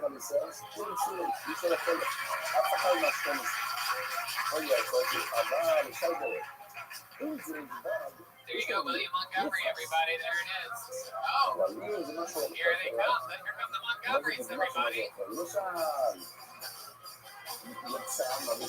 Fuck yeah. Very good.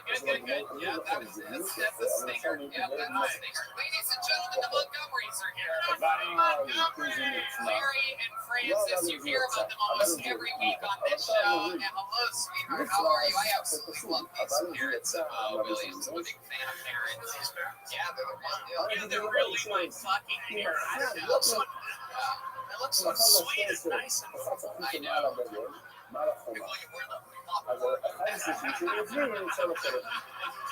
Johnny normally fucking calls me around 9:30.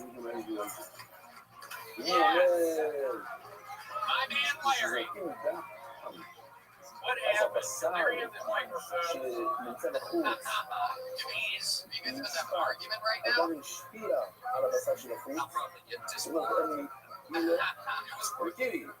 come on up there. Step up there, Larry. Step up next to your beautiful son. I think it's your son. Either that or your wife fucked a local coal miner while you were working. אם אתה אומר שהלחם החד Are you surprised with how Williams turned out? What are the positives and negatives? What do you love and hate about your son? שהקבוצה תשפיע על מה שאושר על השירה. It's a live show, people. I don't play any of that stuff. I knew he was going to be different. This is a true story. In ninth grade, there's a talent show in his high school, and some people play the guitar, some people were singing. He comes out with a stick with a ribbon on the end of it, and his son comes on, dances around the stage, does the stick and the ribbon, and when it was over, the other parents made contact.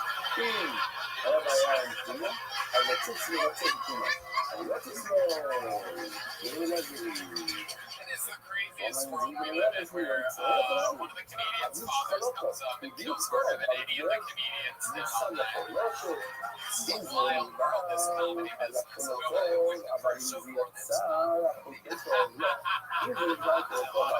yeah, that's an interesting look at folks. So how's life been? We miss you guys. You guys are in beautiful Tennessee. Memphis, yeah. Seeing William and his mom's cooking good food. And spaghetti. Saturday night in heaven. Steak last night. Relax, having a party. Wait a second. William, I don't think that's what you're supposed to. I don't think that's how you refer to them. What do you mean? What kind of party are you taking?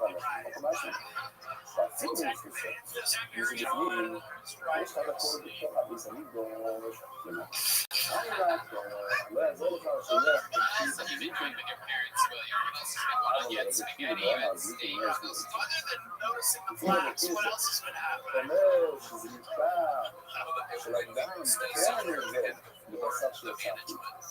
This person coming to see us is not a normal person. Yeah, right.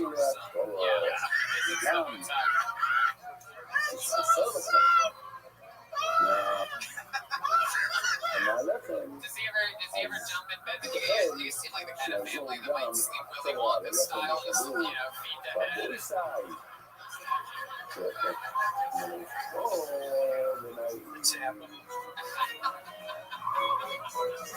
That was a fun noise, right there. Oh, thank you. That's the enema noise. This really pisses William's mom off. She wants everyone to know that she used to give enemas to William as a child. Anytime he got the flu. And William only remembers 4 of them, but we called his brother. He's got like 15 of them before. Wow, look who loves flushing her boys' assholes now. My goodness, it's a real problem, huh? Look at that, the old pension release. Yeah, the old fucking what are they talking? Why talk? Explain yourself. Why would you give your kids so many enemas? He's black. Chick said, I love your little. I know. I'm kind of believe him on this one. Yeah. He said it just doesn't happen. Something creates this. Yeah. He said he doesn't. Yeah, but that's what I started. Yeah. You guys have other young children? We have 2. So well, good. What do they do? One's a lawyer, and undergraduate, and one's about to graduate from college, and then there's just this bastard over here. Do nothing bitch working in a storage facility. He has a name of like a Southern Civil War general. You were supposed to be an accomplished racist. He is the You're not just a guard for either racist like you. Your house should have columns. He is the everything of a Southern and Civil War general. Yeah, he does. William, have you made any advancements or major decisions in your life this week? You're holding yourself back in a great many ways. You're holding your career back in your day job and your current relationship. Oh, that's good. When's the last time you spoke with her? Last night.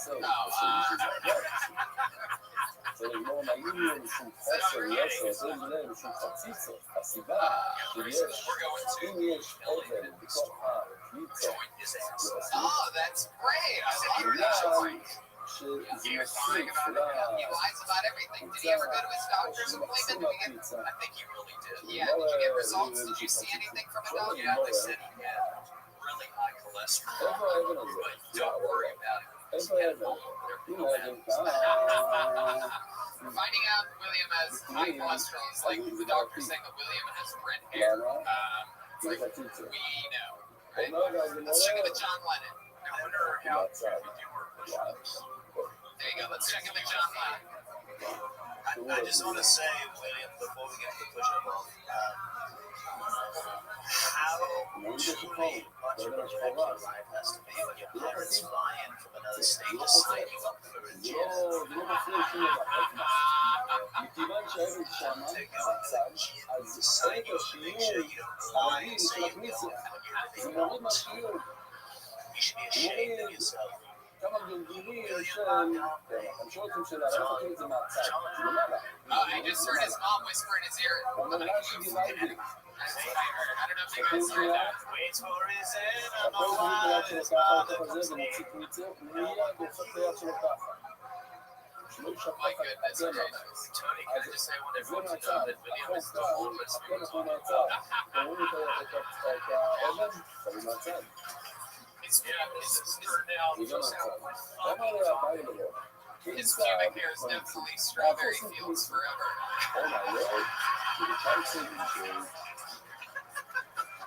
I mean, what can I say? I can talk with you three absolutely forever. Is there anything else I should know about or check in with? Everything's good. I fucking love you guys. It's a fun project working with William. Oh, thank you. Wait, and about for me too. Oh my goodness. I love how bad she gets about it. She's like, say it one more time, and I will squeeze stuff out of your asshole. Guys, how long can this place get for the Montgomerys, everybody? Larry, Francis, William. It's a family affair on Kill Tony. Live at the Comedy Store. Very exciting stuff. you know, their parents are going to be on William's podcast, David's podcast, Wednesday. So if you want to see us really go deep, can't wait for the press if you guys like that. There you go. It sounds like a crowd. Can't wait. Float to the name out of the mud and make sure your next comedian, Adam Sheba. Adam Sheba has been selected right out of the bucket of destiny. Live. There you go.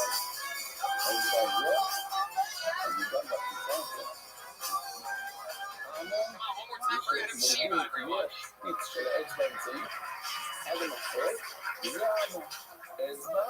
וזה תורים, You have such a nice family, man. My mother's a stripper. וזה, כן? All that white privilege wasted, man. I never judged my מה mother. עושים You know what I mean? Because I always had food on the table, clothes on the table. The most devastating part about the situation was I can't listen to more Juicy J songs. מה הכוונה? למה אתה משתמש Bands, עזוב, damn it, man. לעזוב, זה לעשות, אחרי שיש לך את החולצה ביד, אתה עושה ככה מהזירה, ככה מהזרת, That was so good. I watched a lot of Wings and Fouls, so I got to control. שלוש אצבעות, It's אבל hard when I was 7 הרביעי years old. זה I always told לעשור, myself when I was younger, grow up, או have the הרביעי manhood they והרביעי just אומרה, catch and confront. Then I got older, I was like, כל זה damn. שורש אצבעות, I feel confused, you know what I'm saying? שמגיע על חס, לא בכל זאת. Just because I let that one slide, you know what I'm saying? וזה הקליצה, מה שיש בפנים. Fuck yeah, Adam Sheba. הייתי חושב שתנבא All right, Adam, welcome. First time on the show, right? Second time. Oh, okay. Okay. Yeah. I think you were actually there. Yeah. It was good. It's good. This one time was anything better. I appreciate it. I love that. So welcome back, Adam. That's true, huh? Your mother's a stripper and your dad was murdered? Yeah, my mother had me when she was 15. So no retirement fund. No retirement fund. Yeah, the white privilege joke out of the kids because you don't see the white. Right. Yeah. Well, because I'm not scared, I figured that it might, you know what I mean? And I call that white privilege. Makes it. It's like if like a dude who seemed really white to them. Very funny. You don't see that white. Okay. Yeah, so that's the reason I went. I don't think we're Okay. yeah. Are you white or not? I mean, I'm 50-50. You know, That's I'm 50. the answer. That is no. The answer is no. This is Trump's America, sir. Purebred. Thank you. I mean, I would consider myself, I mean, growing up, you know what I'm saying? No one ever considered me white because all they see is color, you know what I'm saying? So, The white guys, white people like black people think you're white. something like that. No one thinks he's white. I'm the light skin. I'm the light skin. There's not one group of people that plays the blind. That would think he's white. John Lennon. Let's just say if he was a song that would not be a little like Let's just say Blackbird sings in the ghetto night. That was Chroma Chris, for those of you keeping track on your bingo card. So awesome. Your dad was murdered drugs? It's not a joke, people. That's what happened. He was a gang leader and a pimp in Boston, and life caught up to him. Was he like, No, he was black. I was trying. I would have been fine. Because his boss now, like, you know, hey. So how old was your father when he met your mom? She was 15 when she had you? Yeah, so I really don't know. Look at this athleticism. Look at this move, folks. I can't believe that far is gone. That's all right. This is, Look at that. Heck yeah. That's fucked up. it's not, what did I do? You have brothers and sisters? Yeah, I got Do seven. you know him? 7 of them. I met two of them when I was in high school. I didn't know they existed, so. How many different dads? Look at this move. 7 kids. 12.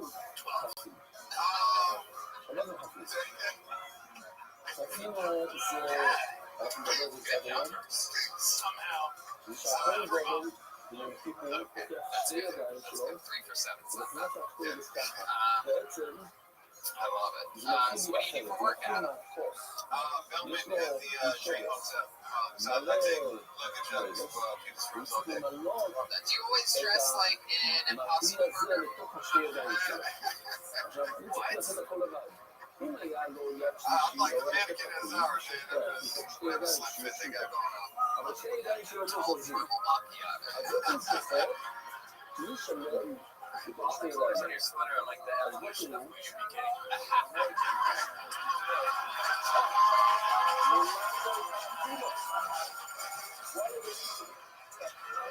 Wow. What's your love life like, Adam? I've had a girl for about three years or so. Yeah. You're still with her? Yeah. What does she do? She works for Because his dad was a pedophile. Yeah. That's why it's funny. That's why the joke is funny. I'm kidding. Everything's fine. Jelly, like she assistant stylist. Clothes on, yeah. Clothes on people. How do you keep things hot in the bedroom? 3.5 years is a long time. How do you have any special tricks or anything that you like to do? Can't lie, she gets boring sometimes. Oh shit. She be getting boring sometimes. But I mean, never put a loaded gun to her head.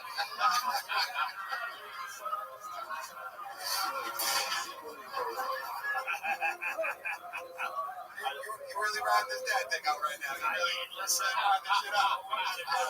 Gotta do it. We're not, she's really attractive, so. How about you though? What do you do to keep things interesting in the bedroom? Even though she's boring, do you ever pull any big tricks or anything? You have any special maneuvers or like what's your Tombstone pile driver, you know what I mean? Like, what's your finishing move? Anything special about you? I can't Tell the fucking truth right here. It's gonna be a lot more interesting if you tell the truth. You know there's something when you rub your chin like that, I know. Yeah, I mean, Yes, in the bedroom where you have white or have black.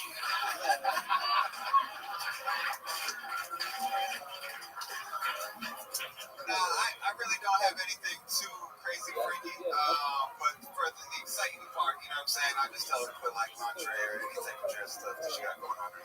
But it was, you know, your girlfriend is a thick white woman. Thick white, she black. Did you ever call you the N-word in bed? Just half of the other. Has she ever called you that in like an elevator? ככה נופלת, וזה לא טוב. Ever said, take my bed to the room, like, I feel like you really wanted to say it right there. She doesn't call you the N-word in bed. Has she ever called you a cracker in bed? Nah, never called me a cracker Like or peanut butter cracker מדהים or את something השיטה like that? השנייה. הנה, תגיע השיטה השנייה. שזה... she called me light skin every once in a while. Get your light skin ass over here. our safe word is drink. They're just a regular white, they're a regular white couple, you know?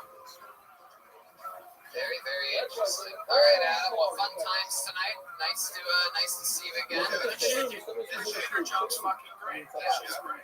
This set went better than your last set. Am I correct? You've been showing spots. You're working out around town. You're getting better. You can feel the growth, right? That's what happens. But yeah, Adam Sheehan. Absolutely. 100%.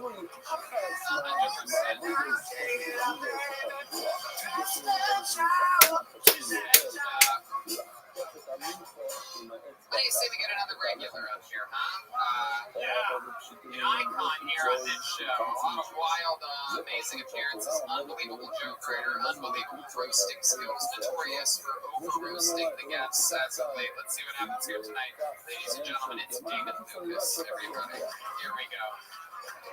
Here he is. Live in the flesh. The one. The only. David Lucas, everybody. Come on.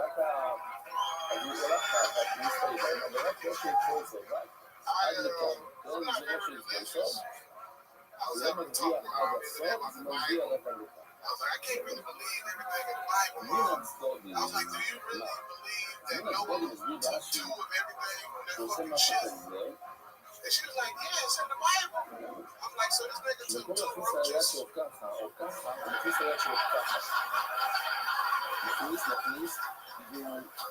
You mean to tell me he took 2 bad bugs on the fucking ark? I find that shit hard to believe. How did this nigga orchestrate getting zebras on the ship? How did the tigers not kill the fucking zebras?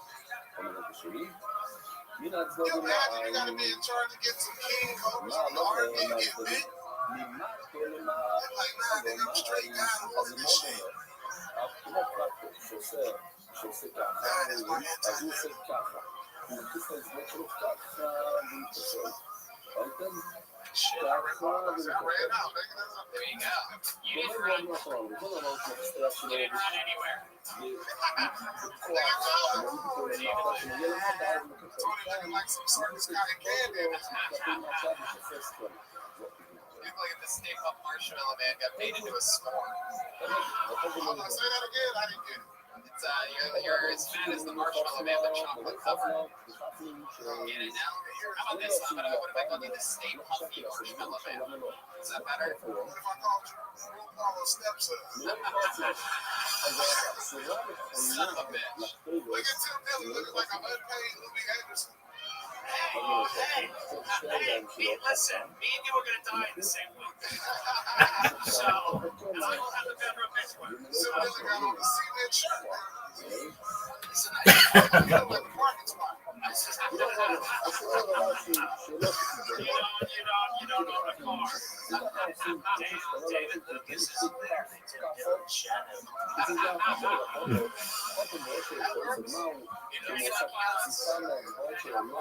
He looks like he has an octopus's garden on his head. It's the Beatles too, David. Take it easy on them. Don't let them get away with it. They're Beatles. They're Beatles. You know, like a Mexican mariachi band. You really just put up the leads I know, you can't make fun of the Beatles. I tried to help you there, David. You love white people music. You know any Beatles songs? You never a fan? Yeah. I watched, again, going back on this, one of the biggest boxing matches ever this weekend. Tyson Fury sang American Pie in the original recording. And yeah, it definitely reminded me of you. Any other white people songs that you haven't sang before in your head as of late? And it must be tough for you to think since you look like one of those bad drawings of a Kobe mural. You ever see it? A lot of those are popping up as of late. Just lazy artists. Lazy artists just going sloppy on a brick wall.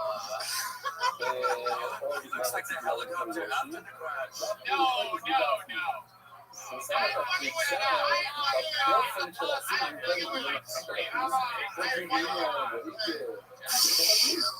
Ari Shafir, ladies and gentlemen. Ari Shafir. Appearing on Come From Here, I am a Lakers fan, I can say it. That was Joel Jimenez that made that joke on the Kill Time. Yeah, you fucking idiot. Two minutes, like, why is it Lakers fan? Oh my god. What the fuck? How do you even know what have you ever finger painted? A fucking house? Side of a house? Look at those fucking things you got there. You got normal hands, dude. I don't have fucking fat diabetes hands like you. You are water retention. Oh, okay.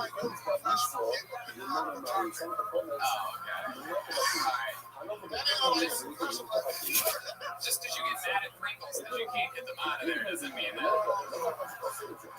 That's how Tony Booty hold up. You know, he opens a can of Pringles and just starts crying. He can't figure it out.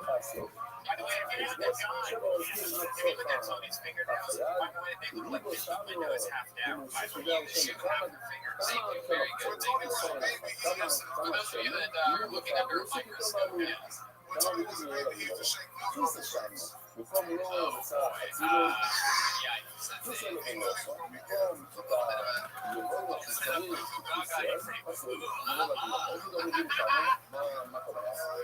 was pouring milk on my face, that's what I would say. When I was a child, you guys. Tony used to smile when he got you enjoy getting your life changed too, Yes, and what was it? That actually is all that matters. Absolutely. She changed my diaper in there and she would find the old David Lucas just sitting there waiting. Sticky brown pile of fucking secretion. Take a shit and get in the shower. Well, actually, yeah, no, I like showering. It's something you can do and you can fit in. Not all of us have the liberty of getting to take a shit. They go inside and get those off by our aunt.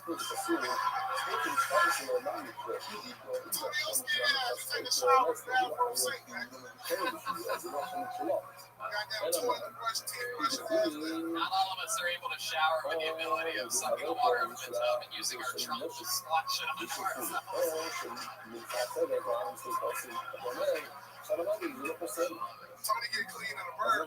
Okay. You do a bird joke every week. I'm on to this. Shut your Australian eagle. Oh my god. Up there. Albino ostrich looking at it. Alright. You're just now making bird jokes. Your favorite part is the color. Okay. You know, bird jokes. Are you thinking about Popeye's right now? What's going on over here? You thinking about cherry? Is that a case? We're sitting there.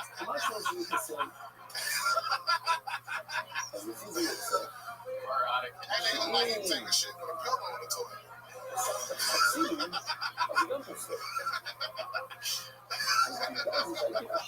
You only knew I actually have a shit pillow. That is absolutely true. You don't think that shit laying on your stomach.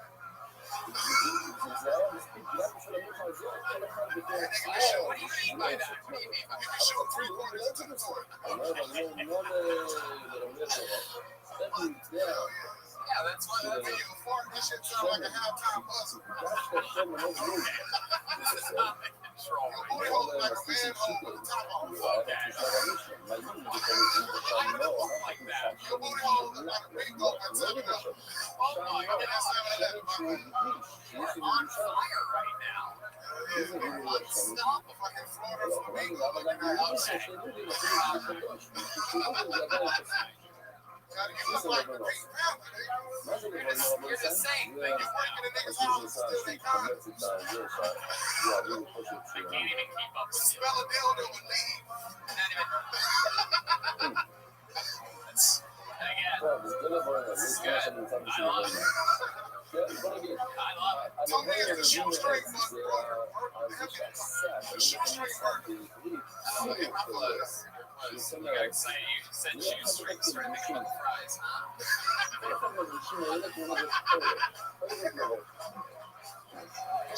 Humorous me while thinking about deep fried foods. I love it, dude. You did it again. Oh, your zipper's down. Look at that. Wow, that's rare. Look at that thing. It's trying to get a breath of fresh air like, man, I'm dying in here. Dick is trying to escape for its life right now. Stuck next to the fucking Amazonian fucking. Again, I actually do. There's a lot of these gross jokes. I mean, look at it now, like it right on the head. Like, oh, you're gonna go to loves French onion soup. I actually love French onion soup. I win every time I get it. That's true. I smell butt plugs and I smell dildos and I sneak out in the night and they're smelling people's dildos. Ladies, can you not fit a pill between your legs? Why is that? Hey man, if you ever shut your drunk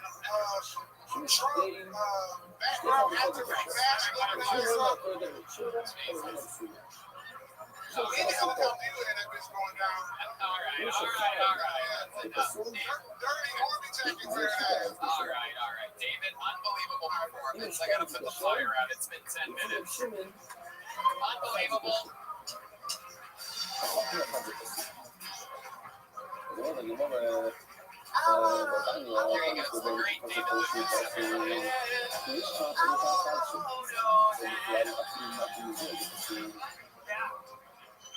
Don't forget, cancel your family tour has begun. Tim Dillon pull another name out of the bucket. One more name. Make some noise for Avery. Everyone, Avery. Where's Avery? Is that Avery? Here comes Avery. Right.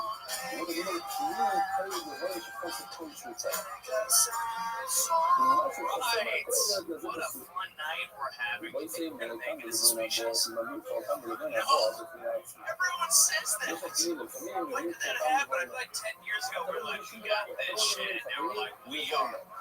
Why did that happen? Every reasonable statistic you read will tell you it's the best time to ever be a human being, but I'm like, my Tempur-Pedic mattress scrolling through my iPhone like, we need to get it together. I feel like we're depressing the kids. I listened to Gen Z rap the other day. Not good. Old Gen Z rap is just like, I just popped the Xanax and I want to kill myself. What the fuck? Whatever happened to good, confident hip-hop about killing other people? That's a good message. 50 Cent believed in himself, okay? He got shot. He wasn't going to give up. He was going to get rich or die trying. He wasn't going to try dying. That's a good message. Avery, everybody. There you go. Welcome to the show, Avery. Thank you. First time on, right? Yes, it How long have you is. been doing stand-up? 7 years. 7 years. That joke is good. Thank you. Yeah. 7 years. Where you been doing it at? San Francisco. San Fran, is that right? You still Get living out of there. Why? It's such a soft That's why you think it's like the end of the world. You came up with this subject matter of like everything.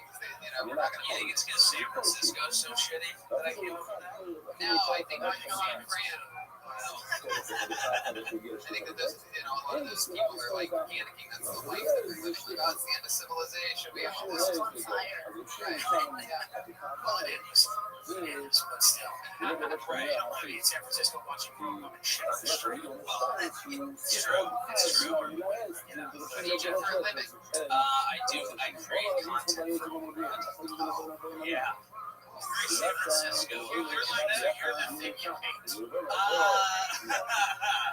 That's kind of like you're the thing that you identify. I actually make it. I mean, it's pretty fun. It's not a bad job. I get to make funny videos for a living. Oh, God, you're going the wrong way. I like you. Yeah. I like you. Isn't that what you do, Tim? I don't use the word content. Yeah. You have to, and you're just out of my content. I use the word brand. I liked you when you came up. Yeah, so what's something that you can win Tim back over with? Like the whole thing about you since we found out like fun thing about it? Yeah. Fun fact about your life. I like to party. Oh, what kind of partying do you do? Just normal partying. Yeah. What do you mean? Like what kind of partying? Like birthday parties? Or... Yeah, like birthday parties, pizza parties, you know. Dirty and so, this guy is the worst person in the world. Yeah, dude, when he got up here, I'm like, I want to like this guy, like the guy, and then he did the Jet Z thing. I'm like, that's a good fucking joke. And then just very representative of San Francisco. He is on in and Bridget. Beautiful. Everywhere, then you get in, there's human shit everywhere. Yeah. How about, what's the actual number? What is your age? You look like you could be anywhere between 23 and Pete Davidson's stepfather. Yeah. I like 29. 29 years old. What did you do before you were making content? I did tech sales in San Francisco. Heck yeah. This is a great resume for the worst person to tell it. Absolutely is. Is there anything you good at anything? Comic shop? Freestyle. Just a circle hole. No. He's like, well, you know, I like taking what's mine.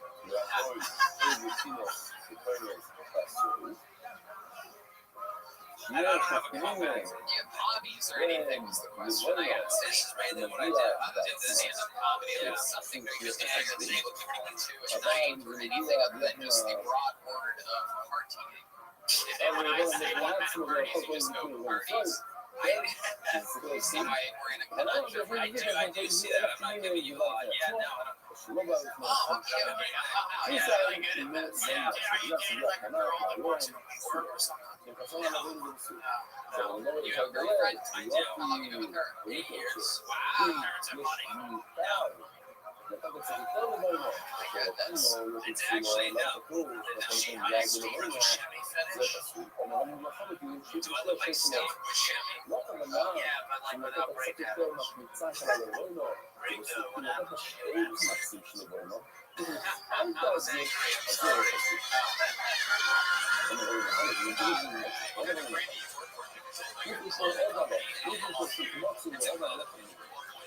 I don't want to say it after this. It's very exciting stuff. What do you think your girlfriend likes about you?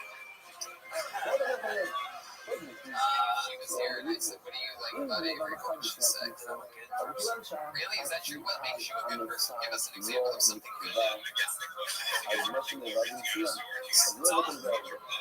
Tech sales. What's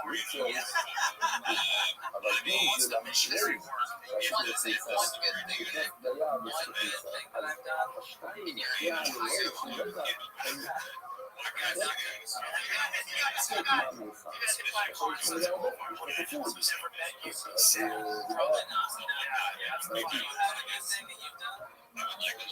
life.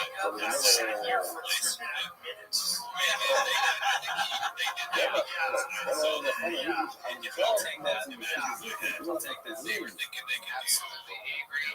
Very, very interesting. Maybe go back and watch watching each show with an interview, you can see how Thank you. 7 years of comedy that goes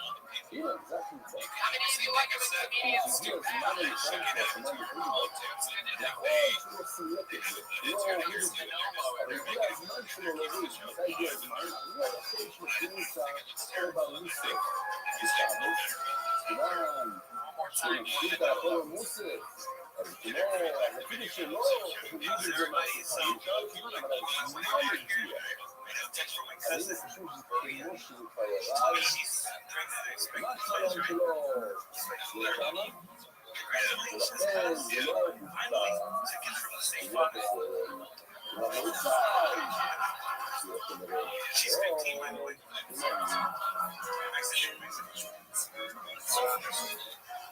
My girlfriend, she gets so embarrassed when she quits.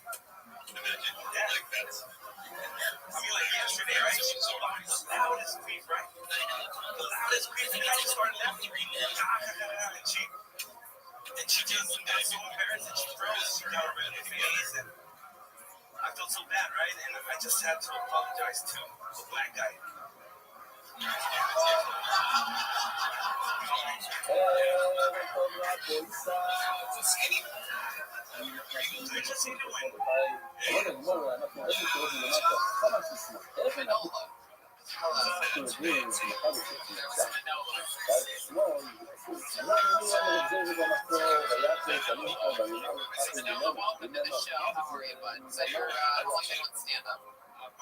First time ever. There you go. I was really hoping for that. Thank goodness. Heck yeah, congratulations. How old are you?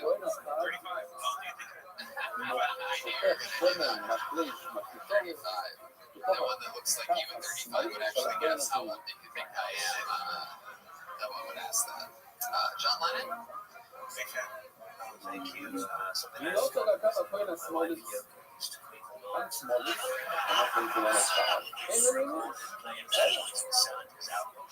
אנחנו יודעים למצוא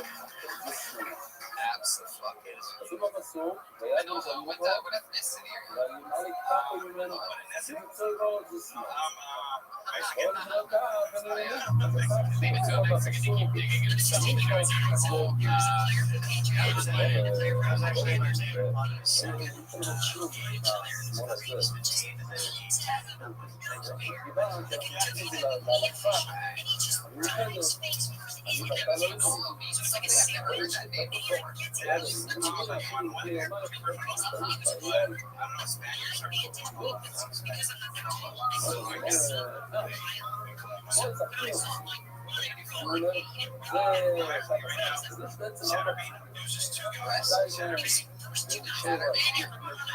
What is that?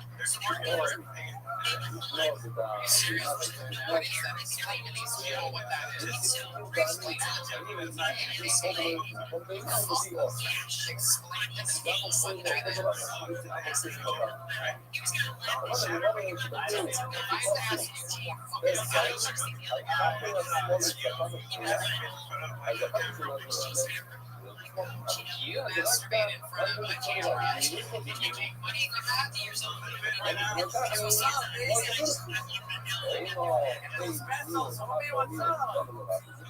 Yes. Check out the John Lennon. Yeah, me, John Lennon, I definitely did not know what that was. Very interesting. Were you able to find his if you get to live webcam?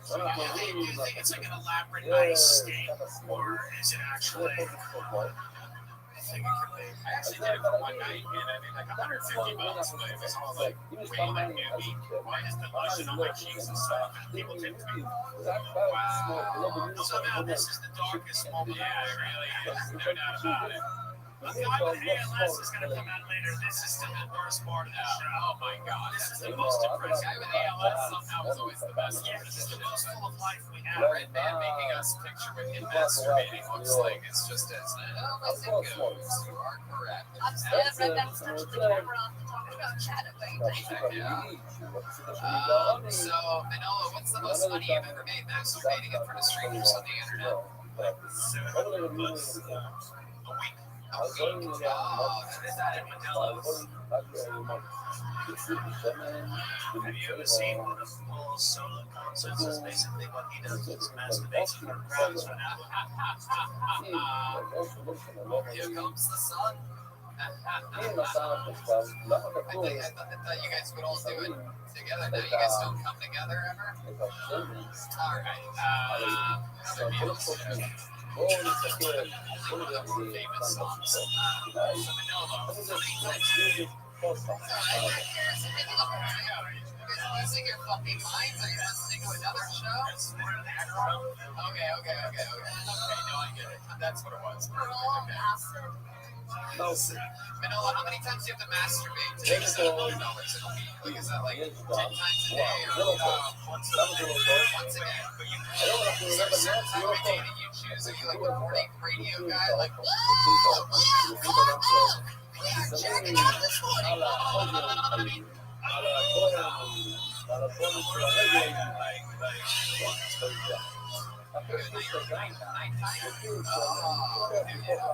Anybody ever fall asleep watching it? Go ahead, John. I like how this guy literally makes content, but he's still insane. Do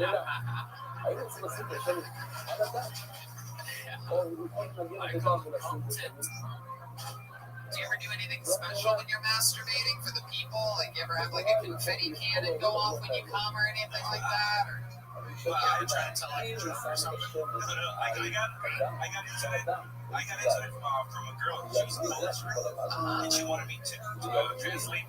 So she could, so she invited me out, and I could do it. And then you got hooked on it. Did you have that pink thing that you couldn't sign every time somebody else? I don't know what you're talking about. Do you want to explain to the people? I love that all the pigs on this show just leave these little seeds for food. So they have this rechargeable pink thing that women use, but it's sometimes in their ass when they masturbate. So they go, yeah, and it has this little tail that comes out. It's a pink tail, so it looks like you have a rat tail coming out of you. And every time you tip, it vibrates. If you tip more, it vibrates more. There you go. It's always good to find out what's happened. The reasons why this episode is always uploaded 4 days after Monday, everyone. It's good to know what Red Man's up to.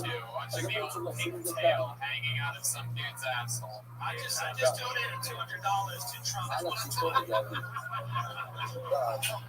While we were sitting here. I was going to ask if you ever come on a picture of Trump, so if people pay more for that. You've never come on anything interesting? What do you finish up your belly? One time. Oh, you came in your eye. Aye. John Lennon. Can I just say what an honor it is to come back to life and be part of this show? All right, Manolo. Well, that's very interesting. You are the first time we've ever had a male jack-off guy. What's the proper term? What's your most professional term? All right. There you go. I don't believe that. Get that out. There you go. Go jerk off somewhere. There he goes. Manolo, everybody. His first time ever on stage. Come on. Just because he masturbates for a living doesn't mean he doesn't deserve a round of applause. Give this guy a hand, and he will use it to jerk himself off. הייתי אומר שהוא לא יכול לשים Alright, this is the fun part of the show, ladies and gentlemen. We have, before we get back to the bucket one last time, we do have a third regular, everybody, an absolute fucking sensation. Taking over one episode at a time. We absolutely love him. There's nothing else like it in the world. Over 20 years improvisational winning Chicago fucking guys and a few months ago. Racing right now. He's absolutely fucking hilarious. Makes it nice for a third regular, the great Michael Laird, everybody.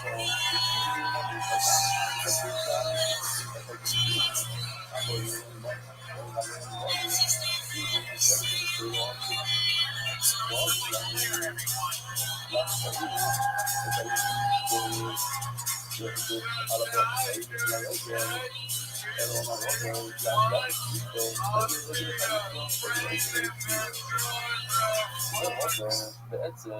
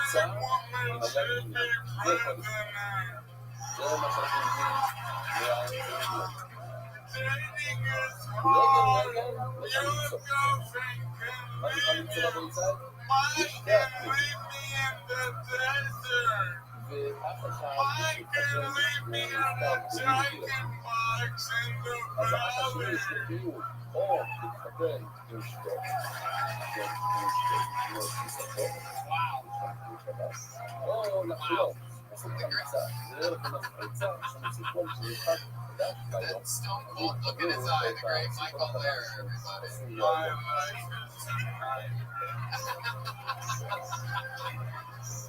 What's going on? Why is it a nightmare? I'm melting, you fucking idiot. My cells are dissolving. What's in that hole? You know, I messed up my cake today. I'm sorry. Bye-bye. I absolutely love it. This is one of the funniest running shows. I can't wait until episode 500 and he gets up and starts like jumping jacks and it's like, fuck you. He's famous. Committed to this bitch. Nice fucking challenge. Yeah, 40 years. I think I have.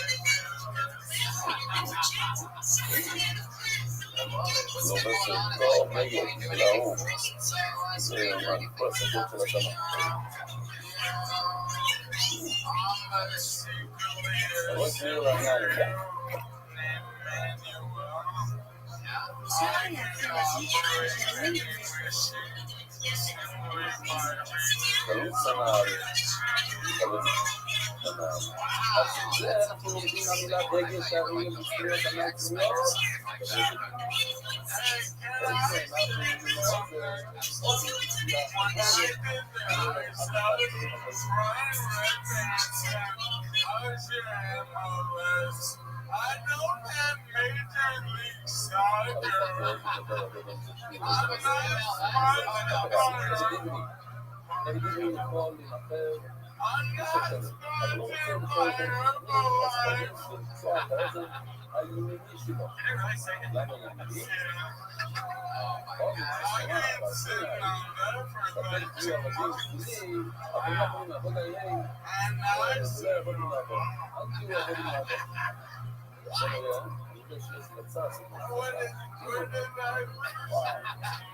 It's actually the second word I literally didn't hear it.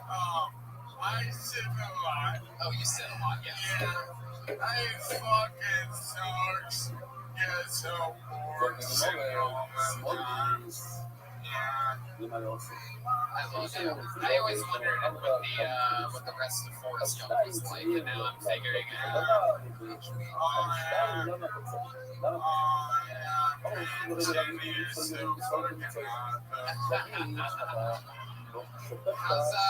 How's your son? Your son moved out here with you. He's 21 years old. Everything good there? Yeah, he gave up dairy and Reese's Puffs and Fruity Pebbles. He's becoming a real high-reward super boy. What do you like to eat for breakfast? What's your breakfast? I don't like things. I just drink coffee and smoke weed and tan. I just want to look hot as fuck for everyone today. Yeah, no, that's true. It works out well. So what do you do? Like, what do? You just eat lunch and dinner? Yeah. Yeah, 2 meals and 4 meals. That's what's called. Good about on What else is shaking? Anything else crazy in life? Everything else is good? I'm waiting to watch it.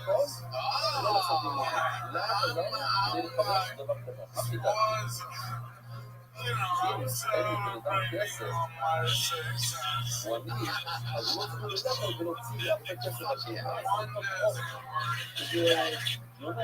more purposeful. That makes sense. That makes sense. You also don't have 2 hands to work from, brother. Look, as much yeah, there's something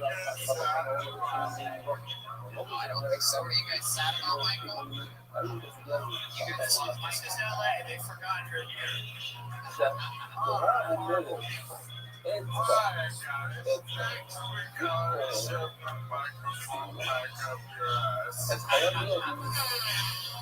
There you go. There's a little touch of red band there.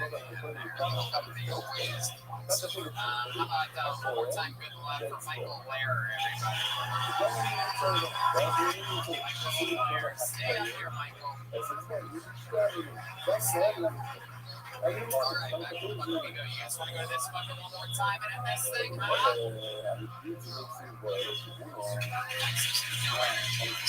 Should we go to the bucket one more time? Try to get people a fucking hour-and-a-half long live podcast. All right, let's see what happens. Thanks for this for your next comedian. You like that one speech that I'm in bad? Why are you laughing so hard? If you like it when I get mad, why do people like that so much? It's so interesting. Okay, you sound too much speeches that I'm in bad. That was VIP that we let you in here. You're not supposed to report what you saw on an operation. Yes, we are. You've been working together for over 6 Patrick, you're right too. This is why rock and roll bands don't work out, is what you're saying. Okay, your final comedian of the night goes by the name of Sabbath. Sabbath. Let's see if they're here. There he is. One more time for Luke Sabbath, everyone. I just want to put one thing out there. Even though I may look like it, I am not a serial killer. Sorry. I had a big birthday a couple months ago. I turned 45 in November. 12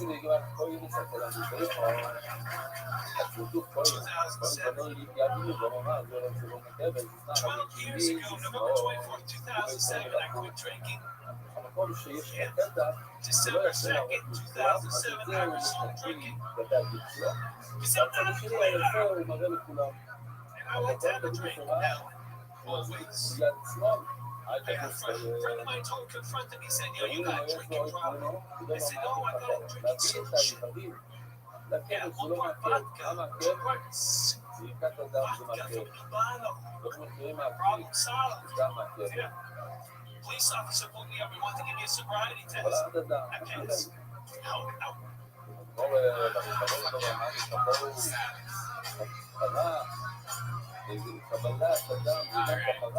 Hey,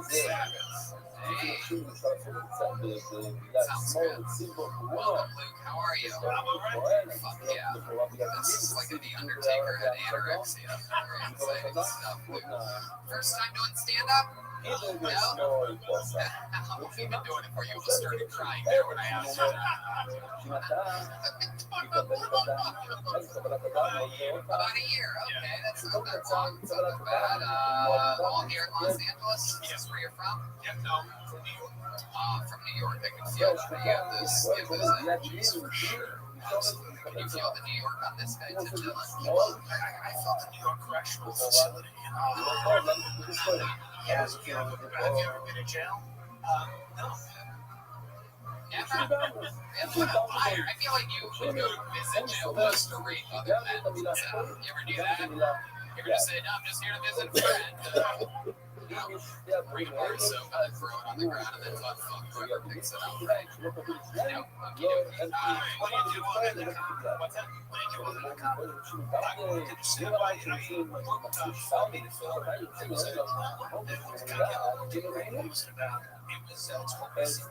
it's a missing child. Are you sure you didn't write it in a documentary?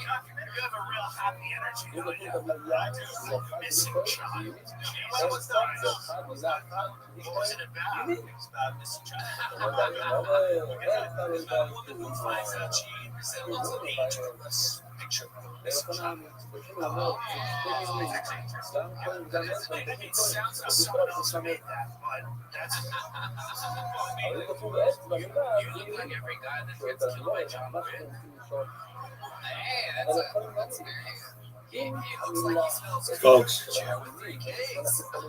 Folks, look at this athleticism. If you really want to get into athletes, I'm athletes on literally. Where do we find it at? One of the greatest players of the game. Throwing up games. Bitches doing poker. Everybody eating hay. Everybody. My favorite thing is watching the women discuss Michael Lair's face watching this guy perform out there. You're like, the look you give these people. You gonna stand up like a pimp and back down.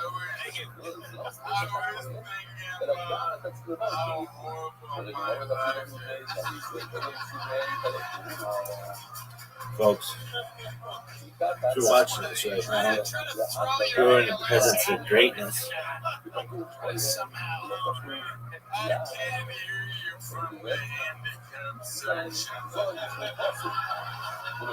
We've actually brought up some of the actual, this is honest Amazon reviews of your movie Missing Child. First one, 2017, 5 stars. This movie gave me goosebumps and kept me guessing right to the end. The music added to the suspense. Not a sleeper for sure. Go watch it. I'm guessing that was. Look at the grandson. That's what motherfuckers do. 1 star. 2 people found this helpful. And their review says, don't waste your time with this one, ellipses. 1 star from Jacqueline Holly, October 2018. She said, poorly written. 2 stars, that's better, we're an improvement. And also just 2 words they left, time wasted. Poorly written, most men written by Ringo. Oh my goodness, these Beatles just keep taking shots at one another. Oh wait, what? Alright, this one here, 1 star from Carol Romer. It says audio was totally out of sync with the video. Hey, shut the fuck up. You're doing exactly what is wrong with your movie. Folks, look at this athleticism. An audio technique to talk over the host. Audio was totally out of sync. Kind of odd seeing lips moving and sound later. What happened there? That was not true. It was hold on a second. You're calling Carol Romer a liar? Oh, okay. There's 2 comments underneath that. One says legitimate comment, and that is frustrating, but out of sync, unsynchronized. And there's another one. We apologize for the audio. Oh wait, this is you, Missing Child movie. You responded. We apologize for the audio problem, Carol. The audio on the film uploaded to Amazon was in sync, so we have to investigate further when it's happening. Could you please tell me which version of the film you're watching was the region of the World Series? What happened? Were you that guy? Or you? It was back in 2006. It's okay. It's okay. If I read reviews of my special, it would be just as frightening right now. So, What do you say? We call them anything else we should know about you or your life or anything like that? Folks, look at this athleticism. Look at the pimp. What kind of music do you play? What kind of rock? What instruments do you play? Yeah. What kind of songs do you play on guitar?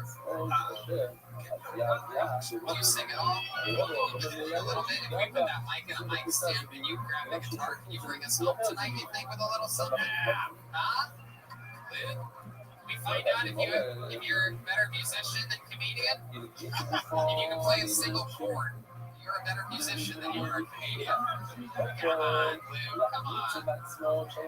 You've read your Amazon reviews, you know how hard art is. Do you know any songs one thing? Oh, wow, maybe that's going to be something really special. Life looks so much better with the light. This big he's going to lead them in perhaps a little.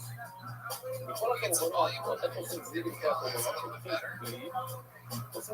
He's teaching himself how to play guitar right now. Live only on Kill Tony can you see brands and content like this. You got it. Believe in yourself. Just breathe in through your nose and out of your mouth.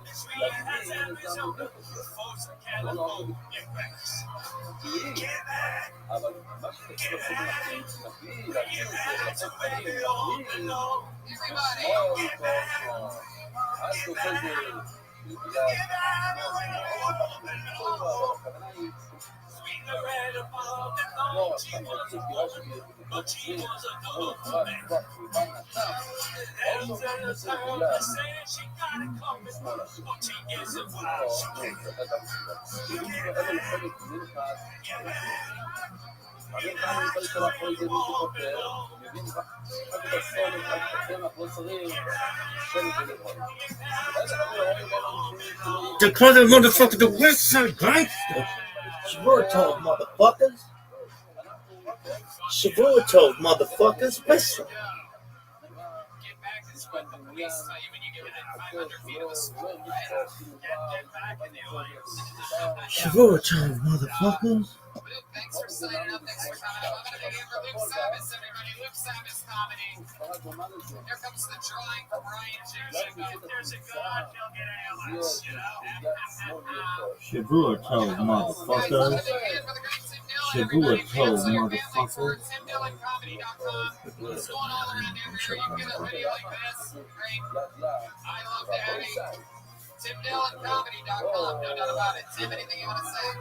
That's it, thank you. Look at this amazing drawing from Brian J. Evo. While you sat there doing nothing, Brian J. drew that. Very exciting stuff. We're going back to Swansea. If you're anywhere around the East Coast, we're right between Providence and Boston this Saturday doing a massive size Kill Tony and a massive stand-up show. And then back out we go. La Jolla, Tacoma, Skankfest, Boston, and Austin. So much fun. Next week, the great Donnell Rawlings for the very first time. I know him very well, and I think he's going to be absolutely so much fun on this show. Great fucking comedian. Awesome times. How about a big hand for the great Jeremiah Watkins, everybody? That's John Lennon in the flesh.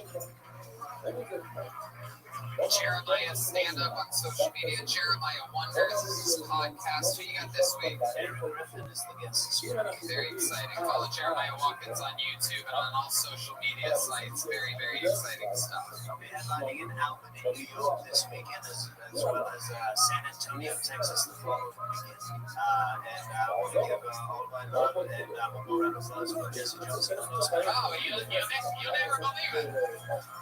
You'll never believe it, but I was just going to do that. I host the show. Guys, come on. Jesse Johnson, everybody, the newest band member. So weird. Jesse, come on, say something. Give a speech. You're the newest band member of the first ever female full-time band member of the show. I just want to say it's such an honor to be here tonight, and it really is. And Swansea, I can't wait to see you. And shout out to my sweet mother, and you guys have been so good to me and your fans around the world. It's just the beginning. Just the beginning. Guys, you know him, you love him. He absolutely destroyed tonight. The great Paul McCartney was really pro Chris the entire time, everyone. Chroma, what do you think about tonight's episode? Antonio was unbeatable. Oh my God. Oh my Lord. Guys, the backbone on the drums. Having a big hand for the great Joel Joel Jimenez, everybody. Joel's an official Ludwig artist, just like Chroma is an official artist who worked amplifiers. Joel is mostly sorry on all social media sites. Joel, anything? You know who else is an official Ludwig artist? Who? Ringo fucking Starr. Oh, wow. There you go. Having a big hand, guys, for the great Top Shelf Brass Band joining us tonight. A special surprise. Speech impediment man. Represent David Lucas, Michael Lair, and William Montgomery. And how about one more time for the Montgomerys, Larry and Francis? Heck yeah. You got to give them credit on the. They love the back end of the show. Yes. At Top Shelf Brass Band on Instagram. Give them a call. We got a bunch of great videos on there. Oh, yeah, absolutely. We love the Top Shelf Brass Band. Always a pleasure when they're here. And what else? Anything else, Red Band? Check out William Montgomery and David Lucas' podcast, Brothers in Cursive, Deathsquad.tv for all this shit. Thank you guys. TimDillonComedy.com. Tickets. Get it. Cancel your family. Truly one of the funniest comedians on the planet. Thank you guys so much. We did it again. Next week, Donnell Rawlings.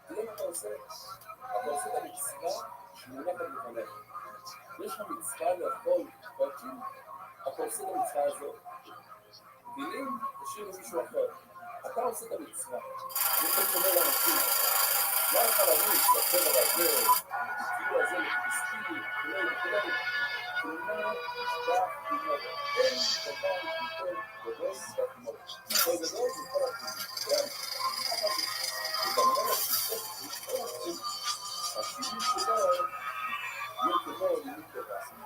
וכך לדענו, לא מילה פשוטה. וכך לדענו, ולקח את זה, ואז דומה. אנחנו נראה לך, Hey, this is Rabbi coming to you live from Swansea. For a brand new episode of Kill Tony, get up and Tony, next week. It's been too long, Swansea, we're back, make some fucking noise.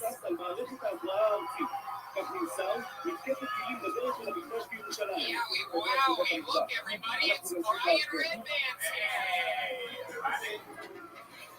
This is Quiet Mike. Maybe we can get a little bit louder. Welcome everybody to beautiful Swansea, Massachusetts for Kill Tony East. Part 2, everybody. We're back. We made a promise to you last time we were here that we would make a tradition out of this due to the delicious food and amazing hospitality. And we are back here, covered in chandeliers with a hot crowd, and a lot of facial hair and a lot of layers of clothing. A lot of knit pads, hoodies, flannel, a lot of dressing, safe. Panel of flannel back in beautiful Swansea. And you found out about this show by listening to Kill Tony. We announced the dates at the beginning, and that tradition continues now. La Jolla next week, I do an entire weekend of stand-up comedy, then 2 Kill Tonys. Tacoma, we do 2 Kill Tonys, a show added to the sold-out show in Tacoma. Sold-out Kill Tonys at Skankfest South in Houston, Texas. A show added to just sold out Kill Tony's in Boston with me doing an entire weekend of stand-up in Boston, Massachusetts, April 10th and 11th. Kill Tony's on the 9th. Moon Tower is perhaps still happening. There's a big announcement coming Monday next episode as to when and how Moon Tower is going to happen. Shout out to Amazing Vito's Pizza and Caveman Coffee, always keeping us incredibly energized. And you can bet that we will be back here again. And when I bet at mybookie.ag. It's March Madness, and I got to talk about where I'm betting and winning money. MyBookie.ag. I bet with MyBookie.ag. I win with MyBookie.ag, and I love MyBookie.ag. Right now, MyBookie.ag is matching our listeners up to $1,000. All you have to do is go to mybookie.ag and use the promo code Tony. That's mybookie.ag. Use the promo code Tony. If you deposit $50, MyBookie will match you $50. If you deposit $250, MyBookie will match you $250. Baby. If you deposit $1,000, guess what? These guys are going to give you another $1,000. That's right, $1,000. Just go to mybookie.ag and use promo code Tony. You want to bet with me? mybookie.ag, promo code Tony. You want to win with me? mybookie.ag, promo code Tony. Enjoy March Madness with me. Bet at mybookie.ag. Use promo code Tony. Win, win, win. Money. mybookie.ag, promo code Tony. And when you win all that money, you can put it in an amazing, beautiful, brand new Rich wallet. The Rich makes everyday goods to a standard you don't see every day. Amazing things. The flagship product, the Rich wallet, was launched on Kickstarter in 2013. Now sits in the front pockets of over 500,000 men and women. I used to have an old clunky leather wallet. This thing's a game changer. Am I right, Brian? I think everyone in this audience probably has an old clunky wallet they've got at Ross or Target or something like that, right? And you throw it away when it starts to smell like your butt. That's probably what we all do. Well, this thing is crazy. I moved my wallet into my front pocket. It's changed my life. How many times have you been sitting on your wallet, getting backaches, you don't even know about it? And it makes you clean out your wallet, too. You find out all these, like, stupid things you don't need in your wallet. It's great. I love it. True, I love it too. It's got 30,000 5-star reviews. There's a lifetime warranty if you love it. Free returns if you don't. It comes in titanium, carbon fiber, aluminum, and over a dozen different styles and colors. I'm the guy that told you about Windy City Heat. You know you can trust me. Get a Rich wallet. Get 10% off today with free worldwide shipping and returns. By going to rich.com/KillTony. That's rich.com/KillTony. Use the code KillTony link in the description so they know we sent you. There you go. You guys ready to jump into tonight's episode? Well, history is about to be made right here, right now, live. There's a band on this show, ladies and gentlemen. Every single episode they commit to being different characters, or maybe it's the return of a famous character that we've seen before. This is an extremely special episode of this show because this is the very first time that the newest member of the band, Jesse Johnson, will be on an official road show with the band.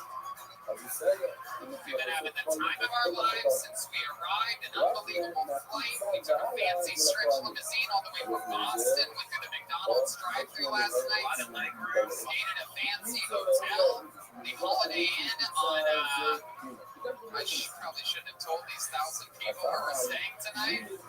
And, because there's only one hotel in town, right? Also, if you're wondering, we're staying at the one hotel in town. But this is a very, very exciting moment in the history of the show. This will be looked back upon forever and ever as Jesse Johnson's first episode. And there's also, of course, the great Joel Jimenez. Ladies and gentlemen, with no further ado, I present to you the best damn band of the land. It's the Kill Tony Band. Jesse Johnson and Joel Jimenez. Let's find out what they are tonight. They were getting ready in a different dressing room than us. So let's see what's going to happen. Here, live on Kill Tony, Swansea, Massachusetts. It's Kill Tony 8, number 2. Whoa! Wow! It's Kung Fu people! Oh Oh my goodness. Wow. Okay. All right, cool. Hello. Welcome to the show. How's it going? A little karate kick on your beer there. Welcome to the show. Jesse Johnson, what's your name? I'm surprised you don't remember me. I've been on the show a few times. I'm Jeremiah's sister, Phyllis Watkins. Oh, Phyllis Watkins is here. I don't even know Jeremiah. Phyllis Watkins. I just started Kung Fu. It's kind of new. I love it. And clearly back here we have my Bay if he was a dirty Mexican tourist. What's your name? I am Master Jim. Master Jim. I have taken Phyllis Watkins under my wing. Cranes me, if you will. Okay. Okie dokie. Some real momentum coming from here, and Real momentum comes from within. okay. There you go, Joelberg. So it has begun. Phyllis Watkins, Master Jim. Red Man and his wacky soundboard, which brings me to this little tiny baby movie. It's a bucket of destiny, everybody. Don't let its size fool you. This is small but mighty. I believe over 100, 150 about signups here tonight amongst this crowd of over 1,000. Give yourselves a hand for showing up. So, by the way, last year there was a wall on that side, if you guys remember, but we had broken the walls down, as the great Chris Jericho would say. If I call your name up the bucket, that means you get to come up on this stage and you get 60 seconds uninterrupted, live on Kill Tony. Wrap it up in 60 seconds, so your time's up. Give the sound of a kitty. Finish up that help. You're going to bring out the angry town there. Yeah. Let me talk with you. I interview you and try to find out more about you and your life and what makes you interested in the trip to having a successful interview on the show is by answering the questions honestly and giving us actual information when I ask you a question. And the rest will be history. You guys ready to start this fucking thing or what?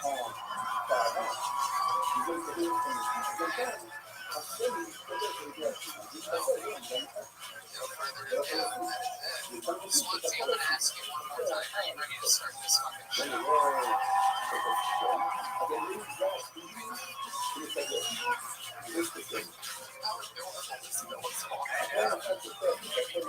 Yeah, it's so much better than looking over at Jeremiah's unlikable skull. All right, pulling you out of the bucket, your first comedian.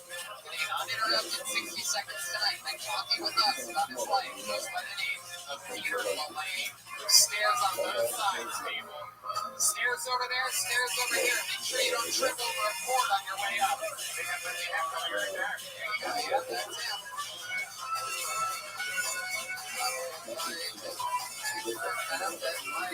One more time for Peter Mullane, everyone.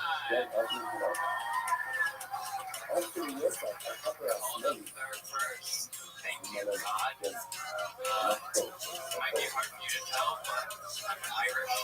That means I was born pissed off.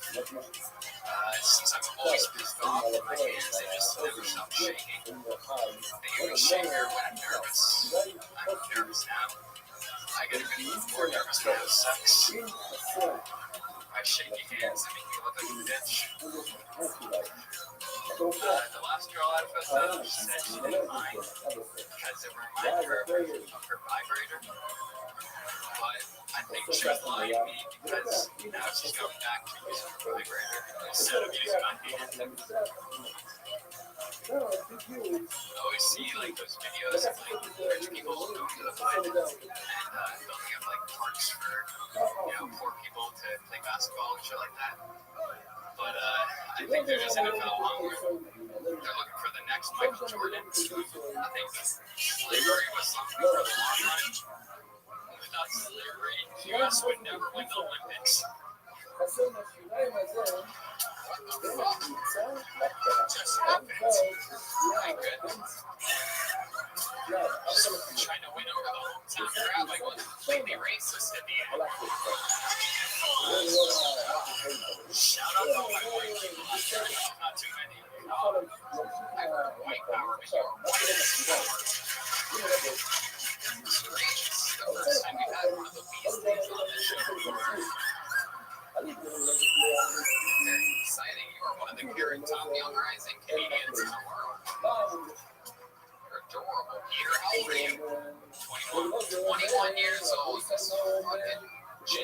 Welcome,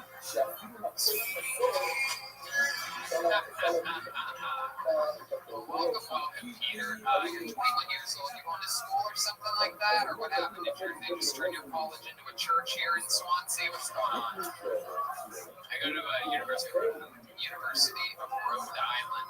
Fuck yeah. What do you study? Geology. Geology. Trying to figure out how to make the groundwater clear again, huh? Rhode Island. My goodness, do you live here in Swansea? No, I'm from New Jersey. New Jersey. My goodness. What part of New Jersey? Bergen County. Ramses. Oh yeah, very fancy, that part of New Jersey. We all know that. My goodness. So, you didn't really fit in with like the Jersey Shore type of crew over there? Too white for that. No, I know. That was why that joke that I made. That's why I said it. Just you don't seem like you would fit in with them. That's awesome, dude. So you're 21 years old. What else about you? What are you into? When you're not going to school, what are you into? What type of things do you do? Recently, it's kind of weird. I love it. That's great. Good start. I mean, getting deep into like philosophy from like the ancient Greeks. And tell us something cool that you've learned recently. You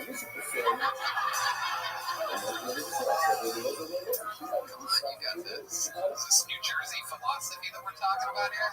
The meatballs one always round. The cavemen came in and fucking soda roll up. What's your philosophy that you know of? I mean, the biggest thing is just like everything is one. Okay, dude, clearly you came up here saying that you've been studying philosophy, thinking you were going to bang one of these films in the front row over here. This whole thing is backfiring. I asked you what you learned. I know you know some philosophy. Actually, I like it. You ever thought of doing kung fu?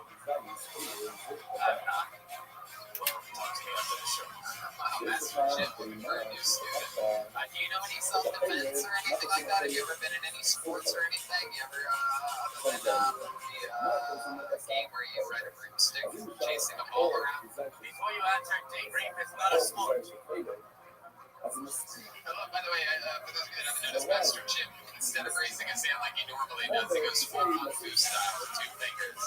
Which brings me to my next question. Have you ever fingered a girl before, Peter? I have. Oh, shit. Yeah, he fingered you like this. Hey, wow. I did not know that. My goodness gracious. So, you have a girlfriend now? I do not. Yeah, so, when's the last time you ever had sex with a girl? Yeah, just keep the microphone right next to you. You don't have to put it down your waist. Okay, right there, Anthony. That's a look. First time doing stand-up. How about that? I didn't even get to ask you. that. I'm so entertained by your charisma. This natch your first time. Yeah, thank you. Yeah, it was good. So you don't have a girlfriend and you've had sex with a woman before, though? Yes, I have. With a condom? Yes. Yeah. Is that recent? Not recent. Now, how long ago was that? It's been 2 years.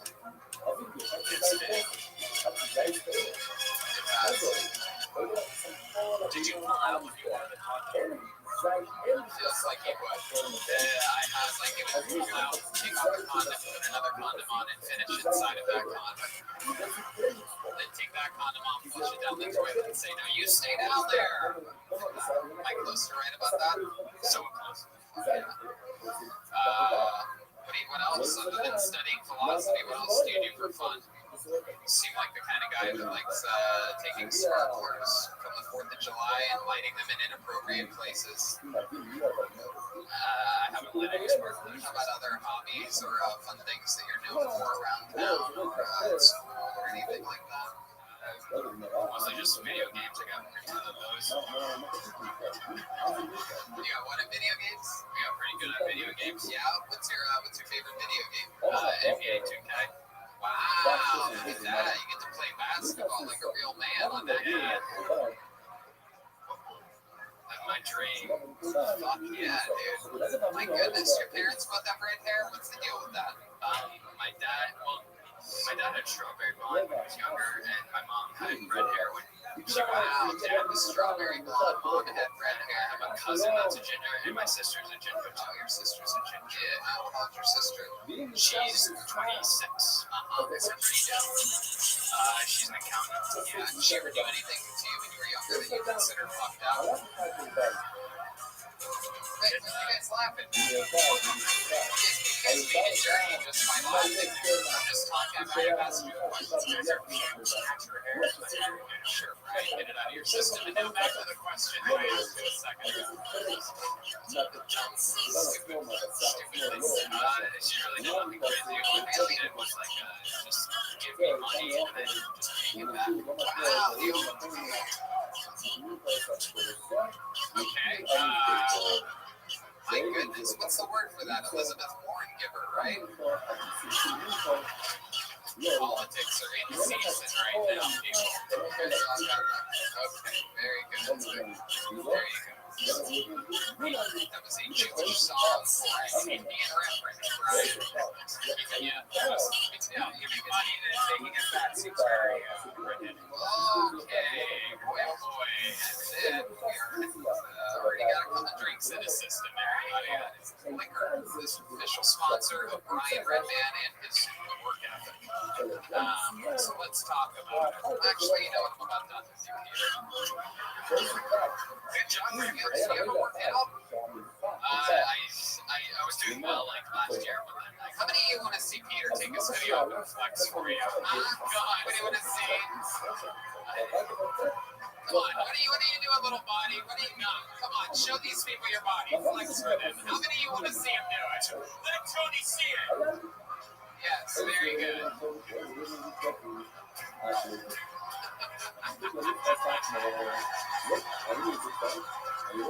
And it has begun. Swansea, Hill Tony number 2. There goes Peter Mullane. That's the only way he could have closed with an applause that big.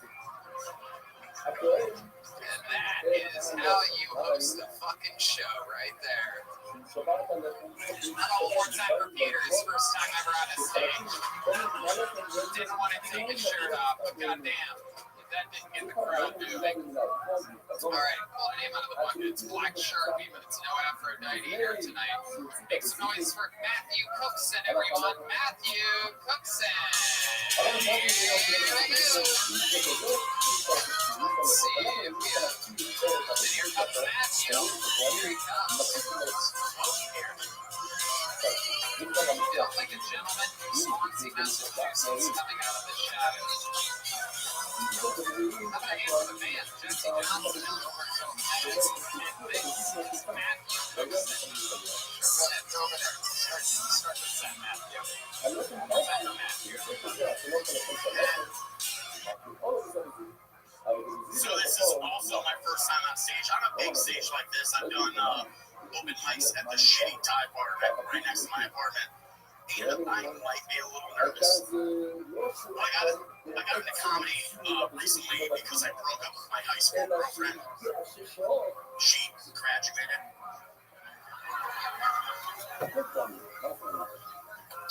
It's been a little hard dating since then, and I've been hanging out with a woman recently. I can't even really say that we're dating. I just look at them. We hang out a lot, right? Like we hang out all the time. Every single time that we have sex, like every single time we have sex, she cries.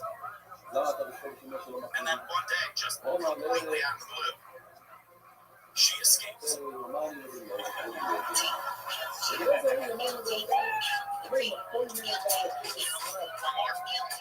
got another one that you want to do? I got one real quick. This is short. Okay. So never goes well. I'm going to warn you. In the history of the show, never before is the first. All right, thanks, guys. Now go ahead. Now I want to know what it is. Just do it. So you might be the chosen one. I don't necessarily believe in hitting women.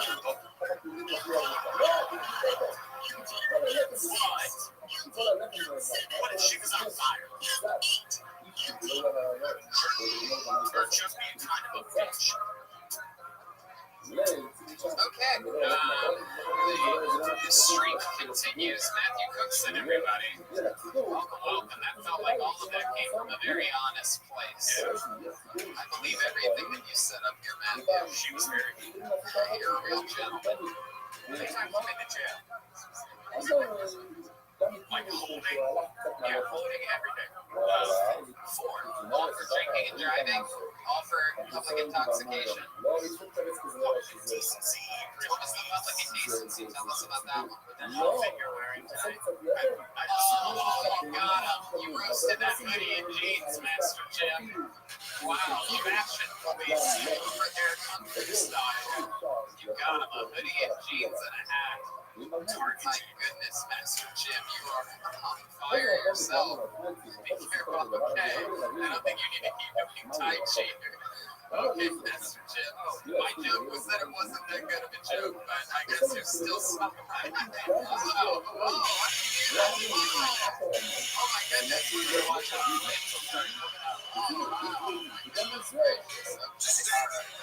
So, okay. Step back up to that microphone. So the public indecency, what happened there? I was lying. I thought it sounded funny. Okay, don't lie. All domestic violence, right? Like more domestic violence. Preach a peace. No domestic violence. Right. So, what did you ever really go to jail or in a holding cell? Holding cell for sure. How many times? 4 times. So, what were the 4 times for? Answer honestly this time. I'm telling you how to do a good job at this. I'm trying to help you. Public intoxication. Preach a peace twice. What was the second one? Public intoxication. What was the first one? Preach a peace twice. What? Preach of what? It's like when you get into a fight in public, but they don't want to break your bullshit. They just give you preach of peace. So I got that twice. Preach of peace. I heard that. Is here in Swansea. Good old Connecticut, home of Stony Creek Brewery. Oh, wow. What a great Shameless plug. What a great plug out there. I had some nasty shit. So, Matthew, what do you do for work? You seem like a real working gentleman. You work at Stony Creek Brewery? Yes, I did. What do you do there? They let him lick the tanks clean. Are you the one that put the diarrhea into the drink that I had? And that's what it tasted like at Stony Creek Brewery. No, man, are you okay, bro? I had some Stony Creek Brewery today. I got a bunch of my dog. I can give you the shits again. If you want. I don't really know what to say about it. Okay, yeah, so what exactly do you do at Stony Creek Brewery? Are you the one that put diarrhea into the drink that Brian had today? That's exactly what I was just saying. I know, I heard it. I'm really weird paying attention to the show. The temperature. I never really did a joke because I didn't take it on the exam. I'm just saying that Stony Creek is the worst thing I've ever had in my life. I see what you're doing, and I'm also noticing a reaction of how it's playing in the live room, and I'm trying to move on from it. So, what exactly do you do at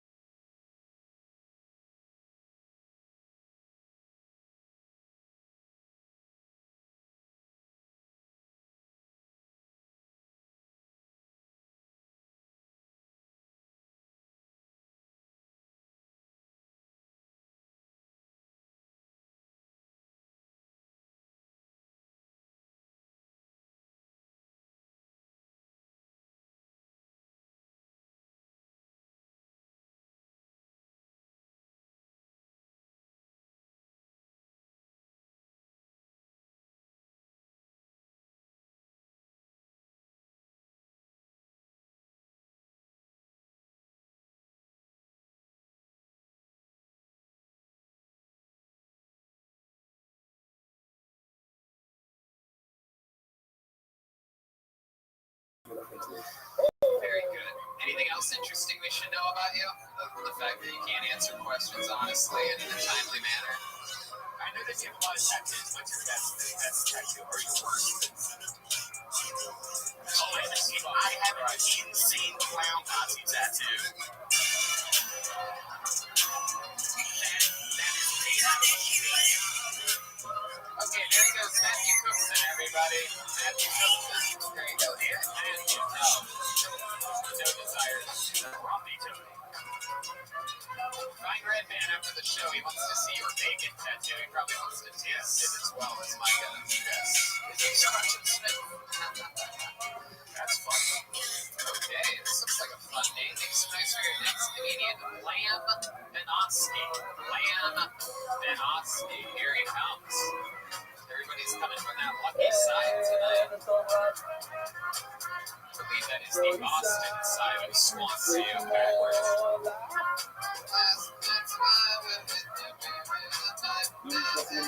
Here he is, Lamb Benotsky. Everyone doing tonight? You know, I really hope I didn't get picked tonight, but here I am. So, my name's Lamb Jono.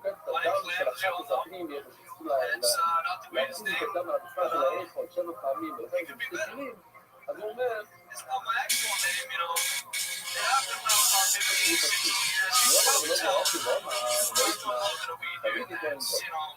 So when I was like 15 or 16, I was smoking, you know, but it was nice. Oh, like a fucking lamb. I call it a fucking lamb from now on. And it stuck. I mean, it could have been a worse fucking nickname, right?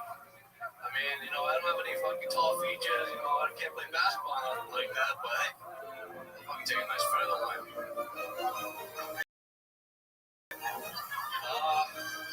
Shoot. Jeff, don't really know what to talk about now, but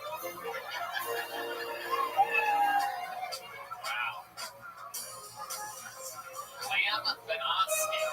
That was just pretty fucking bad. Can you even online? Hey, I didn't even want to get pulled up. I don't even know how this happened. I signed up and didn't want to get pulled up, and here I am. So my name's Lamb. Someone called me a lamb, and fuck, I'm fucking out of material now. What the fuck was that, dude? Let's check in with Master Jim. Tony, I absolutely love something about this guy. My favorite part was when he said it's not the best name, but it could be better. It's not the greatest name, but it could be better. I'm gonna put that on every fortune cookie I ever make from now on. One bit of that though. Put my name on it, please. This isn't the greatest scent, but it could be better. My goodness, Lamb. You definitely could have shaved off some of those extra words you had in that set. Wow. Lamb, huh? Yes, sir. What do you do for work, Lamb? I'm currently jobless, but I'm a machinist. You were a machinist? Yes, sir. My goodness. Wow. How long were you a machinist for? 9.5 years. 9.5 years. Then what happened? I got laid off. You got laid off? Why? Was it mall? The mall that just got shut down? Perhaps you worked at the Great Point Power Plant? Hot topic, actually. Hot Topic? You worked at Hot Topic? Oh, hell no. You're a machinist at Hot Topic. Hey, where do you think I get the foot rings from? Hey, what the fuck are they get the bullet rings from? It's me, Lamb. I look like a fucking lamb. I sound like a lamb. Shut the fuck up. Lamb, you have a girlfriend? No, I do not. No, there's no fucking little Mary walking around. Mary did not have a little lamb, unfortunately. I'm looking for a little lamb chop as we speak, you know? Her face was as white as snow. The fuck out of here. Come out, Mary.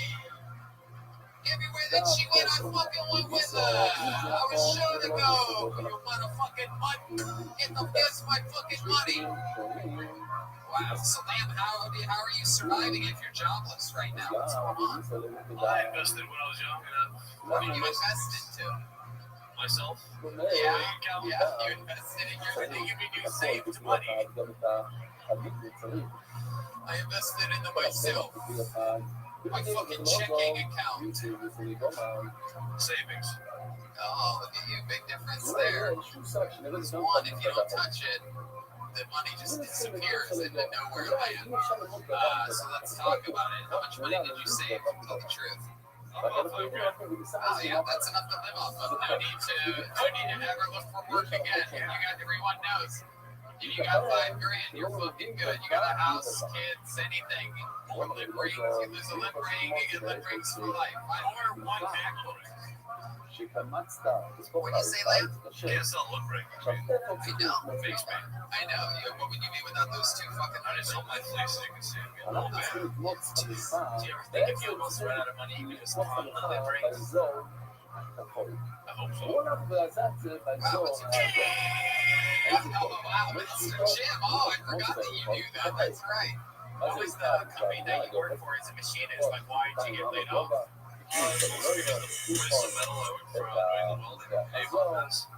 What's your favorite kind of Oxycontin? The one you throw in the toilet. You ever do any serious drugs like that before? Not that far. No, not that one. We just about the farthest I go. It's about as far as you go. Alright, that's fun. How about in life, any hobbies or anything like that that you're proud of? Anything that you do?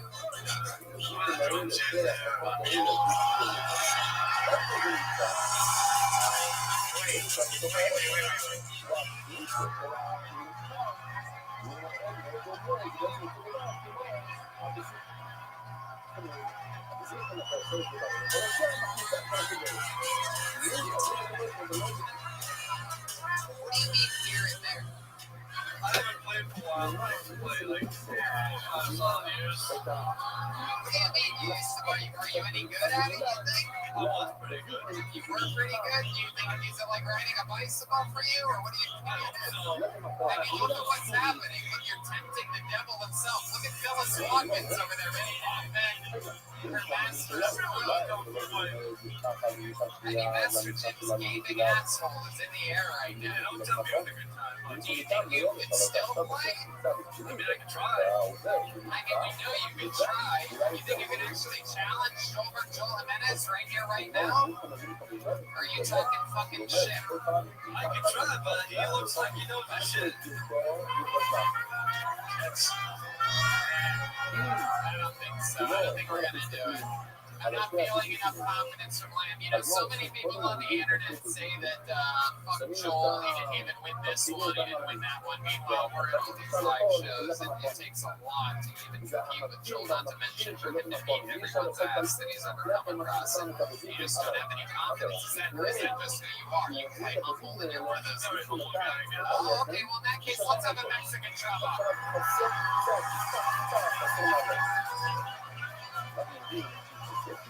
I think you guys know how this goes. If he's playing cool, if I actually play the drums, we might actually have a little challenge on our hands here. So he's going to do a drum solo, and you know how it works. You have a chance of becoming the full-time drummer of this show. If you happen to win this, that means you fly to Los Angeles with us at 6:30 tomorrow morning. You are on Monday's show with Donnell Rollins, who traveled the world with us. We have shows coming up in Tacoma, La Jolla, Boston, Houston, and Austin, Texas, and more dates being announced on the regular.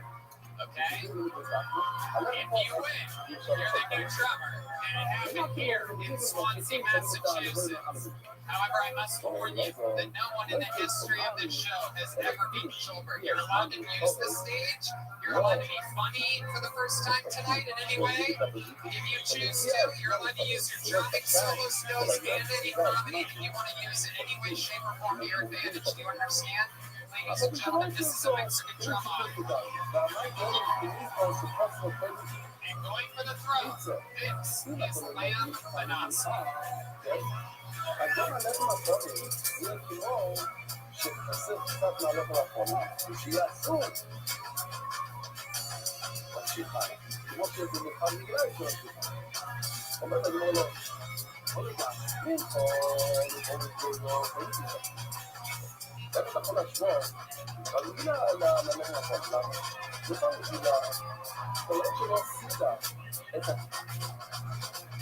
הוא לנסוע, תלוי גם איפה הקבוצה, קבוצה צדדים, קבוצה שמאל.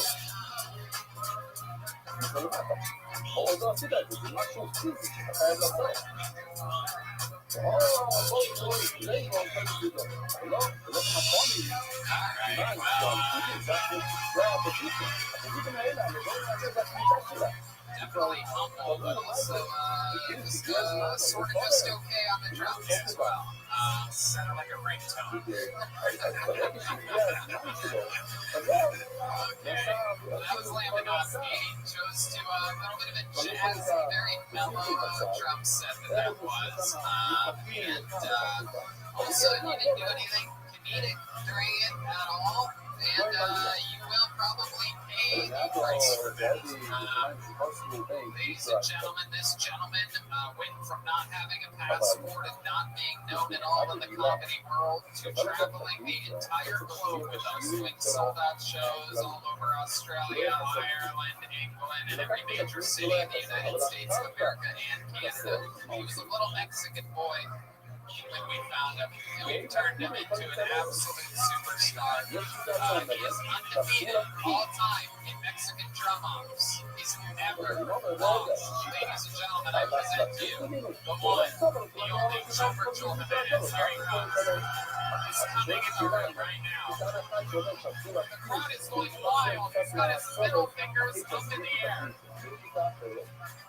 The beard is gone. He seems to be, oh my God. Oh my God. His beard. Oh my God, what is this? The crowd's going wild. Oh my God. Look at this. He's got the purple dildo. Oh shit. Oh my God.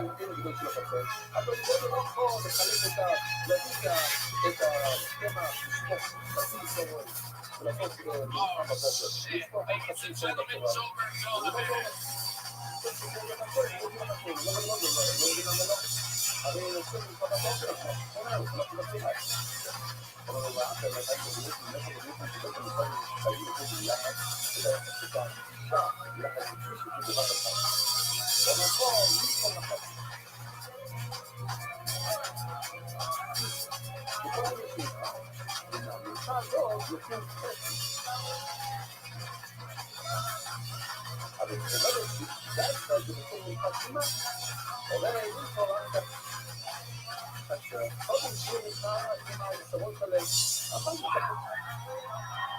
Oh shit, I don't think he's done. Oh, he's moving the mic stand.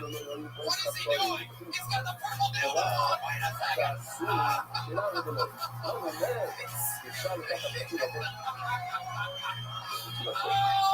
he's got the dildo in his mouth. Oh my God. The crowd is in shambles right now. Holding on to each other for dear life. Oh my God, he's on the bass drum.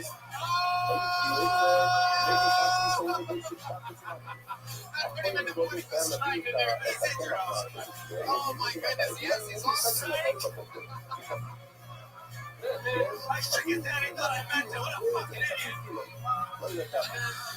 Wow, my goodness, that was a drum off if there ever barely was one. How many of you, I still have to ask by default on this show because we are very balanced like Fox News. How many of you have Lampanowski winning that drum off? Wow. Alright, seems like you have somewhat of a chance here. How many of you have Joel Jimenez winning that?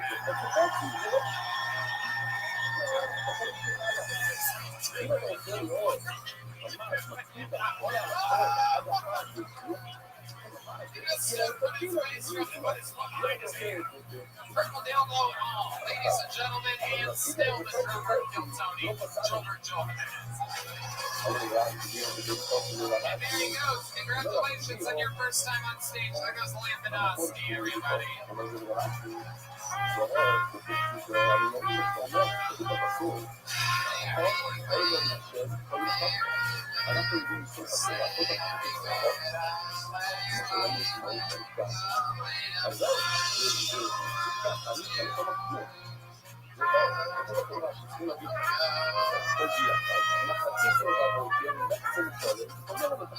Sucks if I don't understand your handwriting. You don't get on stage.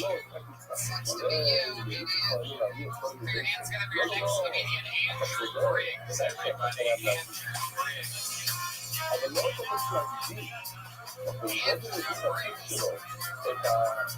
What was Andrew Briggs like? Is that Andrew questioning his life right now?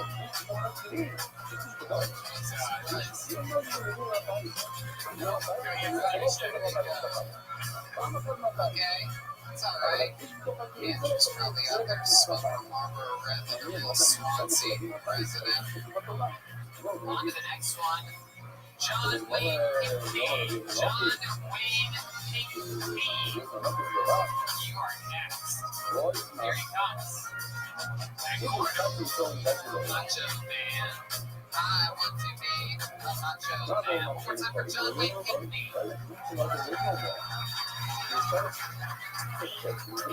They say that there is a place for everything. And everything in its place. And there is no good place to masturbate in public. אז שוב, הנה יש לנו מושג פעם בשנייה שאנחנו רואים את הדבר הזה. לא בקושי, אתה לא יכול לבוא לך מה שהעלות שלך בחבידים זה חבידים. People don't trust anymore. ממשהו אחר זה משהו אחר. People have lack of trust in everything. Politics, institutions like marriage that are in decay.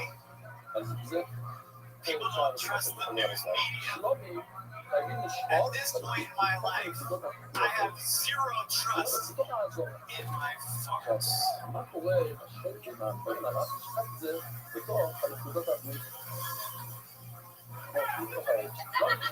As I get older, I know that my family's getting screwed up. All right, that's it. I'm out. Wow.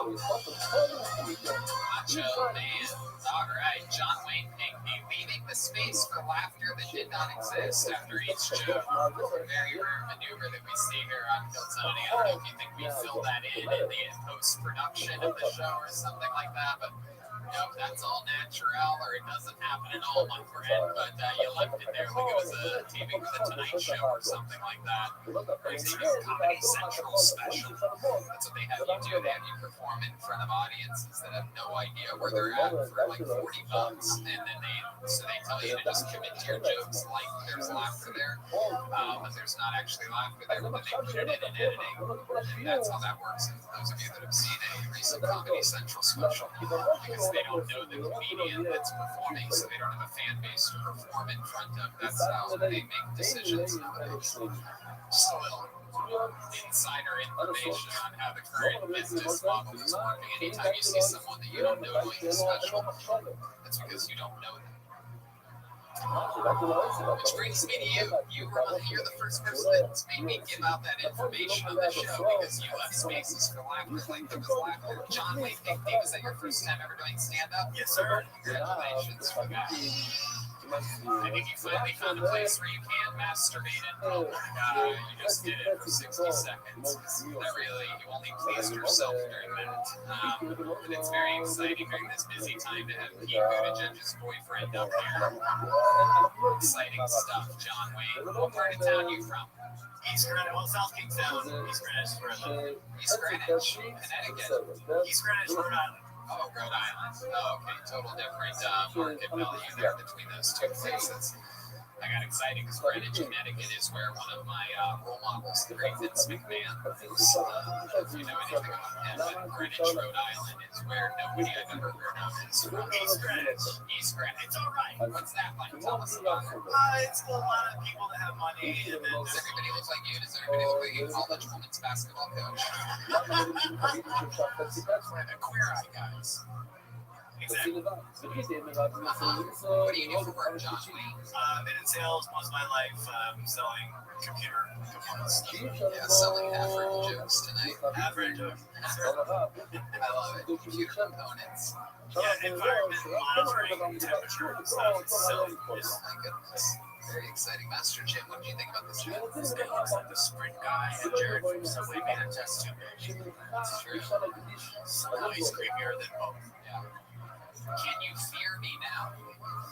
Just from the start. Very excited. You're selling computer parts. What do you do for fun? You seem like you're on a bowling team, something like that. A bumper bowling team, perhaps.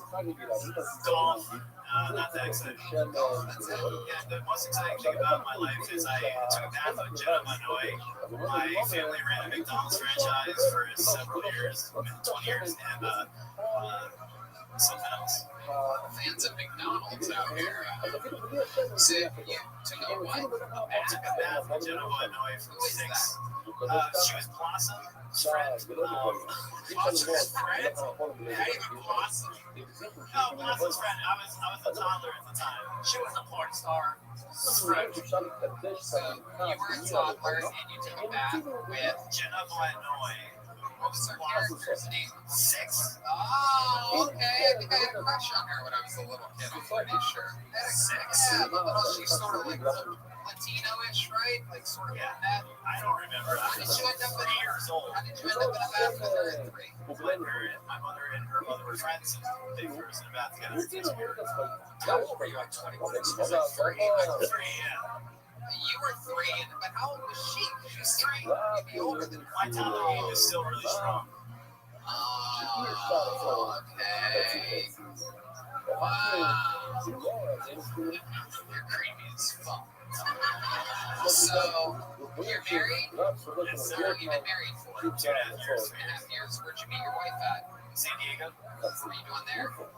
Sales for a yellow paint company named Yellow. Oh, I'm surprised that's no longer in business. It's weird. Yeah. So, she was working in sales as well? No, she was was she your nanny?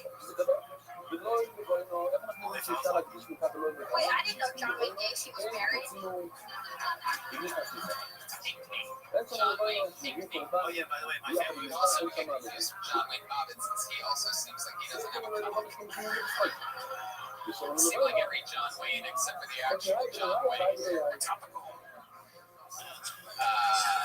So yeah, what's a fun fact about you that made me surprised to know?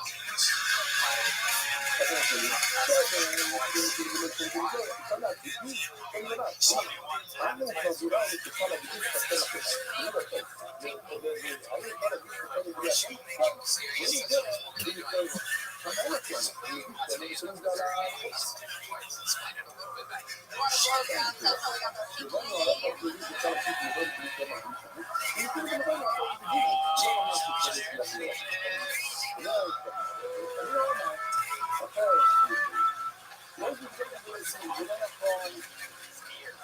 you know anything about your family history? How they did that, or what part she played in the Constitution?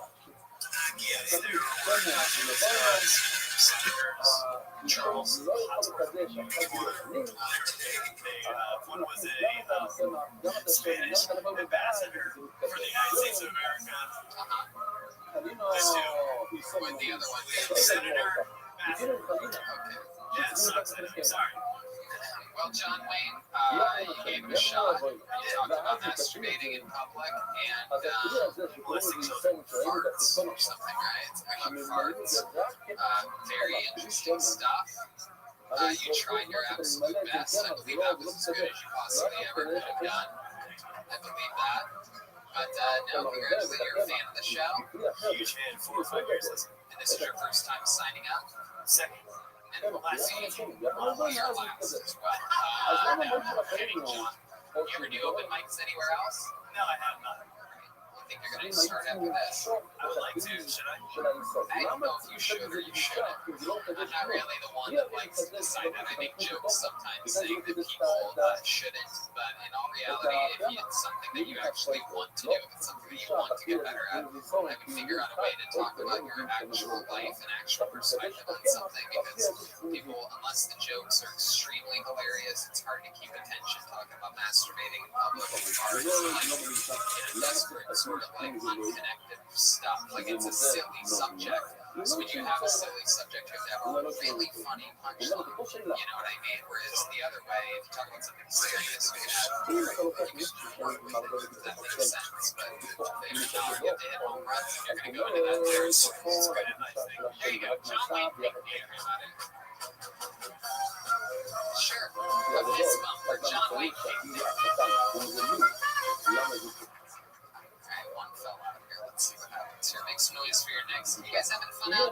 לכם, אני במצוי לציון חמד. Your next comedian goes by the name of Ryan Donovan. Ryan מול סובה לא Donovan. לדבר, בסנן. לא יעלה מפעם של סלם. אני זה לא Ryan Donovan. Here he comes. I see it. There's some forward movement. It's that guy is coming to the stage. By the way, big let's say this year. Yeah, I signed a call. I think they changed the fashion of Swansea in the last appearance here. We just took a picture with about 85 cents. Hey, here's your next comedian, Ryan Donovan. Everybody, come on, get some noise.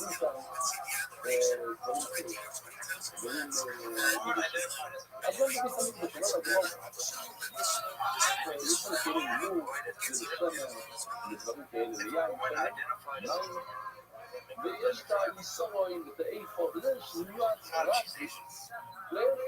מדידות יותר. אי אפשר לדעת אחד בשביל. תשמע, יש מדידות אחרות, גם לנו ויש קילות, יש שתי דברים שונים.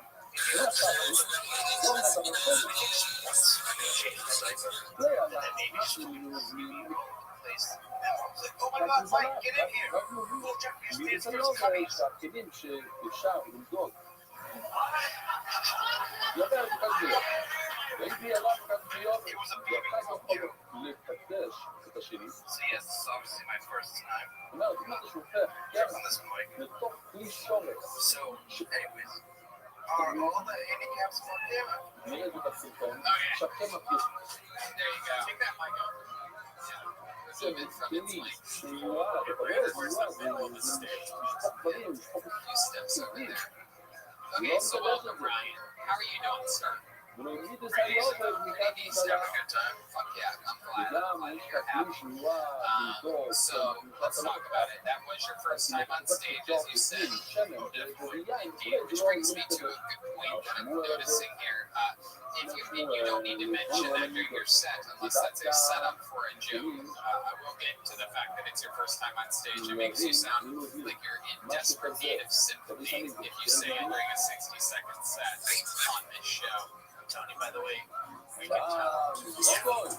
Yeah, we can tell. הכלים האלה, שיש תפקיד שלמטה, I know in the last couple of settings בקבלת they אדם, struggle more וקצת to get תגיד set לזה, to it זה instead of כיף, saying a למה הוא joke. לא They מצליח say שלמטה, שניהם, one of the best looking lesbians I've ever seen in my entire life. Yeah, you live here in Swansea.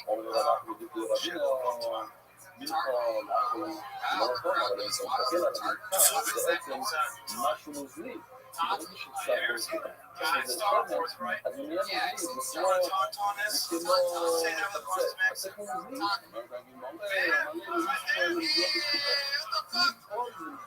The crowd goes wild. I feel like I can stage dive right now. You're a real New Englander now.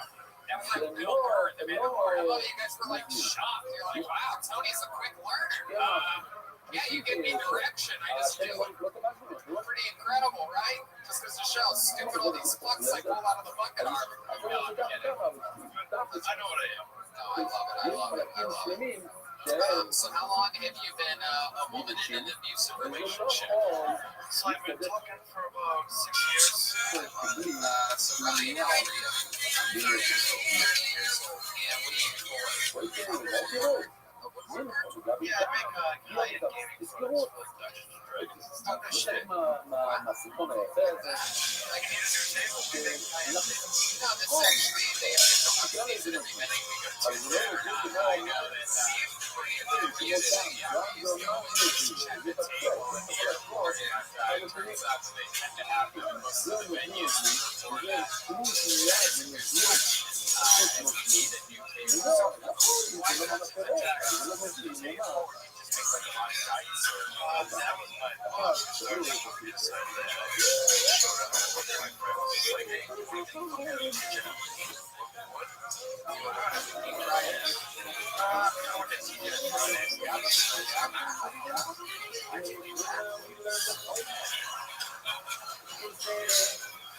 Interesting stuff. So now things out of the It's like to roll dice and play those hip-hop games. Right. I get it. How about for fun? Any fun hobbies or anything like that?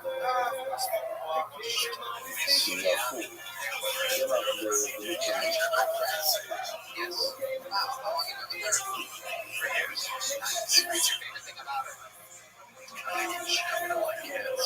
She doesn't like cats. I hated cats growing up. No one ever like cats. Right now. She managed to do it. How did she do it? How did she do it? Yeah. Believe it or not, just like talking back and forth. That was on Snapchat. She put a bowl of his food outside the door, and the cat stayed on the other side of the door.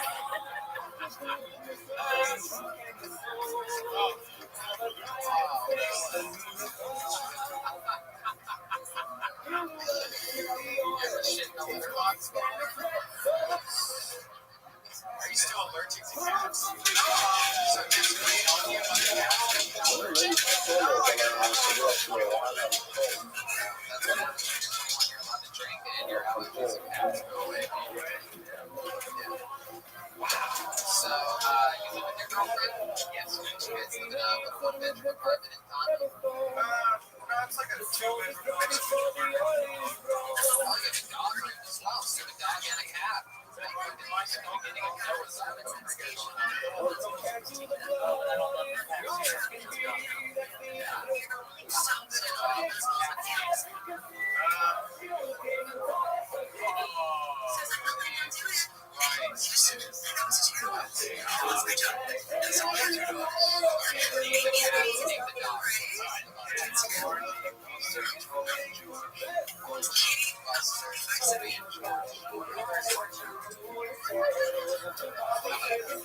How about the dogs? What are the dogs' names? Aria, Stuart. Why Stuart?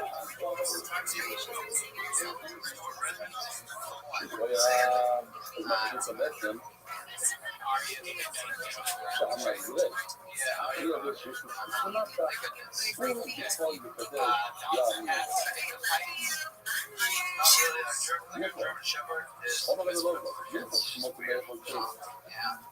German Shepherds. That makes sense. German, any kind of German, like something that will take a shit out of its chest. That's why they like little fur balls with free friends. That's fun. So, what does your girlfriend do for work? she was a baker. What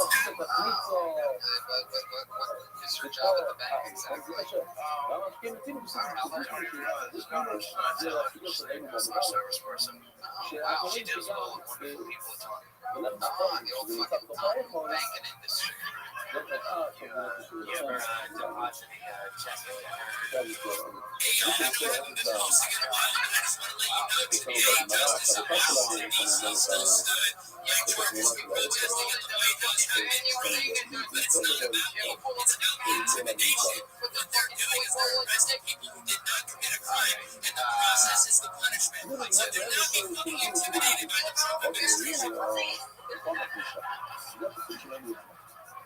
Yeah, you ever think too much out? After you put too much in? אם הממשלה יעזור פה, Figure out what a rowdy government. איפה הם יצבוע את זה? Yeah, but fucking Wilson לא, Biden. רק בכל המון, Yeah, but fucking Chase the bank. What the bank doing this thing? הסיפור מאוד מאוד צר, Fucking Don shoes. שהקליטה צריכה להיעשות רק שם, ולא לפעמים כאילו, יש כמה My goodness. Tell the animals that we said hello when you get home tonight. Now that you had a fun time on the Kill Tony show, you listen to the show often. Oh, yeah. Is it something you've always wanted to do? Honestly, yeah. Yeah. Like, I think I double check out all these yesterday. How did you find out about it? Your mom's house. Listening to you on that work. Oh, you guys listen to me on that? You guys. I had to rewind it 3 times. It's like fucking Swansea. Why would anybody go to Swansea? No offense. There you go. Glad I said it. You know, you can also, if you're a fan of the show, you can also listen to this show. And we've been talking about creating so much. We announced the dates at the very beginning instead of fast forwarding through the dates and the ads like an asshole. You could pay some respect for the free content that we put out there. And I'll watch you guys on YouTube.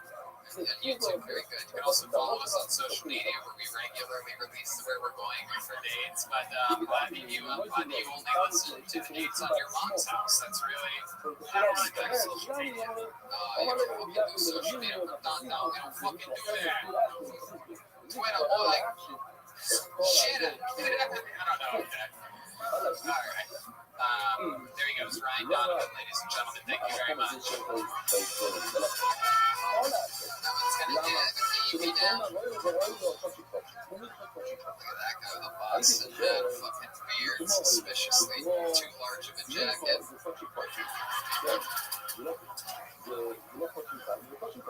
How many like-a-man comedians do you get on this show? How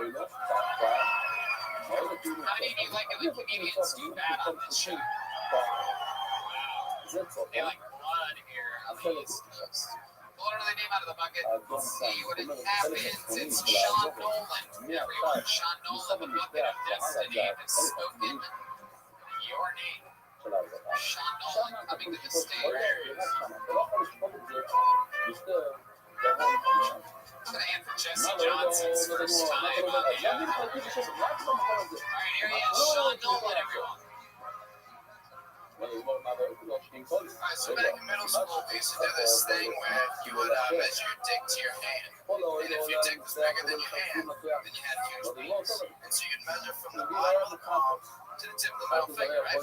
So me and my boys, we all go home and measure our dicks separately. And my dick was way bigger than my hand. And I was freaking out. Holy shit, I'm going to school. I'm going to have a huge dick with all my friends, right? Fuck all the teachers, all the girls, baby guys, I don't know.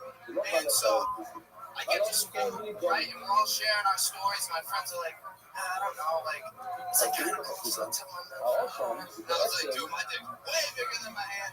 Fuck all these small dick pussies. I got a huge dick. Oh shit, Sean's got a huge dick. Well, dampen up, right?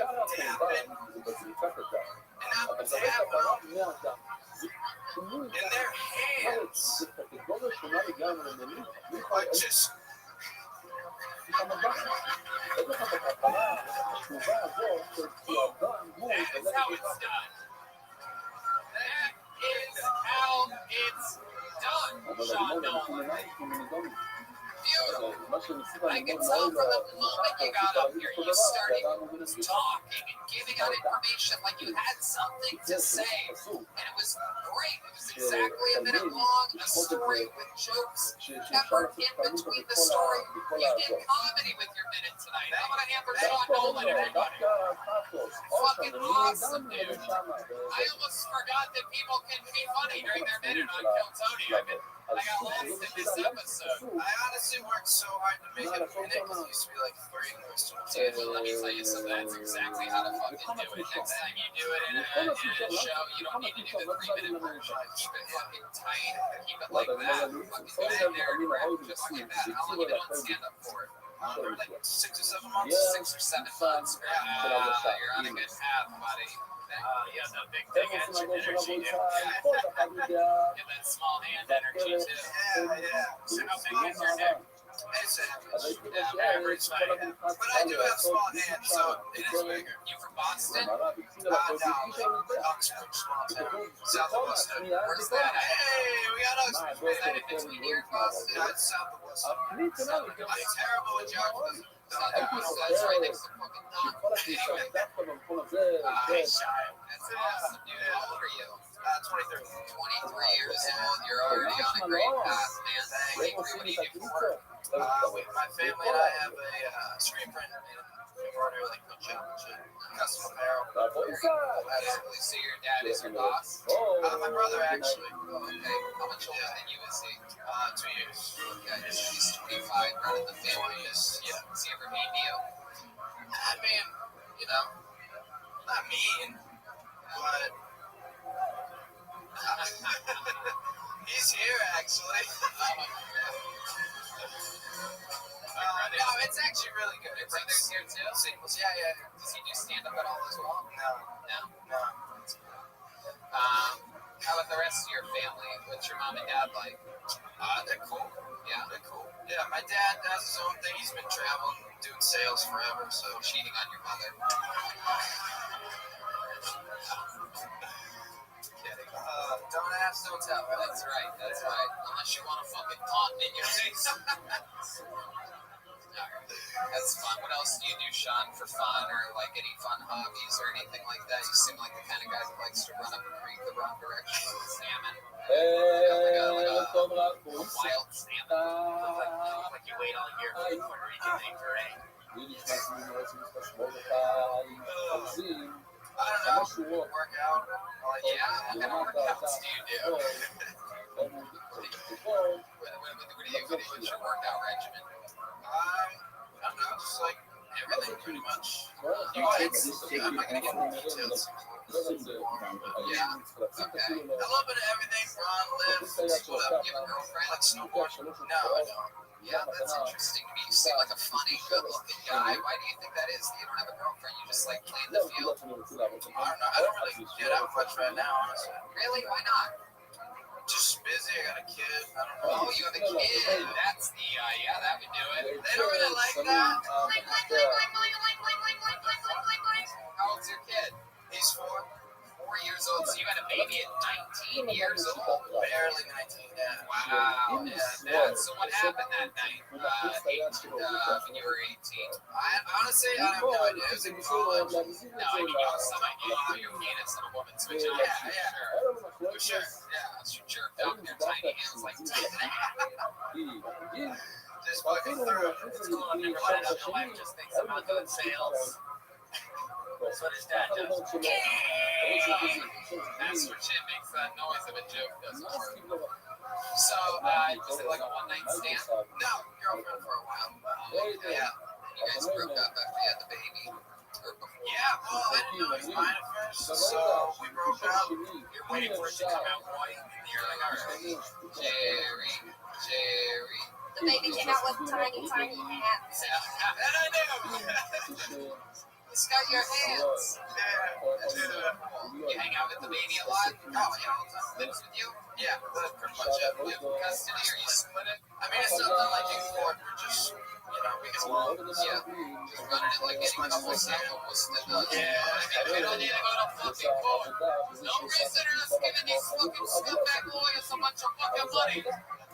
Just because we don't know how to have a fucking abortion. Alright? I ain't paying for that, I ain't paying for that, and I ain't paying for that. Let's fucking split it right down the fucking middle. Or else I'm taking you to fucking Worcester Superior Court. That's beautiful, man. That's beautiful. How about the baby mama? What does she do? she's a nurse out of prison right now. Oh, fuck yeah. Sounds like a place where you would drop the soda. You know what I'm saying? Oh, fuck yeah. Harrison in prison. Oh, how does it feel knowing that hundreds of men masturbate to your baby mama every day? That one always hits me. It doesn't matter when you hit it, where you hit it. You can literally do no wrong with that sound effect. Wow. Unbelievable set, unbelievable performance. You've got it all going for you. You know what? Being a single father or a single mother on this show, it's always a special place in my heart since I was pretty much raised by a single mother. I think it's one of the greatest things you can be as a parent that gives a fuck. So the fact that you do it all, you had a great set, you're chasing your dreams, and you're raising your kid. That's a perfect fucking life. Get out there, keep enjoying it. There you go, Sean Nolan, everybody.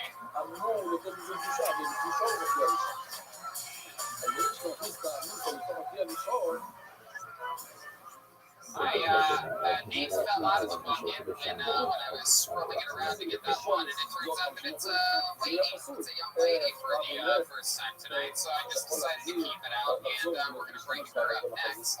Ladies and gentlemen, make some noise for your next Canadian. She goes by the name of Megan Langley, everyone.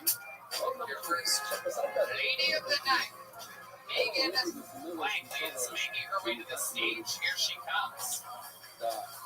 Yeah. She's got that Swansea swagger to her. Right there is. Here she is.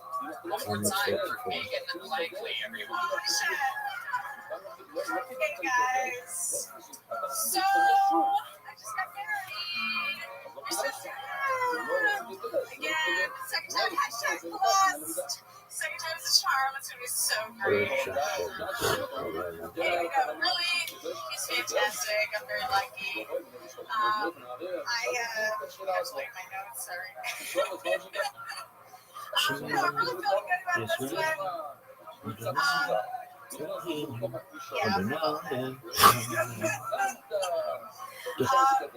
Anyway, recently somebody asked me, they're like, are you really sure you want to do this again? I mean, is this really a good idea? Do you really want to limit your choices?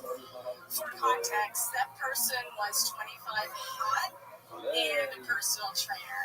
And I'm 37, out of shape, and a divorced cat lady. Yes, I want to limit my options. My options are limited. I want to limit them as soon as possible. Is that it? Yeah.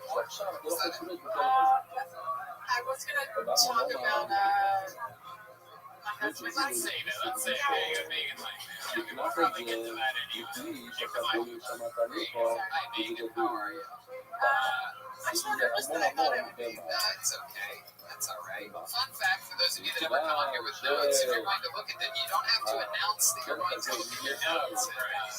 Not only is it absolutely worthless, but it also it gets between your jokes. Like that second part of that joke was about getting married again, but it could have easily have gotten confused for you looking at your notes. You understand? So you're like, hey, I got married for the second time to the charm. I just look at my notes. People think that this might limit my, you know what I mean? Very true. Right? No, I know it's true for sure. So a 25-year-old hot personal trainer married you, right? Or no? No, that was the one talking about. I mean, if I said it totally, but no, sorry. She was a 25-year-old person Giving you advice. giving me advice, or, you know, like, oh my God, like, are you really sure you want to limit your choice? Like, I got those hot dudes, and it's like, you know, like, there aren't a lot of choices. Where did you meet this personal trainer outside of the gym? I actually didn't mention that she is my personal trainer specifically because I didn't want to make that joke and say you're her. She actually isn't. No, she actually would my personal. I would make that. Yeah. No, she is my personal trainer. But I was like, if I say she's my personal trainer, I'll make a fat joke. So I just said Who said it better than you? You guys have the exact same shape and clothing on right now for some reason as well. So the old I watch you guys a lot. I know the kind of jokes you make, so I was trying to like limit myself. So very good. never in a million years would I think Red Band would ask where to find a personal trainer. Fuck yours, Jesse. Red man's bad. Oh, that's shit. Oh, shit. He's getting to the fence. He's student there. All right. So Megan Langley, what do you do for work? I work at a cannabis company. Cannabis company, Clearables. All right, there you go. I work at a cannabis company, and yeah, I do science stuff. I have my PhD. So Your PhD. Yeah. What's that? Pretty hard to do. Oh, okay, very good. Okay, so you're in your second marriage. How old are you? I do actually have my PhD, but yes, I do. Biology. So you're in your second marriage, Yes. and how long were you married the first time? I was with him. We were together for like 10 years. He's leaving right now. He's rolling his ass out of here. Damn, that guy is speed race. Look at that fuck. He's like, I'm getting the fuck out of here. This bitch has been married twice. I'm never coming back to this show again. I've been married fucking once. God damn. Oh shit, the cops are pulling him over for speeding right now. Look at this. It's incredible. He's going 27 miles an hour and at 25, sir. You don't do that on the Republic Highway. Where the fuck are we? Anyway, How long did your first marriage last for? We were together for 10 years, but we were only married for 2. What happened there? Why'd that end? I don't necessarily really want to talk about it. I just think it's respectful. I just think it's respectful to not talk about it. I just don't really want to talk about it. I'd like to talk about what I'm doing. I'm sorry. Okay. That's weird. Sorry. You can make something up. No, you make something up. More bad advice from Brian Redman. It's been, I was divorced, it's been Sure, it doesn't matter. How about your new marriage? Where do you meet this guy at? we met, I came up here, I'm from Kentucky, and I came up here for a wedding in Boston, and, Yeah. I don't know Keep going. this was a guy who I had known, I had met many years earlier, and I was like, hey, you're hot. I'm sorry. Wait, but he's a really good drummer, and he's here. Very good. Very good. That's good. This is the most boring Kathy comic strip I've ever read. Sorry. Sorry. What's something interesting about you that we would find interesting to talk about or find out about you or how you behave? Now that you just mentioned Kathy, I'm gonna say cats and knitting, and you're not gonna like that answer. So those are Actually, actually you're not even the most interesting cat person out on the stage tonight. That's fun. How many cats do you have? 2. I have a turtle and a dog. Oh yeah, what happened to the turtle? Dog ate it and then choked on No, I it. still have it. Oh, So you have it.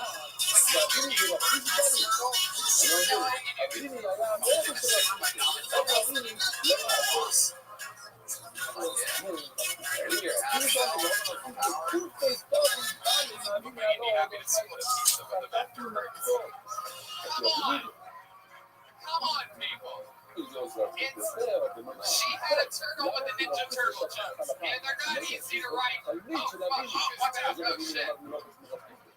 Speaking of a guy that shreds, that's a shredder, Ninja Turtle suit attack. All in the moment, you can write this. All right, Megan. Well, here we go. Go ahead. Go ahead. She has something to say now. Like Elizabeth Warren getting smashed into debate. I have something that I think might make people like me. No, this has been eye-opening. What do you mean by eye-opening? I didn't realize it was this unlikable, but No, it's not unlikable. It's that, let me tell you exactly what happened here. You had all the momentum in the world, and first time doing stand-up, right? Right. You had all the momentum in the world, and then when I asked about the first marriage, you decided to protect him, even though he's not listening to this, or his friends are listening to this. And it probably would have been the most interesting part of this interview. And for some reason, you didn't want to, which makes us wonder why, which means that we know that it would have been the most interesting part of the interview.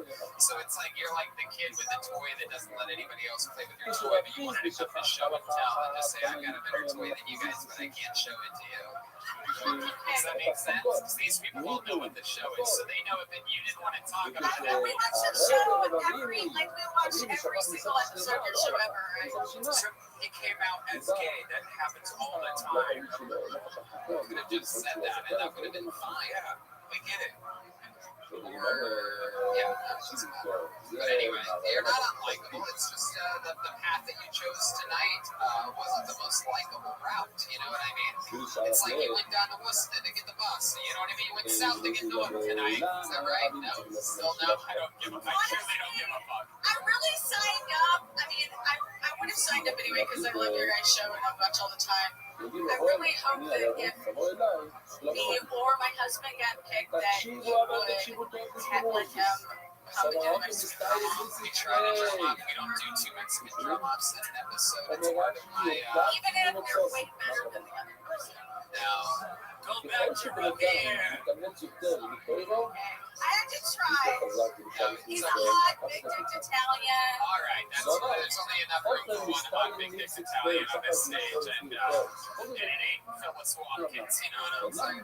Anyway, but no, listen, don't take tonight as a loss. Don't be upset at what happened here. Just, next time, sign up again, write a different minute, commit to it, figure out a way to fucking memorize it. And if you have to look at your notes, don't say that you're looking at your notes. And if someone asks you a question, figure out a more interesting way to either answer it or avoid answering it. Kind of joke about how you don't answer something like that. If you really listen to every single episode of the show, then you would have to know that I was going to ask you about your first marriage. It's true. I guess I hope for the best. The best could have happened. I hope for the best too. It tends to work out for me.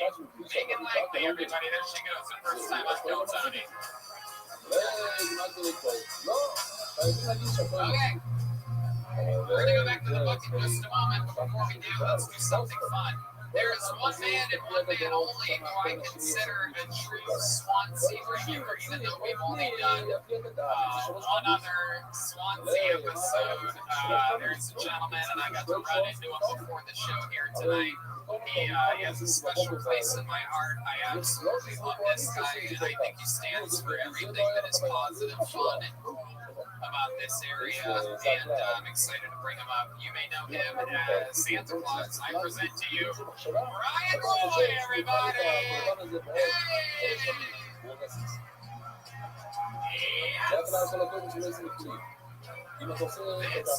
is Kill Tony Eats, and this is Brian Roy. One more time for Brian, everybody, come on.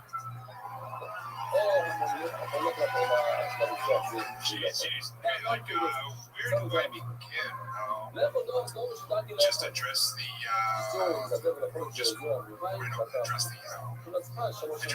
reindeer in the room. Yes, I do perform as Santa Claus. I've been doing it for about 10 years now. People ask, find out about me doing it, they ask me questions. I find out a little bit about them. Like, what's the strangest thing a child's never asked for? It was a voodoo doll. And I asked her what it was. Like, stick pins in it. And she said, no, it was, because I have a baby sister, and sometimes I would strangle her, and it might be a little bit better if I had a doll.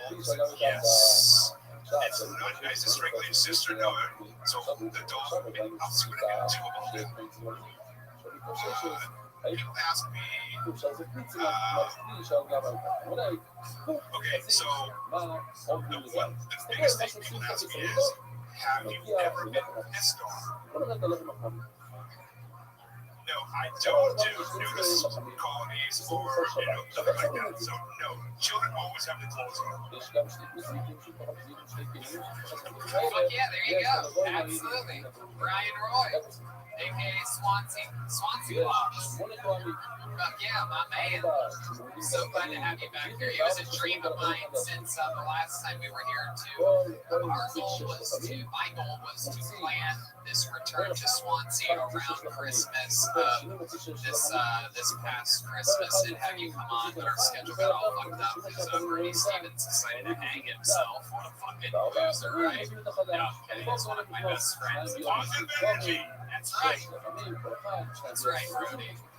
Anyway, fucked up some of my schedules like last year due to his crazy decision. I'm glad because the next day, you're glad that Rudy hung up.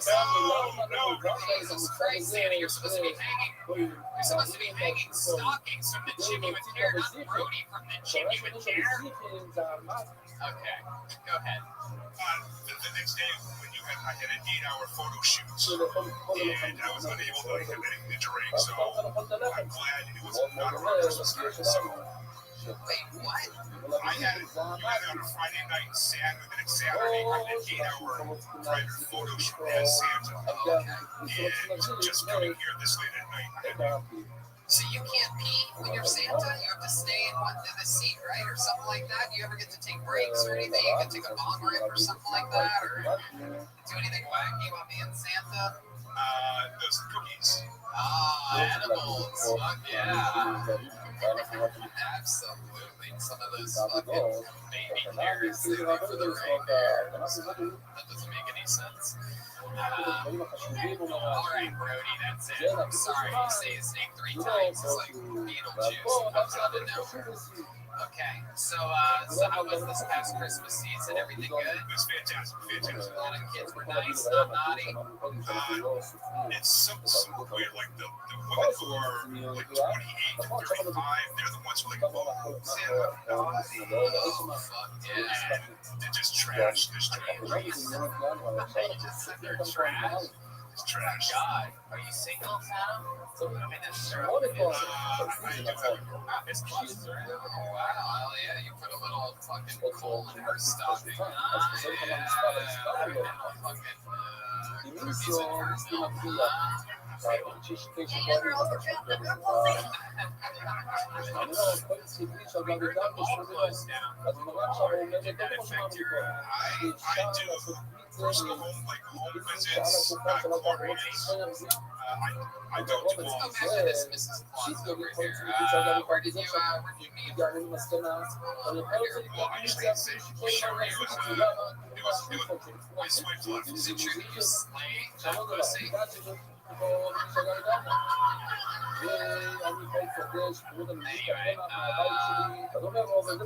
Everyone knows cougars have claws. You ever come in her chimney? Give her a round for gift. Okay. That's fun. That's fun. Remind us, what do you actually do for work when you're not being Santa Claus? I'm a steel worker, a structural steel fabricator. We fabricate steel fibers buildings. Oh yeah, you make toys for all the good little boys and girls out there. Very exciting. I met a guy tonight who does woodwork. If you ever need an elf around the shop, he can make dice and tables. He only specializes in 2 things. So if you need a wooden table, it's very fun. How about hobbies? You do anything that surprises about you? You say like a frisbee golf enthusiast. I just go to a lot of comedy shows and we spend time there. Tell us some of your favorites. Who have you seen lately that you like stand-up comedy? Amy Schumer. Hard no from Santa on that one. No. Sagan Rogan. Where did you see Rogan at? I saw Rogan at the Open Plaza. Okay. Was I with him on that one? No. That's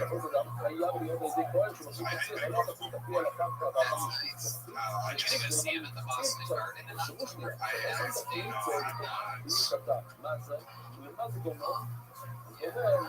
Why not? Why aren't you going to go see him at the Boston Garden? I'm trying to pick and choose because I hang out at a house now. The wedding wise, it's, I just try to pick and choose. So. Yeah, he only works 1 day a year. Phyllis Watkins. Because people want to have something to chant, but they don't have it. No, that can't be. Mrs. Claus will let you know that I don't come once a year. Wow. Don't look at my story and say that shit, you creep. Sick fuck. Goodness gracious. I don't think white women get black boyfriends. Do you think white men get black girlfriends? That's a good question. You ever chocolate chip? Yeah, a little Donner, Blitzen, Comet, and Cupid. You know what I'm talking about? Oh, Vixen, little Vixen. Yeah, Vixen, excellent. You got a lot of ho-hos. In different area codes. Hey! I'm surprised you know that reference, Santa. You know rap music? Didn't really. Yes, well, The only rapping you did was Gibbs. Come on. I was the 80s, so 80s and 90s. Yes, I'm a young Santa. So Really, young Santa. I like that. What's some of your favorite hip hop artists? I did like Snoop.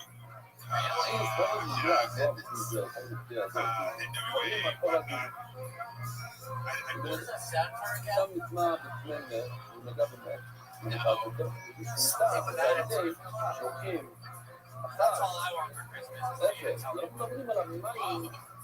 He said it with an R.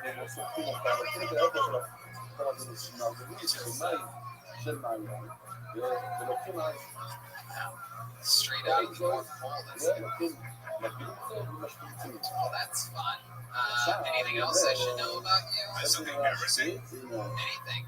You seem excited to share that. Yes. I cannot remember the name of the woman buried in my backyard. What?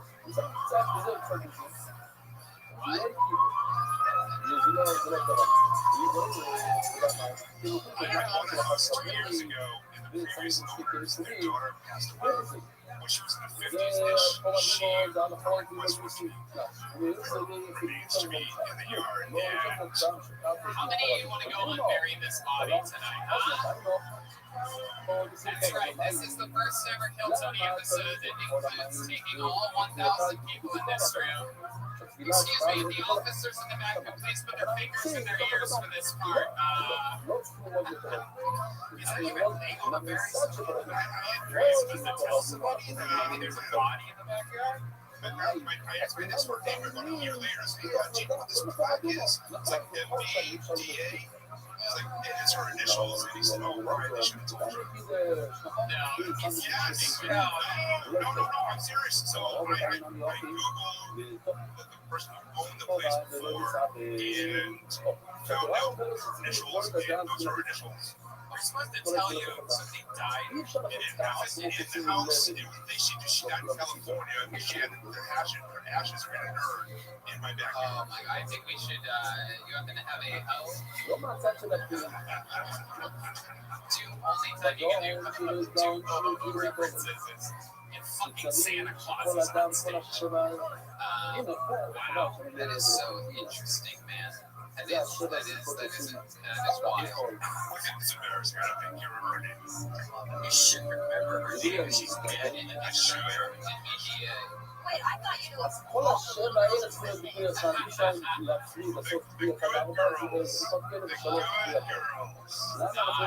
Naughty girl, that's why she died. Do you and your girlfriend ever do Santa Claus sort of like role play in the bedroom? Do you ever?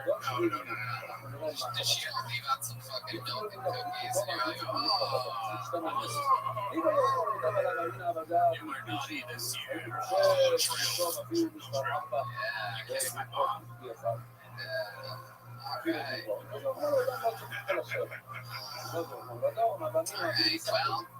So much fun, dude. I fucking love you, Ryan Roy. You are a staple here on these Swansea episodes. You just can't beat it. You're the only Santa Claus that I acknowledge. You're my real Santa Claus. Hey, look at that. I got a gift from Santa. Oh my god, Santa caught you being nice. I love this. You have coronavirus now. Come on, make some noise for Brian Roy and Santa Claus, everybody.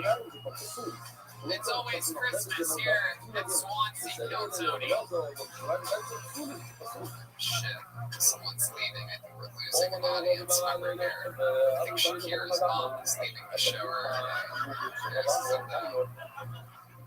You guys want to go to this bucket one more time, huh?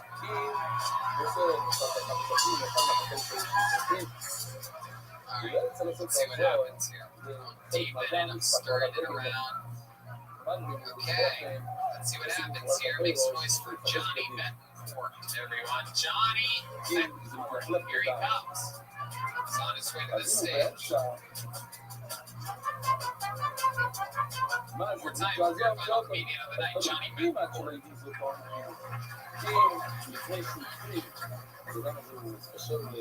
I am 27 now, and I really feel I'm getting older because my crazy fantasies are really starting to change. Like, I used to fantasize of hundreds of beautiful women wanting to fuck me.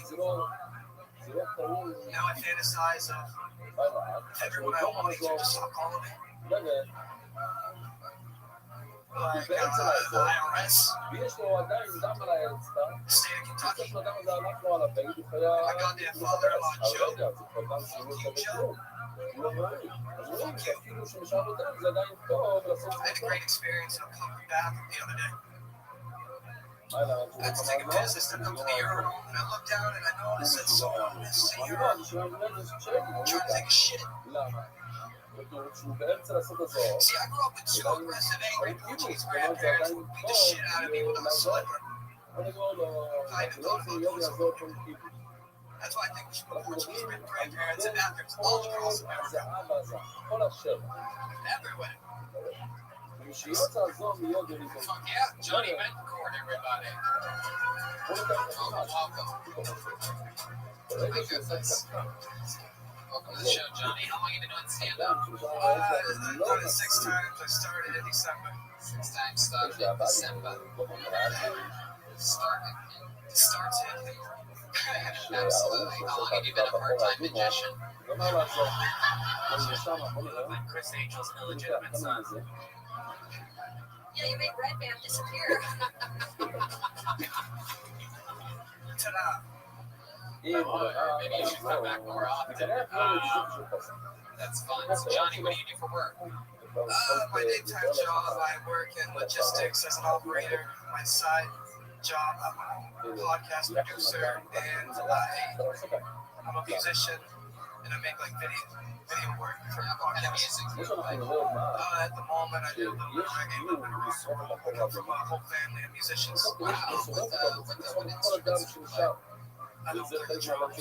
I don't play instruments, but I asked you what instruments you do play. I play guitar and I sing a little bit. Yeah, you sing a little bit of reggae rock. A little bit of everything. What do you sing so cool about?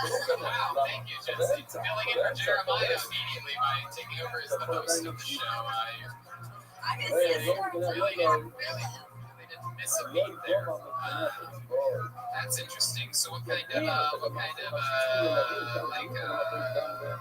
songs do you prefer to sing out of anything? If you were to do karaoke, what? I actually hate karaoke. I write my own music. Yeah. It's weird. What's the name of your band? Like, are you on Spotify? Are you on Spotify? It's a separate. Yeah. What's the name of your band on Spotify? My name, Johnny. Okay. Looks like Johnny. I love the confidence behind it. It's gonna be great. Yeah, why do you seem ashamed of what you have on Spotify? I don't think I stopped paying for it anymore, so it's not on Spotify. But I'm just there is an activity where we do see your baby and your baby on there. I got a beautiful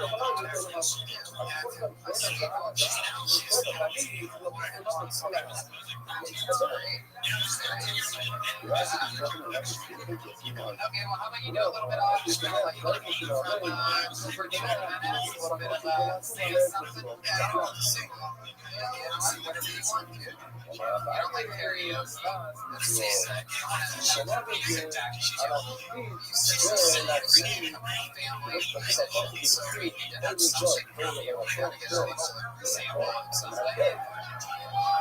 We haven't had anybody else other than these two up here with any musical talent tonight. There's only one guy who plays the drums and the other drum player in the room.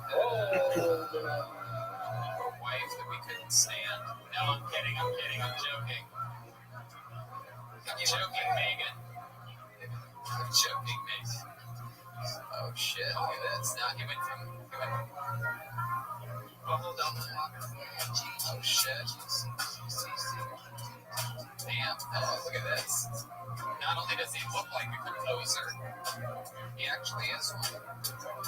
Giving us a little example of his music stylings, ladies and gentlemen. It's Johnny Benton. Play a little fast. I don't like the way you're talking to me.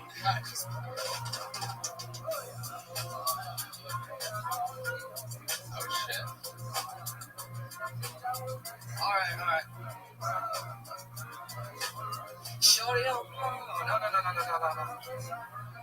You got it. Just keep going until you're tuned out. Just keep going. We're here to support you, Johnny. How many of you want Johnny to do good right now? Wow. Is that cheap? Start singing and we'll figure it out. I'm like, give me a note. G. Sing a three. You sing. G. Sing.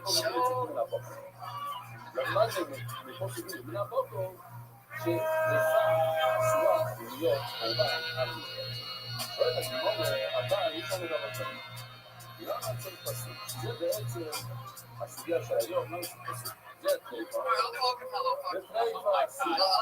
it.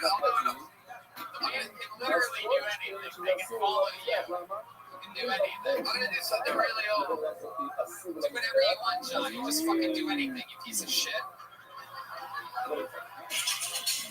You need to cool it. Baby, I'm gonna fool it. I'm gonna say yes. Back to school it. Waiting down on my side. Honey, you me. I'm gonna give you my love. I'm gonna give you my love.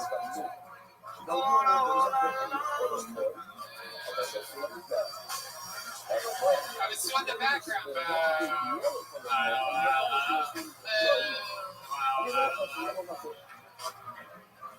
It's okay. Hey, officers, can we arrest this man for breach of peace? Breach of peace, I think here. Well, you tried your best. I did try my best. I'm gonna regret this in 4 days when I'm watching this on YouTube. It's okay. There he goes, Johnny Benton. Thank you, everybody.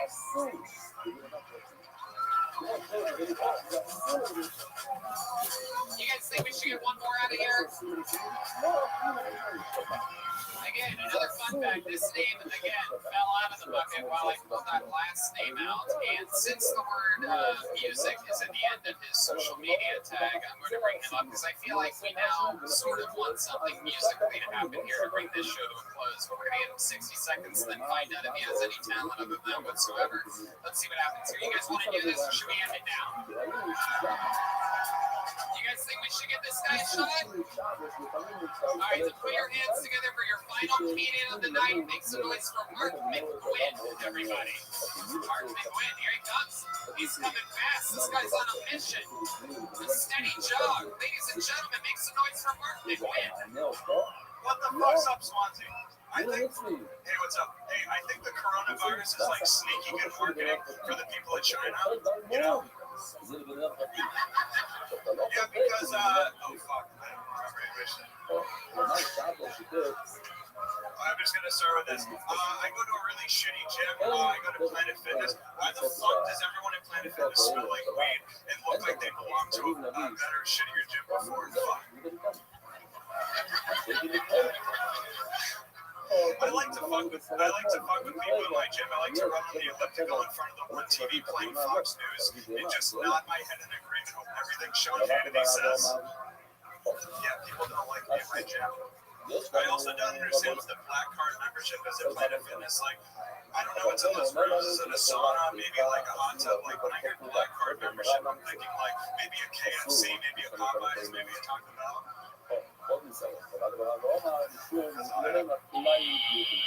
Yikes. Ladies and gentlemen, Mark McGuinn. Well, let's get to the real point here because it says at the bottom of this, your social media handle is Gimme Noise Music. Are you a musician of some kind? No, like me. Oh, okay, fuck. What a huge failure this was. Do you have any special skills or talents whatsoever? Mediocre musician, soccer player. So you are musician, even though I just asked you if you're a musician and you said just no. guitar. I book shows. I music book Shows. Yeah. Douchebag. Those who can't do. That's what we say. Correct.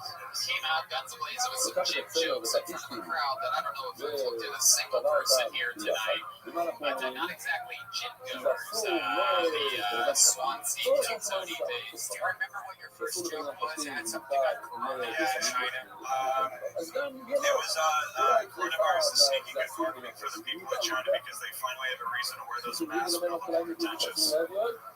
Oh yeah, good thing you forgot it.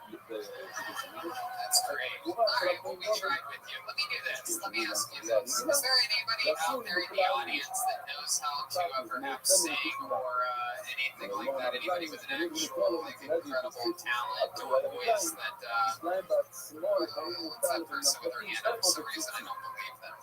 You a singer, sir? You two hands, yeah, the person I'm looking at, you a real singer? What song would you sing if I brought you up here right now? Get your ass up here right now. There's no way a Swansea dude with a hoodie and a beard can sing that in James' class, but if you can... What? Yeah. No, you don't have to be from Swansea. You really know how to sing? Okay, come up here singing. What's your name? Evan? Six points for Evan. Everybody, there goes Mark McGuinn. Yeah, there you go, Mark McGuinn.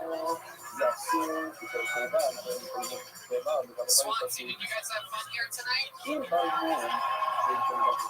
Evan, what do you say you bring us home? Let's do this shit.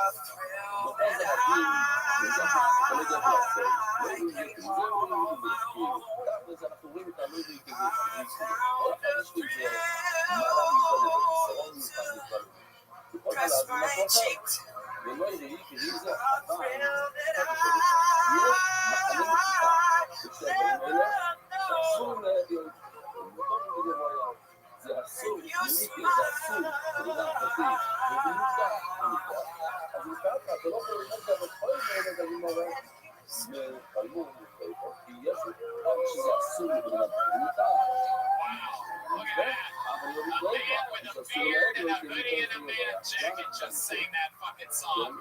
This guy's waited his whole life to sing that song in front of a crowd like this. You don't just learn it last that day from the great Etta James. It's one of the great songs of all time. I've never seen a grown-ass man sing it before. Evan, is there social media you want to plug or something? Yes, you can follow me at Evan Audio Music. There you go. That's a real musician whose screen name ends in the word music. We have a bunch of prints that Ryan J. Eagle drew up exactly for this date. We're going to be signing them and taking pictures with you. There's some Tony Hinchcliffe pins if you guys want. Those are all available right now. We're all going to be there right after the show to shake hands, give fist bumps, give a hug, shed a tear, and keep the line moving along. Swansea, we did it again. We love you so much. Thanks for coming out. Guys, history was made here tonight. You are the first people other than Los Angeles to ever see the new member of the band, the great Jesse Johnson. She's on social media, Jetski Johnson. Anything else, Jesse? Thank you guys so much. This has been a blast. Such a wild ride. Thank you. Yeah. Guys, you get to see it live in the flesh, and you're one of the road shows that got graced by Mexican drama. How loud can this place get for the great Joe Jimenez? He's an official one-wing artist. He's on social media mostly. Sorry, anything else, Joel? Shout out to the Bonte family for making us feel like family here. Thank you guys. We love you guys so much. Absolutely. These are my people here in Swansea. The reason truly why we're here is because one of the coolest, not one of, the actual coolest crew of fans that's ever followed me around anywhere is right here. Actually, they used to work here. They live in, I believe, Providence, or they're right around here. All of them all together. Shout out to all of them. I can't possibly express how much it means to, an artist when you first start headlining 6-7 years ago. You guys would come to all my shows, and I'm always trying to outdo myself, come up with new material every time I come here to show off for them, to be able to keep them as loyal fans as they are. So you all deserve to thank this amazing table right here, because that's the reason why we're here. And that's it. Stankfest, Tacoma, La Jolla, Boston, Austin, and a bunch of other dates about to be announced soon. Red Band, thank you. Love you guys. I love you guys. Good night, everybody.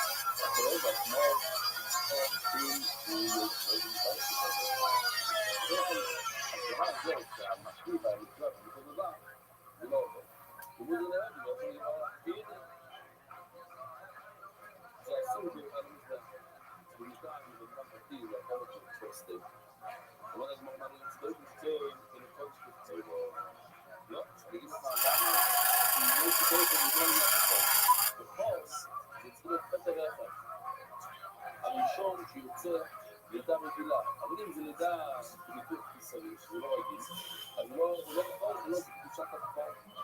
אמרו מגיע, הנה, יכלנו לעשות עוד אחד כזה, אבל לא שהיה עולה, אז אתם תמלאו את זה לבד.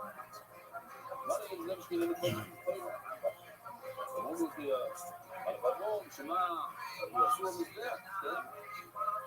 וגם אין סביבות, אבל שיש מוטיבים ככאלה, כן, אבל כמו שאמרנו קודם, ישתנו, הכהן שיבר במדבר, ואימה שיבר עצמנו, יש לנו תואר אחד. אבל אז אמרנו, לא מופיע, אבל יש דברים שמשהו מיוחד, יש לכל דברים ולא פליטו. וריזקתי, זה וריזקתי, זה וריזקתי. ולשאול להם, אבל אולי אני אעשה את זה בלם. המחנה המשותף זה שהם משתרים בין הפרטים והם מסורים מהמזינים. אז כדי ובסור, אז כדי אסור בגבויה. וכמה יש לנו פריפריה שסליחה, אבל העד יותר אסור על גבויה. אז אפשר לנו את השאלה, מה משותף אסור שתלפי מן הפרפות. אבל השאלה שלהם שכנים את זה בכלל. ולא אנחנו צריך אסור. כי כל הדברים האלה, לצידו יפה, מילי בכלל, האלה, אמרתי לי, לא הייתי טוב שם. כל הדברים האלה, אין להם שום מטה ושום מקום. לא יודעת, מקראי פשוט ומקלוע לו. בקריאה בעצמה לפעמים, יש לנו רעיון, יש מקרה, נפתח במליטו. מה קורה? הפועל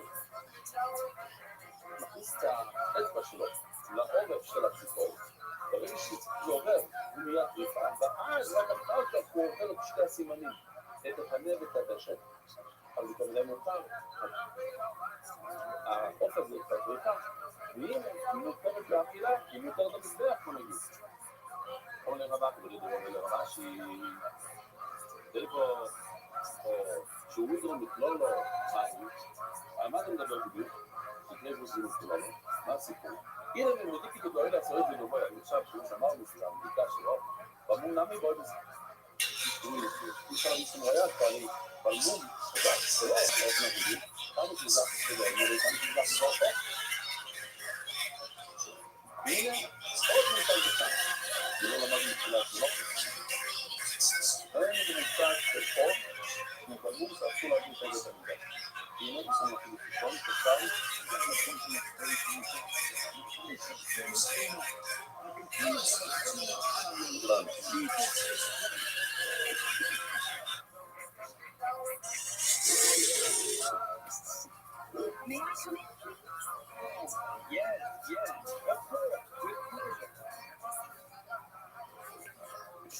What was that supposed to be?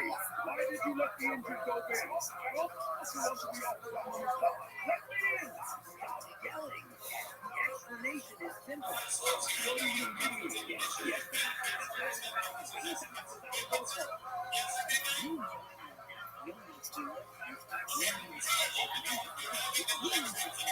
הכפולים יש ניסן שאיתם תזלחים ברכות, פה אין תזלחה בנקודה בכלל, אי אפשר להגדיל, שלא צריכים להגדיל, ואין פעמות, זאת אומרת, אם הוא ברמור כמו שאנחנו גם תצליחו, אלא אני חסר לו עבר, ולאחד מהרגליו שחסרים או אחרים, אז הוא פשוט, אין לו, אני אומר, בקעת שקורא את הסיין, יש שחרים שחרים שחרים, מה שקורא? אוי לתמונה לכם ולך אני. אבל אחת, חצי ממנה, הולך לכהן, הכהן יכול לכל תחת. לקחת את הציפורים, נכנס קצת באורך של הציפור. מה עשית? ציפור תפלט. שנייה אחר כך, עברת דרך, הקנה ותדק. אבל זה גם נכנס בפרק. וכהן, כל אחד, הדברים שזה מותר לכהן. אמרת, גמור איזה לא הבנת. ואני מציתי לבוא כזאת. אני רוצה למצוא בתחום. שהכהן הכל מהאור, הוא כאילו עושה מהמזבח. זה כבר אמרנו שזה מותר למזבח. הוא פשוט, הוא משתפר במה שאתם בואו נתנו ועושים על המזבח. זה שתוכל לבוא מהמזבח. מהקורבנות. שכי אוויר היה בזה. זה לא אכילה פרטית. ואין לו פה מצוות. אז מה כן? זה בעצם סוף הסוגיה. מה בעצם השורש שבהם שני מומון ניקה? כשיש פגום, המום שלו ניקה, הנה, כמו בוא נמוך התמונה. רואים שיש לו מום, כן? אבל... לא נקראי פה, שכן, יש מומון ניקה. בקריטה, לא רואים את המום. לא רואים את המום, יש מסמר בטנדל, לא רואים את המום. לא תצטור, ולכן, בסופו של דבר, כל מצבים, וזה, כולם נמריץ לילה, כולם רואים את המום. תקרה ולא רואים את המום. תקרה גם נוח או נעפתור. עוד פעם, מה אמרנו? איך אנחנו יודעים קרה? אנחנו יודעים קרה פה, בגלל מפה סוגים עם המילה, מן הפוך. ולאמור, בגדוע. מה זה נעפתור? אומרים פשוט אחר, ממש בישראל. מנעבור אותו לישראל, אז לא ידעו ממש בישראל אצלנו. אבל לא יגיד זכר, זהו. אז אנחנו כבר עברנו את הסוגיה הזאת, עם המעצת וזה, אפשר כבר להירגע. ותראו בפוסט, בשיח אז מנצחם מן המושג, שאני אגיד לכם עוד שנייה על מה מדובר. הוא ממש בישראל. מהדבר אני רוצה זה, שהוא שמן, תשמע, נוזל כזה, תלבלדה. ממש בישראל. מהשתייה של ישראל. גם ישראל. אז אנחנו לומדים שם, מלמוד לו לישראל. צריך להיות משהו שאולי אצלנו יכולים לשתות, יכולים ליהנות ממנו. מצד שני, יש עוד פסוק, עוד פסוק. שיעבוד על השבט, השבט. שעושים מעשר ללמוד זה כל העשירי שיעבור בדלת, כל שיעבוד על השבט. הנה עוד דבר, עוד מושג שלא נכנס לזה. Big John. ואז זה דרך. אז הנה רואים שטריפה זה לא משהו שכלל ישראל יכולים לאכול גמורה של ישראל. עוד פסוק, שטריפה זה לא משהו שעובר תחת השבט. שאני סופר 10 לימות, Fuck Jesus. בשמאל בבטן. אז למה אתה אומר לי? כי אני לומד את זה מבלי נעבור. כלומר, אני אומר, צריך ללימוד. מה שישראל הרבים להיות זה לשעס הקודש. תגידי פה שזה בא למעט משהו שנולד ככה. הוא רק אומר, טוב, דומי, לא תיאפק. אומר, תיאפק. קודם כל, בפסוק הזה. בסעפת מן הצורך, הגמרא לומדת שמדובר כאן על, זה פסוק של, הפסוק הזה ממש לסחול, זה פסוק של אור לא תיאפק. ככה הגמרא אומר. עכשיו, מה זה תיאפק? מה זה אור לא? זה 3 שנים הראשונות שאנחנו שותים עץ, אסור לאכול מהפירות וזה אסור בנהר. שנה רביעית זה נטו לבן, והלכות אומות, אז השם לי, צריכים לקחת את הפירות בירושלים, בכל פעם לקחת בירושלים, ומכון את הכוח, יכול להפיד את זה לכסף. ורבים הביאו אולי, או שאפשר לבדוק את זה על כסף. זה בסדר. כלי הקרן זה שאסור לזרוע עיתים בתוך הקרן יש רוב השיטות זירים שאסור לזרוע שם, רוב את כל הירקות. אז כמו שכלי הקרן תחומות, התפוח נולד משנה וכולם בייסו, אבל לא זה עכשיו כל שלנו תזכר שם. אבל דריפה שנהייתה דריפה באמצע החיים שלה, נכנס מסנור בבטן, אם לא נולדה ככה, תזכר שאולי היא קשירה, אז כמו לכל השעייה, ולכן את קצת הסוג השני, כמו לכל השעייה, אבל אני למוד להיות את זה מתגרור יותר בגישו. אולי זה דווקא למעט שזה נהיה דריפה, ואחר כך נסידה אותה מאוד גדול. וזה מלכה, ככה זה מלכה. הרגישו רוצה להתרופו, אבל מהרגע זה שקרה לפני הדריפה, כאילו לדעת לשאול, אבל חי את זה, שהוא עושה את זה הקדש. היה לגמרי טוב, אין לו תסתכלו, אולי נקשר, שלא תגרום כמו לו, מן הפורקות, לכן תקרום את הפסוק מן הפורקות, שלא תפסוק מן הפורקות,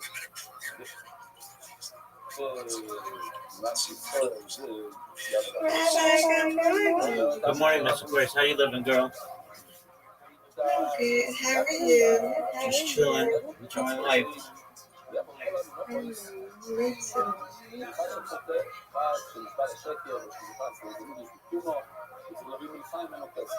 Today. Yes, it is. Father's Day. Father's Day, Daddy. Shout out to all the fathers. And everybody that is a father. Happy Father's Good girl. Day. Today.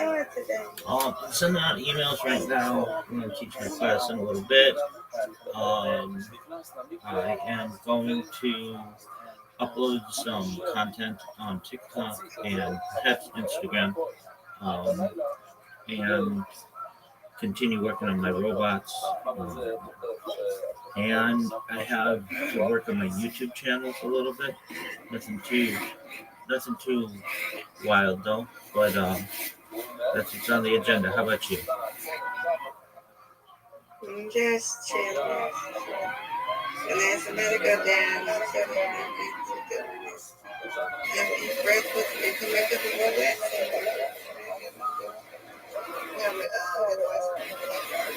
That's about it. Okay.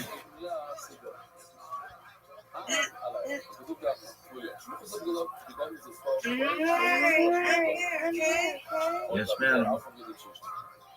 כל כהן חייב לומר שכלים שצריך לעבוד. סיפור זה טיפורים, זה... עכשיו נראה מה זה טיפורים. עכשיו מילה סיבות. עכשיו.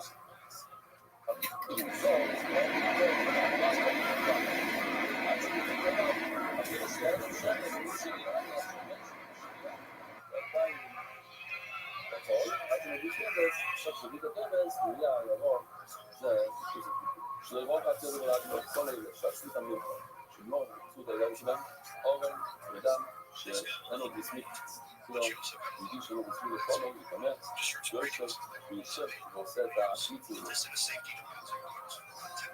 הוא לא אותה עמידה, רואים לי גם רבי קילים, אומר על קילים, ולא טלפונים,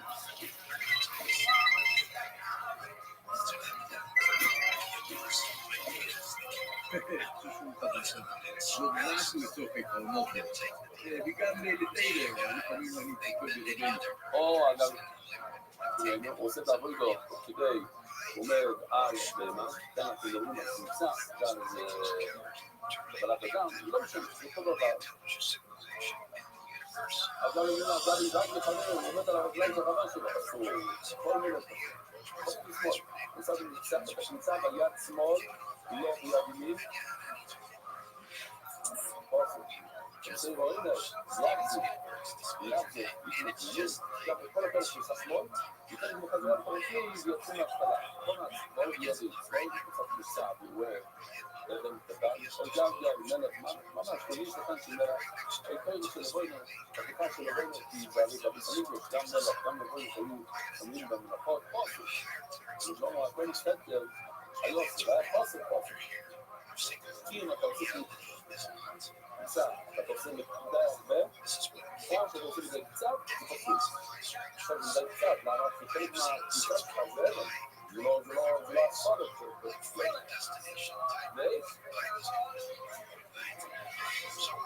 זה היה, מה זה הכוונה? נקודה הרבה? שקומוצים לבוא אליו, כמה עושים קמיצים, עושים את היד קצת.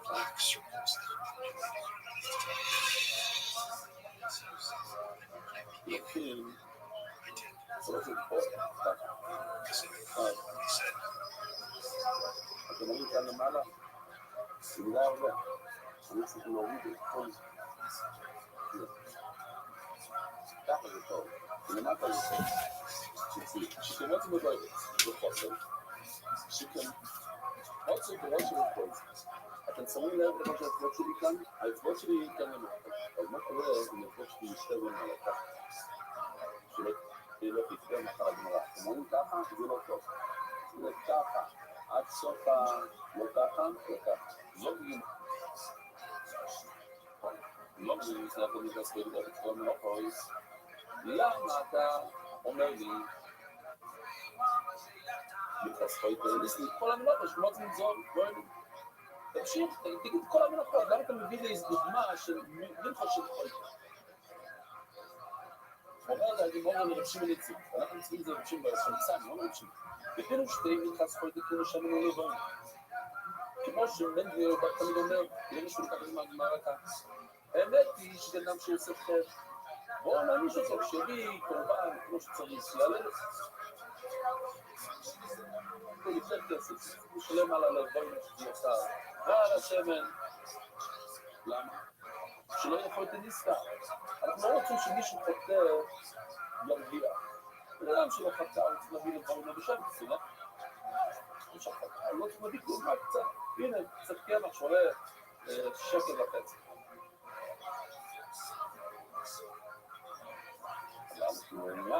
למה באמת לא? שאולי קורבן הוא מודו. אנחנו רוצים להראות לו שזה לא קורבן יפה, זה ממש קורבן פוש, זול. הוא בדין שתהיה אחד הסכנת כולו לסוח. אותו דבר, ובסוף לסוח עם מישהו נגיד חכוס, הוא אמר הרי לא, בואו נזבאית, שיגיד את כל הדברים, שיגיד את היין גם כן. למה שלא יכול להיות נסגר? שלא ירגיע. ומה היינו כולו, ולמה באמת אמרנו שהוא לא צריך להביא יין? שלא יהיה קורבן למות. אנחנו לא רוצים שיביא איזה קורבן יפה. עשית אחרת, תראה לשבת בטעות, תביא משהו לזה. עכשיו נראה את המין הרי ואמרנו שמשווה את קורבן למות. תשמעו דעה לא כל כך מובן. אם שלא אומר, אז אנחנו רוצים לרצות שהקורבן שלו לא יהיה יפה. עכשיו נראה את המין הרי ואמרנו שיהיה קורבן למות. זה פסולים, תתקשר. אם בן אדם פסול, קצת הקריצה זה מראה שזה קורבן זול, שיהיה פסול. מה השמלון שלו? אוי, וכל החבר'ה האלה לא יכולים לזה. אמרת, אני אומר, אוקיי, אז למה בדיסני, אז למה במסעת בזבוקים, תגיד אותו דבר פה, כמו שהגמרא אומרת כאן, תגיד שם. מה יהיה כתוב? עשר חד הסחל, זה כל הצבוקים. תגיד את הדוגמה של חד הסחל, כמו שגם במשנה שלנו נותנים דוגמה של חד הסחל, של מנחה, של קויטר. ואמרנו למה, כדי להדגיש שהוא מודד גם כאן. הוא דבר, תגיד בלשון, וגם מסעת בזבוקים. וחד הסחל, זה אותו דבר כמו מנחה. נגיד, כל הזבוקים כאילו גם זוגרים, סליחה, איפה חד הסחל, תתחיל עם דוגמה של חד הסחל, ואיפה כל הזבוקים, כאילו גם זוגרים. למה? לא משאירים להגיד לנו חידוש כדי משאירים כל... למה לא? המשאירים נתנו לכל ולא כל... מכיוון שכתוב את כל הקורבנות, אבל כתוב איזה לא. כולו משהו. זה משהו תפילה. מחלמי, אם הוא נתן הכל, ולא נתן הכל, זה משהו. תכלס, אם זה משהו תפילה, אם היית אומר תפילה, אז זה משהו גם מתרספות. אז למה אתה בחרת לדבר רק על מחסות? אני צריך לזה. סוף כדי בשמים הרי ועושים להם לרשת ולא גרשים. אם אתם זוכרים, זה רק היה לפני כמה ימים. התחלנו לצד סביב. ואמרנו שהמשנה הראשונה של מסע בזמלוק זה לא הולך כמו רשת. המשנה הראשונה של מסע בזמלוק. תסתכלו.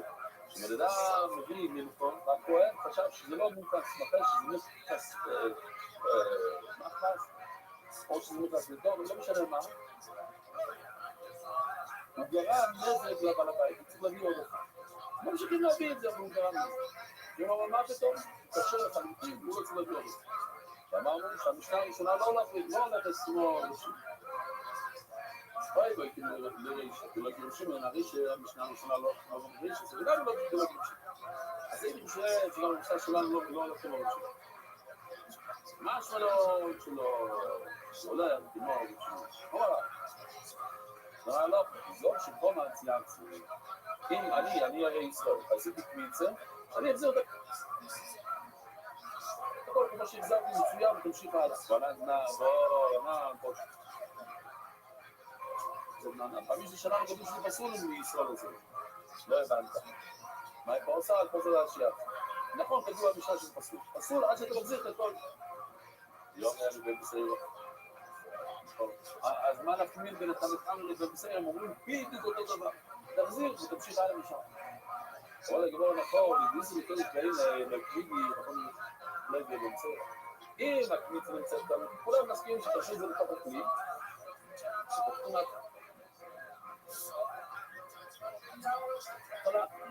הבעיה היא שזה נעלם לנו, כי בניגי לחוס את כל זה, סתם? בוא נצטרך גילויות עם בישראלים האלה. אז בוא נראה את זה שנייה. אני רגע שראינו חלק מזה.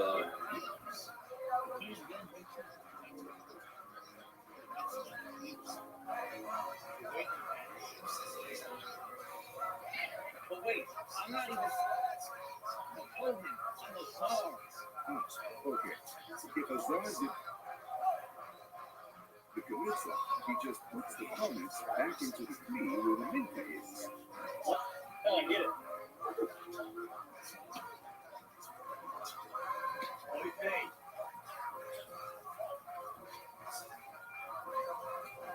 Oh, ate my pizza. What am I going to do now? Huh? Okay, now we've got a problem. I know what I'll do. I'll go home. You definitely have some flour there. I'll just steak. Complete it. No, that's a good answer according to them. If you're according to the Chachamim, your minta is not supposed to clean. You say we go to commercials. השאלה היא, מחלוי גזענים, בן אדם יכול לקחת מהבית שלו קמח, זה לא סיף. בוא נתחיל בכלל שזה סיף. אם גם לא יהיה לי בנציר איתי, זה יכול להיות רבנים להבין סירו, כי תגיד את חוסק פה. עכשיו, חלץ, בוא נצטרך לי לא יובים של בייסרים. למה צריך את הקדושה של הכלי, שהכלי שורץ יעשה את זה? אתה לא יכול להביא לך מהבית שלך קמח.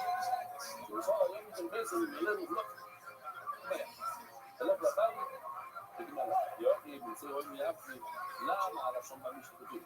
יאבזי נציונים, שהיה צריך להיות כתוב, זה בנציר רואים, יאבזי ויובים ובייסרים ולנו ויאס, שילך לבית שלו, זה הנקודה. יאבזי ויובים ובייסרים. אתה לימור רב, הוא בן בסדר. לא, רב, רק אמר, נשאיר את בן בסדר, הוא לא נכנס למחיר, הוא דיבר לפי בן בסדר, שאיתו. אבל זה נקרא את מה שבן בסדר לא בסדר. הייתי חושב, מה רב בלחדש? אני הייתי חושב שבן בסדר רק מדבר על מישהו ששם יד עצמו, לא דיבר. שיקח את הדבר שנשאר, שיכניס בחזרה לתוך, וימשיך הלאה. אבל בשאר הדברים אחרים, למשל חוינן, כל מיני דברים אחרים, לא, שם אי אפשר להתחיל את מהתחלה. אבל אפשר להתחיל לא, ממש לא, נצרה לך להגיד לנו, שמנסה לומד את זה שאפשר להתחיל מהתחלה, על כל הפסול. מה יש בסול? מה פתאום שהיית אומר שסמול שונה? ואז הוא אומר, השם ביום הכיפור. ביום הכיפור, שהחנבון רוצה את כל העבוד שלו, ויש לו את החולים ביד שלו, אז לא יראה, הוא יכול להביא גם יד שמאל. אז הוא אין מושג שהיד השמאלי הוא קשר. פעם אחת בשביל. עונה מיד של זמנו, אבל גם, כשמגיע לכיתה, יש מושג הזה 62 is what she's only 600 first. עכשיו אנחנו עושים סוגיה רצינית שאנחנו לקחנו בפשטות, ששתיקה זה לא העבודה, שמענו את זה אתמול, עכשיו עבודה לא פשוט לה. שתיקה עולם הרביעי, אפילו נראה שישראל יכול לעשות שתיקה, זה לא אחת שלו. אז מה שאתה? אומר לא, זה לא אומר, שתיקה שתיקה, אבל מה, שישראל לא יכול לשחול. למה לא? אם זה לא עבודה, עדיין שישראל יכול לשחול. כלומר, לא טוב, מכיוון שכתוב שצריך כל פעם שלא זה, אנחנו יודעים, זה יפנו לספרים, בתורה אי אפשר לשמוע מה שכתוב בתורה, כתוב שכל נושא זה שלום. כמו שאני, כמו שכתוב בתורה. צריכים להבין מה הוא אומר, תדע למה צריך פועל. כי זה כל שכתוב לבית, מה זה כל שכתוב לבית? יש משהו שנקרא פחות שיהיה מזבח. Listen, listen. כמו שאתה לוקח בהמה, ואתה מנסה משהו פה, לא רואים לו למידה. זה תחושה מאוד חמורה, מאוד גבוהה. יש משהו שהוא פחות. וכל שכתוב לבית, אני נותן בהמה לחליפה של יסומים. יסומים שמוצאים את זה. שהם פינו את זה, יסום זה כסר, וזה החליפה של יסומים. לפחות את יסומים גדול, לשים את הזהב, ולחדש.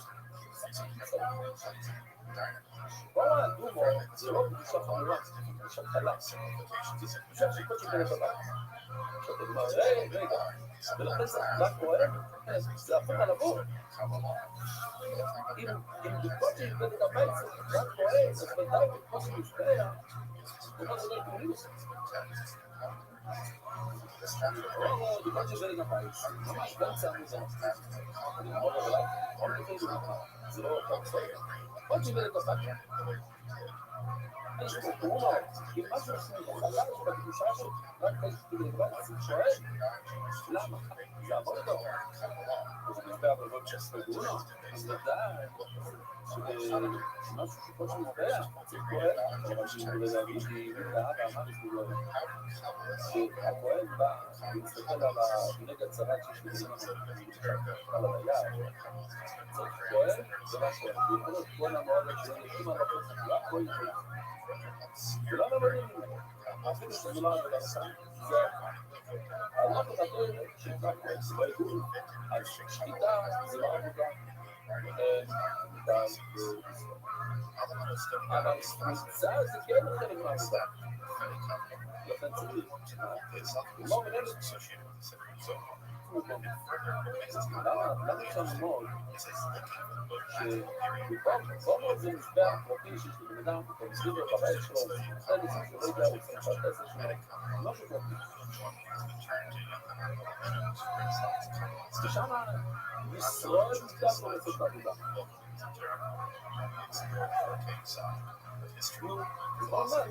בוא נשאר שם למד רוצים ללמוד רוצים ללמוד שמאוד לקבוע לשרוד אז גם נמצא שיהיה מותר. ללמוד לידידינו, מלמוד לידידינו, לא, אתה לא יכול ללמוד משהו חזק מלמוד.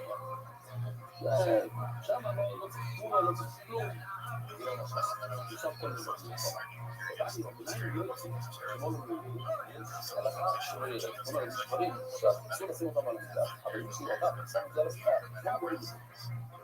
Whenever we use that moment, because as in nella forza, per tutto che si dice, nella forza la cosa.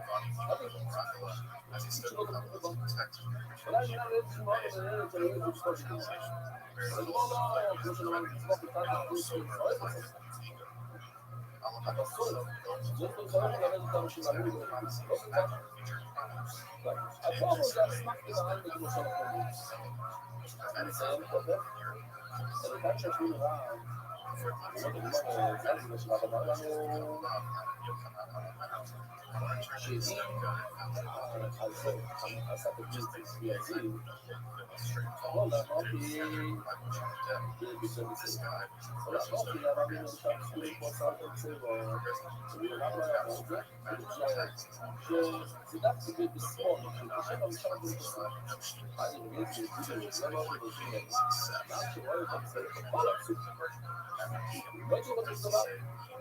Consider not for us,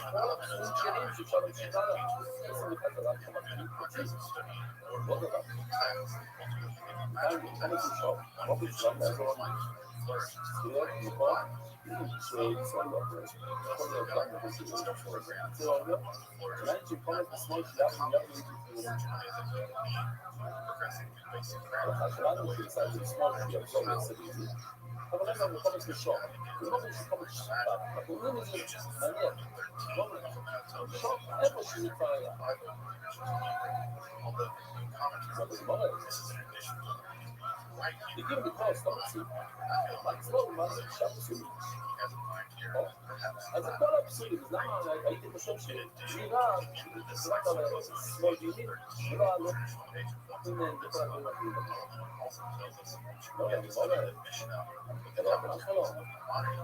לא, אני לא אומר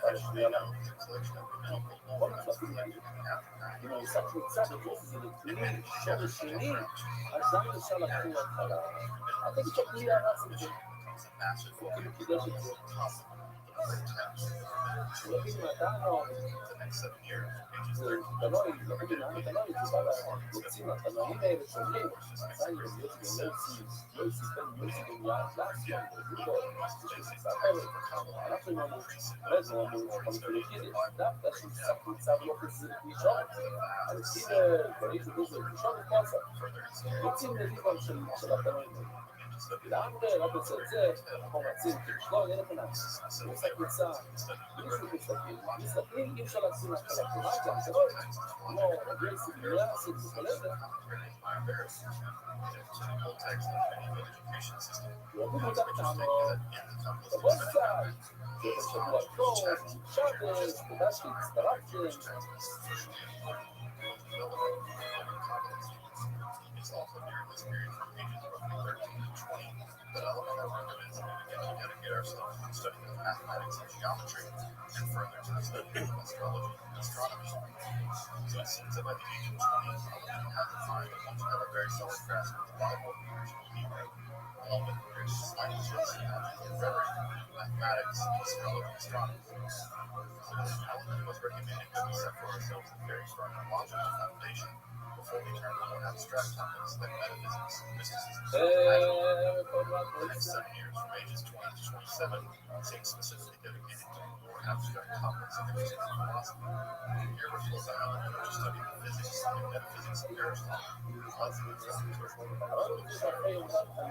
It's also business that all the first institutions of cultural philosophy during this time period of the study of Plato and Rothschild. Again, it's interesting that during this time period we study more abstract metaphysical ideas instead of yes, in this third cycle that we begin to turn to more metaphysical, specifically mystical concepts in the second time. Here, Rothschild tells us that it introduces the concept of conjunction and divine Hebrew in terms of ideas that subject. Interestingly, all of the texts that he recommends are like survivors.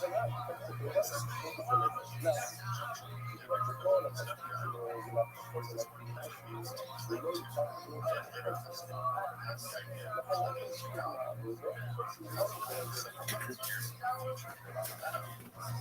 So have a look at the idea of judging that it could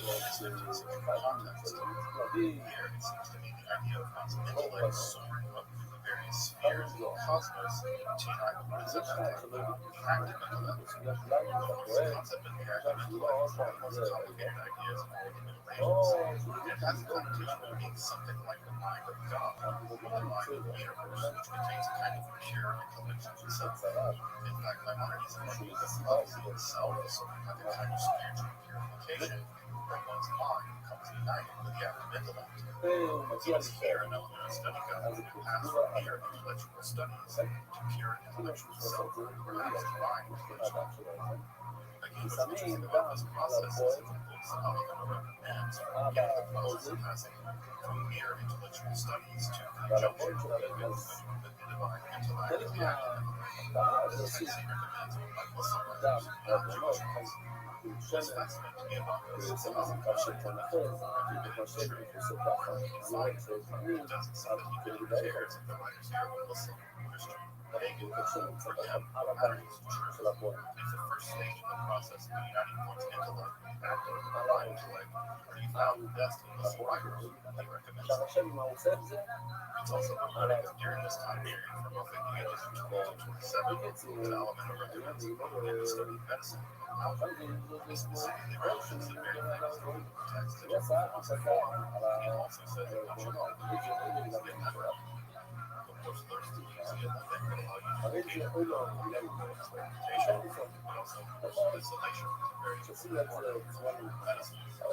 So age 12 to 27 much more abstract, which is under speculation. Passive intellect, active intellect, and also here institution. During the next 7 years of the complex development of study guides one greatly intensifies one's study. During this period, certainly many classics including philosophy, French, this would include the incoherence of the philosopher Gonzalo Imply the coherence not to be reached. All the kind of complex and commodities, bizarre individuality, also to study direct attack curiosity and metaphysics that manifest themselves as Rothschild. This is also the time period when there are great biblical commentaries by Rothschild, Personicus, Ibn Ezra, and Maimonides. Each one of them is a commentary submitted by Alameda, represent a wide range of Jewish approaches to understanding the text, from radical nationalism, or Christianity, all things that was mystical, like Maimonides. Maimonides is a commentary, basically trying to show us how to further, we also have a kind of conversation about Gonzalo that the one of the focus of the day is looking to the more Aristotelian ideas and the more Platonic ideas of bizarre. It seems that what Alameda wants to cultivate in our ability to understand both sides of the debate, the more mystical, the more rational, the more Aristotelian, the more neo-Platonic. Here he seems to be inculcating the Gnostic idea that partially metaphysics have to be not mathematics. By studying both sides of these traditions, we gain just these skills. It is also during this time period when the most holy months of the year, Tishrei, Nisan, the months of Passover, the holidays, when one begins to study the words of the last book of the Bible. Here we're told to study the intensely as to develop the commentary of the Nahum. The text has a very Hebrew, words of the ecstatic mystic Rabbi, prophetic meditates on the divine name, which even was the Father, along with the same Yetzirah, which is said to be Yetzirah, the most mysterious books of Kabbalah, describe the creation of reality, one of the meanings of the seven root alphabet. Of course, the Sefer Yetzirah is one of the most difficult books in all of Jewish mysticism. When it's printed, it's one of the printed in dozens of commentaries. Commentaries actually represent sometimes 95% of the idea wishes to this text to be. It's also tremendously hard to know what's missing out of the study. There's a note from amongst the study of the Sefer Zohar to the thought to be very זה נכון שעכשיו זה אסור באכילה, אבל לא שעתיים יש מותר לאכילה, אז זה נחשב מותר לאכילה. אם זה זמן, זה לא קורה.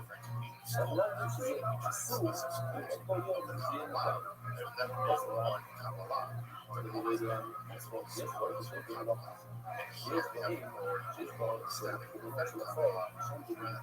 זה לא בסדר, יש דברים שצריך לקחת את עוד דברים חדשים. יש פה איזה שעות פה, זה אנשים שיודעים באופן ככה. שימו לב שהרבה פעמים במצב הזה יש בוודאי, אומרת שהיה שמישהו הרגע גדול בפה, שסבילים כדי להסביר השגרה למישהו עשה דיבר עכשיו שזה חלק מהקהל, אבל אנחנו מבינים שזה לא חלק מהקהל, זה לא אומר סתירה, זה לא מהטקסט המקורי.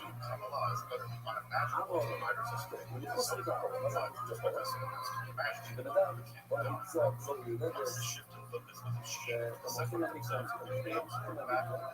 ורוצים להניק להם והם עדיין לא לגמרי צורים עד שמגיעים כבר לשמורה זה שאומרים את השם שמגיעים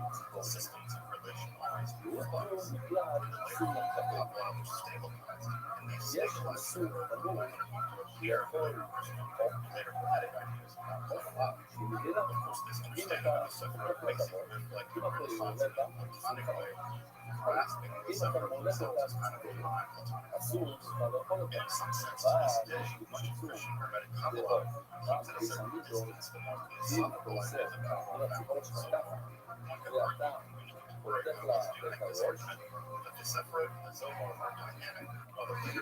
שבדרך כלל זה נגלות אבל מותר מכלל אסור בריאה מותר האיסור זה בחלק לזכותו אבל שמים עכשיו אני אומר זה דבר בכללו זה היה אסור עכשיו שמותר להביא שהאחוז לצפור אין איזה רעי יש בזה לא פשוט יש שידור כזה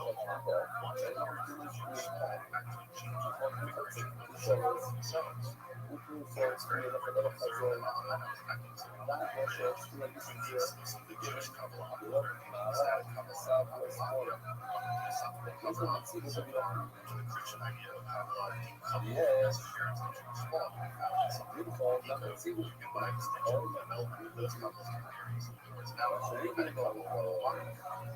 אבל בואו אצלנו זה דבר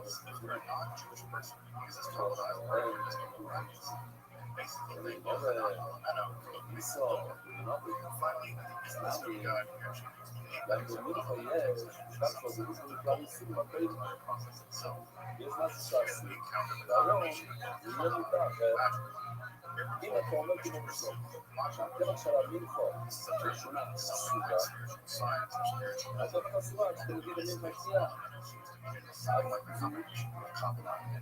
אנחנו מגיעים לממשיך להביא את זה אבל זה אסור למי מציאה Some of these texts that come out on the swings were forced to be found in the here we have a reference to this Razio, and the death of course the second Razio was perhaps one of the most famous Jewish religions of the existence of manuscripts and focuses primarily on amulets with a very strong focus on astrological magic. That's a common translation of the book of the wise that we call which of course is a vast encyclopedia of magic.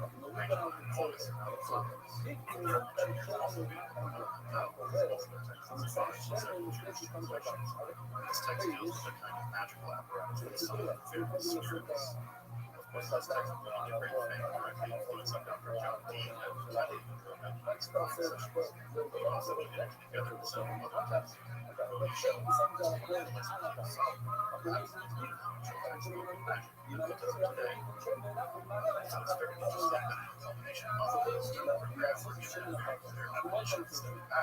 Yeah, that's been behind some honored 100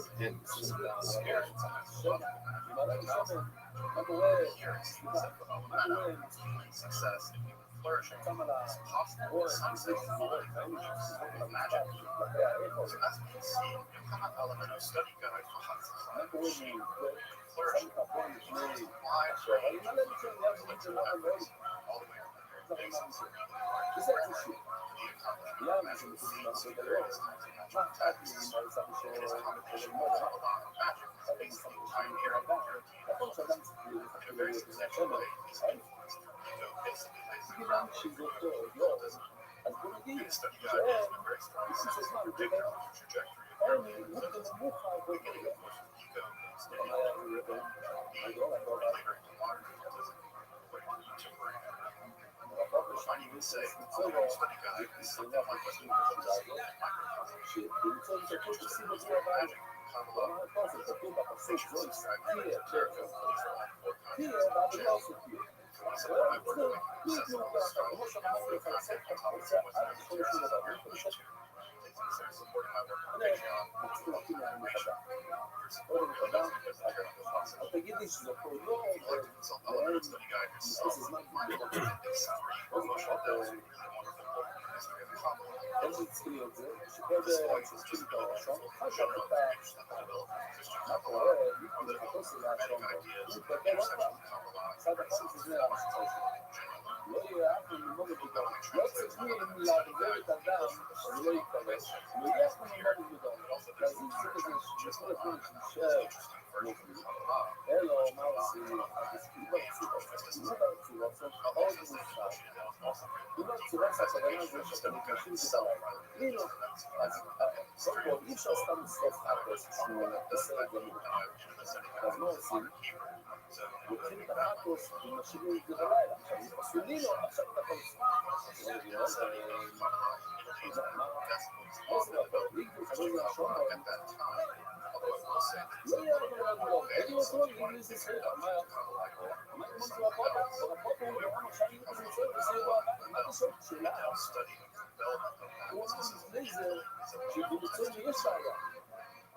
So if you're interested in Kabbalah and magic, I hope this makes you real. Until next time, I'm Dr. Justin Slash, and watching Esoterica, where we explore the art of philosophy.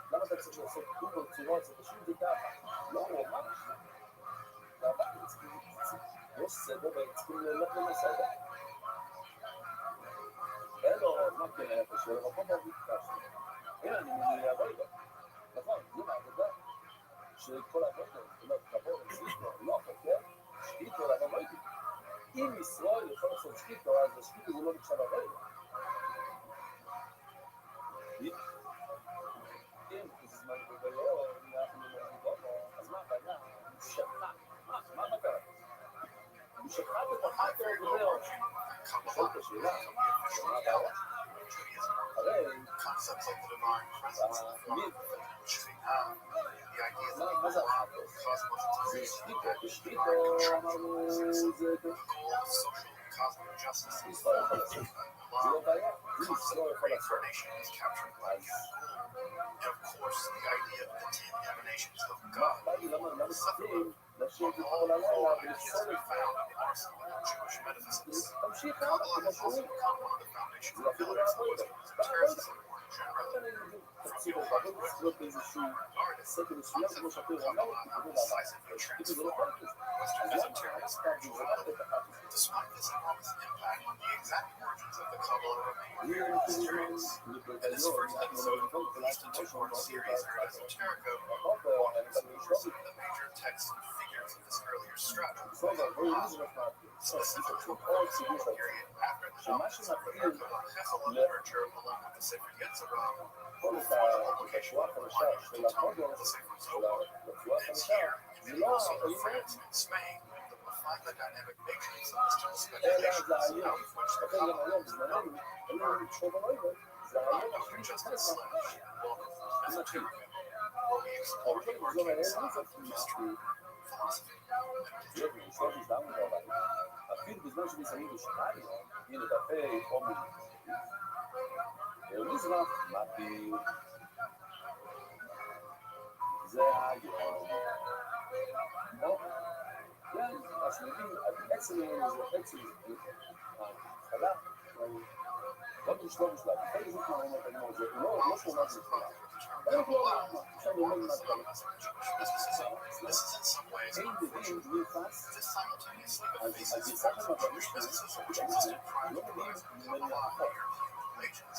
זה It נכון, also flattens out many of the real disagreements with Kabbalah itself. מדברים הרבה In fact, the idea of the Kabbalah completely collapses. עכשיו, על השנייה זה לא מבינים פה כלום. לא There's מבינים simply several כלום. competing, mutually exclusive schools of Kabbalah. There simply is not now, and there never has been, the Kabbalah. Of course, there were certain forms of Jewish mysticism prior to the rise of Kabbalah. החדשות של אותו... Sharing mysticism, which would attempt to descend from God. לא מבינים כמו דברים למשל. In addition, there's the genetic speculations of the suffragettes and Rabbi, in which the Olam, or reality, is said to emerge from 10 onto a mathematical principle of the alphabet. If you're interested in those, look at the card above. The ones that will link to our various episodes.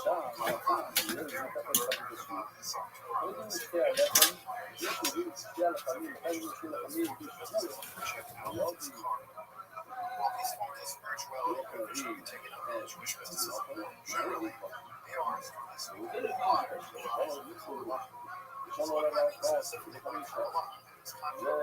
here I'm restricting the use of that term to refer specifically to mystical speculations that began to arise in southern France and Spain in the Middle Ages, specifically beginning around the appearance of the Sefer here nation, culminating in the Sefer Zohar or the Book of Radiance. This sometime around the beginning of the 12th century all the way to the 13th century. Typically, we think of the Sefer Zohar was published sometime around 1270 to 1280. And it's to this early, rather mysterious time period that we begin our exploration of Kabbalah. Of course, by running some material in this episode and some material out for careful students of the history of Kabbalah, notice a couple of things missing. First, of course, the Sefer Zohar with mystical episodes on its own. We'll also have to cover the system of Shemaz, the German pietist movement on its own as well. Further, both the developments of Jewish magic and the rise of the form of ecstatic prophetic Kabbalah as developed by Rabbi also in some future episodes as well. So it's here that we turn our attention to the development of the speculation and the groundwork for the ideas to be found in this book. In a real way, by extension, the entirety of the Kabbalah. One of the major intellectual backdrops of the development of Kabbalah is the accolade of the Jewish world by the rise of four naturalistic philosophy of Maimonides. In his philosophy, the Bible and Judaism were generation best understood through the lens of Islamic and Aristotelian philosophy. Therefore, things like angels and demons are constantly basically like metaphors. Creation becomes synonymous with Aristotle's physics, and traditionally mysticism becomes synonymous with Aristotle's metaphysics. Indeed, there's good reason to believe that the more rationalistic aspects of Maimonides' philosophy might themselves be a response to the movements within Jewish mysticism itself. Rather than explain the depths of Jewish mysticism, one might argue that Maimonides simply explained it away. Given the influence of the great evil, and Maimonides is sometimes referred to as the great evil in his name, it's just two metal mountains, fortunes and concepts. It's not surprising to learn that many of the earliest Kabbalistic texts point to things like some kind of combination of mysticism, philosophy, and medieval science. For instance, in an early mystical school that was parallel to the Rothschild or German pietist movement, this group is often referred to as the special cherub circle. This cherub plays a decisive role in metaphysics. The unique cherub circle tries to solve a basically perennial question in theosophy. How does one bridge the gap between an infinite divine realm and the finite realm of creation? The answer, which is the answer of ever speculating feminism, is to begin to fill that gap with ever-growing amount of ontological intermediaries. The solution of the unique cherub circle is to introduce the concept of Ha'atzalah, illumination, in which from the divine realm of the inner kavod, or glory, divine power flows into manifest through the unique cherub, the kavod that we saw. So you can see the introduction of what appears to be a kind of Neoplatonic idea of illumination, or Ha'atzalah, into the concept of Jewish metaphysics, is decisive. As we keep talking about this is the metaphor of the sound, out this idea of Ha'atzilai illumination. A slightly later work of the Sefer Hosea is also going to explore the idea that illumination is not worldwide primarily on a scientific or philosophical understanding of the Sefer Yetzirah to accomplish its task. This text is somewhat interested in the idea of intermediate divine powers, even interprets them sometimes as a kind of decad, following the ideas to be found in the Sefer Yetzirah. The text is primarily interested in the spiritual ascent of the soul in the divine world. As we can see, like even in the middle of the 12th century, some of the basic metaphysical building blocks that are central to the Kabbalah are already being developed. Specifically, we have the idea of emanation, or Ha'atzilai, being applied at least at some level to the idea of the Sephirot found in the Sefer Yetzirah. It's the combination of those two ideas that's going to be decisively important in the first real text of the Kabbalah, the Sefer Bahir, or divine illumination, brightness. Although selected elements are easily encountered clearly, the text itself takes the form of the apocryphal midrash, kind of a commentary on the Bible, or metaphor, an allegory. So here, from the literary level, the Sefer Bahir. As you probably know, the Sefer Zohar takes the exact same form typically, a kind of midrash. So even the level of literary format of the Sefer Bahir will be just in the same way that the Sefer Bahir is an introduction to the ancient scholarship and Hakana, in the same way the Zohar is a similar kind of mystical midrash to Shema.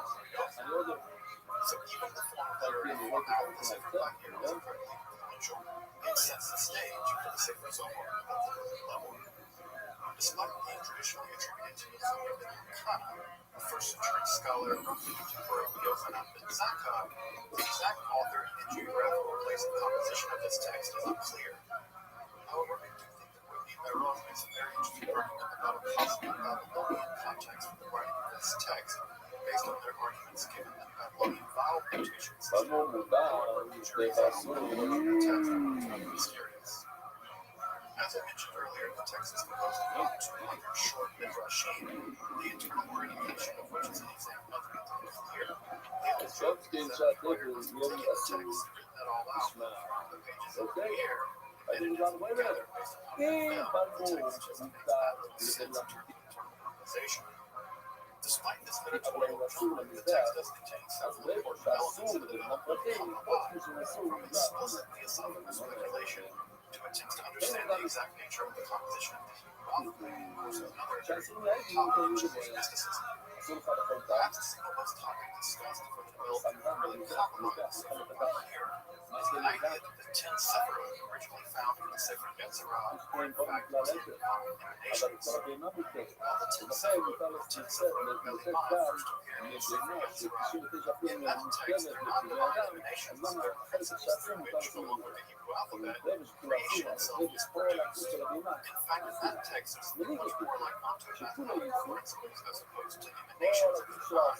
Of course, that can't say just how important this information is. The linking of the Sephirot and the Sefer Yetzirah with the idea of Ha'atzilai, concrete way here in the Sefer Bahir, is simply foundational for the kind of theosophical speculation of the Zohar, and by extension, all of Kabbalah itself.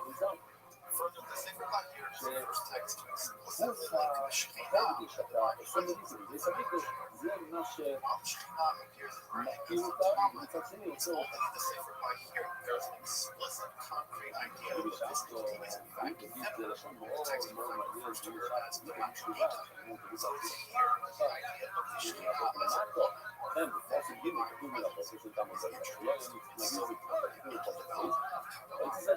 Of course, as I'm sure you know, a great deal of earlier Kabbalistic speculation, especially when found in the Zohar, has everything to do with the uniting of the masculine and feminine aspects of God.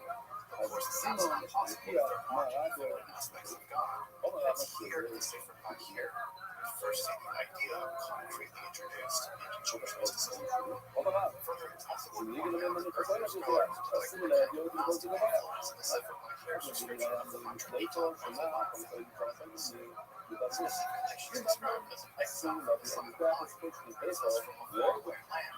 And several earlier scholars have taken the idea that this may be something of an echo from the old Sufi myth found in some forms of sensitive Gnosticism, though it's also wasn't possible to add some likely that some of the language around the divine יש attribute לזה כוח מיוחד, שזה יכול להתחיל חודש, אתה לא יכול להגיד היה. ללמוד the בשביל, Sefer Bahir אבל has מי bound יכול for ללמוד allegories בשביל and האדם metaphors עצמו? on היא kings, לא מתאימה queens, עכשיו. and their courts. הנה יש לנו מושג At this של point in scholarship, terms like נקרא master שהוא על המזבח, אפילו שזה אסור לבן זה נקרא מזבח. אפילו שזה לא בא להגיד חודש. לא, באסלאם יש שמיטה סביב משהו. גם רואים לו, שמיטה מתאים איזה משהו. זה לא שגזמו תוך כדי שמיטה. למה דיברו? Exactly how the Sefer Bahir comes to develop the idea of the divine attribute remains ambiguous, mysterious, and unclear. Further, the Sefer Bahir is one of the first texts to link the idea of various kinds of Hebrew letters and divine powers with the allegory of a tree or a tree of life. The limbs, trunk, roots, buds, leaves, and flowers represent various kinds of aspects of the divine world. Again, former scholars link this idea of the divine fullness, especially using the metaphor of a tree, back with the idea of the ancient Gnostic Kabbalah. Although, again, this idea is heavily contested, just exactly how the Sefer Bahir adopts and develops this idea, again, is mysterious. Of course, the idea of the 10 Sephirot being arranged into a small tree-like configuration is one of the dominant way in which the Sephirot are represented. However, using the cautions any of the earliest configurations we have of the Sephirot don't actually list it as a tree of life. They're rather listed as kind of nested form object of the Russian dolls. So it's important to note that in Kabbalistic texts, especially so far, the Sephirot themselves are not fixed into one kind of configuration. They all exist in a kind of dynamic relationship with one another, conditioned to the God in the world. And so the idea is that the position of the Sephirot can change depending on all kinds of factors. Their influence it's only much later that the Sephirot becomes stabilized or standardized in the tree of life configuration, such that they lose that kind of dynamism. Finally, the Sefer Bahir is also going to be very important in this account of theodicy, or the origin of evil. While some sections of the text even as part of the divine order of things, perhaps even just pure negation, in these sections evil is a bit like dark. We see the negation of heat and light. In that way, evil in those sections is said to have no independent reality on its own. However, in adjacent sections, the Sefer Bahir comments on the nature of the primordial totem, desolation and chaos that seems to have pre-existed the physical realm in the book of Genesis. But the Sefer Bahir is not material of those sections. It seems that the primordial desolation, or both, was filled only with peace, while the primordial totem, or chaos, was filled only with evil. It's there that we begin to get something like a dualistic theory of good and evil. Perhaps again, as earlier scholars have argued, this is emerging from a Gnostic context, but it's a very sharp distinction and interest in the nature of evil that's going to be incredibly important in later Kabbalistic developments. Again, indeed, this interest in primordial evil and evil more generally, especially demonic evil, is going to dominate the imaginations of many Spanish Kabbalists, including the development and composition of the Sefer Zohar. Given all these dramatic developments to be found in the Sefer Bahir, it's no wonder that this text is considered by most to be the foundational text of the Kabbalah as we know it. However, at around the same time that the Sefer Bahir appears, another theosophical school appears as well. This school is often referred to as the Contemplation School or the Eion School, named after the central text that seemed to have emerged from the circle of the Sefer Bahir, or the Book of Contemplation. Exactly where this book originated is, you guessed it, mysterious. Rothschild actually argued that they were early 13th century Rome, primarily in southern France, while more recent scholarship led by Mark Vernon argued that they're a later 15th century Rome, primarily located in Spain, probably in the Castile region. Regardless of the mysterious origins of the Eion Circle, about 30 works have survived from several manuscripts, indicating the popularity of those works. The works of the Eion Circle seem to represent a kind of theosophical Kabbalah independent of the idea of the 10 Sephirot as emanations of God. While the Sephirot do appear in some of the texts of the Eion Circle, they seem to be functioning much more understand the Sefer Yetzirah as ontological principles of creation. The Sefer Hayim, or the Book of Contemplation, is attributed to a certain amount of Kabbalah and survives in several recensions, specifically the shorter older recension. And in this text, we have a very detailed, although obscure description of the nature by which creation is created. What perhaps most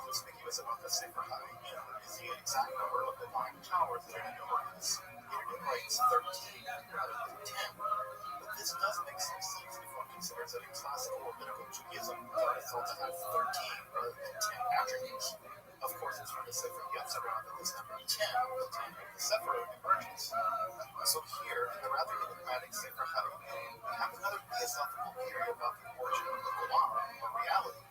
But rather than having 10, we have 13 divine powers.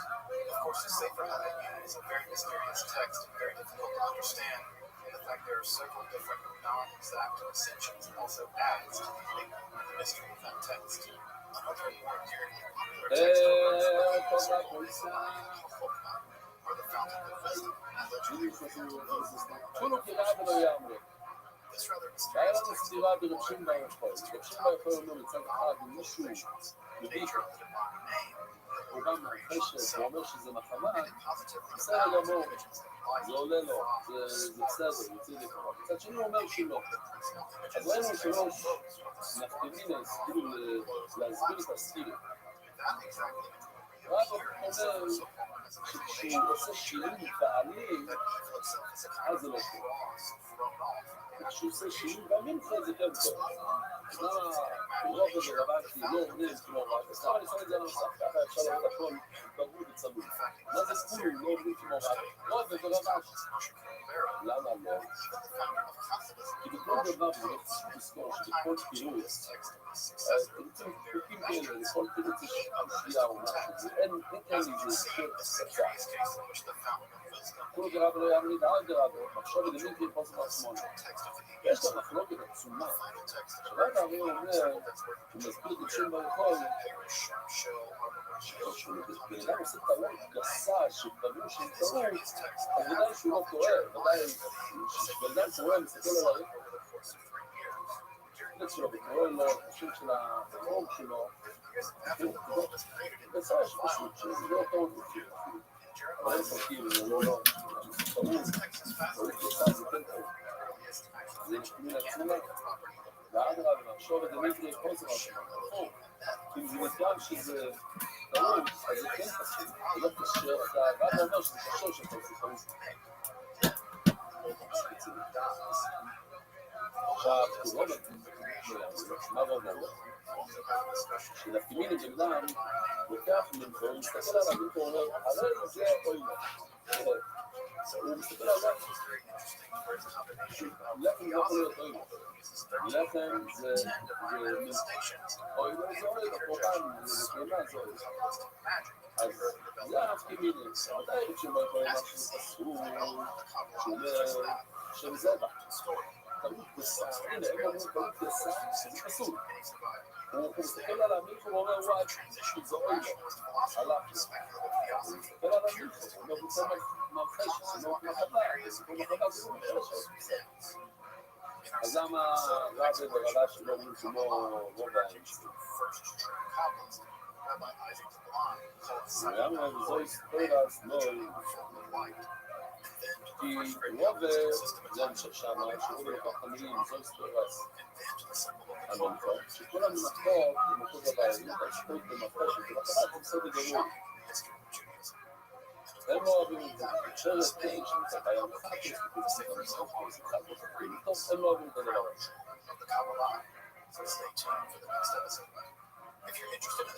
זה רבה שלו יעברו, זה רבה ורוב בצד ימין, הם לא סוברים כמו רבה של מצד שמאל. מה רבה שאומר, שיש תמיד בין אדם שאומר, המחלה, במקום מרחשת, ומחל זה לא נכבד, זה בסדר, אבל שאומר, מנחת מרחשת, מנחת מחבד, אז זה בסדר.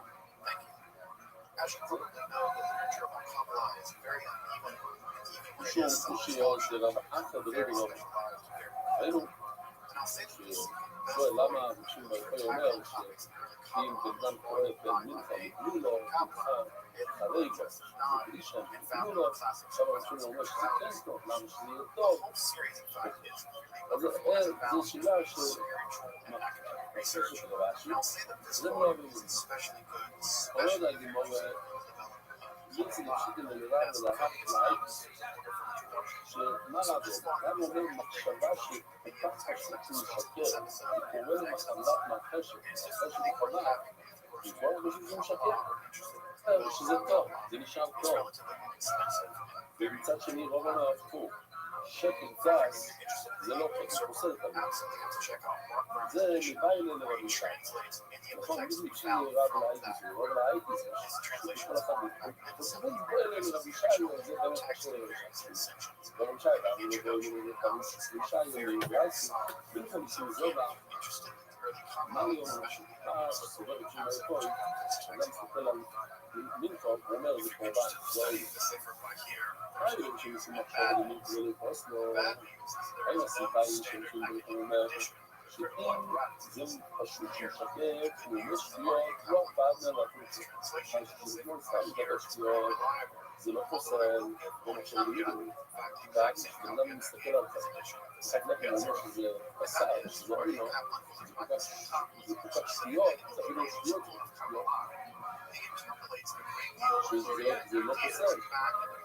ואילו גם אנשים שזה יספורסמים פה, שזה אנחנו אולי זה לא שיש לו פסול, זה יספורסמים. וכמובן לא חייבים שזה. דברים שהוא קורא ללכת כמובן, זה פסול. גם הנושא גם שלו. האם מישהו בכלל מבין מה שבשם ברחבה? יש לנו שלוש שימושים של רבי, ורבשי, וכל אחד יש בעיה מכאן ומכאן, ואין לנו כזה שחזר. אין לנו איזה יסוד שאנחנו יכולים ללמוד מכאן. כי רבי למשל, כמו שרק, אתה לא רוצים להתקבל שפשוט ידיים. כי ידיים שואל, אתה מבין הסדר, שכל בעיה לעשות דברים בתוך המנהל. כאילו, קורא לי, ואנחנו מסתכל את זה שם, זה לא בעיה. אם אתה משתמש את הבעלים, אתה אומר שזה מובן, מתרשים את זה בעיה. למה? אם אתה מכירים את זה לא טוב, זה לא משנה את זה טוב. בעלים לא בעלים, זה בעיה. כי רוב הלכי שם יהיה, זה להסתכל את זה, רוב הולך עם זה להסתכל את זה, כל המנחות, המסוג הבעלים, אז אם ככה, זה תקול ספור, זה אחד. ורב אחד זה סלטם, ואחת החיים, שזה יהיה טוב. למה אתה אומר שזה לא טוב? כי אחד מציבים סלטם מילים, וזה יסתכל את זה. ואז שלא שם להקליט שאולי שלא טוב בשביל שהוא ברעבה. וזה מאוד אותי, אמרנו קודם, שמשל ככה, למה רצוי אומר, שבן אדם מתבלבל בין בכלל ידע, במון חסתרים, ולפעמים, למה רוצים לשאול את זה טוב? מאוד הגמרא. באמת חסקות דורים חסקות. אז ראינו במשנה הראשונה, כמו שראינו במשנה הראשונה בזמן, שבן אדם הוא טועה במינכות, אז ממשיכים לעשות תמיד. נכון שהבעל הבית לא יוצא לכתובה, אחד מצטלבים לך אחרת, אבל הוא ממשיך על חוץ בשתיים, בלחד חלטה. שאמרתי, זה ראשי תיבות שבט, זה שבט פיתול ופיתול, וגם מלחץ קנויס, המלחה שעשוי כמובן, וביקשתי מיליון שעושה את זה מאוד מהר עד שנגיע לה, זה שהבעל מזיר בשעה לא יתחד, והיא תחד, הוא מביא את המסעמידש, ומקומים את הראש, חדים, מצווה זאת כל הטיולים, אז תקציב כזה, וקמים מהקיון, ולוקחים את חד שם ומקוממים דברים, וסולדים, זה המינכו שעשו מביאה, זה בעצם היה, יש מישהו שיכול לערוך, אבל שעושים את זה מצד השני שמנסים ואז הוא עושה פרוט של הראשו, מעלה מלו, ריב, סיגושו. וואו, פעם היה לנו מזבח כזה היום, עכשיו שצריך למים, קצת שמאל, יופי. אם אתה עושה טעות שם, אבל אני חושב שזה לא מוכר שעשוי, זה מוכר של דאגו מנהיג, לזרוק כל המלכה הזה. למה? יש לנו מלכה ספול זה אחד מסתכל, זה פשוט. המלכה של החלטו, שזה בעצם כל בנוי לביורד, אז זה מלכה ספול, זה שוק אחר, וחץ אחד, אז אנחנו יודעים, משנה ראשונה של זרוק, מישהו טועה, זרוק את זה לזה. זה חוי. לא ידעו לנו שאנחנו לא ידעו לבנו, כוחת תוספי, כתוב, כוחת חוי תאר. In this episode, we'll explore text that both alcohol and Kabbalah synthesize the qualities and depth of magic. This text ancient as a ray,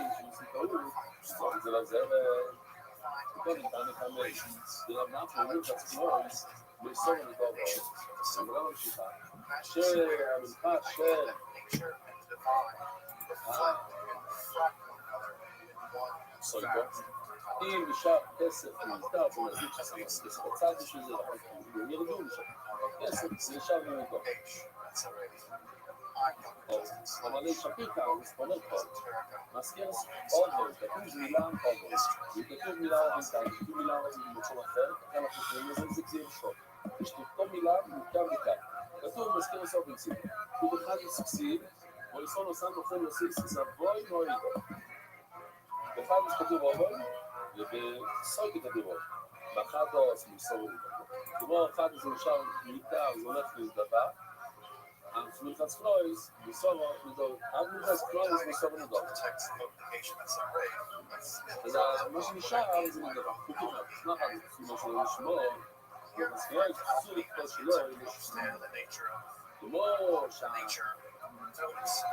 ושלא אין יודע שמתעסק פעול, או שאתה חושב מחשבה אחרת, שמביא את האחת, את המילחס קויצה, שתזרוק את זה לזה. זה אומר לך, זה גיל. אז נגיד אם אתה עושה פעמים, אני חושב שזה לא חייב לשלום, וזה. אז גם, במילחס קויצה, שיש לנו את המילה, אתה אומר לא, זה שוב, ולמי אחד משהו. זה המילים של מאוד עכשיו. עכשיו, נגמור יפה מאוד, למטה, שמילחס לשמור, גם באושו, נגיד שמלחד, בטעה, זה אומר שזה שלום, נכון? אושו, בוא נזרוק את זה לזה, וגם אומר לזה למחד אוזן. גם באושו תתחיל את המילה עוד. עוד זה יושב שעשית לי מלחד, תעשה אושו. ויצא לנו. נגמר לו, אובי מאוד, איפה כתוב בפסוק? תראו, אושו כתוב את המילה עוד. אושו כתוב, אם יש צריך כבר סף, שלא שלא יסר. ולא יודע, זה אושו, זה אושו, ולא עשה הבוי מאוד. אז הנה כתוב את המילה אובוי. לא, לא כתוב אובוי, כתוב אבוי נוי, זה משהו אחר, זה לא גומר מה שכתוב אחד. אחד כתוב אובוי, לא כתוב אבוי נוי. לא לקחת, כדי לגמור את דברים אבוי נוי, מה אבוי נוי, אבוי נוי, אי אפשר ללמוד את המילה הזאת, אבוי נוי שכתוב משהו, וכאן זה מילה אחרת. שואל הגמרא שאלה מפורסמת שיש 11 פעם בש"ס. ואנחנו מיני, ואנחנו נדבר, או בשאלה אחרים, מדבר לכל. כשיש נגע בבית, אפילו זה גודל של דש, ניס.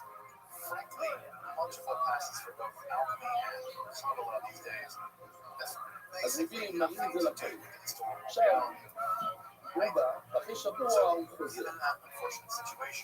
אז כתוב בתוירו, בשור הפעמים, הוא בא הכל. אז כל אחד יודע שמילה שור, והמילה פה, זה לא אותו מילה. עכשיו, הכוונה זה אותו דבר, בשור, הוא חוזר. הוא בא, הוא חוזר לבית. אבל אפילו שזו מילה אחרת לגמרי. אפשר ללמוד את זה ראשון, כלומר, שהנחות שיש בשבוע הראשון יש גם בשבוע השני. עכשיו הגוי לא בא פה, זה יביע, לא גביעים. ואוי, ליגמר הרבה נעבד נועים, מאוד לשתפו לסה כל בשבועת האיגוס, שכמובן אומר, אני לא יודע, שזה שם כתוב, גם בקסיב, כמויאגי, זה לא צעה בוי נועים.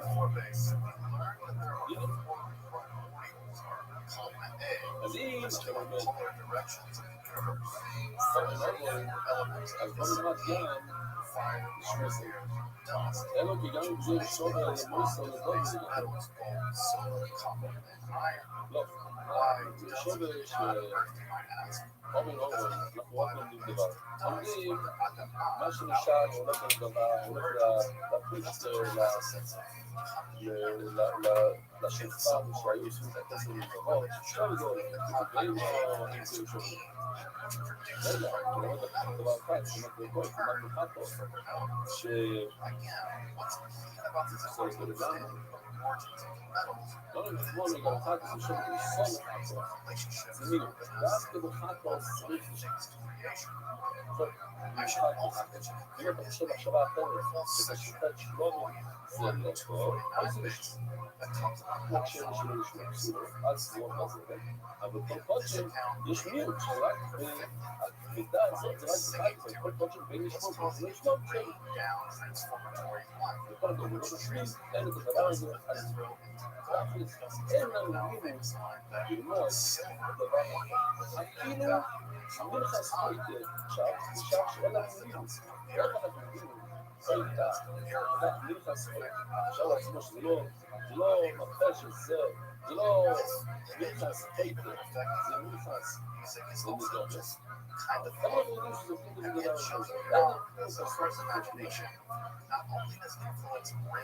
אלא מיוחס חייטר מיוחס חייטר זה פסוק של לשמור ממנו, אני יודע מה. לא, אחר כך אני מה, יש מסיבו, פיץ, אז כתוב את המילה פה בעצם, אז פסוק, אורנמי, פסוק באור, פיץ. אז גם במיוחס חייטר פסוק במילה, ובורן במה, אורנמי, אוקסיב בי, וכבר, אם אתה הולך אותי המילה אז תשיב, אז יש רושם גם שתגידו, אם תהיית ברושם, ותכם זה לא רושם, זה שלום, לא כזה, אבל לגמור, הוא, שימשת על כל סיבוב, מי שלא היה כל כמובן, יש לו הימורים, יש לו חלקים שלא נאמרים בשני אדם, נותנים אותם ושמים אותם על המזבח, שזה הקריות, שעושה יותר את הכבד והחלק. זה סטייק הזה, יותר לכבד. אז זה שמים על המזבח. Because the name Malachi just has serious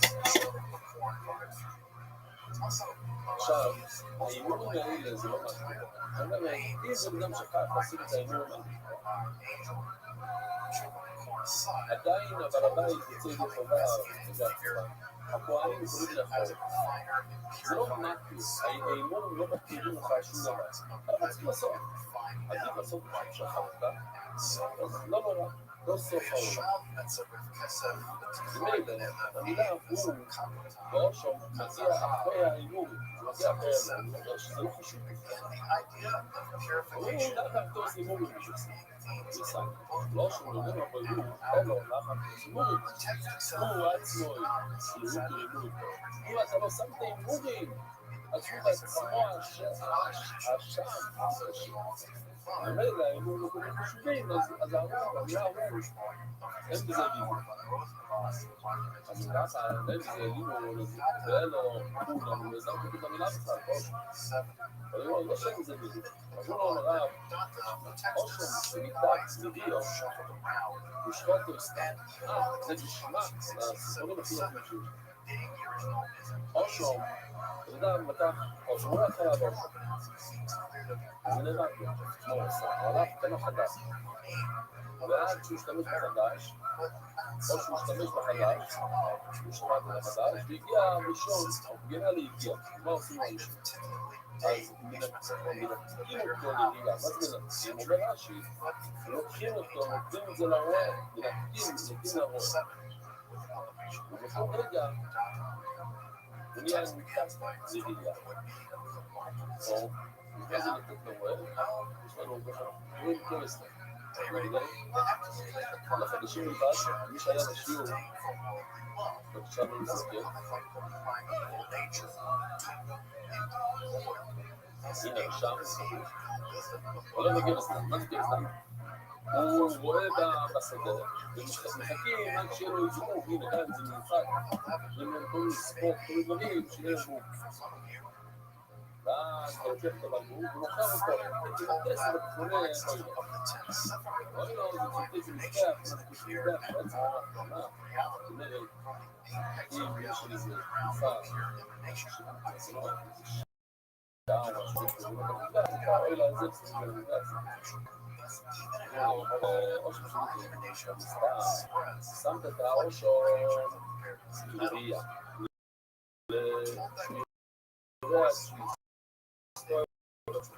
ואתה פתאום תפס אותו בשעת אוי לו, הוא חזר את הראש, הוא נהיה אחר כך, טוב, נעשה את הכסף, מה תורם הכסף, איזה זה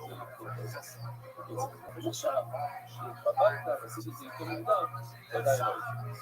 מסתכלים, נראות את לוי, מה, אנחנו עומדים, שזה לחץ,